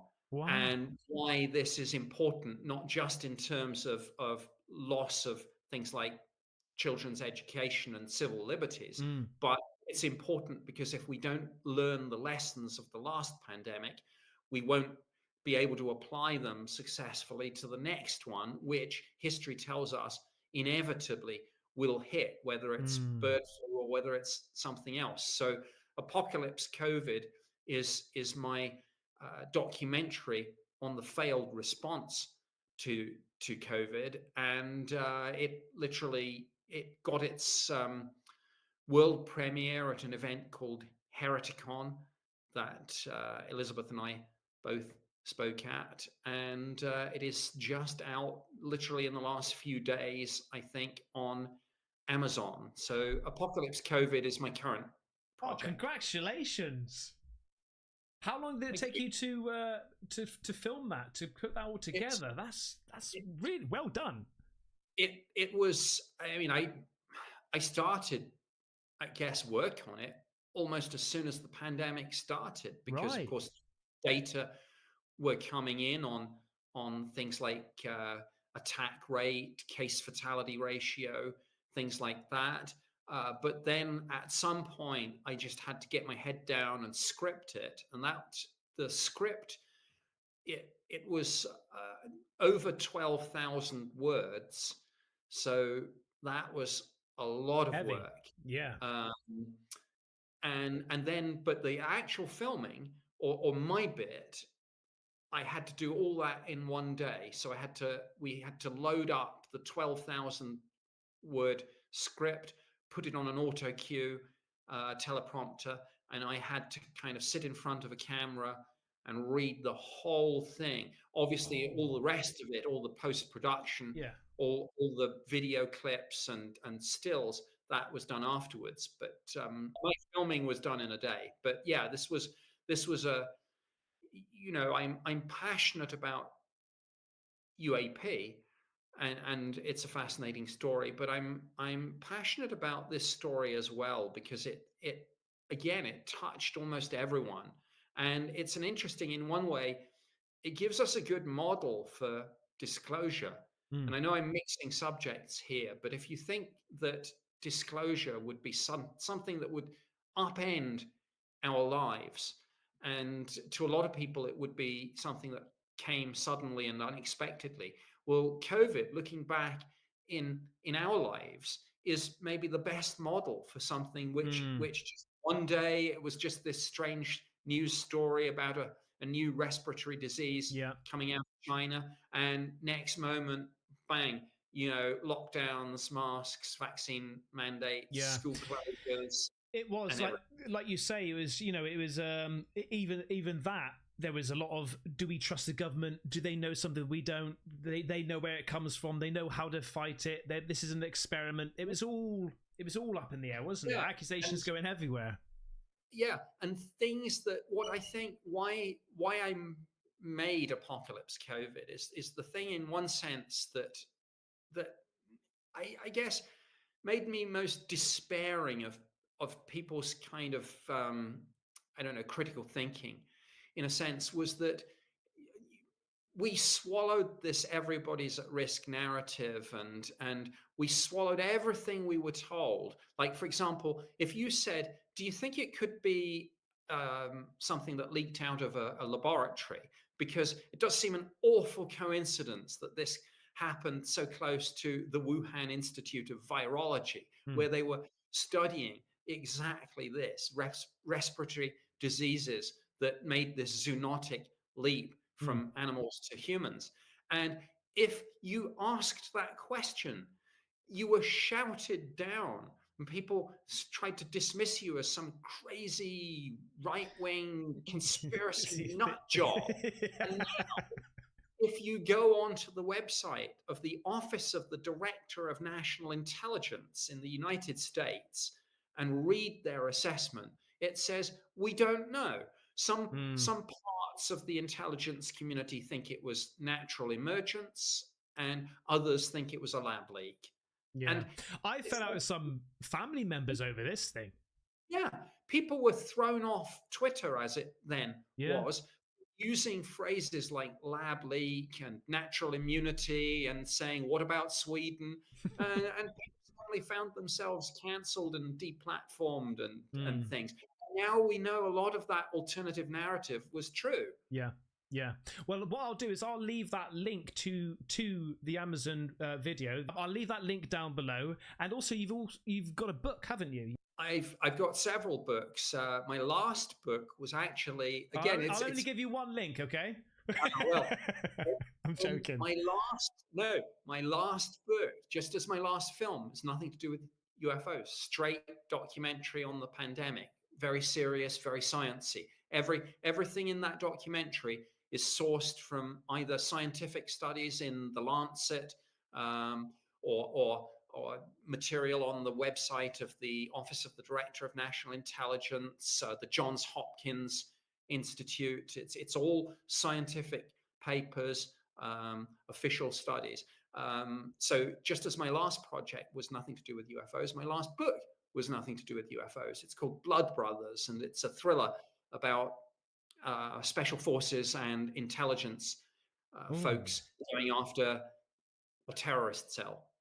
Right. Okay. Well, look, I'm going to leave all of your links, okay? Because I think I owe you that at least, because this conversation's been fantastic. I really do appreciate your time. I'm absolutely buzzing, you know, with the excitement of this conversation. Thank you so much, Nick. I really do appreciate it. Best of luck for the future, and I'm sure we'll have a conversation at some point again. Thank you. I've enjoyed this chat, and it certainly took us to some really interesting places that I hope people watching will find fascinating. Okay. You're going to Photoshop this, make me look like Chris Helmsworth at the end, right?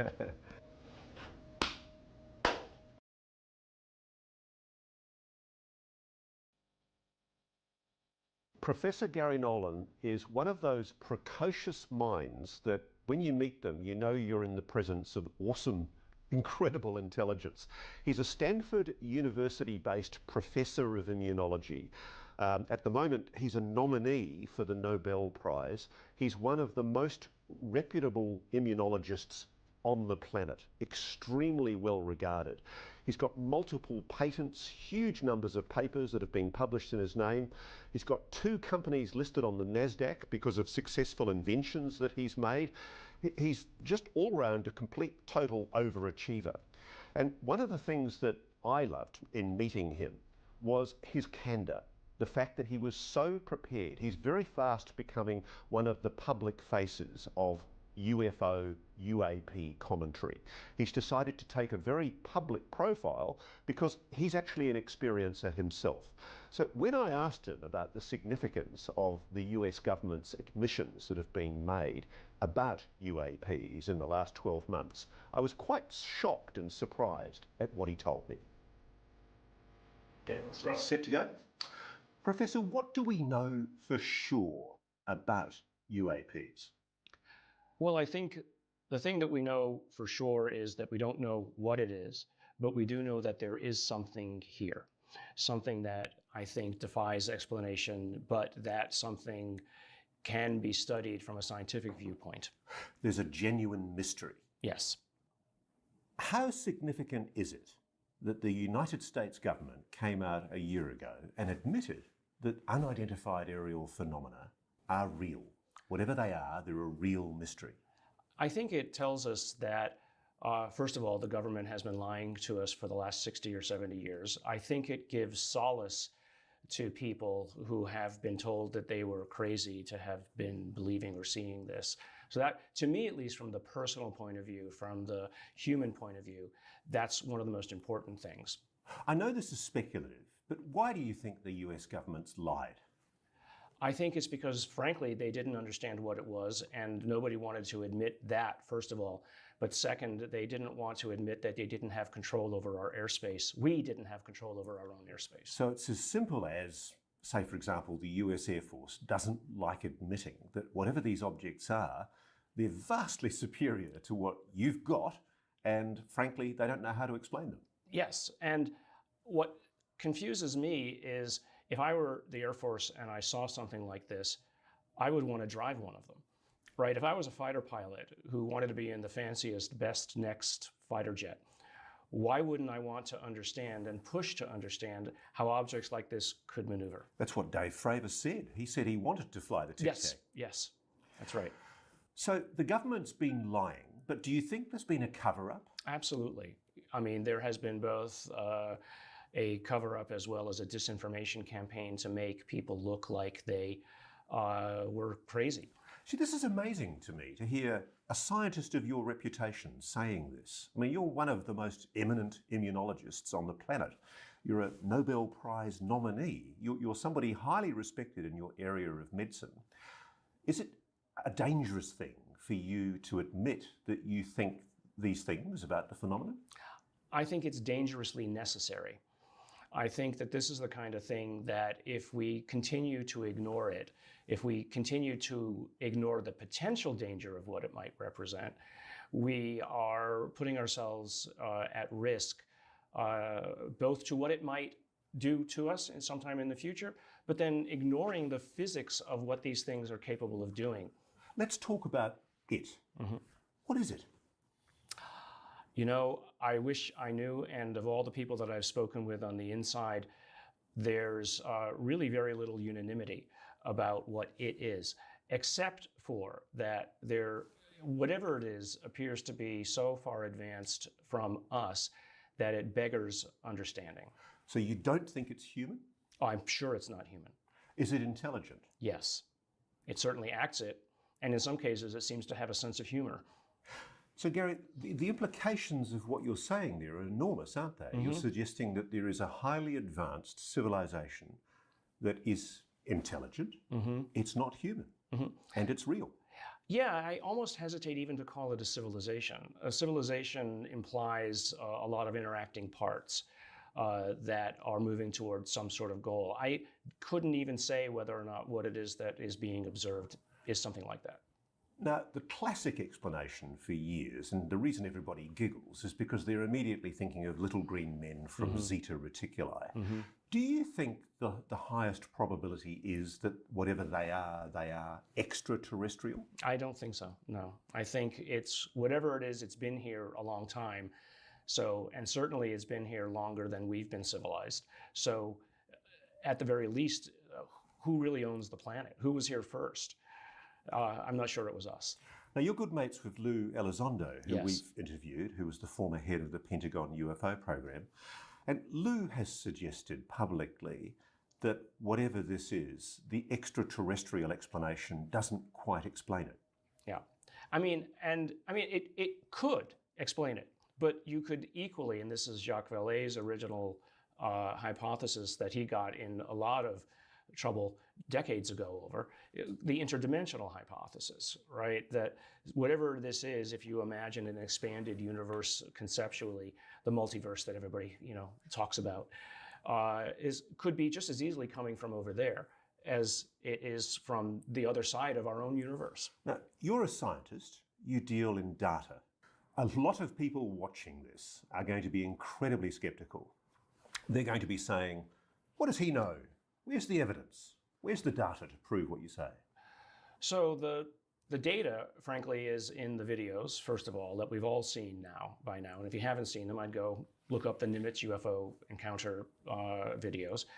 The other evidence is in the thousands of reports of things that people have seen.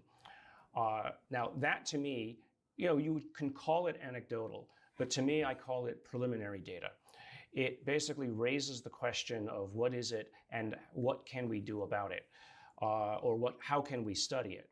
And so perhaps the best evidence that is thought to exist is the stuff that is being held in government hands, that many people, again, anecdotally have come forward and said, this exists and it's not from here.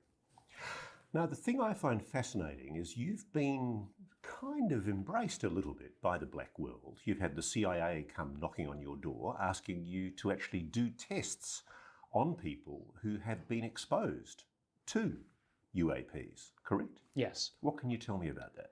Well, the reason apparently that they came to me is because we had developed instrumentation for blood analysis that nobody else in the world had. And so they came to me for that, not because I had some prior interest in UFOs.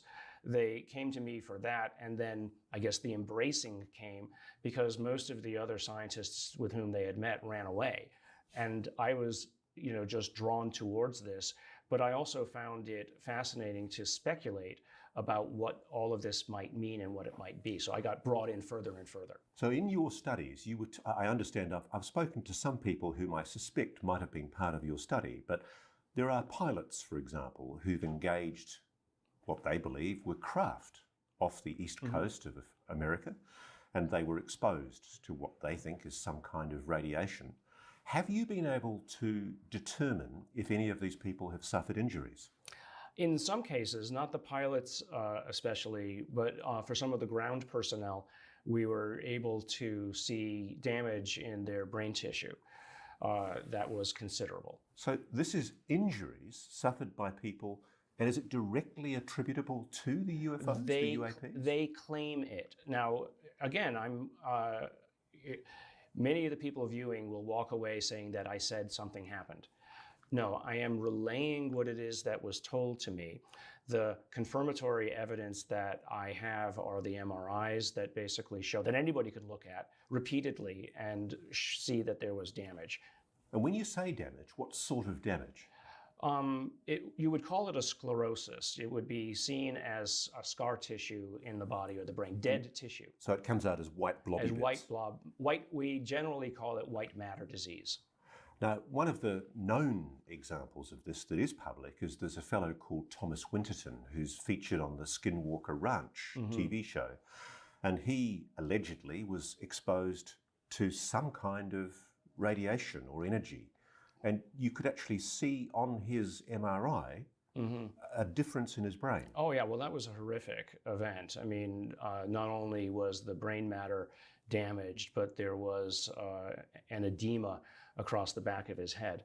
But I think in this case, this particular case, this was probably more a Havana syndrome-like interaction where somebody with an energy weapon pointed it at them.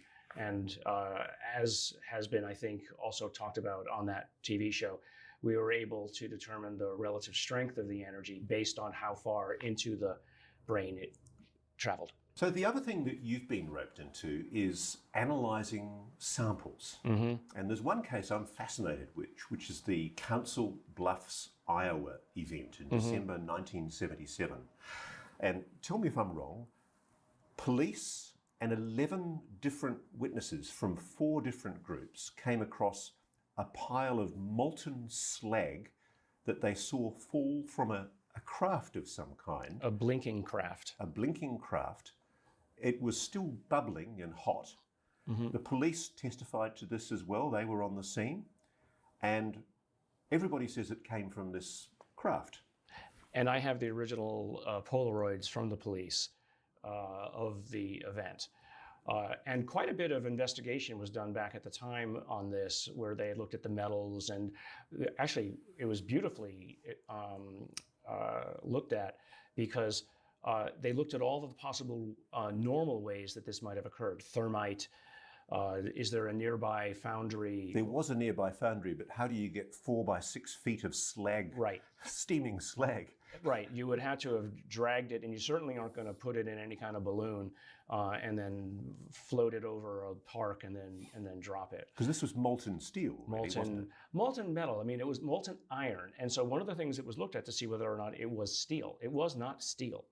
It had iron in it, nickel, a few other impurities. But what I found most interesting in our analysis of it, although we found nothing unusual about isotopic ratios or elements that you wouldn't normally find in metals like this, was what we would call the inhomogeneity of the material, meaning it was incompletely mixed. So if you looked in one part of the material, you found all the same elements, but the ratios were different than if you looked in another area. The thing I find fascinating about that case is you've got some kind of material, metal, being squirted, belched out by a craft that is witnessed by many people. And it's not the only story like this. In fact, there are multiple stories of these craft dropping stuff. In fact, there's a case nearby that when I get the time, Jacques and I will visit with exactly the same issue, multiple times seen in Fresno, these objects, and one of them apparently dropped something right on these people's driveway. Now, I mean, a lot of people might be chuckling here. I mean, why would a spacecraft, let's assume it's aliens or some kind of advanced civilization, why would they drop metal on a driveway? Well, I don't know, and I am just as equally bemused by the whole thing, and I can understand the skeptical nature of everybody around, but it is, so let's imagine let's say that, for instance, this was an object, a UFO, or et cetera, but maybe this is part of the propulsion system. And maybe when you're done with enough of the propulsion or something has gone wrong, some imbalance, you essentially squirt it out the back and offload it. I mean, it does, though, lend itself to the question of, well, how indifferent might this object or the thing running it be to somebody below having a hot liquid metal dropped on their head? Or could it just be that E.T. has a sense of humour and loves the idea of driving a scientist like you batty with Yes. Well, there's curiosity? certainly a little bit of that. I often wonder, and Jacques and I talk about this sometimes. This is Jacques Vallée. Jacques Vallée. Yeah. How much of what is being done is them just leading us around by the nose for fun? But continue to do it, because I'm having fun. Sure. And the third object that I understand you've been involved in analysing is a sample of material which is known as the bismuth magnesium material. Have you been able to reach any conclusions about that? It is a layered material of bismuth, a little bit of lead, and magnesium. I've looked at the ratios of the isotopes there, and there's nothing unusual about it. But I will be getting a hold of a much, much larger sample of it that will allow me to do some other kinds of tests. Now, one of the things that's been speculated about this particular piece of bismuth magnesium is that if you put a waveform through it, I know this sounds daffy, it will levitate. I have heard of this result. I've not seen it with my own eyes. Have you tried? No, because the waveform that they needed to put through it is terahertz waves. And that was why Tom DeLonge's To the Stars Academy did the CRADA, the research agreement with the US Army, because they're the only people that have got the terahertz transmitter that you'd need. Right. Do we know whether that research has been done now? I'm not allowed to talk about that. Aha, this is getting interesting. Yeah. But the thing that fascinates me about that is some of the material that To the Stars Academy was saying that it was going to be researching was material that was provided to it by the US government. Yes. And if all this stuff about UAPs is rubbish, why was the US government keeping samples of flying saucers and flying discs? I mean, the only thing that first, because of all of the disinformation that has gone on over the years, it's just like what you were saying about the aliens. Is somebody basically wasting our time by throwing something out that they know is irrelevant or just basically a hoax? But that said, there are many, many now stories of real materials that are on the inside. And my push, and this is, I think this is, to the extent that people in the audience want this as a subject matter to go away, is you want a definitive statement from the government that the material does or does not exist. If it does exist, then I don't even need for that to be given to anybody in the public, but you would want a confirmatory statement that it does exist. Lou Elizondo has said publicly, as have others, that he believes the United States government is in possession of exotic materials. Dr. Eric Davis, whom I know you know, very eminent physicist, has also said that he believes that the US government has recovered craft. Do you think that the United States government is secretly holding technology, non-human technology? I mean, the best way I can put it is that I can see no reason that any of these people would lie, especially Eric Davis and Lou. And in, let's say, more private conversations that I've had with them, I've pressed them on the issue. Because I've said, look, I'm putting myself out there. I am taking your word for it. And I'm putting myself out there and pushing the notion that this needs to be studied. So in my heart, maybe it's more of a hope that it exists, because I'm excited about the potential of what we can learn. If it's true that the United States government really does have a spacecraft, an alien spacecraft of some kind, tucked away in a cave at Area 51, it means that while we may not know how to operate it or how to reverse engineer it, we might have the secret of anti-gravity, of free energy. Yeah. I mean, so for the audience, when you look at an object that can move like this, at least three things are occurring.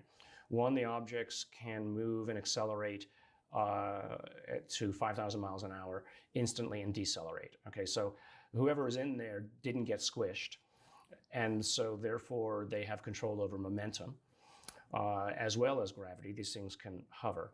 So for me, the open question is, okay, what's the propulsion source? Because as a physicist, another physicist has published, if you were to take an object, assume it's 1 ton of weight, and you were to move it instantaneously from 50 feet to 14 miles into space, which there has been observations of this, the total energy required for that instantaneous acceleration and deceleration is more than the nuclear output basically of the whole planet for a year. So, okay, and they're doing it apparently every second. And this is real. It's happening. It is observed visually by individuals, at least the instantaneous disappearance of the thing, but then it is observed by radar and other electronic means to be occurring. It's interesting because one of the most important bases that America has for monitoring things in orbit and things on the ground that might be signs of ICBM launches is Pine Gap in Australia. Yes, right. And there are other bases like Northwest Cape in Western Australia that's been the location for some very, very weird paranormal phenomena, giant craft, even military records recording observations of spheres over the base at times of acute DEFCON heightening during the Middle East War. The Chinese are taking an interest in this very sensitive Australian military base that is actually used by America to contact its nuclear submarines in the event of nuclear war. What do you know about China's secret UFO program? Right. Do you think they know? Do you think the Chinese and the Russians know more than... The Chinese have admitted that they have a program to investigate this openly. They have admitted that. Do you think they've recovered the same technology that the US has? I wouldn't be surprised. I mean, Brazil has had events, Italy has had events, Russia has had events. So I don't think they're avoiding China. There's a Cold War going on behind the scenes, isn't there? The Russians and the Chinese want to know what the Americans know, and the Russians want to know, the Americans want to know what the Russians and Chinese know. Right. Well, it's in science, when I have a competitor that I'm having lunch with, we're both probing and trying to get the other's information so we can put together the answer first. You explain to me, sir, as a scientist, if a country could master the technology that lies behind this phenomenon, how important is that technology? Well, it's a game changer, obviously. But it's also, individually a threat. So if you have anti-gravity and you give it to everybody, anybody could go out to the asteroid belt and push something our way and cause a big problem. If you have access to the supposed levels of energy that these things require to move around, everybody's got a bomb, that is, of dangerous levels of consequence. So if you're asking questions, why might the US government want to limit knowledge of this? They might have a perfectly good reason for doing so, and that's it. That they realize that it's dangerous to play with this. But do you think part of the issue now is that the game's up? Yes. The Americans know that it's too well known about now. Right. There's been too many verifications of this phenomenon to ignore it anymore. Yeah. The short answer is yes. There's an avalanche of information that's coming that we're seeing it day by day, right? We have, as you know, the U.S. government coming out and saying, we now are creating an internal secret channel for people to break their NDAs and come forward and give information to Congress. They've publicly put in the record now for funding to bring, it says exactly this, cadres of scientists to the table who can have classification to study this, right? So they're basically admitting we don't have the answers, but we want to bring scientists in. Now, I'm going to take a little bit of credit for that because I actually wrote a white paper to these internal groups that said exactly this, that we need to bring in scientists in a classified manner to work on this. So you don't think the Americans have secretly cracked anti-gravity and got a working spacecraft in a cave somewhere? I don't think so. But who knows? If they have, kudos. It'd be pretty outrageous if they've kept it quiet for this long. Well, yes, it would be. I mean, but I don't know. I don't know what to say to that. I mean, it's. It'd be the holy grail, wouldn't it, of science? Yes, it would be. Well, I mean, if they have cracked gravity, it means they have an understanding of gravity that we don't even today have in our current physics. We don't even understand gravity today with all of the equations that get thrown around by physicists. So why isn't this more mainstream? I mean, why is this still such a stigmatized issue? Why is it that in a private company, when one admits that one has an interest in UAPs, unidentified aerial phenomena, there's normally somebody in the group who makes a silly smirk and talks about little green men. Right. Why do we do that? Well, I think decades, frankly, of this kind of disinformation and purposeful diminution of people's opinions has had its logical outcome. But it's unjustified? I think it's totally unjustified. I mean, and from a scientific point of view, and of course I've been approached by scientific colleagues that said, Gary, you're going to ruin your reputation with this. And my immediate answer is, what scientist takes a possible explanation off the table, especially when you've got so many people, credible individuals, saying that this is something that's happening? So why not investigate it? And anyway, it's my time. So why is it your business to tell me what I should be doing? Why do you think there is such hostility to the idea of investigating the possibility of non-human intelligent life? Well, that would put us not at the top of the food chain, first of all. And from a religious point of view, it's a context clash that, okay, well, if these things exist and they're there, where do they fit in the hierarchy to angels and God, if that's your religion? Well, let's talk about that. Do you think that possibly what we're talking about here might be what our religions describe as God? Or angels and demons, so that, you need an explanation for something, so you put it into whatever your current mythology is. Because the suggestion that's being made by a lot of people who claim to have had experiences with the phenomenon is that whoever they are, this superior intelligence is tinkering with human DNA. Yeah, I've had a lot of people come to me about the whole DNA thing, and are they, I think there's a lot more ways you can guide a species other than directly interacting with its DNA. I mean, look at what we've done with dogs over just a few tens of thousands of years. Can I ask you one thing? I read a Hungarian scientist's paper. He's a mathematician, and he looked at the probabilities of DNA sequences, and he suggested that there are anomalies in human DNA that suggest some kind of intervention. Is this the WOW signal paper? Yeah. Okay, yeah. What's your take on that? Well, mathematically it's sound.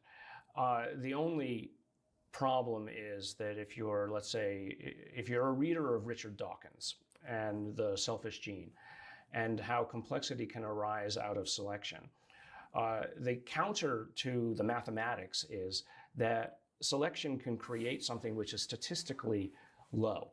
The thing that I find most interesting, though, about the WOW signal in the DNA code is how ordered it is, in terms of, like, if somebody were to sit down and say, this is how I want to design something, I'm going to design it in a nicely ordered way. It is strangely ordered, which the only way you can, I think, countenance it is to say there's something about the structure of life that required that order. So you either created the order because you designed it, or the structure of life required it, and that's why it came out to be looking like somebody made it. Because when you think about Christian theology, Islam, a lot of the great religions, all of it's about superior beings coming from the sky. Mm-hmm. There's often, as in Ezekiel in the Bible, descriptions of strange craft. A lot of it does sound like UFOs, right. UAPs. Well, Jacques Vallée actually took that approach in his book, The Wonders in the Sky, where he went back literally into the libraries to get the original documents from the scientists and statesmen of the day who had recorded these events, which, if you basically just changed or translated the words, they were basically had encountered UFOs at the time, shields in the sky, etc. And then Diana Pasulka on the other side of things has looked at this from the standpoint, what got her interested? She was actually originally studying the ecstasies of the saints. She's a theologian of Catholicism. She was studying the ecstasies of the saints and very often their interaction with angels, as they said. And what she found fascinating is that many of these angels showed up as white orbs.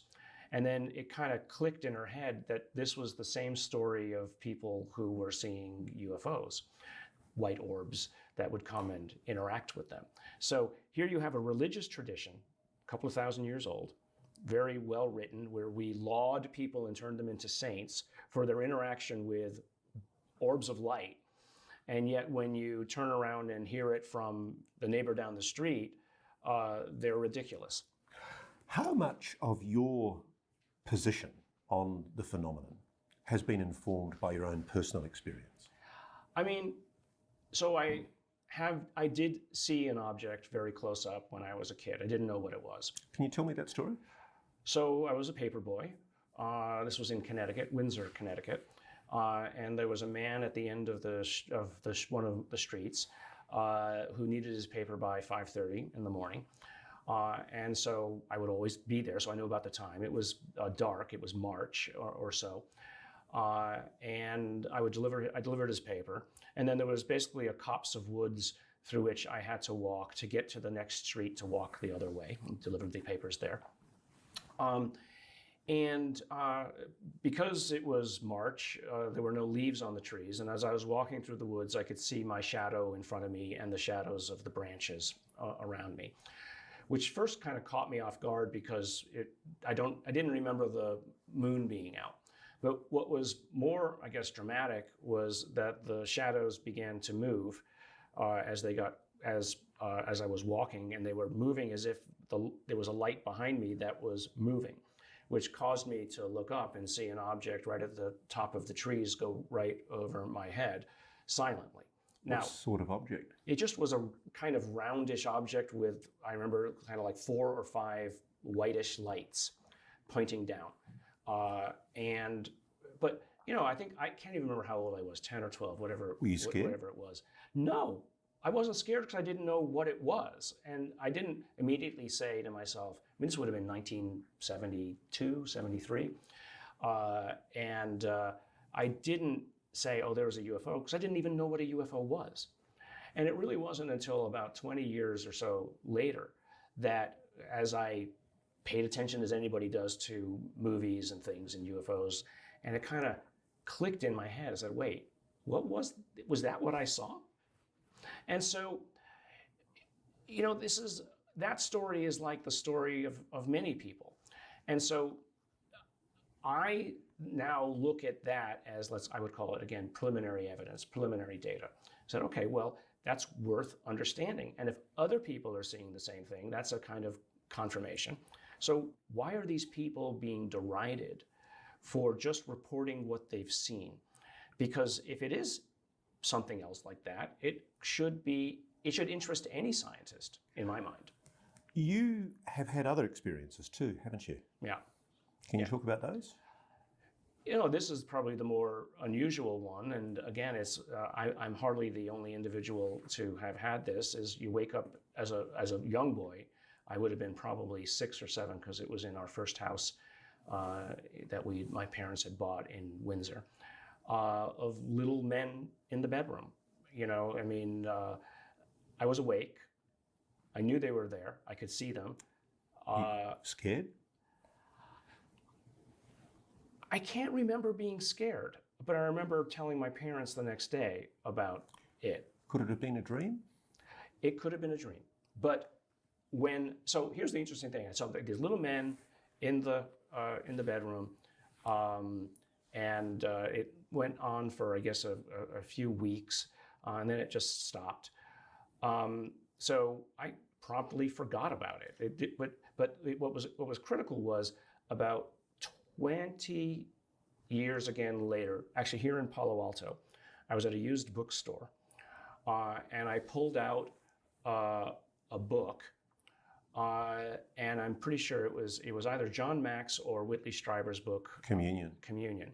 And there on the front cover was, and I can feel the hair on my arms going up, was what I saw. That's the classic grey alien face. I remember I dropped the book because it was like, whoa.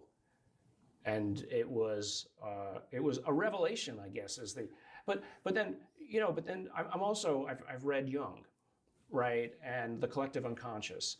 And so, part of my self-explanation for what it was that I was seeing was just some collective unconscious genetic memory that we all have. It has nothing to do with anything from outside.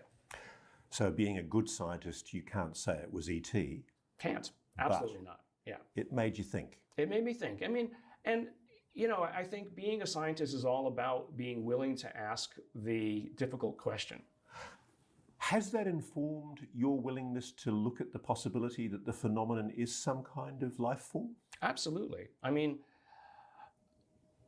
what could be more interesting about studying life on this planet and how our ecology has been constructed than to compare it to the ecology of another planet, right? Two things are always more important than one in science, that if you can find a confirmation that life has started elsewhere, it means, first of all, that we're not unique, and then begs the question of all of the other things that we're seeing out there, how many other places has life originated? Because you had another experience in London that I thought was quite important. Right. Yeah, that was an interesting one because, for no good reason, lying there in the bed in the hotel, I woke up with my entire body buzzing, like I was sitting in an electric water bath. And I've been in Japan, for instance, where electric water baths are the kind of the thing. This was a very different experience. Everything from the tip of my fingers down to the tips of my toes, ears, I could feel this buzzing. I could hear it. But at the moment of waking up, there were, and I can't even call them words. There was words in my head that said, "This is how you connect." Whoa. And that wasn't the word, but that's the best translation of the moment. And after about 10 to 15 seconds of this, I just, and this is why I don't think it was physiologic necessarily, or some sort of odd physiologic effect. I just said, this has to stop. Make it stop. And it did. That suggests to me that the phenomenon's trying to engage with you. I mean, it could be, but again, I can't imagine why I would be so important that it would take any time to do so. Can I ask you this? There are scientists, people in defence, people in intelligence, in government that I've spoken to in Australia who've all admitted to me they've had weird, I guess you could call them, paranormal experiences. Mm-hmm. Some of them are UAP, some of them involve entities, mm-hmm. such as what you're talking about. What's your advice to people like those? I think the advice is don't be ashamed, first of all. Don't feel that you need to come forward with it. But I think the advice is others have seen it, so you can believe that you're not crazy. I think that's the first thing to do. But then take solace in the fact that the US government and other governments are now coming forward and saying that, well, you know what, this is real and it's worth study. The one thing I've learned from reading about quantum physics mm-hmm. is that there's a hell of a lot of science that we still don't understand. Yeah. Like Newtonian ideas of physics no longer really have much application when you start talking about the quantum world. True? Yes, absolutely. Well, I mean, for thousands of years, even going back to Plato, we would think of the atom as an object, right? We think of, even up until when I was a graduate student, I mean, even not a graduate student, a student in college, we would think of them as solid forms, but now we realize they're all waves. and that a particle doesn't exist in any one place. It actually exists in a superposition in many places at once. Now, one thing you've been doing is you've been looking at the brains of experiences. You've been using MRI imaging. Right. Have you reached any conclusions about whether people who've been exposed to the phenomenon have characteristics? So I kind of turned the question around in a different way. So what we've done is, looking at these individuals, we found that there is a bundle of nerves at the head of the caudate and putamen in their basal ganglia. This is an important area of the brain that has to do with sensory perceptions and actually integration of that information for goal seeking. The executive function says, I want to do something. It gets passed down to this area. This area says, well, what in my environment do I need to access or know about to accomplish that goal? And then it creates a set of goals, sub-goals, to accomplish the desired outcome. This area of the brain, and especially this one area at the head of the caudate and putamen, had overdeveloped interactions compared to normals. There was a density of neuronal structure there. And is that a positive thing? Well, it's a positive thing insofar as the individuals that we were working with would be considered high-functioning individuals, right? So these are all people who came from the intelligence agencies, they pilots, high-level physicists, basically smart people. And so from that standpoint, it was fascinating because that said that that just the study of people who might have had these interactions revealed something about the human brain that people at the time didn't know, but now has been confirmed not only by us, but by multiple other laboratories who have nothing to do with the paranormal aspects of this, but have shown that the caudate is involved in intuition and intelligence. Now, why it's important is that is intimately involved with perception. And so if perception is about seeing something that's in front of you and not ignoring it, then maybe you have part of the solution why certain people see something that others don't. And we all know the story of one of the gorilla walking across the stage, right? So these people who are having these experiences with unidentified aerial phenomena, they actually have differences in their brain in some of the cases you've seen that might explain why they're seeing them. Yeah, that they're basically smarter and they realize what's sitting in front of them and they don't ignore it. I mean, that doesn't mean that they're magic. It just means that they see something for what it is. And so people have asked me, well, is this area of the brain created by the interaction? No, because in some of the individuals, we actually were able to go back and look at their MRIs 10 years earlier and see that they still had it. They're born with it. And what's fascinating is it runs in families. I was going to say, have you tested yourself? Yes, my family has it. We're way up on the scale. There's one physicist I know who's like twice as much as, so it's my mother, my brother, and my sister, we all. Because since I did the documentary last year and wrote my book, I've been amazed by the number of people who've told me that the phenomenon of sighting these objects and having these weird experiences, that I suppose you could call them paranormal, it runs in the family. Yeah. Mum had it, dad had it, granddad had it. Yeah. It's quite common, isn't it? Yeah, I mean, and so I wouldn't turn it into a movie script of some sort of magical ability. It's just, if it's a feature of intelligence, then no surprise that it gets passed down family to family. But what I find fascinating is it's almost like it's a dominant trait, because if it's a multigenic trait, multiple genes all coming together to enable a certain, what we would call phenotype, it would be much more disparate and less likely to be passed within immediate families. But the most interesting thing is this. It's found in about 1 in 100 people on average to 1 in 200 people. In a group of about, let's say, 20 people, we found 2 husband-wife pairs, both of whom had it. Okay, do the statistics. If it's 1 in 100, to basically find the other person in that 1 in 100 randomly is 100 squared, 1,000, right? Or 10,000, sorry. And so, but to have 2 people find it in the same group is an even bigger statistical flaw or anomaly. So what does that mean? it means that these people are either in a limited breeding group, right? They all went to the same school and they're smart, or they're somehow attracted to each other, that smart people are attracted to other smart people. So what does that do? From a really fascinating evolutionary point of view, this is what you would call the beginnings of speciation. So speciation is when you have a uniform breeding population and let's say a mountain range over time comes between them. They now are separated, no longer interbreeding, they go in their own directions. So people who are attracted to UFOs are attracted to each other? In a way, yeah, or Wow. capable of seeing. Let's just say capable of seeing. I wouldn't say that they're attracted to UFOs. I would say that I would just say, in the simplest point of view, that this area of the brain, which has now been replicated in numbers of studies, the caudate especially, and size and interactions is related to intuition and intelligence, smart people are attracted to other smart people.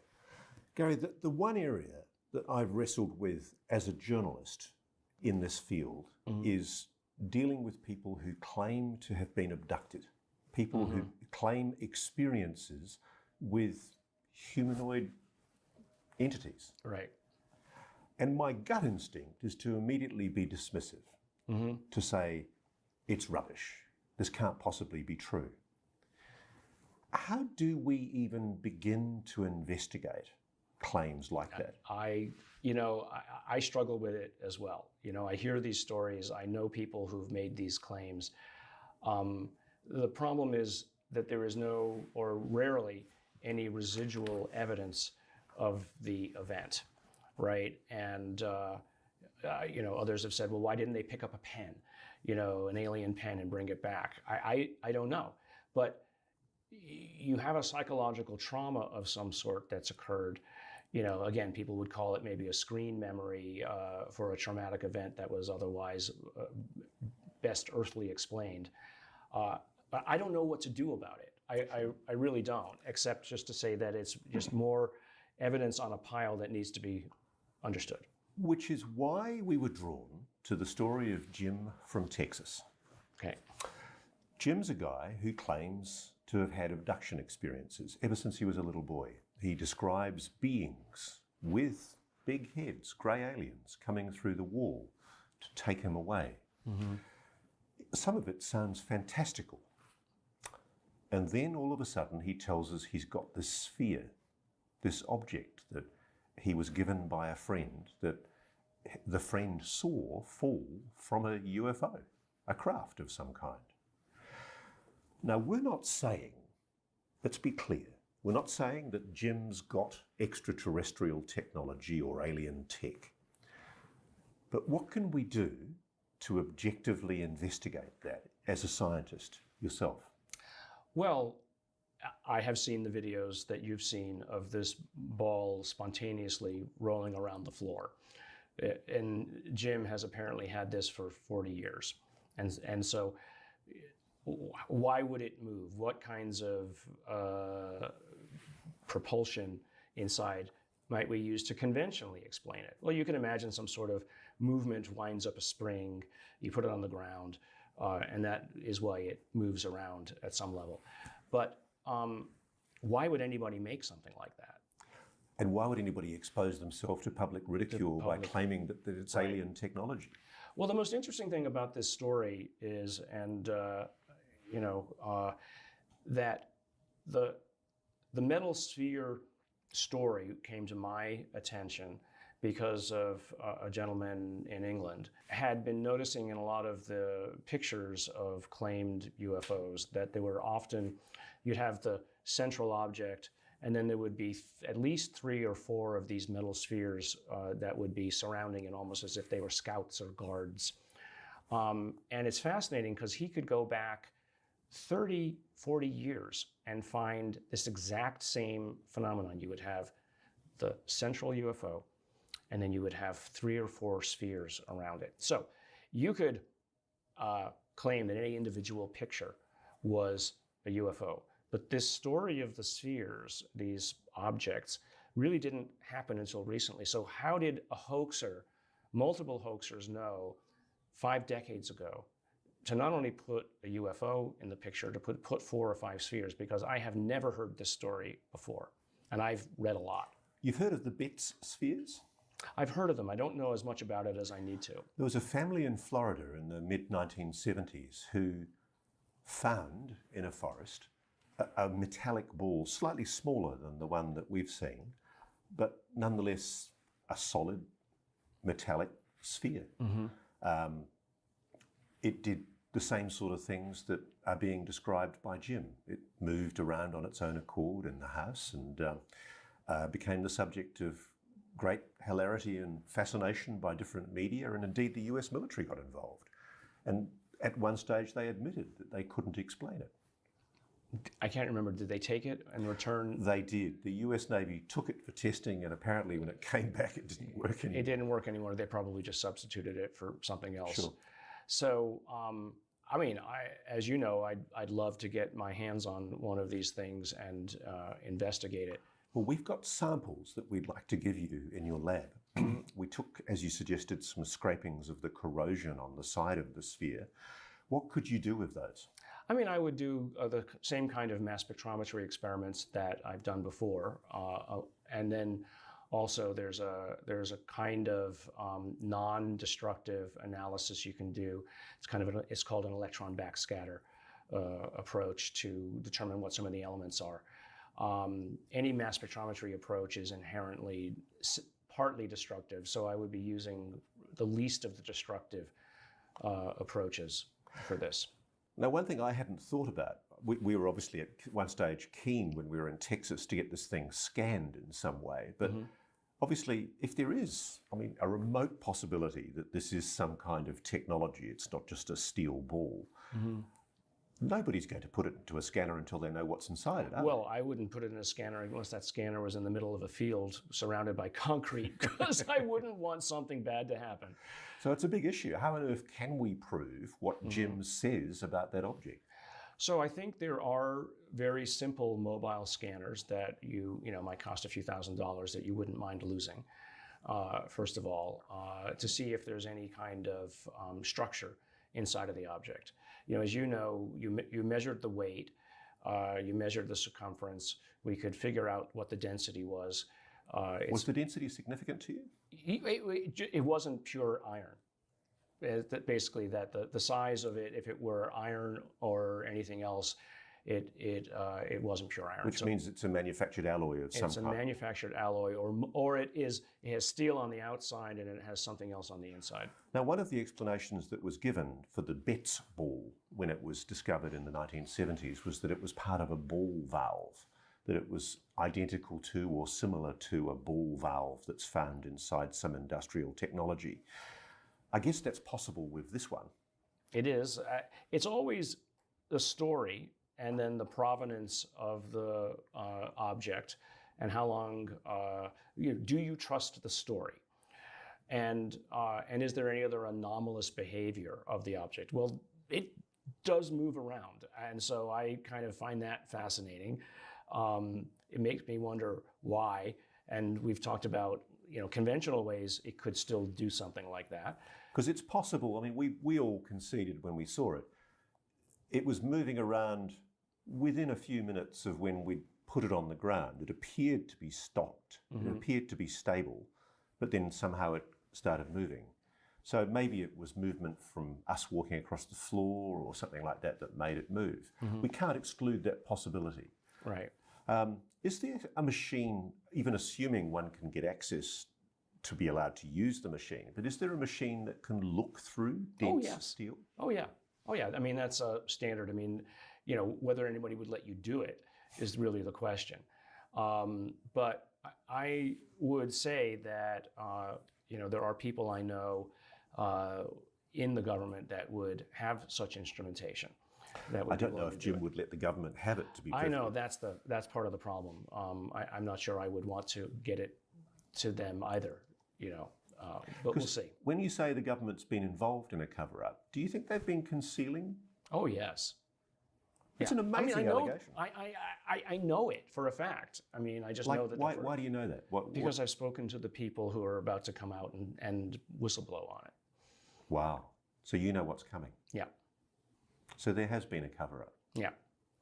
And there has been an active cover-up. And what's nice, actually, frankly, about the transparency is the machinations and maneuvering of the people who've been keeping things behind the scenes. The light has been shone on them. I mean, just look at what the Department of Defense announced last week. They announced an office to study the phenomenon. Money put aside. They've said we're going to go back to 1947. Which is incredible. That's the date of Roswell. Yeah, 1947. We want a list of every operation that you've done to disinform and misinform.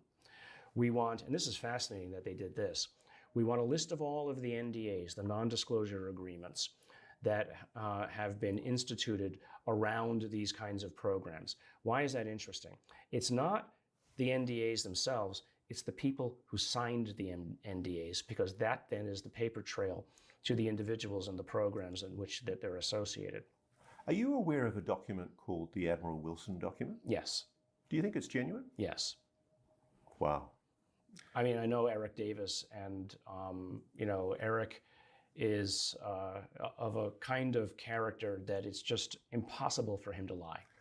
The significance of that document is that the former immediate director of the Defense Intelligence Agency, Admiral Thomas Wilson, allegedly had a conversation with Dr. Eric Davis, a renowned physicist, where he imparted his discovery that there was a secret UFO reverse engineering program going on inside the US government where they were hiding recovered spacecraft. Mm-hmm. And it was being hidden in private aerospace, in a private aerospace corporation. Now, the journalist in me, Gary, thinks Americans can't keep secrets. I mean, everything leaks in this country. And this is an example of it. Okay, so you take that point. Yeah. Ultimately, it did leak. Ultimately, it leaked. But what was interesting was that how it was found. It was found in Edgar Mitchell's effects after he died.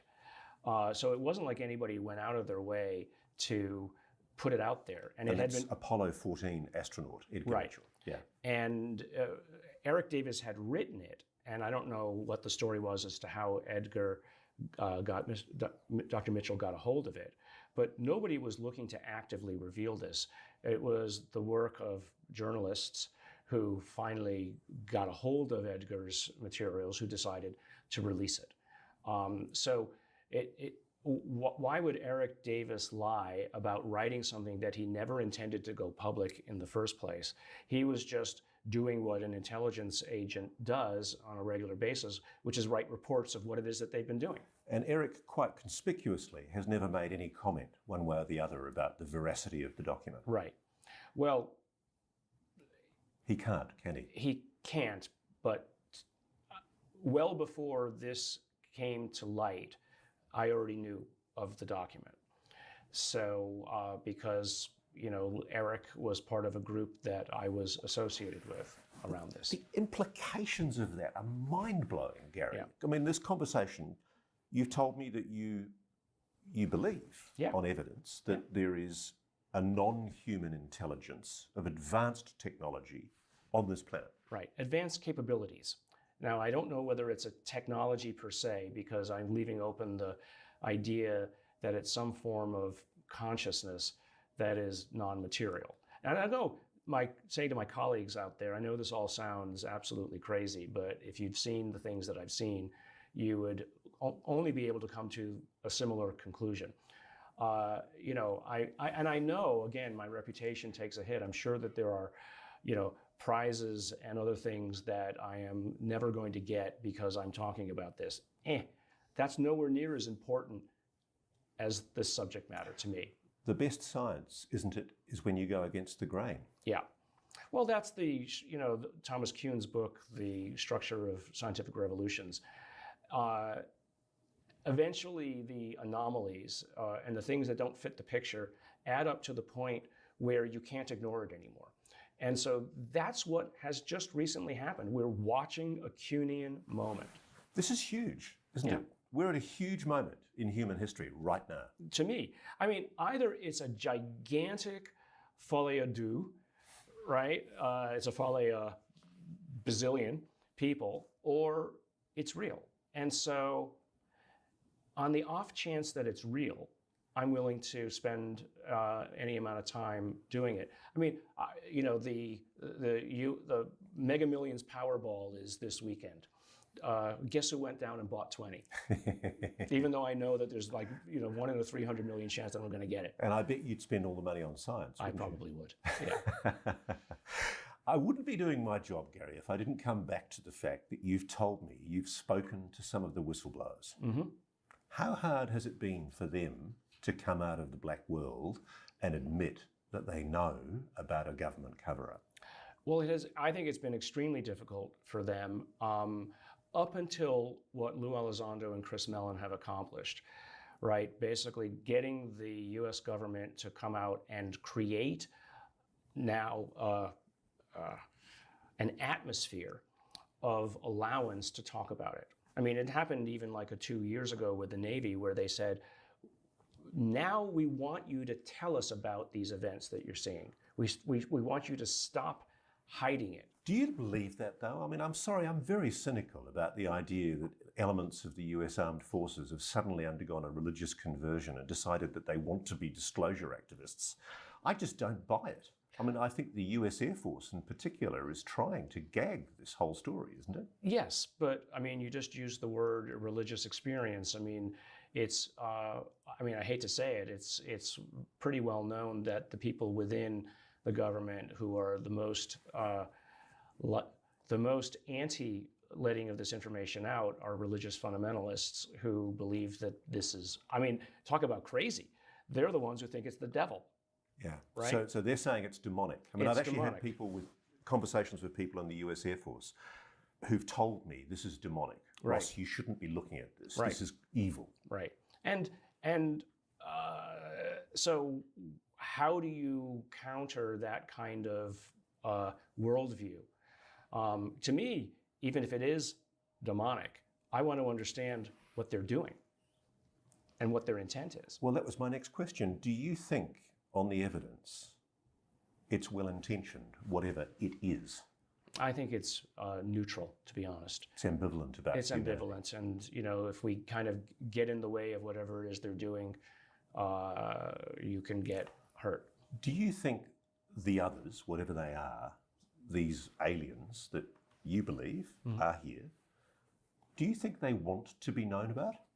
Well, they're obviously not doing much to hide themselves, right? I think they're showing us what they can do, right? They do show up. They've shown up around the nuclear sites. We all know this now. We've seen them over bases in Australia. Right. We've seen them around the USS Nimitz, and it happens multiple times a week. I mean, even today, and I've been speaking with people about that. By definition, that's a threat, isn't it? Yeah. It doesn't mean they're going to kill us, but No. it's by definition a threat It's because they're breaching the security of some of the most sensitive military installations on the planet. Right. And I guess what they're saying is, well, who said this was your space anyway? You know, but I mean, so why the interest in nuclear sites? I mean, I've said this before that, you know, so humanity, I think, is on the verge of leaving the planet, as we know. And I think any intelligence that was be looking at us from the outside, that's been around as long as perhaps they have, knows what the trajectory of humanity might be. And that would be to move out into the solar system and maybe eventually, even if it takes conventional means to accomplish it, move out into other stars. So here we are, a planet full of angry monkeys, and we can't even take care of our own planet. And we're threatening to move out into the, you know, nearby, you know, galactic arm. You know, might take us 1,000, 10,000 years to do it.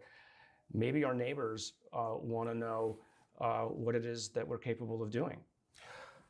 There's a document I wrote about in my book called Slide 9. And Chris Mellon had accidentally left it on his website, and it was discovered by a very clever British researcher who was just going through and checking to see what Chris had on his website.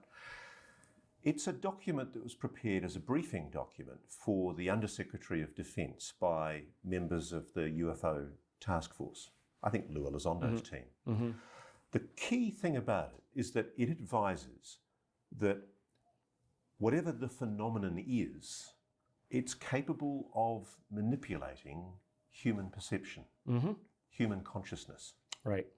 It can make us see things that aren't there. Do you think that's possibly what we're seeing in the sky in the form of UFOs? I mean, I think that's part of what makes it so difficult to reproduce, is that different people see different things. I mean, the best example of this that I know is a story that Jacques Vallée brought to me of a family in France driving down the highway. This was like in the last 5 to 10 years. And they had a glass-topped car. And they look up and they see a UFO, basically paralleling them down the highway. The mother looks around and sees that no other individuals nearby are freaking out about this thing above them. The children in the back take out their cell phones, take a picture of it. They get home and they look at the pictures on their camera and they don't see an object. They see a little star-shaped thing about 30 so feet above it. And I have the picture that doesn't look anything like a drone. It's like I think it has like 7 spokes and a central hole of some sort. So you're left with this. They saw a giant craft, but the picture shows that it was nothing else there. Nobody else could see it. So even if it was an object, that was there. Others weren't capable of seeing it, so it was manipulating vision. So yes is the short answer. There's a possibility, Gary, that you are one of the few scientists in the world who are investigating what is potentially the biggest scientific discovery of all time, isn't there? Yes, and what I actually hope to find, let's say, is that on the inside there are other scientists who've been working on this problem for way more years than I've even been interested in it. And they can basically, I'd be perfectly happy with them stepping forward and taking the limelight. Because it's not about what I want to find, it's about what is. And if others are there which already know it, let's catch everybody else up. So Jim, let's talk about Jim for Texas. Right. Jim's happy to be interrogated. He wants to be challenged. He's so thrilled that there might be any kind of scientific investigation into what he says. Is there interest in having a look at what he's got? Oh, absolutely. I would, but again, it's the resources and capability have to be there. I'm not going to go down there and ask him to give me the thing and then I just take it home and wait to, set up the kinds of analyses that need to be done. If and when you've got a laboratory that will accept this technology and be able to scan it properly, you'll do it. Oh, absolutely. Why not? I have looked at many things over the years. You probably, some of your listeners might know the Atacama mummy example. Somebody wanted it to be an alien. I said, let's use science to study it. No, it turns out to be, unfortunately, probably a stillbirth of some kind. And I notice Dr. Greer has maintained that you were obviously got at by the intelligence agencies to stop you from revealing the fact that it was alien. Well, he knows where the sample is, and the good thing about science is he could go back and test it again. So the point that you're making is that you're prepared to be rigorous and challenge the believers when you can prove it. There's actually another, they called it the Star Child skull, that I, basically got my hands on to look at. It also is just human. I mean, it's not about the most spectacular cases. And this is the same thing in science. The best science is always noticing the points that are off the curve, that are the unexpected, because first of all, you have to explain why that point is off the curve, because there might be something wrong with your experiment. But if it is off the curve and it's absolutely reproducible, then you've discovered something novel. This is what we're looking at right now. It's off the curve. If it is real, it is, as you say, the biggest discovery in human history. But if it is real, it's already been discovered by the governments.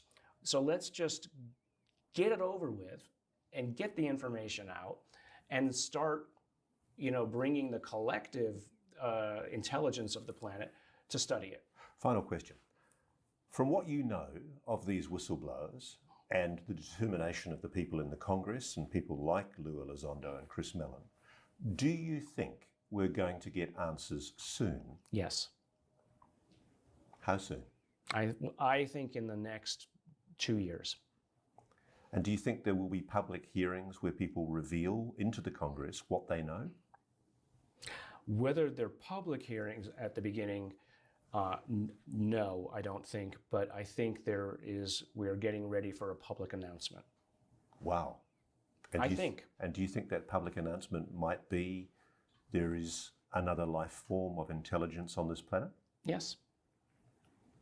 I mean, that's the only trajectory we've got. I mean, I've always said that I've only ever been interested in studying the inevitable or working on the inevitable in my science. So I think it's inevitable. Professor Gary Nolan, thank you very much. Thank you.